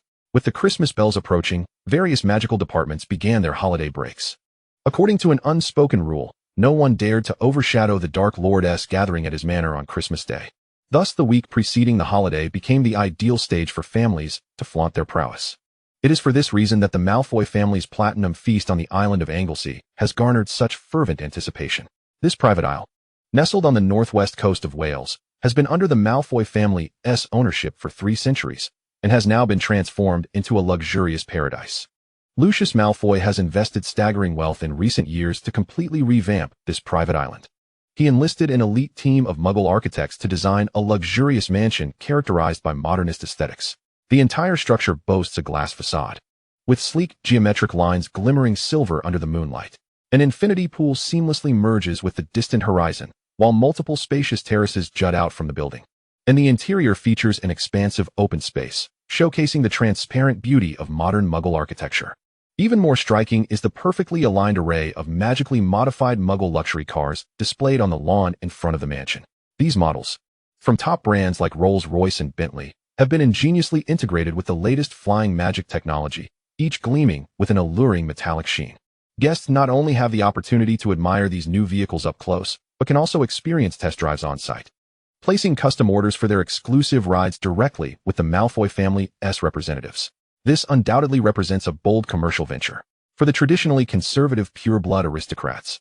Embracing novel concepts is already a challenge, let alone a product that combines Muggle industrial technology with magic. However, the news that the Dark Lord has exceptionally agreed to attend the banquet undoubtedly provides robust endorsement for this innovative project. It is precisely for this reason that the invitations to this banquet have skyrocketed to astonishing prices on the black market. Aside from the core members of the Death Eaters who are perpetually on the guest list, acquiring one of these invitations, woven from moonlight silk and gilded with fairy craftsmanship, requires one to either showcase extraordinary talents or rely on their family's long-standing prestige, or manipulate a web of intricate connections. In such a context, the fact that the recently graduated half-blood witch, Nymphadora, could effortlessly obtain an invitation is indeed a stroke of fortune. "Aunt, I have not set foot on this little island since I came of age." Nymphadora skipped alongside Narcissa, her short hair shimmering under the moonlight as it shifted in hue. Her mother, Andromeda Tonks, donned a magnificent silver-gray gown, yet her meticulously applied makeup did little to conceal the pallor of her complexion. The eldest daughter of the Black family maintained an elegant demeanor as she walked beside Narcissa, but her eyes betrayed an unmistakable weariness. "Nymphadora, mind your posture," Andromeda gently admonished, her tone imbued with affection. Narcissa observed her niece's exuberant antics with a slight frown. "The child has grown. Since you have decided to reintegrate her into the family, it would be prudent to bestow upon her a more fitting name. Nymphadora is far too rebellious, hardly befitting a lady." Andromeda sighed, watching as her daughter nearly tripped over her own feet. She was never meant to be a demure lady. As they passed through an arched floral corridor entwined with magical fireflies and everlasting roses, a breathtaking vista unfolded before them. On either side lay shimmering outdoor pools, their walls inlaid with moonstones and mother-of-pearl, casting a soft, pearlescent glow in the night. An ancient warming enchantment, inscribed in archaic runes, kept the water steaming with a warm mist infused with the fragrance of roses. 12 enchanting mermaids, adorned with inflatable wings and dressed in translucent swimwear, frolicked in the water, their laughter mingling with splashes to create a sumptuous symphony. These extraordinarily beautiful beings indeed left one breathless, yet the pure-blooded gentlemen present maintained an appropriately respectful distance, casting only appreciative glances from the rims of their champagne flutes as they passed by. Employing mermaids for entertainment is a time-honored tradition at family galas, and they were artfully positioned along the passageways or in the corners of the banquet hall, akin to breathing decorations, adding a decadent touch to the festivities. By the way, are you still keeping that muggle slave? Narcissa suddenly inquired, her fingers gracefully brushing against the diamond hairpin crafted by fairy artisans at her temple. Why not bring him out to see the world? Andromeda's step faltered imperceptibly, her face appearing particularly pale under the moonlight. He is no longer young, and his looks are quite ordinary. Bringing him out would only invite ridicule. Indeed, Narcissa replied, retrieving 2 glasses of aged red wine from a silver tray held by a passing servant, handing one to her sister. But the fact that you have kept him by your side for so many years must imply there is something unique about him. She took a sip of her wine, her gaze drifting toward Nymphadora, who was curiously peering about. But you must understand, Nymphadora is ultimately a half-blood.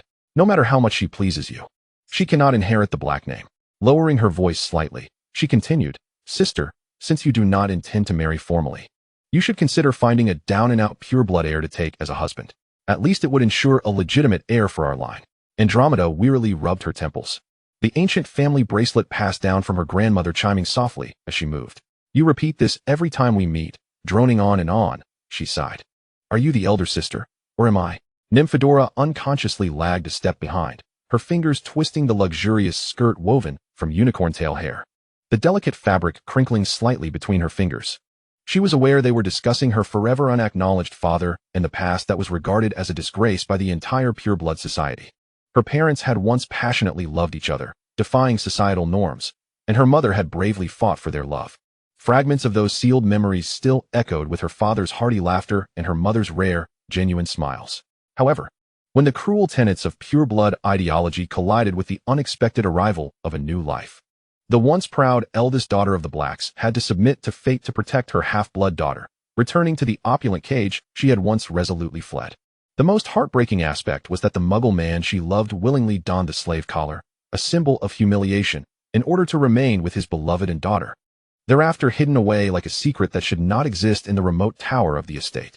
Chapter 46. The Platinum Banquet. Nymphadora was loath to continue listening to their conversation about her father. She lowered her gaze, deliberately avoiding the direction of her mother and aunt, and quietly made her way along the edge of the banquet hall toward the other side. A grand crystal chandelier cascaded like a galaxy, illuminating the entire space with a kaleidoscope of colors. Each lamp was entwined with dewy white roses and silver leaves, the petals enchanted with a timeless magic that refracted tiny rainbows in the light. The smooth, mirror-like black marble floor perfectly reflected the guests' opulent silhouettes, creating the illusion that the entire banquet was swaying between the realms of reality and illusion. Gentlemen clad in velvet gowns embroidered with family crests wore badges adorned with various gemstones, their conversations steeped in the pride of generations. The skirts of the ladies shimmered with fragmented pearlescence as they moved, the gowns fashioned from eastern silks and fairy brocade, where golden and silver threads intertwined to form intricate family totems. Their necklines and cuffs were adorned with meticulously cut diamonds and South Sea pearls crafted by fairy artisans. And with every gesture, the antique bangles and earrings chimed sweetly, weaving a lavish tapestry alongside the effervescent bubbles of champagne floating in the air. She navigated through the crowd, her ears filled with the insincere pleasantries and deliberately hushed laughter of the aristocrats, mingled with the crisp sounds of clinking champagne flutes. Such an atmosphere left her feeling inexplicably vexed. The 20-meter-long dining table was draped in dark golden velvet, stretching from one end of the banquet hall to the other. It was meticulously set with a complete array of silver cutlery and crystal glassware, each goblet polished to a brilliant sheen, reflecting the flickering flames of the candles above. The dishes were exquisite to the point of astonishment. Roast goose drizzled with amber-hued sauce, its skin perfectly crisp and the meat tender and juicy. Chilled raspberry mousse served in mother-of-pearl containers, topped with dew-kissed bright red cherries, and steaming cream seafood soup, floating with bits of silver-scaled fish and saffron. The attendants, clad in impeccably tailored silver-gray uniforms, glided silently among the guests, bearing silver trays emblazoned with the Malfoy family crest. On the trays, crystal cups brimmed with intoxicating champagne and red wine, their alluring aromas wafting through the air as golden bubbles slowly rose, bursting with a soft hiss upon reaching the surface. Nymphadora, rarely feeling such enthusiasm, paid no mind to the peculiar glances cast her way as she took a gold-rimmed bone china plate and embarked on her culinary adventure along the long table. She sampled each dish, joyfully munching as she walked, her hair shifting in color with her mood. As she reached the end of the long table, a dazzling silver glimmer abruptly caught her eye. On the terrace to the east of the banquet hall, a gentle breeze rustled the white drapes, and a convertible Porsche sat quietly beside the intricately carved railing. The car's surface gleamed like a mirror, reflecting the scattered stars in the night sky and the swaying crystal lights of the banquet hall, as if the entire night had been woven into that silvery sheen. The streamlined curvature of the car's body is both fluid and sharp, from the dynamic lines at the front to the sleek tapering at the rear, each detail exuding an exhilarating tension poised for action. The exquisite wheels are intricately engraved with complex magical patterns, while the silver emblem glimmers subtly in the night, each nuance flowing with an ineffable sense of luxury and opulence. Nifedora found herself irresistibly drawn closer, meandering around the vehicle in a slow circle. Beside the car stood a delicate silver plaque adorned with curling vine motifs. At its center, a grand Gothic script boldly inscribed a price: 12 million galleons. 12 million galleons. Such an astronomical sum is beyond the reach of most ordinary wizarding families for generations, and yet, it was merely the cost of a mode of transportation. Nifedora was momentarily at a loss for words, the extravagance of pure-blood aristocracy surpassing her wildest imaginings. As she turned to leave, she inadvertently collided with an approaching figure, the champagne flute in their hands slipping from their grasp. The amber liquid cascaded forth, splattering over the deep gray of their formal attire, leaving a sizable wet mark. Nifedora's heart raced in panic as she hurriedly checked to see if the individual was injured, repeatedly apologizing. Merlin's beard. "I'm so sorry. Truly my sincerest apologies." In her fluster, she grabbed a napkin from a nearby table, clumsily attempting to assist in cleaning the stain. "It's quite all right, truly." A gentle male voice responded from above her. At the same moment, he bent down, and their heads accidentally collided. "Ouch. Sorry," they both exclaimed simultaneously before falling silent. When Nifedora lifted her gaze to meet a pair of warm, brown eyes twinkling with mirth, she couldn't help but let out a soft laugh. The stranger joined in her amusement, and together they shared an inexplicable moment of joy amidst the spilled champagne and shards of glass. "I'm Nifedora," she said, extending her hand, her hair shifting to a vibrant pink in the midst of her laughter. "Remus Lupin," the man replied, his grip gentle yet firm, his palm slightly rough but tender in touch. He gazed at her suddenly pink hair with surprise, remarking, "You're a metamorphmagus? How rare." After a house elf arrived to tidy the scene, Nifedora examined Remus's somewhat worn formal attire and tilted her head, inquiring, "You don't seem like the typical pure-blood aristocrat." Remus offered a slight smile, fine lines forming at the corners of his eyes. "Indeed, I'm not. I was invited in my capacity as the leader of the werewolves." "Wow." Nifedora's eyes sparkled with excitement. "You are the first werewolf I've ever met. That is so cool." "It's really not." Remus chuckled at her reaction. "Your talents are far more impressive." Their eyes met, and a rare atmosphere of ease enveloped them. "Honestly," Nifedora lowered her voice, "don't you feel out of place at this gathering? Perhaps we should find a quieter spot for a while." Consequently, they strolled along a moonlit path, reaching a rocky beach at the island's edge. Away from the clamor of the party, the gentle sound of waves caressing the rocks filled the air. Nifedora nimbly jumped onto a flat black rock, while Remus elegantly settled beside her. "So, the leader of the werewolves?" Nifedora inquired curiously, tilting her head. "That sounds like a significant position." Remus gazed at the fractured moonlight dancing on the sea surface, letting out a soft sigh. "It feels more like a thankless endeavor. I strive to carve out a space for my kind under the Dark Lord's reign." He suddenly halted, shaking his head, "But let us not dwell on that. What about you? A half-blood wizard attending a Malfoy soiree?" Nifedora swung her legs, recounting her parents' tale. Her voice grew somber when she spoke of her father being forced to wear a slave collar. "I'm so sorry," Remus said softly. "There's no need for apologies." Nifedora replied, her hair shifting to a deep blue. "At least they are alive and still in love. In this era, that is a rare blessing." Chapter 47, Surnames. The moonlight cast a gentle glow upon the rocky beach as Nifedora animatedly discussed the exorbitantly priced luxury cars she had just seen with Remus. 12 million galleons. She exclaimed dramatically, "That's enough to purchase the entire village of Hogsmeade." Remus smiled gently. "Our werewolf enclave's annual expenses amount to merely 30,000 galleons. "Exactly." Nifedora waved her hands excitedly, her hair unconsciously turning a furious red. If only that money could enhance the living conditions in the werewolf community or fund free healthcare at St. Mungo's. Before she could finish, a cold voice interrupted from nearby. "Nifedora." Regulus Black had silently approached the rocky shore. The moonlight outlined his tall, statuesque figure, and his dark green velvet attire fitted him perfectly, the silver-threaded black family crest glimmering in the night. His handsome features appeared sharply defined under the moonlight, emanating an innate air of nobility.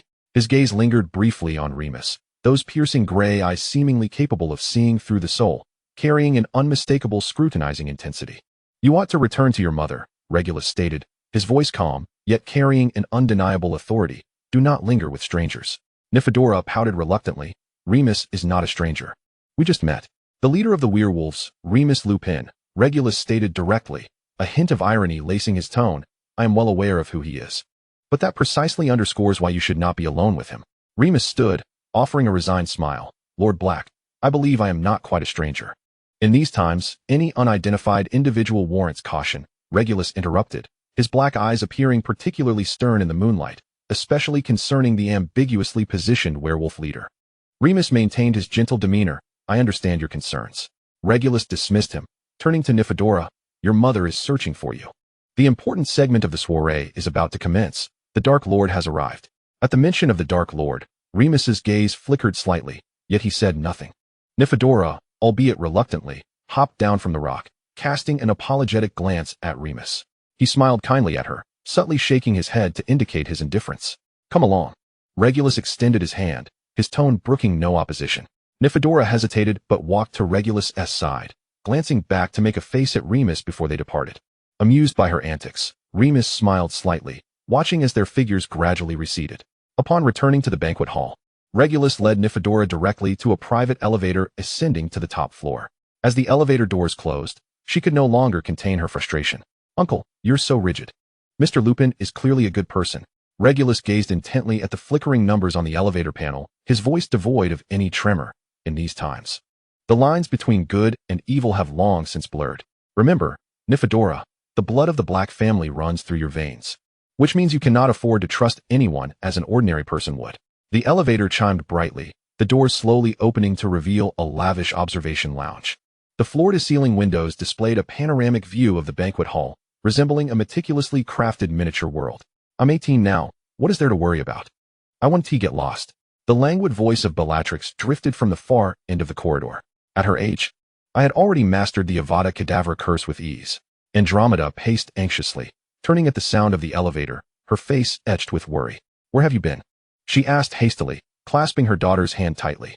Regulus spoke in a flat tone. "She was conversing with that werewolf on the rocky shore." Andromeda's complexion instantly drained of color. "Nymphadora, how could you? He is a wonderful person." Nymphadora retorted defiantly, her hair tips shimmering with a faint violet hue due to her agitation. "We connected remarkably well." "Connected?" Regulus stepped towards the floor-to-ceiling window, gazing down at the throng of revelers below, his voice tinged with an ineffable weariness. "In this world, that which brings you joy often conceals the most perilous dangers." His gaze pierced through the glass, settling upon the distant figure returning alone from the seaside. The moonlight cloaked Lupin in a silvery silhouette, amplifying his solitude. Nymphadora followed his line of sight, observing the desolate figure of Lupin, due to his werewolf identity. All avoided him. In that moment, she suddenly realized that both she and the gentle werewolf leader were, in essence, prisoners of this dark age, merely ensnared in different cages. "Follow me."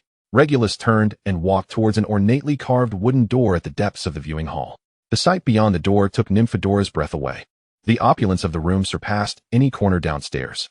The Dark Lord lounged languidly upon a crimson velvet sofa at the center, surrounded by the core members of the Death Eaters. Lucius Malfoy stood at the forefront, holding a crystal goblet, a perfectly measured smile adorning his face. Bellatrix lounged against the armrest of the sofa, while Severus Snape stood alone in the shadows at a slight distance, the red wine in his hand glinting dully under the light. Compared to the flirtatious dancers below, the entertainment here was stunningly exquisite. They wore nearly transparent silken gowns, dancing gracefully to a silent melody at the center of the room, each movement imbued with an enchanting allure. A few striking half-blood wizard slaves stood to the side, cautiously replenishing their masters' goblets with fine wine. The air was thick with a sweet, intoxicating fragrance, inducing a dizzying effect. "Ah, Rail has returned." Voldemort lifted his gaze, his crimson pupils glimmering with a mesmerizing light under the illumination. He idly toyed with the crystal goblet in his hand, the liquid within as red as blood. "Come and see, Lucius is boasting that he will gift each of us a luxury car." Lucius immediately bowed gracefully, his demeanor respectful yet composed. "My lord, you jest. It is you and the esteemed guests who generously promote my new products. It is I who should express my gratitude." Nymphadora instinctively recoiled. A luxury car worth over 10 million galleons was so casually spoken of as a gift. The power and desire permeating this room were far more overt than downstairs. Regulus stepped forward, slightly bowing. My lord, the Black family extends its greetings to you. Nymphadora quickly mimicked her mother, bowing as well. Andromeda, is it? The Dark Lord's gaze turned with keen interest towards Andromeda, landing on her. This is the first time we meet since you reclaimed the Black surname. Is this your daughter? What is her name? His gaze shifted to Nymphadora. That look felt almost tangible, making her involuntarily tense, her breath caught in her throat, her palms clammy with sweat. My lord, my daughter is named Nymphadora, Andromeda said, bowing deeply once more, her voice betraying a slight tremor, clearly under immense pressure. Voldemort raised an eyebrow, a flicker of amusement crossing his narrow eyes. That is a rather intriguing name. Regulus timely explained. Her father's status is humble, and due to her impure bloodline.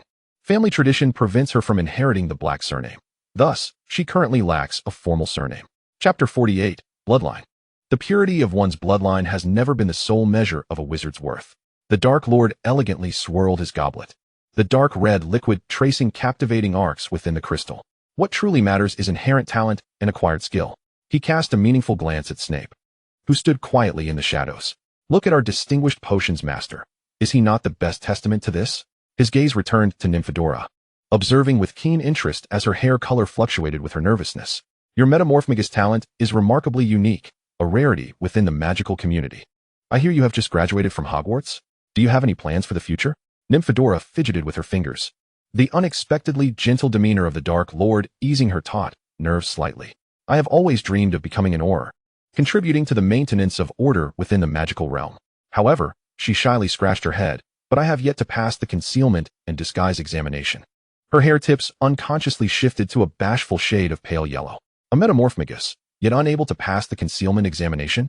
Voldemort raised an eyebrow at the head of the Department of Magical Law Enforcement, Yaxley, his tone laced with evident amusement. Now, that is a rather intriguing jest. Yaxley stepped forward, beads of sweat forming on his brow. Those tedious assessment procedures are merely a formality. With Miss Nymphadora's talent, a little guidance from young Barty Crouch will ensure she quickly masters the essentials. He assured vehemently. I shall arrange for her to report directly to the Auror headquarters after Christmas. Then, his voice abruptly turned cold. It is utterly preposterous to reject a rare talent such as a metamorphmagus at the door. When I return, I shall thoroughly rectify these blind fools. Nymphadora opened her mouth, eager to defend the soon-to-be unfortunate examiner. She understood that the examiner likely did not deliberately make things difficult due to her mixed blood status.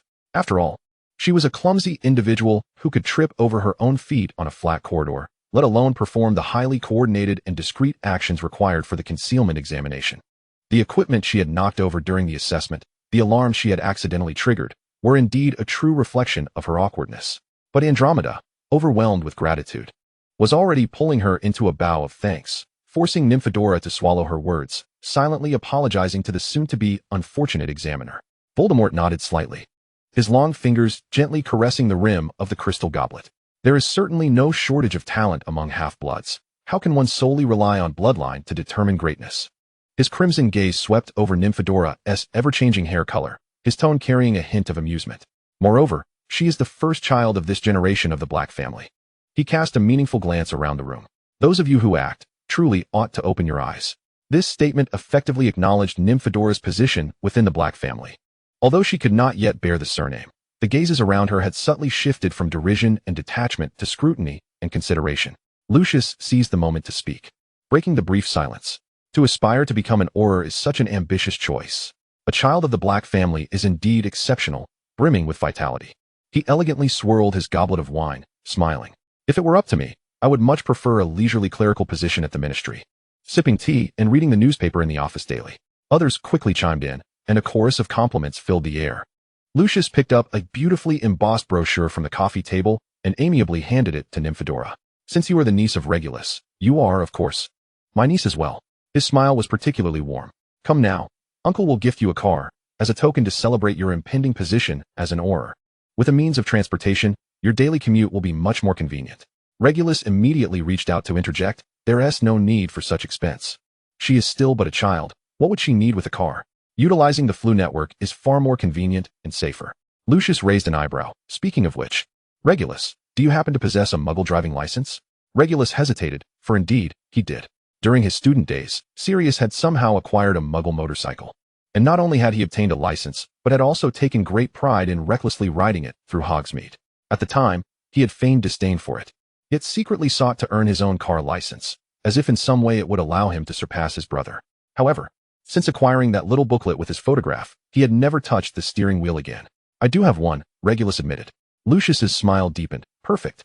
You can be responsible for driving the Dark Lord, sharing a vehicle with our master. As for the one in your name, it shall be gifted to your little niece.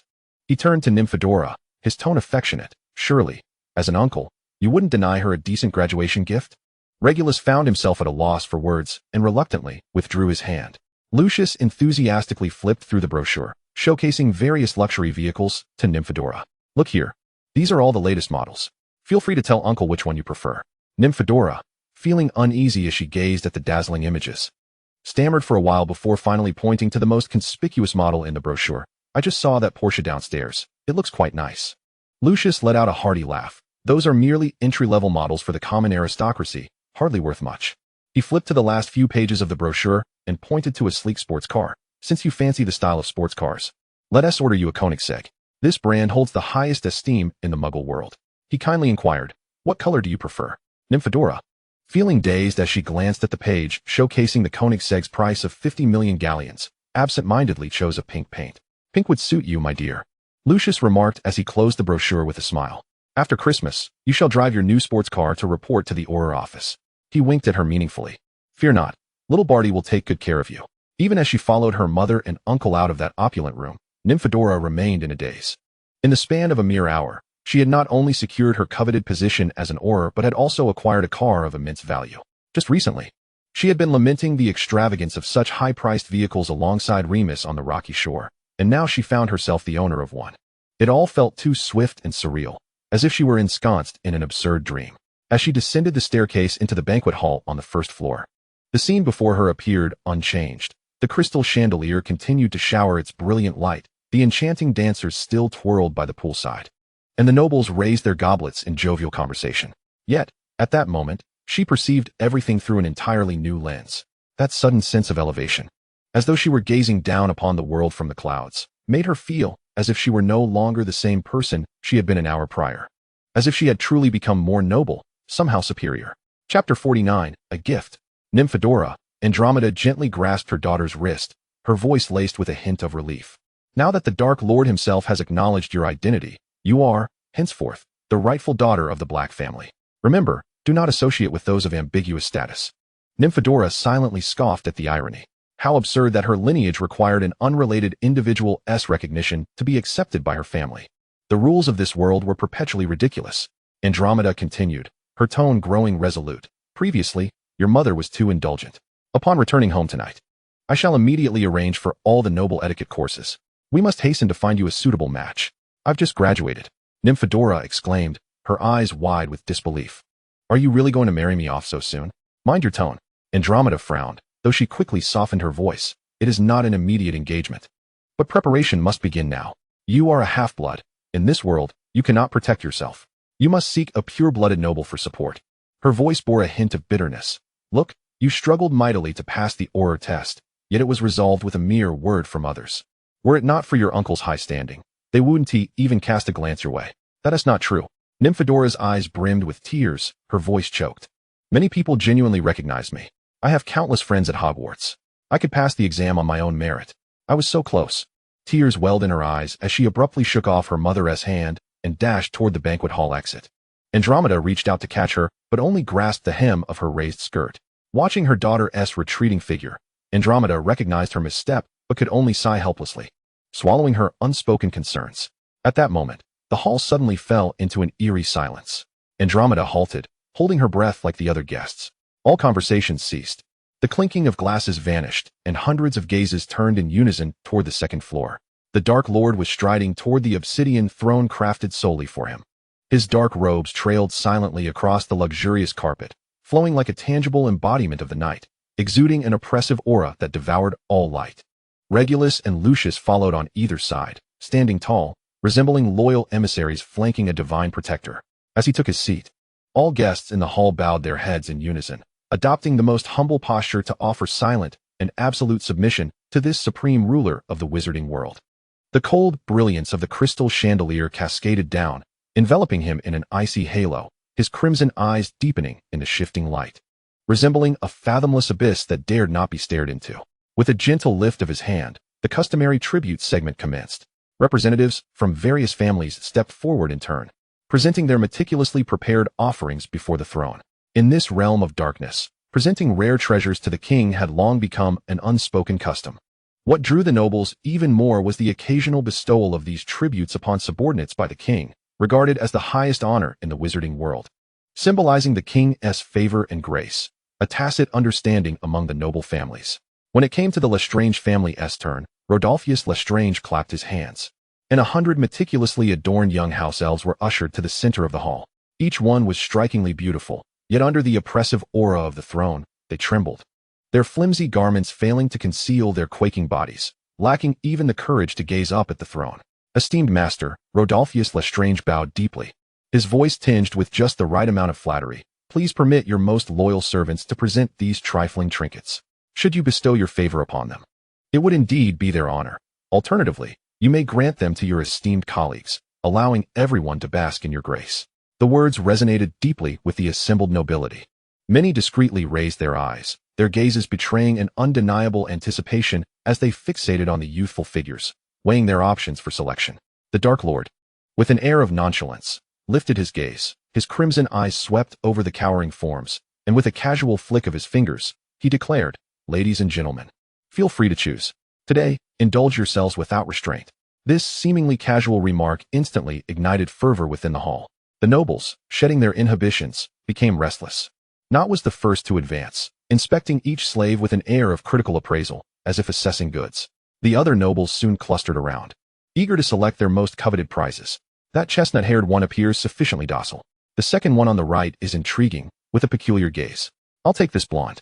In mere moments, the youthful boys and girls were almost entirely claimed. The hall noticeably thinned, and from behind the draping curtains in every corner, faint sounds and murmurs of a suggestive nature could be heard. Among the shrinking group of taken slaves, only the final pair of twins remained standing resolutely in place. Not only did they possess the rare combination of silver hair and violet eyes, with skin as pale as snow, but what set them apart was an innate allure that did not manifest as fear or trembling like the others. Rather, they boldly gazed up at the figure on the throne. Their amethyst-like eyes shimmered with an almost imperceptible invitation, and their slender fingers casually brushed against the sides of their necks, every subtle movement silently conveying temptation. Lestrange admired this carefully cultivated result with satisfaction. Turning to Regulus with a tone laced with unabashed provocation, "These twins are the epitome of exquisite hybrid beauty, the finest product of years of meticulous cultivation by my subordinates. They are reserved specifically for you tonight, in hopes of earning your favor and perhaps a smile." A glimmer of amusement flickered in the Dark Lord's scarlet eyes as his gaze lingered on the twins for a moment, a smirk playing at the corners of his lips. He gracefully rose, the hem of his dark robe tracing a fluid arc through the air, gesturing for the audacious twins to follow as he made his way toward the shadowy door behind the throne. Regulus stood still, his form shrouded in the heavy shadows cast by the columns, only the slight tightening of his knuckles betraying his emotions. Just as he was about to step outside to stand guard, the king's deep, cello-like voice, imbued with an unassailable authority, resonated beside him. "Regulus, come in with me." This succinct command caused Regulus to stiffen, a fleeting complexity flashing in his dark eyes. Out of the corner of his eye, he caught a glimpse of Bellatrix's searing gaze, filled with a jealousy so twisted it threatened to consume him. He quickly lowered his eyes, thick lashes fluttering like butterfly wings, concealing the turmoil within, and bowed his head in submission. "Yes, my lord." Chapter 50. The Curtain. Under the scrutinizing or envious gazes of those present, Regulus took fully compliant steps, closely following the Dark Lord into the chamber beyond the great door. As it slowly closed, it served as a boundary severing light from darkness, shutting out all prying eyes and whispered speculations from the outside world. Midnight arrived, and the moonlight adorned the black waves with silver edges, while tranquility enveloped the Dark Lord's chamber. Lucius entered with a silver tray, on which rested a dessert adorned with berries on a white porcelain plate, and a bottle of wine tied with a black and gold ribbon, yet to be uncorked, its glint casting tiny shadows in the corridor. In the depths of the room, layers of crystal curtains cascaded like flowing clouds, creating a tapestry of light and shadow, with the innermost drapery thick and dark, steeped in an unknown stillness. The air was infused with the rich scent of amber and dragon's blood, mingled with a hint of bitter undertones, a unique aroma interwoven with power and hidden desires, quietly permeating the Dark Lord's private domain. Lucius lifted the pearl curtain hanging within the door, the smooth pearls clinking softly, emitting a delicate hum. As their luster washed over him, enveloping him in a hazy glow. Through the interplay of sheer curtains and shimmering pearls, he glimpsed the Dark Lord reclining on a velvet divan deep within, the shadows concealing much of his form, save for his crimson eyes, which narrowed slightly in the dim light, exuding a languorous gleam akin to a great beast momentarily sheathing its claws and fangs, resting in its dominion. Even as his breath slowed, an overwhelming sense of oppression lingered in the air. To the right, a gossamer white veil partially obscured a crystal cross, the transparent stone refracting cool light, illuminating a slender figure above it. In the deepest shadows beside the Dark Lord, a delicate arm hung down, adorned with a faint pink bruise encircling the wrist, akin to shackles embedded in porcelain skin, with faint kiss marks scattered along the bend of the arm, radiating a secretive yet fragile allure in the dim light. Lucius lowered his eyes, unable to look further, yet inwardly scoffing at Lestrange's self-satisfaction. It was utterly laughable. "My lord," he spoke in a hushed tone, infused with the perfect blend of deference and attentiveness, gently placing the silver tray on the ebony coffee table. The berries atop the dessert still glistened with tiny shards of ice, mirroring the frost clinging to the wine bottle. "I heard you summoned your servant. Fearful that the lower ranks might serve you inadequately, I took the liberty of bringing some delicacies and fine wine. Should you have any further commands?" "I am at your service." The Dark Lord, upon hearing this, lazily lifted a skeletal finger, the faint purple magic still swirling around it. And the bottle tied with a black and gold ribbon uncorked itself. The red liquid surged forth like a living entity from the bottle's mouth, tracing a graceful arc through the air, precisely filling a crystal glass to a third without causing a ripple. Subsequently, the glass, filled with the wine, gently rose and settled into his outstretched palm. He took a sip, the rich flavor unfurling on his tongue, deepening the languor upon his brow. He shifted slightly, adopting a more relaxed posture as he reclined against the soft couch, the dark robe slipping from his shoulders, exposing the smooth lines of his well-defined muscles, each inch emanating the power of a dormant beast. "You may leave now." His tone was flat as he regarded Lucius, who responded with a composed smile. "Then rest easy. My lord, should you require anything, do not hesitate to summon me." He raised his hand, casting a silent spell, and the boy and girl were petrified, levitating off the ground without a sound. Lucius nimbly retreated to the door, intentionally softening the sound of the pearls clinking together, fearful of disturbing the silence within, until the curtain fell, completely removing the two rigid figures from sight.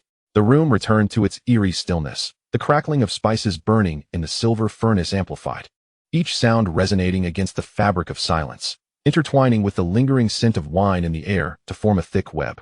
The Dark Lord slowly turned, his crimson eyes piercing through the layers of crystal fabric, precisely anchoring onto the depths of darkness behind the curtain. Merely gazing at that figure, a smile unfurled from the depths of his eyes, lightly curling the corners of his lips, imbued with a hint of languorous amusement. His fingers, still carrying the scent of wine, reached into the falling drapery. In the next moment, a faint whimper escaped from the depths of the curtain, as fragile as a candle flickering in the wind. Instinctively, his fingers lifted, hesitantly resting upon the Dark Lord's. On the back of his hand, there lingered not even a trace of genuine strength. The Dark Lord raised an eyebrow, a flicker of interest passing through his crimson pupils as his gaze settled upon the delicate circle of slender knuckles encircling his wrist. They were pale and distinctly bony. The touch so light it felt akin to a feather's caress. Rather than a rejection, it seemed to convey a certain allure. He let out a low chuckle, the sound rolling from his throat with a magnetic, husky timbre, and deftly seized that hand. With a slight exertion, he pulled it closer. Subsequently, he tilted his head back, savoring a generous mouthful of vivid red liquid, the movement of his throat drawing attention as he leaned into the thick drapery. Within the curtain, fragmented sobs suddenly grew distinct, mingling with the soft sounds of coughs brought on by the wine, intermittent and sporadic. Gradually, the noises faded, ultimately dissolving into a silence interwoven with crystal and spices. The curtain swayed slightly, outlining the blurred contours within. Only that hand remained, clenching and then releasing, repeatedly caught in an endless cycle. Chapter 51, Christmas. The Scottish Highlands in December had long been cloaked in a blanket of silver, with the towers of Hogwarts Castle resembling a gingerbread house adorned with frosting under the moonlight. Inside the castle, however, warmth akin to spring enveloped the air. The suits of armor lining the corridors would occasionally burst into harmonious carols, enchanted to join in the festive spirit. The portraits hanging on the walls were also partaking in revelry, raising their goblets within their frames. Most astonishing of all was the ceiling of the great hall, imbued with extraordinarily intricate magic, where snowflakes cascaded gently and the aurora danced across the dome. The long tables of the 4 houses had been moved against the walls, replaced by round tables draped in deep crimson velvet. At the heart of the hall stood a towering Christmas tree, adorned not with ordinary ornaments, but with color-changing crystal globes, self-playing miniature instruments, and tiny fairies flitting about the branches, showering golden sparkles. This was Hogwarts' annual pureblood Christmas ball, in accordance with the tradition that had gradually formed over the years. Only students from pureblood families were invited as guests. Meanwhile, those of mixed or Muggle descent could apply to serve as attendants to partake in this grand celebration, earning substantial house points and enjoying a specially prepared Christmas feast as a reward after the event. Harry stood quietly at the edge of the dance floor, his fingers wrapped around a glass of apple juice, the tiny bubbles rising silently within the amber liquid. He donned a brand new black robe, the fabric glimmering with a muted velvet sheen under the flickering candlelight, and a delicate ruby brooch adorned his collar, a Christmas gift delivered that morning by Regulus's owl. My grandmother would surely send a howler if she knew I hadn't invited a partner, Neville murmured nervously beside him, fidgeting with his bow tie. As the rightful heir of the Longbottom family, he ought to be showcasing the grace of a pureblood heir in the dance hall, twirling with the ladies of high society. Yet, his introverted nature and the lack of close friends at Hogwarts, aside from Harry, led him to choose to remain by his friend's side, quietly sipping from his glass of juice while occasionally avoiding the gazes of nearby girls waiting for an invitation. Harry took a small sip of the sweet juice, its coolness sliding down his throat. He lifted his gaze across the vibrant dance floor, where colorful lights scattered over those entwined in dance. Draco Malfoy was engaged in an intricate courtly dance with Pansy Parkinson, his platinum hair shimmering under the light, accentuating his pale face, which radiated a haughty confidence.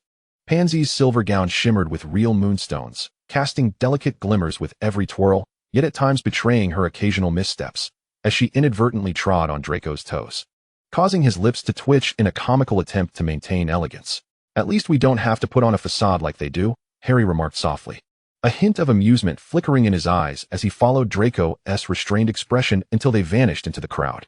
His attention shifted to the busy attendants, clad in matching deep blue robes with subtle silver embroidery, skillfully navigating among the guests while balancing gleaming silver trays, their footsteps nearly inaudible. At that moment, a familiar figure swept past him. Elizabeth, carrying a full tray of juice, caught sight of Harry, and a glint of mischief flashed in her eyes as she quickly slipped a foil-wrapped package into his palm when no one was looking. "There are only 2 left in the kitchen," she whispered. "The house elf saved these for me," claiming they have a secret recipe. Before Harry could express his gratitude, she turned and disappeared into the bustling crowd, her deep blue robes trailing behind her.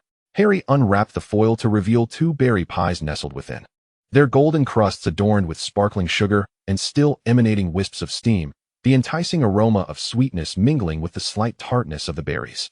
"Merlin's beard," Neville exclaimed, his eyes lighting up, his voice rising before he hastily lowered it to a fervent whisper. "This is Hogwarts' secret berry pie.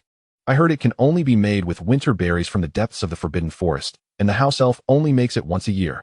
With a grin, Harry handed one to him. Thus, while other purebloods maintained their airs in the dance floor, the 2 boys stealthily retreated behind the heavy curtains, huddled together like 2 hamsters sneaking a treat beneath the windowsill. The crisp crust crackled pleasingly between their teeth, the sweet and tangy filling melting on their tongues, the deliciousness prompting them to squint in delight. They exchanged smiles, finding greater joy in the warmth of the pie in their hands than in the raucousness of the dance floor or the pretense of pureblood society. "Elizabeth is truly a gem," Neville commented, wiping berry juice from the corner of his mouth. The music and laughter of the ball continued until midnight, and as the last flickering candlelight extinguished, Harry finally made his way back to his solitary dormitory in the tower. The flames in the fireplace were nearly spent, the embers glowing faintly within the stone hearth. However, to his astonishment, a wondrous creature stood by the window, its feathers resplendent and flame-like, with a golden tail cascading like a waterfall, shimmering with a pearlescent glow in the cool moonlight. "A phoenix?" Harry gasped softly, recognizing this sacred being from the illustrations in Fantastic Beasts and Where to Find Them. The existence of a phoenix in this world was indeed a marvel. The phoenix gracefully bowed its head and gently nudged a parcel resting on the windowsill with its beak. The package was meticulously wrapped in deep red silk, tied with a yellow ribbon. Harry cautiously unwrapped it to find a fabric as light as water, cool and silky to the touch, accompanied by a letter inscribed in deep green ink. "Dear Harry," the elegant handwriting flowed smoothly, adorned with unique loops and flourishes. "This invisibility cloak once belonged to your father. Now, It is time for it to return to its rightful owner. May it grant you protection when you are in need. But remember, the true way to resolve issues lies not in invisibility, but in the courage to confront the truth. Wishing you a Merry Christmas. There was no signature. Yet Harry recognized the writing. Over the past 6 months, he had occasionally received letters from this mysterious individual, each one ranging from inquiries about his academic progress to answers to his life as quandaries, occasionally posing thought-provoking philosophical questions for him to ponder. As he lifted his gaze to thank the phoenix, he found that the magnificent bird had already transformed into a swirl of golden flames, leaving behind a sprinkle of stardust before vanishing into the vastness of the night. Harry gently draped the invisibility cloak over his shoulders, gazing at the reflection in the mirror as he suddenly vanished from sight. In the dim light, only his bright green eyes remained, shimmering like stars in the night sky. "This cloak once belonged to my father," Harry murmured, his fingertips brushing against the cherished heirloom, pondering whether the writer of the letter knew who his father was. Outside, snowflakes continued to drift silently, and the nighttime Hogwarts unfolded its mysterious contours beneath the moonlight. On this Christmas Eve, filled with secrets, this gift from the past might be the very magic he needed. Chapter 52, The Midnight Stroll. The castle of Hogwarts lay in serene silence at the witching hour, with the flickering torches casting elongated shadows upon the stone walls.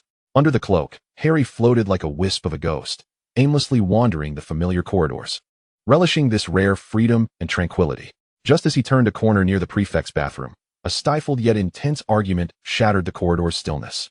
"Step aside, Avery," came the angry voice of Ethan Walker, the Gryffindor prefect. "Why should I, Walker?" Avery lazily leaned against the ornate golden doorframe of the bathroom, a nauseatingly false smile plastered on his face. "The prefect's bathroom is currently occupied. Surely there must be some semblance of order?" His 2 lackeys behind him snickered in agreement. Harry keenly noticed the muffled grunts and struggles emanating from behind the closed bathroom door, intermingled with the sound of running water, indicating that something was amiss. Ethan's face turned ashen, his fists clenched tightly. "What on earth is happening in there? You beast. Scoundrel. Who knows?" Avery shrugged nonchalantly, twirling his wand with deft fingers. "Perhaps it's just a clueless muggle born, in the wrong place at the wrong time, trying to clear their head?" His companions erupted in foolish laughter, like a pair of crickets. Unable to contain himself any longer, Ethan swiftly drew his wand, pointing it menacingly at Avery, the tip trembling with rage. "I'll count to 3. If you don't move, don't blame me for being rude." "Perfectly fine," Avery sneered as he and his 2 companions brandished their wands in unison, forming a 3-to-1 encirclement. "I've longed to see just what the fabled Justice of Gryffindor is truly worth." 1, 2, disarm. The incantation echoed. Neither side awaited the third count, as 2 spells tore through the air, colliding fiercely in the center of the corridor and exploding into a blinding shower of sparks. The 4 were instantly embroiled in a fierce battle, spells exchanged back and forth. Avery and his companions cast devious curses targeting Ethan's lower body and vital points. Yet Ethan, fueled by a fierce determination, stood his ground, the red light erupting from his wand fierce and unwavering. But facing 3 opponents proved too daunting.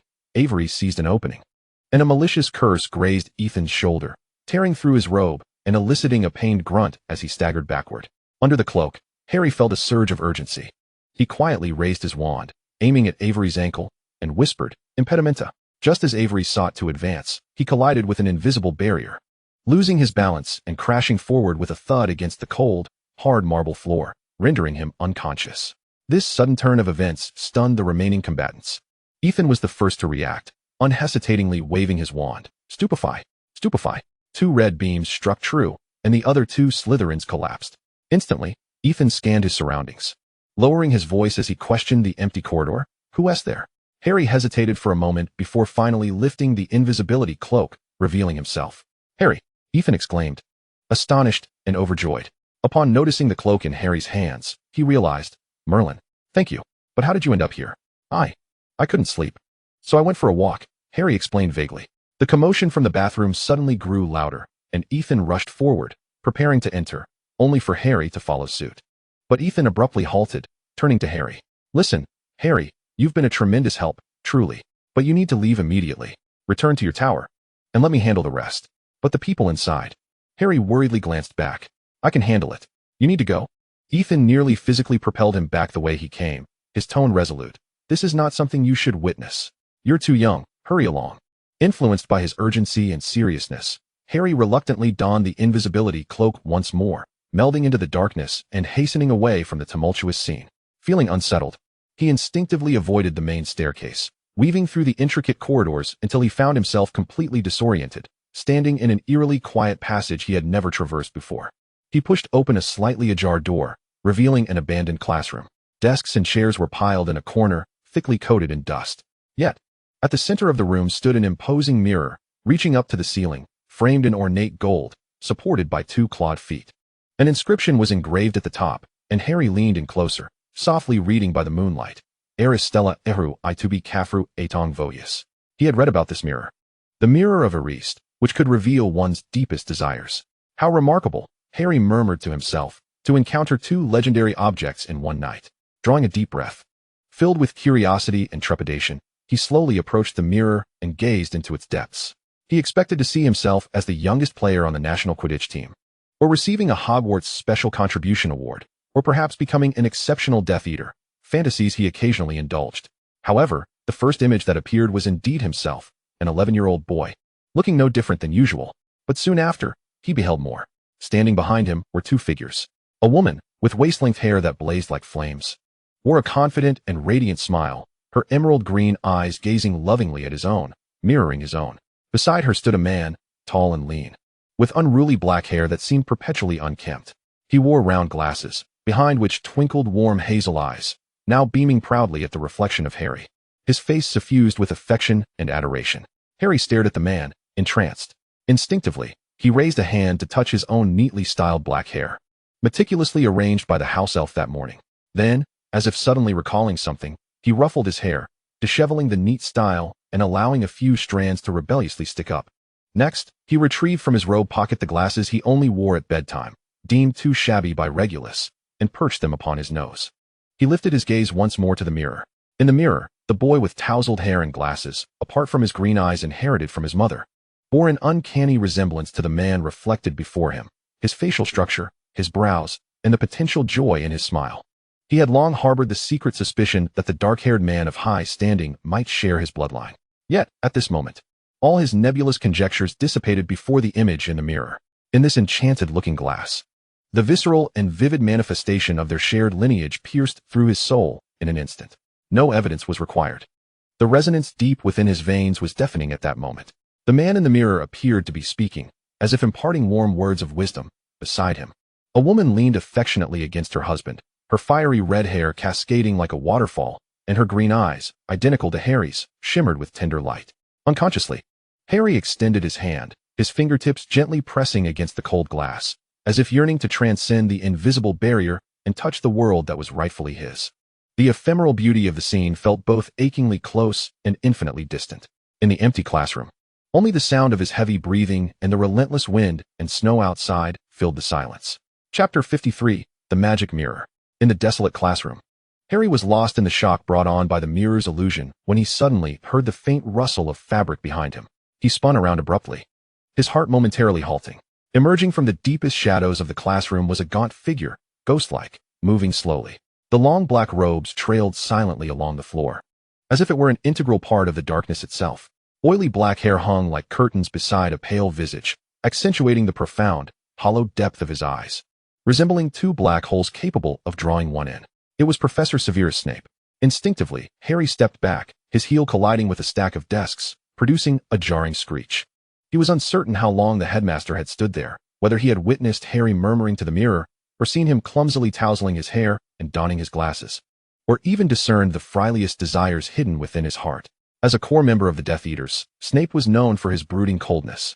Each time they crossed paths, he never extended the overtures of goodwill that other Death Eaters did. He would simply walk past, unseeing, his robes swirling, conjuring a chill in the air.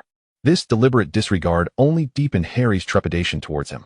Professor Snape, Harry's voice was parched with anxiety. I apologize for violating the rules by wandering out after curfew. I assure you, it will not happen again. To his surprise, upon hearing this promise, Snape's thin lips curled into the faintest semblance of a smile, accompanied by an almost inaudible scoff. The mockery within that laughter suggested he was entirely unconvinced by Harry's assurances. However, he did not press the matter further, but instead fixed Harry with his abyss-like gaze. What did you see here, Potter?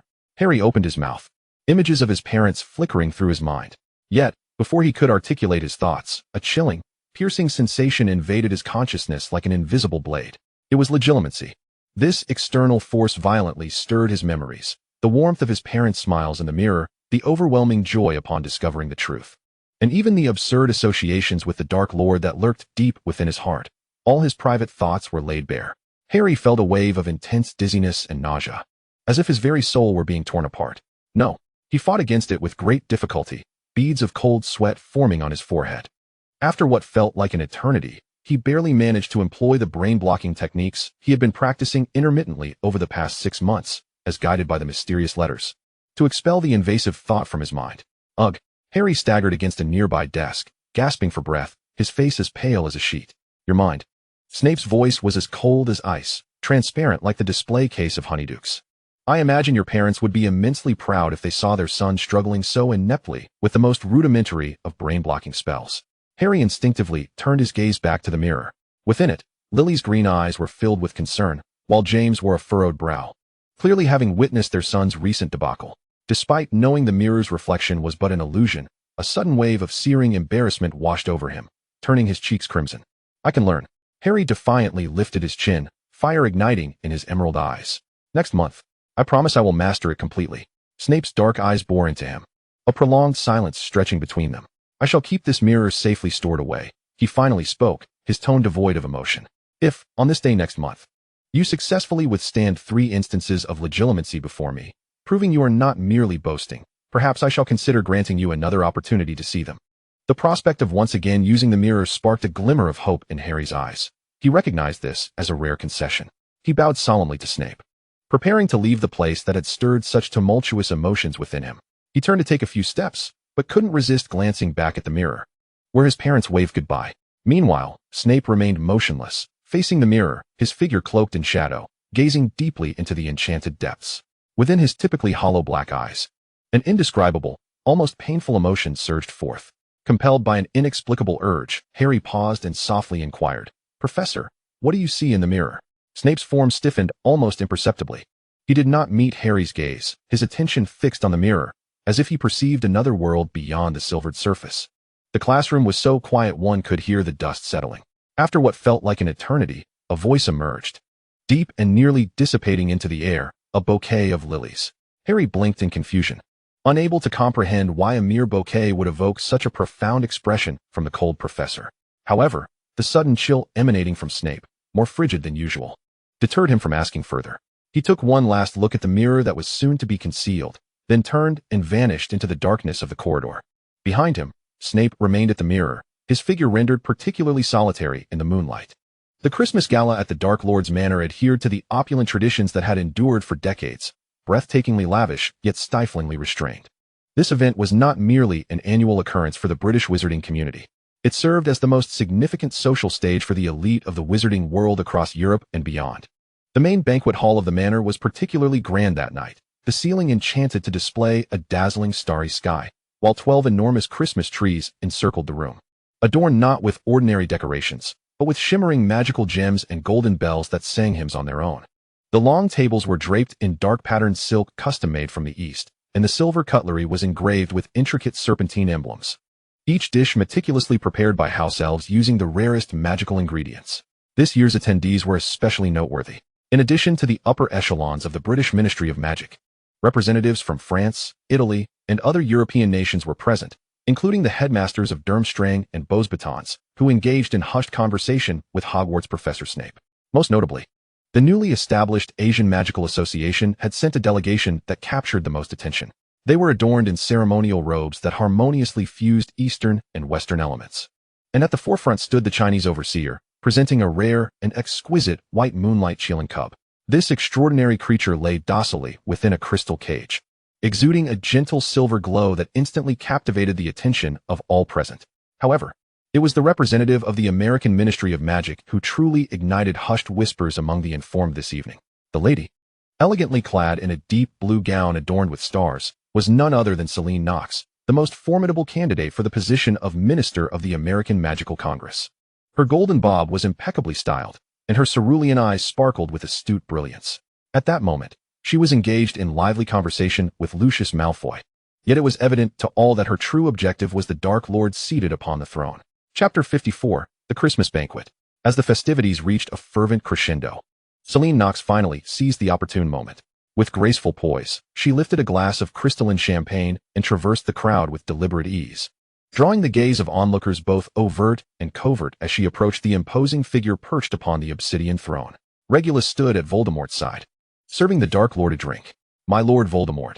Her voice resonated like a finely tuned instrument, imbued with just the right amount of reverence yet unmistakably weighty. "Allow me to express my sincere admiration, on behalf of the American Magical Congress, for your recent visionary reforms regarding the International Wizarding Secrecy Act." Voldemort lazily raised his gaze, his crimson pupils glinting ominously in the candlelight. "Ms. Knox is overly modest," he remarked, his long fingers lightly caressing the rim of his goblet. "This is merely a necessary response to the tides of change." "That is precisely what I admire about you," Selene replied, inclining slightly, the champagne glass in her fingers shimmering with golden hues. "We in the American magical community also believe that clinging to isolationist policies from centuries past is no longer appropriate. Given the rapid advancements in Muggle technology in recent years, perhaps it is time to explore a more open and forward-thinking coexistence." Her words had been meticulously crafted, each syllable steeped in significance. Voldemort's fingers tapped lightly on the armrest of his throne, producing a rhythmic sound. The depth of change often hinges on the resolve and strength of its proponents. Indeed, Selene's lips curled into a shrewd smile. "If I am fortunate enough to be elected minister, I will not only strive to garner the broadest support for your proposals within the International Wizarding Federation, but will also be eager to establish unprecedented formal diplomatic relations between the British and American magical communities. For instance, we could establish a permanent embassy for the British Ministry of Magic in the magical district of Manhattan, New York." The air around them seemed to solidify instantly. Regulus's movements faltered slightly, and even the typically composed Lucius squinted, taken aback. Establishing an embassy on American soil would signify the formal extension of British magical influence into North America, a breakthrough unseen for centuries. A glimmer of amusement flickered in Voldemort's eyes. "Ms. Knox's foresight is indeed impressive. However, as far as I am aware, you seem to be encountering some resistance from conservatives in your campaign." "Merely the clamor of short-sighted individuals," Selene responded unfazed, taking a measured sip of champagne. "With your support, I am confident these trivial obstacles will be surmounted. After all, we all yearn to witness a more powerful and united magical world, do we not?" They exchanged knowing smiles, an unspoken understanding hanging in the air, akin to two seasoned serpents testing each other's resolve. Then, Voldemort slowly raised his goblet, his crimson eyes inscrutable beneath the candlelight. "To our shared vision, to a more open future for the magical world," Selene elegantly clinked her glass against his. The crystalline sound reverberated through the opulent hall. And at that moment, Karen White's figure appeared, slightly rushed, emerging quietly from a side door. Regulus instantly recognized the urgency in his aide's demeanor. He remained poised beside the throne, his black robes falling immaculately still, though a flicker of alertness crossed his dark eyes. Years of master and servant rapport had instilled in him a sense of unease, had it not been dire. Karen would never have dared to intrude upon such a significant occasion. High upon the black jade throne, Voldemort also detected the shift in atmosphere. His crimson gaze swept over Karen's flustered expression before returning to Regulus, who received a barely perceptible nod of acknowledgement. No words were necessary. Regulus inclined slightly in respect, his robes swirling gracefully as he descended the steps. He and Karen discreetly retreated behind a massive stone pillar intricately carved with serpentine patterns, a place that afforded them privacy from the prying eyes of the assembly while safeguarding the confidentiality of their conversation. "Lord Black," Karen leaned in closely, her voice lowered yet tinged with urgency. "Urgent news from Province. The Master's condition has worsened abruptly 10 minutes ago. The St. Mungo's medical team has arrived at the estate and is working frantically to save him, but the situation remains grave. The estate requires your immediate presence to take charge." A profound concern seeped into Regulus's eyes, akin to ink dispersing in still water. His father, Orlando Black, had languished in ill health for years, and since the passing of his mother, Walburga, his life had flickered like a candle in the wind, clinging to mere embers of existence. That moment had, after all, arrived.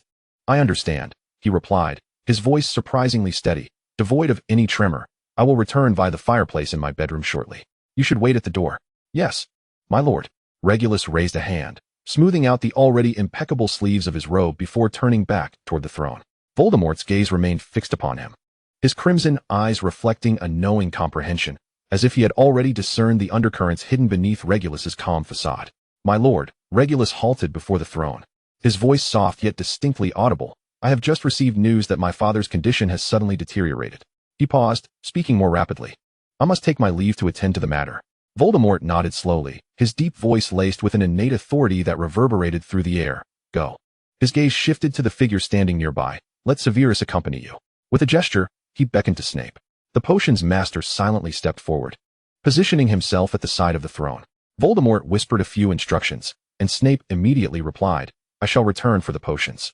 Thank you for your understanding, my lord. Regulus bowed slightly, then turned to Snape. I appreciate your assistance.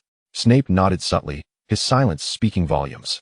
His black robes sweeping soundlessly across the floor as he departed with urgency. Regulus also turned swiftly, his pace markedly more hurried than before. In the long stone corridor, the echoes of his footsteps reverberated against the cold walls, creating an urgent rhythm that starkly contrasted with the merriment echoing from the hall. He strode purposefully toward his bedroom, where Karen had already been waiting at the door. As he approached, she promptly pushed open the heavy, intricately carved wooden door, the creaking of the hinges echoing sharply in the quiet corridor. Regulus did not pause, stepping directly into the room. With a flick of his wand, a pinch of flue powder rose from the silver box, accurately landing in the fireplace. Flames erupted, transforming into a dazzling emerald green, the flickering light casting an eerie glow upon the edges of their black robes. Without hesitation, Regulus stepped into the leaping green flames. Black Manor. Before the echoes of their voices faded, the figures of the two individuals had quietly vanished within the swirling green flames, leaving behind only a few flickering sparks in the air, akin to an ominous omen heralding the twilight of an era, slowly dissipating into the silence. Chapter 55, Slumber. The verdant flames in the exquisite hearth of Black Manor abruptly extinguished, and the silhouettes of Regulus and his aide, Karen White, emerged in succession.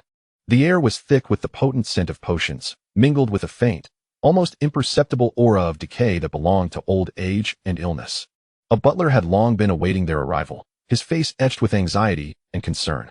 Upon seeing Regulus, he hurried forward, his voice trembling with barely contained emotion. Master, you have returned. The Lord is in the bedroom, and both Lady Lisa and the gentleman from St. Mungo's are present. Regulus exchanged a glance with Karen, their steps unwavering as they ascended towards the master bedroom on the second floor. The room was ablaze with light, several practitioners clad in St. Mungo's robes huddled around the massive four-poster bed, exchanging hushed professional jargon. By the bedside stood Lisa, a former healer from St. Mungo's who had served the Black family for decades, Orlando's personal nurse, leaning over to monitor the life signs apparatus. Hearing footsteps, she turned to see Regulus, and an unmistakable sorrow and compassion welled up in her eyes, though she stifled it, striving to maintain a steady voice. Your Grace, she stepped closer, her tone gentle yet tinged with a quiver. At approximately 8:15 this evening, Mr. Orlando's circulatory system collapsed severely, accompanied by internal bleeding. We have exhausted all possible methods, and the experts from St. Mungo's have also done their utmost. She shook her head, tears welling in her eyes. His bodily functions are systematically shutting down. Time is short. A lead healer from St. Mungo's approached, gravely confirming. Mr. Black, we deeply regret to inform you that our current measures are solely aimed at alleviating Mr. Orlando's suffering, allowing him to depart in peace. Regulus listened quietly, his expression inscrutable, though the depth of his black eye seemed even more profound than usual. He approached the bedside and gestured for the healers to step back. His father, Orlando Black, lay amidst layers of silk pillows and down comforters, resembling a fragile shell drained of vitality. The once commanding visage was now sunken, marred by the ravages of time and illness, breath so faint they barely stirred his chest. Regulus sat on the edge of the bed, gently grasping his father's thin, age-spotted hand. The icy touch made his fingertips tremble. He extended his other hand, tenderly smoothing Orlando's sparse, snow-white hair, his movements imbued with an almost reverent gentleness.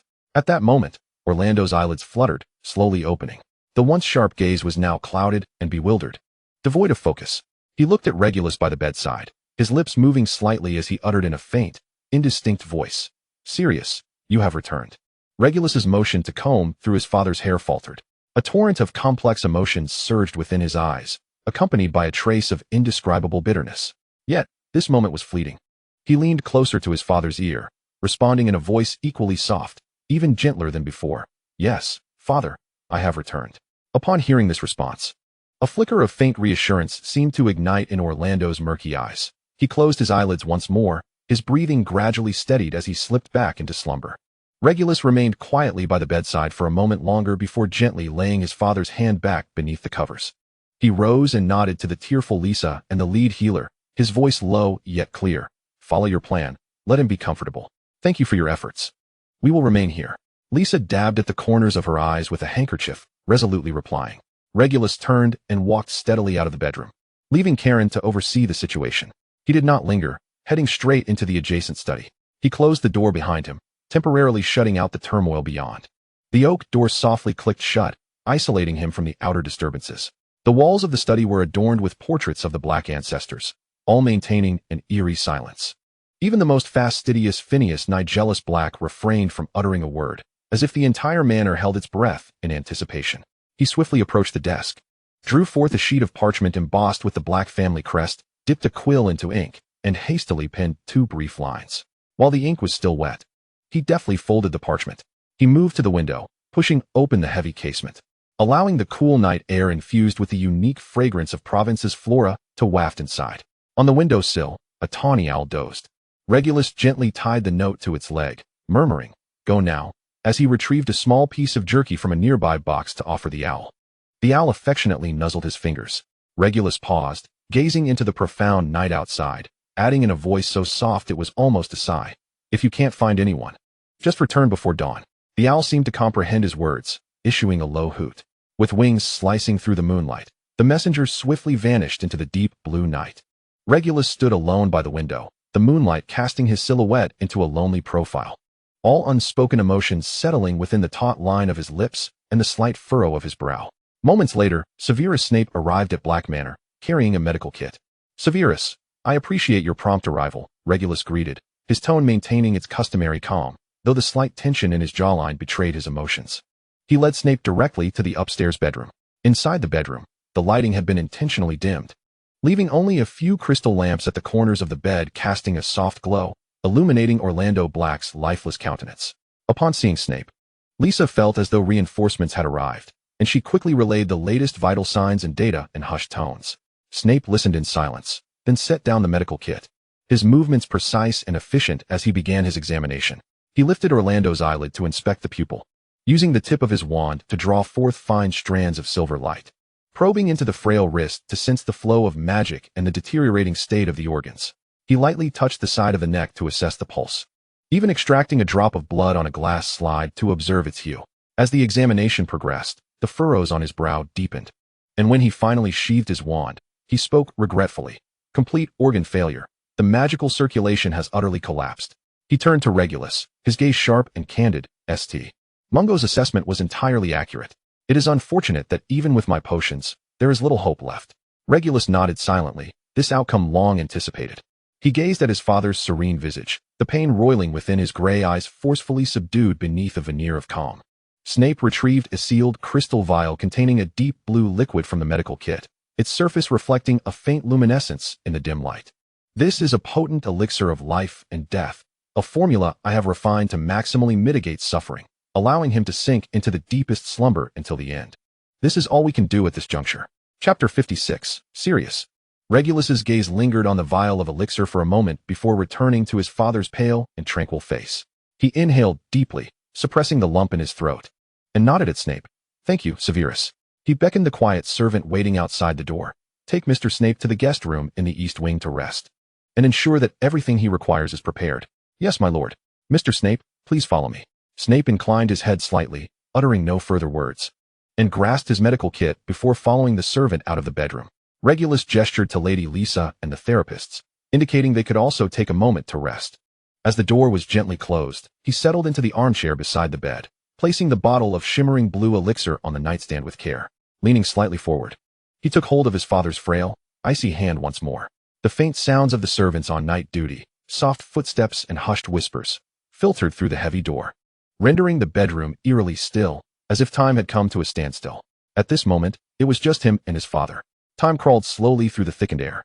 Regulus's gaze meticulously traced the chiseled wrinkles and sparse silver hair on his father's face, as fragments of long-buried memories surged uncontrollably to the surface. He recalled his early childhood, around the age of 3 or 4, when his father had not yet been crushed under the burdens of family expectations and increasingly obsessive beliefs. Orlando would lift him onto his knee, patiently whittling a wooden sword for him with a silver knife adorned with emeralds, a treasured heirloom passed down from their great-grandfather.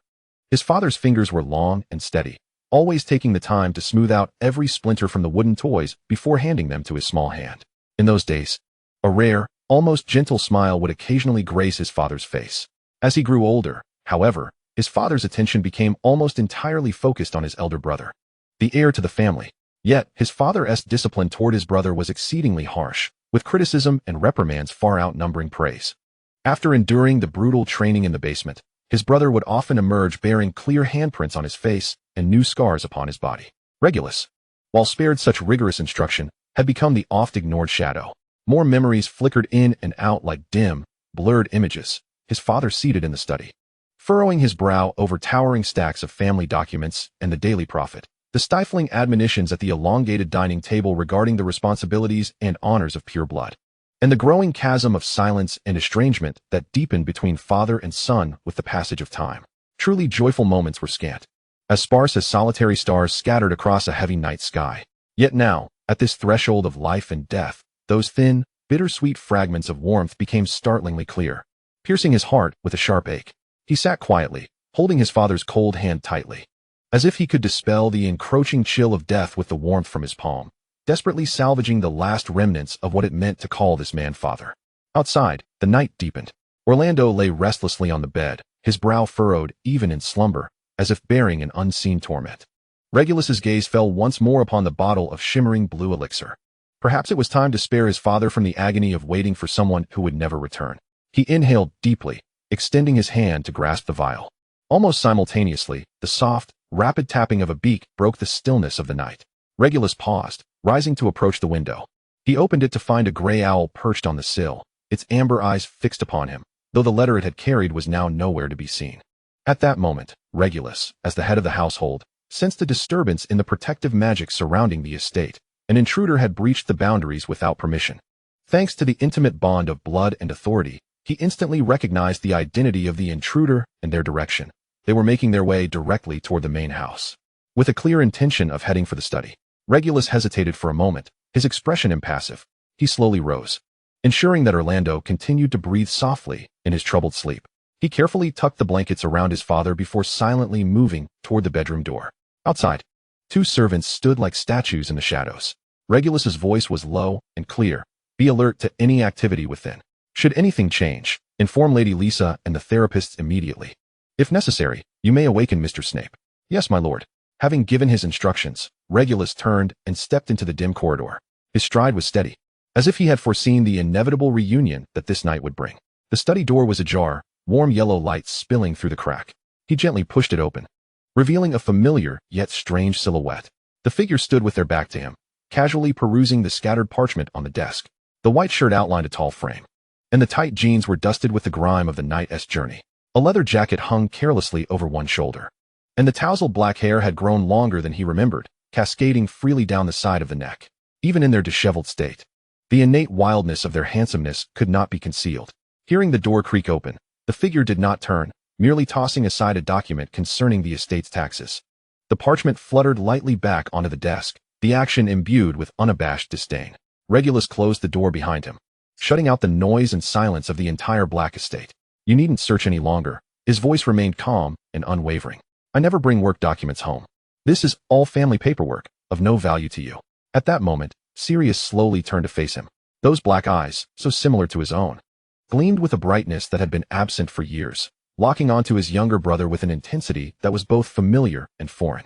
His gaze roamed over Regulus, a complex smile gracing his lips, one that contained concern, scrutiny, and an elusive hint of lament. Regulus. His voice was deeper and more resonant than in their youth, imbued with a magnetic quality. It's been a long time. You've grown quite a bit. His eyes bore into Regulus's, as if attempting to peel back the calm facade to reach the depths of his soul. In the study, the two brothers stood facing each other after years apart. Mere steps separated them, yet an immeasurable chasm of time and past experiences lay between. The air thickened in silence, the only sound being the flickering shadows cast by the candlelight on the wall. Chapter 57, Sirius 2. Regulus gazed at the nonchalant smile on his brother's face, finding that curve particularly glaring. His dark eyes deepened, his voice restrained. Do you think this is a trap?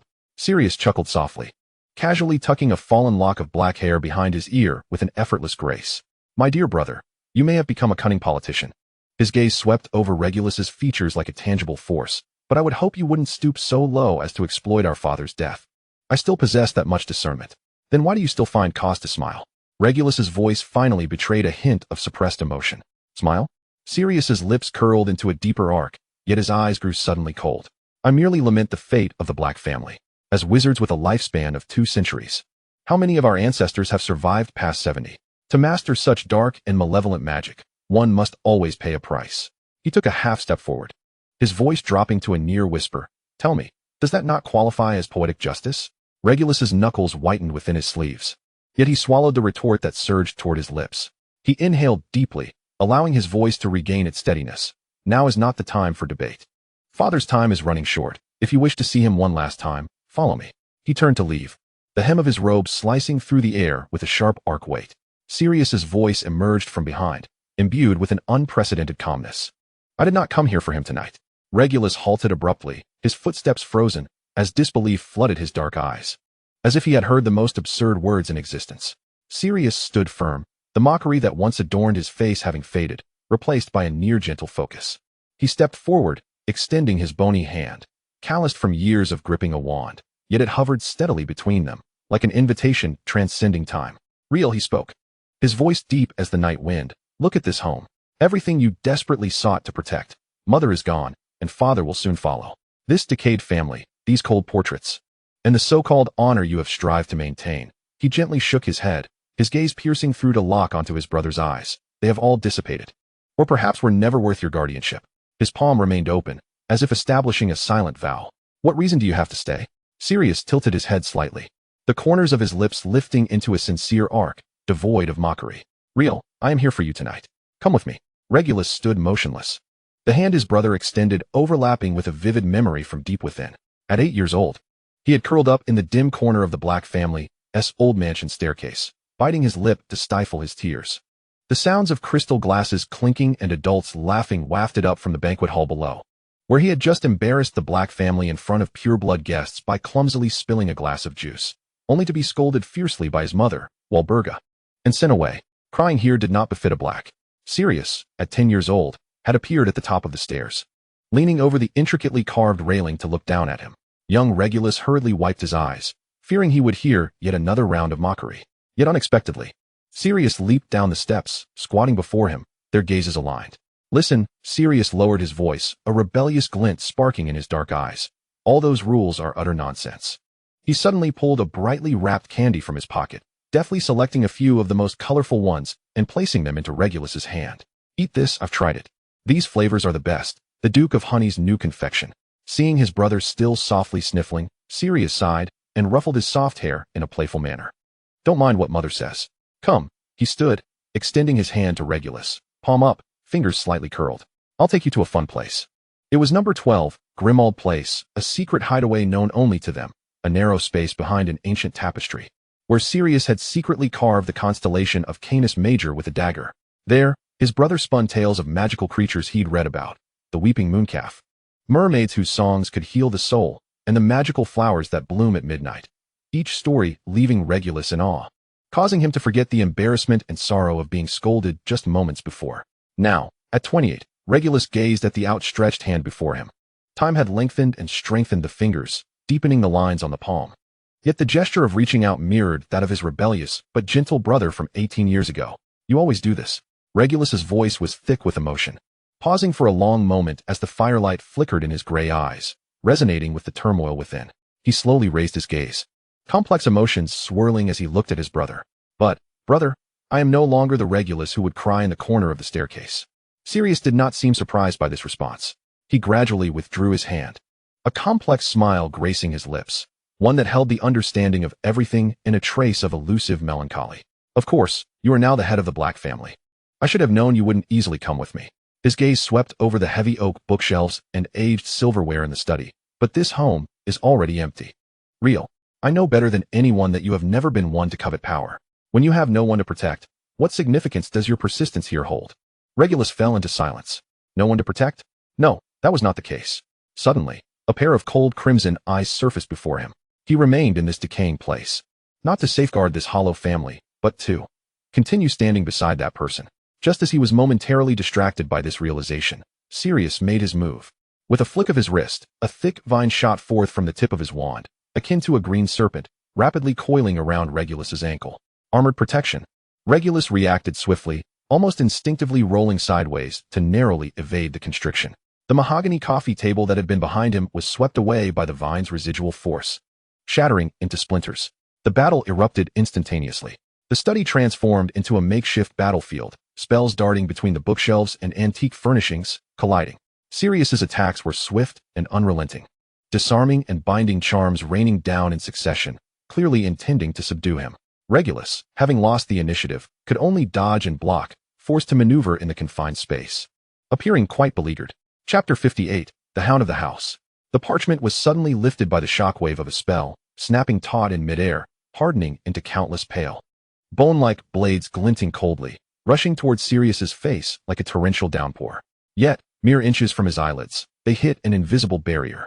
With a dull hum, the blade shattered, transforming into a flurry of paper scraps, which, before touching the ground, were yanked back by a reverse magical force, suddenly redirecting towards Regulus like a blizzard swirling with unspent spell energy. Sirius's onslaught did not wane, spells surging like an overwhelming tide, forcing Regulus to retreat step by step. In a critical moment, a drop of warm liquid unexpectedly flowed from Sirius's nostrils, trickling down his philtrum and heavily splattering onto the back of his wand-wielding hand, spreading a small patch of glaring red. Sirius's assault suddenly froze. Instinctively, he raised his hand to wipe it away. The stickiness he felt and the shocking crimson hue made his pupils constrict sharply, breath catching in his throat, even the surging magic within him momentarily stalling. From the shadows, Regulus slowly stepped forward, his black robe sweeping across the scattered paper scraps. He raised his left hand, which had been hidden behind him, revealing a vivid red wound blooming in his palm, the torn flesh weeping blood that did not drip in the usual manner, but instead, under the influence of some dark magic, evaporated into fine tendrils of blood mist. The blood mist writhed as if alive, expanding and filling the air with a noxious blend of rust and decay, corroding the pages of books on the shelves, creating tiny black holes. "You dare to use the plague curse against me?" Sirius's voice emerged through clenched teeth, raspy and distorted from the turmoil within, yet unable to mask a hint of overwhelming dizziness. He carelessly wiped away the incessant flow of blood from his nose, fixating on the rapidly spreading purplish-black bruise on the back of his hand, and forced a mocking cold smile. "Indeed, you have inherited this vile dark magic. It seems this is the only means by which you can hope to defeat me." He gasped for breath, his gaze as sharp as a blade, demanding to know how many innocent lives you sacrificed during the inheritance ritual to obtain this cursed power. "In terms of magical intensity and casting speed, I have always been inferior to you." Regulus's voice was eerily calm, a stark contrast to the blood mist swirling ominously in his palm. "Yet the plague curse, a spell that only the heir of the Black family could master, you cannot withstand. Although you have undergone a brief period of air training and possess some resistance to the basic plague curse, I have long perfected it over the years." He raised his hand slightly, allowing the blood mist to spread wider in the air. "As long as you continue to breathe in this miasma, the toxins will relentlessly erode your internal organs until—" Before he could finish, Sirius suddenly coughed up a mouthful of black blood, nearly losing his grip on his wand. Excruciating pain radiated through his limbs, and he glared fiercely at Regulus, gritting his teeth, suddenly summoning the last of his strength to crash backward. With a shattering sound, the tall glass window behind him exploded, countless shards raining down like a storm. Sirius's figure leapt through the scattered glass, vanishing into the dense night. Regulus hurriedly pursued to the window's edge, the broken glass creaking underfoot. Leaning down to look, he saw a massive black dog stumbling into the meticulously cultivated patch of white roses below, the pristine petals scattered in the struggle, resembling shattered moonlight. The beast struggled to regain its footing, dragging its injured body away, limping toward the edge of the estate. Regulus raised his wand, its tip glinting coldly in the moonlight, accurately locking onto the frantic figure. A surge of magical energy gathered at the wand's tip, erupting into dangerous sparks, the concentrated magical force flickering like his tumultuous emotions. In that fleeting moment, a resounding tolling of the solemn funeral bell echoed from the clock tower, its sound waves sweeping over the estate like a tide, penetrating every inch of brick and stone, reaching deep into the soul. Orlando Black's life was forever suspended in this night.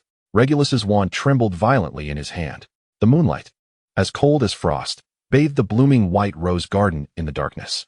The fleeing black dog suddenly halted, turning back amidst the scattered shards of moonlight and fallen petals. Its silver-edged silhouette stood out sharply against the darkness, the beast's pupils constricting under the moonlight, reflecting the distant clock tower. In those eyes swirled an indescribable tempest of emotions: shock, realization, and a hint of grief that had come far too late. This scene froze in the night, like a carefully orchestrated close-up by fate. Ultimately, the incantation poised to be unleashed from the wand did not escape. Regulus slowly lowered his hand, allowing the unspent magical energy to dissipate like stardust from the wand's tip. "Father," he murmured quietly towards the direction of the clock tower. His voice as soft as the midnight breeze. "Even in your final moments, did you choose to protect him?" He stood silently before the shattered window, watching that black figure breach the barrier like a truly bereaved hound, completely dissolving into the boundless night. A faint creaking sound of the door's hinge interrupted the silence. Snape stood at the study door, his sleeve tightly covering his mouth and nose, his eyes wary. Regulus did not turn. "Have you enjoyed the spectacle from the doorway? To intrude upon the usage of the plague curse is tantamount to suicide." Snape's voice was muffled through the fabric, low and grave. "I do not possess the same resistance as your brother." With a flick of his wand, Regulus dispelled the blood-red mist that filled the air, his palm's wound visibly healing at an accelerated pace. The foul atmosphere of the study was swept away by the cool morning breeze. Only then did Snape step inside, his gaze sweeping over the trampled white rose bushes below. There are many eyes in the estate now. Allowing a core member of the Order of the Phoenix to escape under such scrutiny will surely not go unnoticed by that lord. Regulus sheathed his wand and replied indifferently, "I had no intention of hiding it. I shall report truthfully to my master." The sound of light footsteps approached from outside, and Lady Lisa appeared at the door, her eyes red-rimmed. "Young master, we have prepared your father for his final appearance. Do you wish to see him one last time?" Regulus replied, "I shall be there shortly." He turned to Snape. "The dawn is approaching. You may rest a while longer and have breakfast before departing. You have worked hard tonight."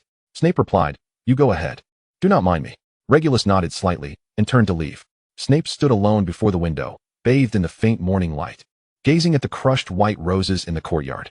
Under the dawn's light, the scattered petals appeared particularly jarring. "Foolish dog," he muttered softly to himself before exiting the study, his black robes rippling with a dark undertone in the brightening morning. Chapter 59, The Funeral. On the morning 3 days later, the Black estate was enveloped in a solemn shroud of black. The ancient wrought iron gates creaked open, revealing a path lined with black velvet leading straight to the main house. Along the sides of the path, each ancient tree bore black satin ribbons, fluttering mournfully in the gentle breeze. From the break of dawn, various luxurious magical conveyances began to arrive in succession. Ornately decorated flying carriages landed silently in the forecourt, and from the magically modified black vehicles emerged solemnly clad wizards in mourning robes. Regulus Black stood resolutely on the porch, his impeccably tailored black robe accentuating his stature, the silver family crest at the collar gleaming with a cold light in the morning glow. Karen White stood behind him, distributing black satin ribbons, symbols of mourning, to each arriving guest. Lucius Malfoy approached slowly, arm in arm with Narcissa, his platinum hair shining brilliantly against his black robes. "Please accept my condolences." He took Regulus's hand, his voice somber. "If my father were still alive, he would surely lament the loss of his dear friend." Beside him, Narcissa's eyes glistened with tears as she gently placed a bouquet of fresh white roses beside the coffin. Bella had finally forsaken her beloved red dress, donning a long black gown instead, standing silently before the coffin, gazing at Orlando's peaceful yet pallid visage. Guests, guided by the servants, silently made their way to the banquet hall, transformed into a place of mourning. Orlando Black's remains lay within an obsidian-carved coffin, surrounded by blooming white roses, the dew on the petals still glistening. At noon, the funeral ceremony commenced. Orlando Black, the officiant's voice, amplified by magic, echoed throughout the estate. "A loyal guardian of pure blood, the esteemed patriarch of the Black family, shall today return to the essence of magic." Guests raised their wands in unison, the light emanating from their wand tips resembling the most brilliant starry river in the night sky, a gesture of utmost respect from the magical community to the deceased. After the ceremony, everyone moved to the banquet hall. Acklus approached Regulus, holding a crystal goblet, and patted his shoulder, saying, "The passing of Lord Orlando is a tremendous loss for our pureblood faction. Please accept my condolences, Regulus." Cornelius Fudge also joined in, speaking in an official tone. "The Ministry of Magic shall forever remember the contributions of the Black family to the magical world. Should you require any assistance, we stand ready to help." Regulus merely nodded slightly, offering them a polite yet distant acknowledgement of thanks. At 3 in the afternoon, Leaden clouds hung low over the estate. As the funeral service took place in the private cemetery of the Black family, as scheduled, this realm, shrouded by ancient enchantments, permitted only the closest kin to tread upon its grounds. The gnarled shadows of trees intertwined amidst the gravestones, while the wind whispered through the withered branches, producing a sound akin to lamentation, as if the slumbering souls were murmuring. Each gravestone stood as a meticulously carved masterpiece, the obsidian surface etched with intricate family crests. The entwined roses and silver serpents remained distinct despite the ravages of time, silently witnessing the rise and fall, glory and scandal, loyalty and betrayal of this pure-blood lineage, all encapsulated beneath the cold stone slabs. As the heavy coffin was slowly lowered into the grave by ropes, Regulus stepped forward. He bent down and scooped a handful of earth from a nearby wicker basket. The soil mingled with damp grass, leaving traces on his pale fingertips. He raised his hand, gently scattering the soil, the tiny grains falling onto the coffin's lid, producing a soft, rustling sound. "Father," his voice was as light as a whisper, yet resolute.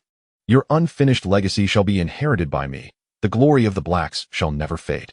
Upon uttering these words, he raised his wand, its tip flashing with a silvery light. With a delicate twist, the loose soil began to stir as if infused with life, surging forth to envelop the coffin with precision. Immediately after, the ground trembled slightly, and a pristine white marble gravestone erupted from the earth, its surface smooth as a mirror, inscribed with clear letters by magic. Glimmering coldly beneath the overcast sky, Orlando Black, 1929 to 1991, defender of purebloods, head of the Black family. As the sun dipped below the horizon, its molten gold rays pierced through the clouds, casting an illusory warm glow upon the gravestone. When the footsteps of the last guest faded into the twilight, the estate returned to a profound silence, and Regulus turned back alone, ascending the spiral staircase to the study. The shattered glass windows had long been restored by the house elves, leaving not a trace of the previous cracks, as if the tumultuous night of conflict, the shattered glass, and the scattering spells were merely an absurd dream. In the newly adorned frame on the wall, the young Orlando Black was peacefully asleep in an intricately carved armchair, his brow relaxed, his visage serene as if he were merely indulging in an afternoon nap, untouched by the tribulations of the family's rise and fall. Meanwhile, by the antique floor-to-ceiling window, a tall, dark figure stood like a statue, his voluminous robes trailing on the ground, merging seamlessly with the encroaching dusk. Those crimson eyes regarded the new portrait on the wall, the flickering candlelight reflected within his pupils revealing an indiscernible emotion. The surrounding portraits, once filled with the incessant chatter of ancestors who reproached the younger generation for any perceived disgrace, now discreetly withdrew, leaving this space entirely to the master and his servant. Regulus paused momentarily, a subtle flicker passing through his obsidian eyes before he concealed all emotion, hastily advancing to kneel on one knee, his back straight. His voice reverent yet low. "Master." Voldemort did not turn around. His voice bore a rare wistfulness. As if reminiscing about a distant memory, "I still recall the first time I laid eyes on Orlando. At that time, he was a remarkably arrogant pure-blood young lord. Such children are not uncommon in Slytherin, yet his arrogance was particularly ostentatious." A soft laugh escaped him, tinged with a hint of nostalgic amusement. "I was 3 years his senior. By the time he was in second year, I had already become a prefect. This audacious little brat dared to question my authority with a group of younger students, citing my impure blood as the reason." Voldemort's fingertips gently tapped the table. How naive. Regulus knelt upon the floor, bowing his head to listen to his master's appraisal of his father. He cautiously chose his words. "You are the direct descendant of Lord Slytherin. There is no bloodline more noble than this. My father must have been blinded by prejudice. Ever since I can remember, he has often taught us to be loyal to you." Voldemort finally turned to face him, his crimson gaze glowing like burning coals in the dim light. "Rise, Regulus." His voice regained its usual coldness. "Your father did indeed demonstrate admirable foresight. While most pure-blood families hesitated, he was the first to pledge his allegiance to me amidst my emptiness." He walked slowly toward Regulus, his black robes trailing behind him, his voice deep as the night. "Do you know? He once knelt before me, just as you do now, his forehead touching the ground, vowing to use the full strength of the Black family to assist me in realizing that grand ideal." Voldemort extended his slender fingers, gently brushing against Regulus's chest, as if he could feel the heartbeat beneath the fabric. Regulus raised his eyes, the candlelight reflecting in his obsidian gaze. His tone devout. "The Black family shall forever serve you, my master." Voldemort inclined his head slightly, yet the pale hand that had rested upon his chest suddenly moved. The fingertips deftly unfastened a silver clasp at the neck of his black robe, and then discreetly slipped into the collar. The icy sensation spread against his skin, causing Regulus to shudder involuntarily. He dared not recoil, instinctively glancing toward the portrait of Orlando, where his father remained peacefully asleep in the carved armchair. Oblivious to the transgressive scene unfolding before him, Regulus let out a silent sigh of relief, but as he withdrew his gaze, he unexpectedly met Voldemort's gaze, which bore a teasing yet possessive glint, sending a jolt through his heart. What is little Regulus thinking? The fingertips continued to descend slowly, gliding over the delicate skin beneath his clothing, the coldness igniting a series of tiny flames wherever they passed. A faint blush crept across Regulus's cheeks as he hurriedly turned his head away, yet his feet remained rooted in place, allowing that hand to roam freely within his collar. He could distinctly smell the faint, aggressive cold fragrance emanating from the Dark Lord, mingling with the scent of aged parchment, enveloping him entirely. Voldemort's thumb brushed lightly against his chin, the calloused skin sending shivers down his spine. With a slight pressure, he compelled Regulus to tilt his head back, forcing him to meet those piercing eyes. Regulus's gaze flickered, embarrassment intertwined with confusion. He felt both humiliated to be treated so lightly before his father's portrait, yet a spark of uncontrolled exhilaration surged within him. It was the longing to be favored by his master, like vines growing wildly in the dark of night, tightly entwining around the remnants of his rationality. Voldemort's mental presence, akin to invisible threads, silently delved into his mind, perusing the fragments of the young servant's memories with keen interest, greedily savoring his embarrassment, confusion, and the deeply buried secret desires, a satisfied smile curling upon his lips. Until the scene abruptly shifted, revealing a moment from a few days prior, also within this study, where Regulus had been casting spells against Sirius, ultimately allowing that rebellious brother to vanish into the night. Voldemort's hand abruptly stilled. The mental presence that had intruded upon his mind retreated sharply like a tide, leaving behind a sharp pang of pain. Regulus gasped, raising his eyes to find the Dark Lord's amusement had vanished, fury surging forth, the crimson glow almost searing to the eyes. Regulus felt a tightening in his chest, his knees buckling as he fell heavily back to the ground. Bowing his head in contrition, with a barely perceptible tremor in his voice, he urgently implored for forgiveness. "I am sorry, Master. I should not have allowed Sirius to escape. It was a moment of weakness on my part." Voldemort loomed closer, his dark robes sweeping across the floor, stirring up fine particles of dust. The towering figure cast a shadow over Regulus, enveloping him completely, akin to a lurking beast poised to rend its prey asunder. His voice dripped with exasperation and rage. "If you continue to harbor thoughts of your traitorous brother or any other inconsequential individuals at this critical juncture, I shall summon them all here and suspend you beneath this portrait for their viewing pleasure." Regulus stood frozen, momentarily at a loss for how to respond. He looked up at his master, his mind a blank slate, only echoing Voldemort's threatening yet intimate words, his cheeks flushing with heat, his breath quickening in response. Chapter 60, A Visit to America. That night, he ultimately could not escape the fate of being ensnared in the master bedroom of the Black Estate. The opulent atmosphere woven by velvet drapes permeated the walls, and the layers of sheer fabric hanging from the ceiling transformed into the most exquisite of props. Suddenly, a torrential downpour descended upon the night. The rain lashed down, the remnants of flowers in the garden swaying helplessly in the wind and rain. Yet they still held their heads high until the petals faded, exposing their delicate cores. The rainwater, unrelenting, poured into the floral crowns, filling and overflowing, cascading down in a graceful arc as if bestowing upon them a glistening glaze akin to teardrops. The surface of the pond was disrupted by raindrops, creating concentric ripples, as curious little fish occasionally surfaced to explore the rain's impact, playfully spraying a jet of water before swiftly retreating to the safety of the depths. Shifting his gaze toward the estate, the clearest sound emanated from the rain beating against the floor-to-ceiling windows, initially leaving intersecting lines of rain, which then coalesced into plump droplets struggling to slide down, pooling beneath the window into an ever-expanding puddle, reflecting nothing but a murky, turbulent night. "Let it all out, Regulus. Cry as much as you need." Voldemort's voice was low and husky, tinged with a near-cruel gentleness. When Regulus cried himself into exhaustion and drifted into a fitful sleep, his lips still quivering with soft sobs, Voldemort gently lifted the trembling body and carried him toward the washroom. The young man's warm breath brushed against Voldemort's neck, the dampness of tears lingering in the air. Voldemort cast a glance at the furrowed brow of the one in his arms, his fingertips delicately smoothing out the crease. An unfathomable darkness swirling in his gaze. The Christmas decorations had just been taken down from the streets, and the snow in London had not yet completely melted, restoring the city to its usual rhythm. With the end of the holiday season, the the Ministry of Magic's various departments resumed their operations. In a gesture of solace for the Black family's loss of their patriarch, Regulus was officially reinstated as the Director of Magical Administration.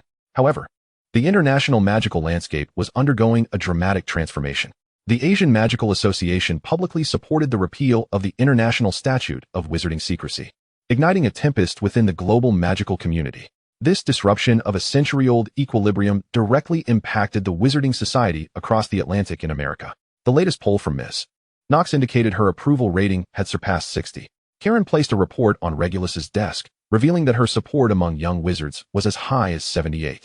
Regulus perused the report, noting that Senator Cineas Knox, who had boldly pledged allegiance to Voldemort at the Christmas banquet, was rising with astonishing speed. 3 days later, above the Atlantic Ocean, a privately owned Muggle aircraft, extensively modified with magic, glided silently through the clouds. This was, of course, Lucius's arrangement. He had always been one to indulge in luxury. Now that the International Statute of Wizarding Secrecy was effectively rendered obsolete, he was more than eager to blend Muggle technology with magical superiority, crafting an ultimate comfort experience for himself. The interior of the airplane was imbued with powerful undetectable extension charms, making the space far more expansive than it appeared from the outside. Dark green velvet adorned the walls. Silver serpentine carvings glimmered under the light of floating candelabras, and the floor was covered with thick Persian carpets, transforming the cabin into a mobile drawing room reminiscent of Malfoy Manor.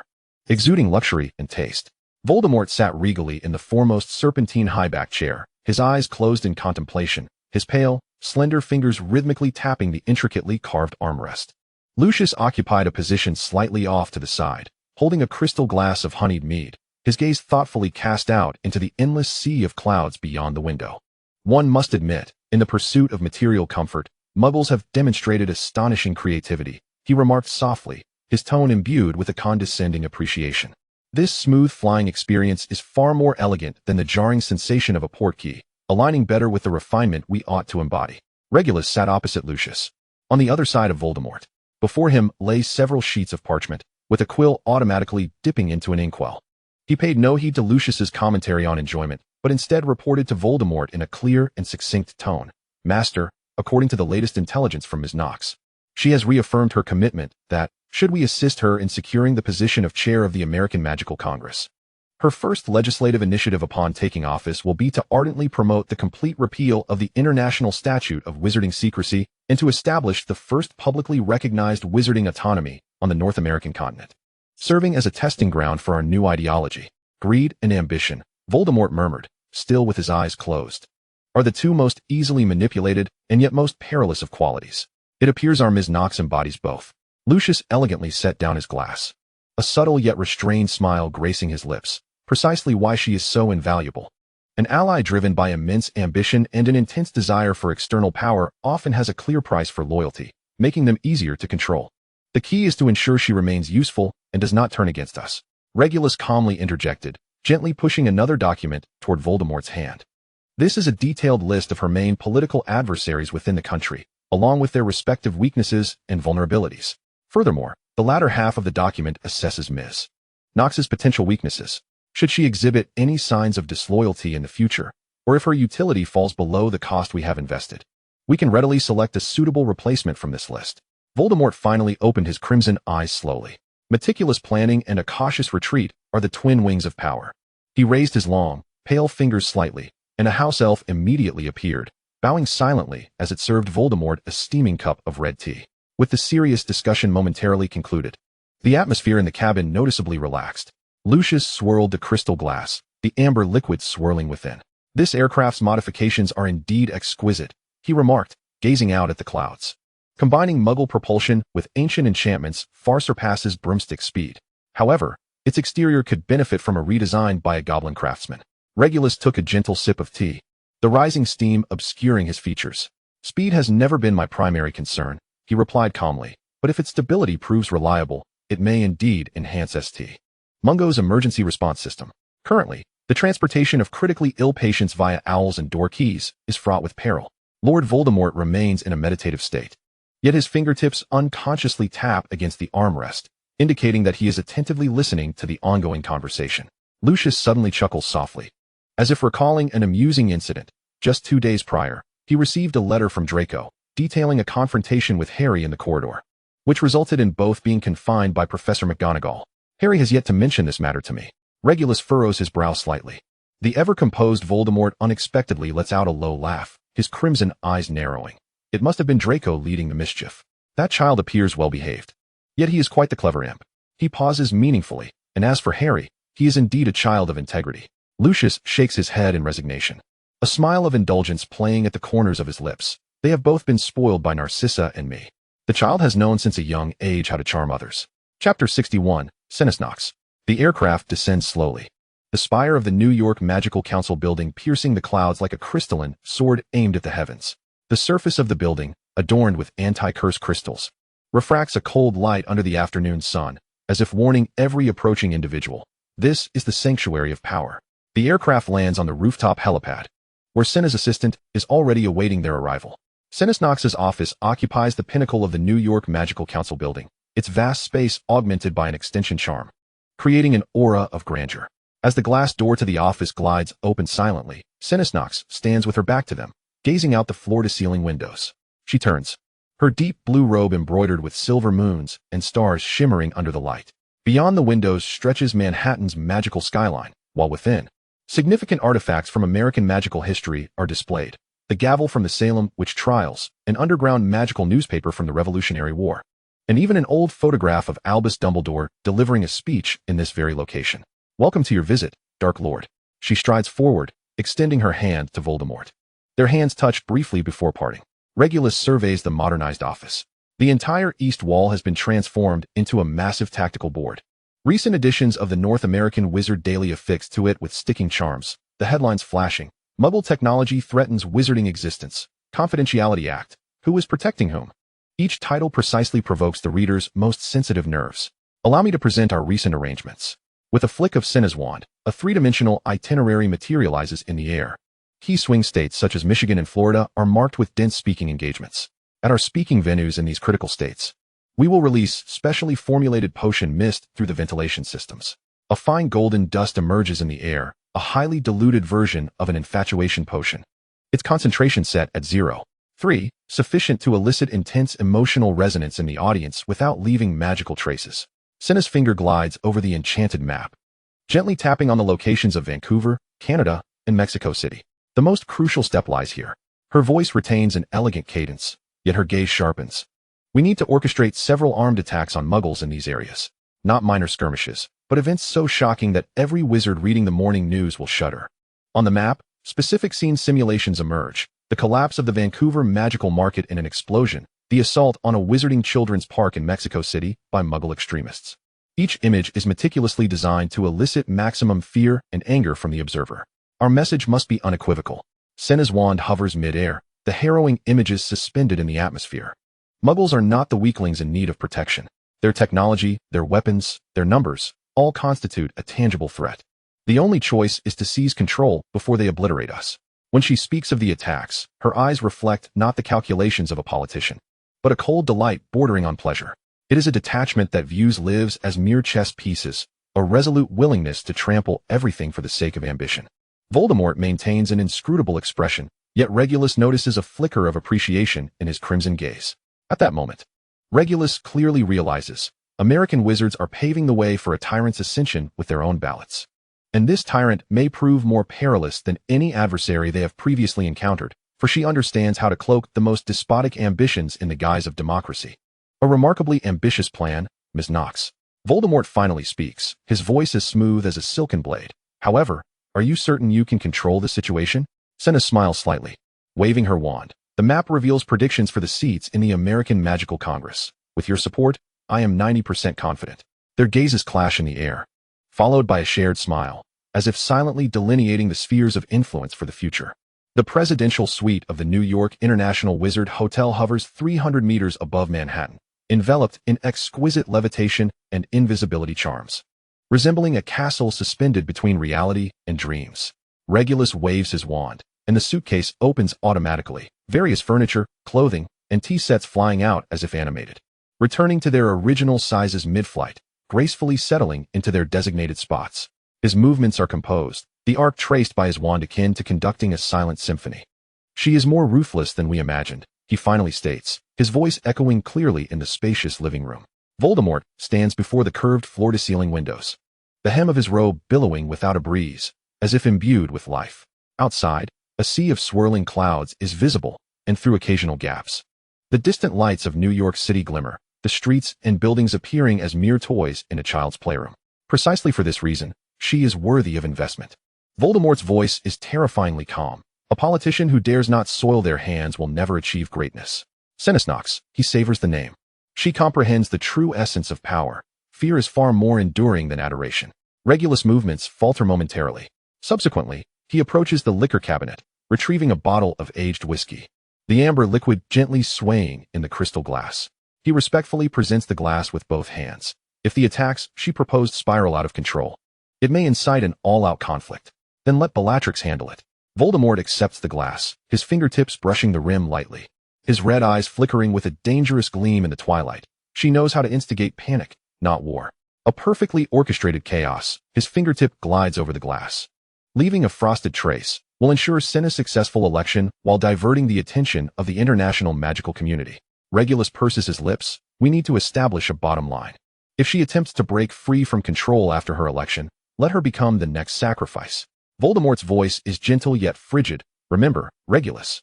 We support her not for her uniqueness, but because she happens to be in the right position. Outside, the navigation lights of a Muggle airplane flicker within the clouds, resembling a shooting star traversing the night sky. Voldemort watches that glimmer until it vanishes into the distant mist. Regulus gazes at Voldemort's silhouette. Senesnox is not the most dangerous player in this game. The true tempest is brewing in the hands of this man, who surveys all from the clouds. Yet, Regulus' remaining words are stifled against the icy rim of the glass. The cup of whiskey he poured for the Dark Lord now rests against his lips, held by the Dark Lord's hand. Very well, Rahl. The essence of Voldemort brushed close to his ear, his voice low and hushed like a dream's whisper, urging him to cease uttering such words that mar the atmosphere. His scarlet eyes narrowed slightly, and with a gentle tilt of his wrist, the liquor flowed into Regulus' obediently parted lips. As he struggled to swallow, a few droplets escaped the corners of his mouth, trailing down his jawline, cold enough to elicit a shiver. In his peripheral vision, he caught sight of Lucius's robes pausing at the edge of the parlor before vanishing from view. How is it that a man of your stature can still spill drink on his attire? Voldemort chuckled softly, his fingertips grazing the fabric dampened by the liquid. A flush of heat surged to Regulus's cheeks. The crystal glass was carelessly set aside on the coffee table, and in the next moment, he was gently yet irresistibly pushed against the cold expanse of the floor-to-ceiling window. The rich aroma of whiskey, the crisp air, and the soft touch all melded together, creating an illusion from which one could not escape. How contradictory it was, this man who was cold to the core. His hands were warm, his lips soft, and his heartbeat rapid. Perhaps he was beyond redemption, hopelessly ensnared in this basest of desires, the flesh entwined with each surrender of his body. The remnants of his will that sought to resist crumbled beneath Voldemort's touch, willingly bowing in submission. Moist, tearing, chaotic, the city beneath them sprawled like a sea of stars, its lights dazzling, yet in his gaze, it shattered inch by inch, collapsing along with the last vestiges of his clarity, all of it plunging into an endless abyss of despair. Chapter 62, The Stage of Power. The following day, the trio witnessed a speech by Senes. Observing her eloquence and charisma, the dawn had just gilded Manhattan's skyscrapers with a cold sheen of gold when New York's magical square was engulfed by a surging crowd. They call for us to conceal our whereabouts. Her voice, amplified by magic, still retained an intimate whisper-like quality, instilling fear within us, as she proclaimed the fragility of Muggles, who required our protection. In the perfectly timed pauses, anger quietly fermented among the crowd, like magma stirring beneath the earth. But I must ask, her voice suddenly rose, sharp as a blade. When their weapons possess the power to annihilate the entire world, who will protect us? The deafening roar instantly swept across the square, stirring the garments and emotions of every individual present. Regulus stood in the shadows of the VIP section, his gaze dark as he observed the fervor igniting in the eyes of the audience, a blaze that threatened to consume the dawn's faint light. The Dark Lord reclined in his high-backed chair, chuckling softly, his distinct fingers slowly applauding. Lucius elegantly caressed the serpent-shaped handle of his cane, his tone tinged with amusement, a natural performer, adept at manipulating hearts. As the day's clamor settled into twilight, and the New York skyline was soaked in darkness, they accordingly made their way to an old tavern in Brooklyn. In stark contrast to the fervor of the square, the bar was dimly lit. the air thick with the mingled scents of malt liquor and aged wandwood. The gathered wizards bore the marks of hardship, their gazes sharp as eagles. Having endured multiple wizarding wars and political purges, they harbored a deep-seated wariness towards anyone attempting to stir their hearts. Senna's was evidently prepared. She had changed out of the opulent garments that symbolized power by day, now donning a faded gray robe, stripped of all magical embellishments. Simply standing quietly upon a humble wooden crate in the corner. My grandfather lost 3 sisters during the Salem witch trials. Her voice was low, yet carried a penetrating force that silenced the previously murmuring space. He grasped my hand on his deathbed and said, "Never trust those who urge you to lay down your wand." She recounted the poignant history that every old-school wizard held dear. The suffering and struggles glossed over in official records became vivid and sharp through her words. When she softly declared that they did not seek war, but rather fought for survival, even the most stubborn of old wizards found themselves nodding unconsciously, their skepticism gradually yielding to resonance. Recognizing the moment was ripe, Voldemort rose to signal, and Regulus and Lucius immediately followed suit. The trio silently exited the bar, stepping into the desolate streets of Brooklyn. The night was as dark as ink, with only sporadic Muggle streetlights flickering in the distance, their footsteps echoing monotonously on the cobblestones. "What do you think of her?"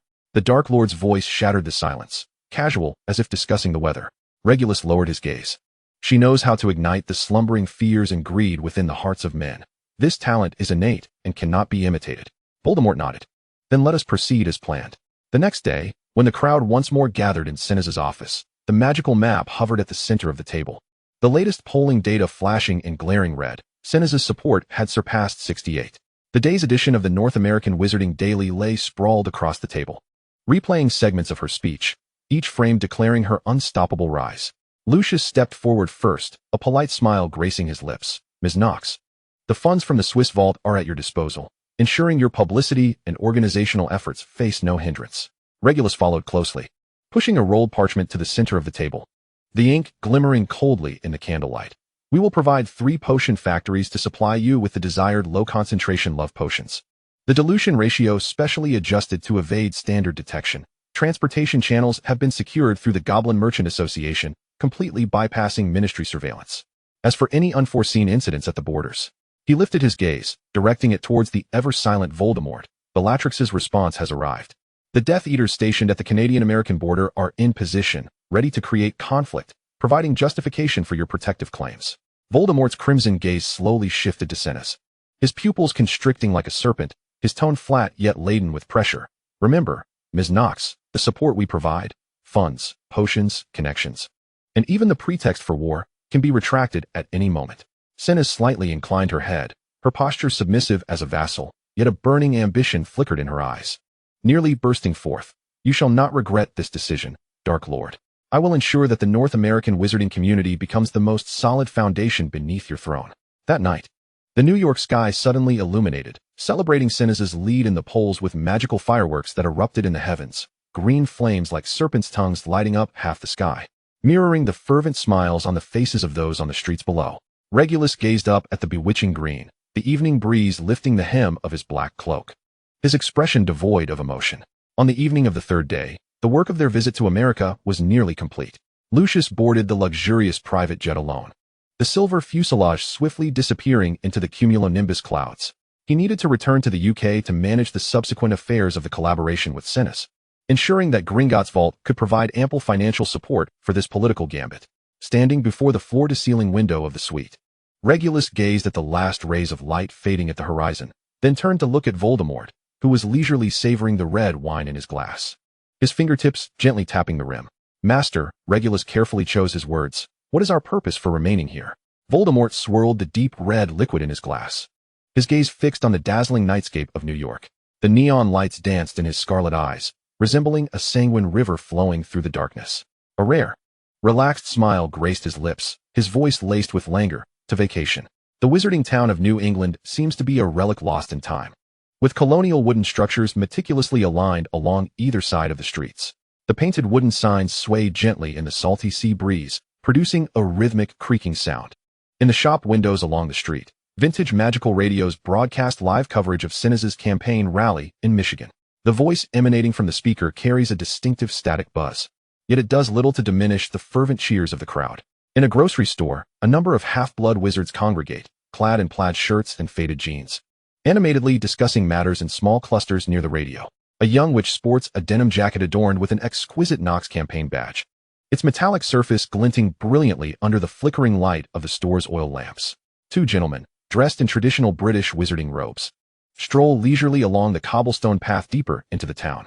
Their impeccably tailored black robes stand in stark contrast to the casual American attire surrounding them, and their handsome features and graceful demeanor occasionally draw curious glances from passers-by. They eventually arrive at the end of a secluded alley, where they discover an aged wand shop. The brass bell on the oak door jingles crisply as they enter.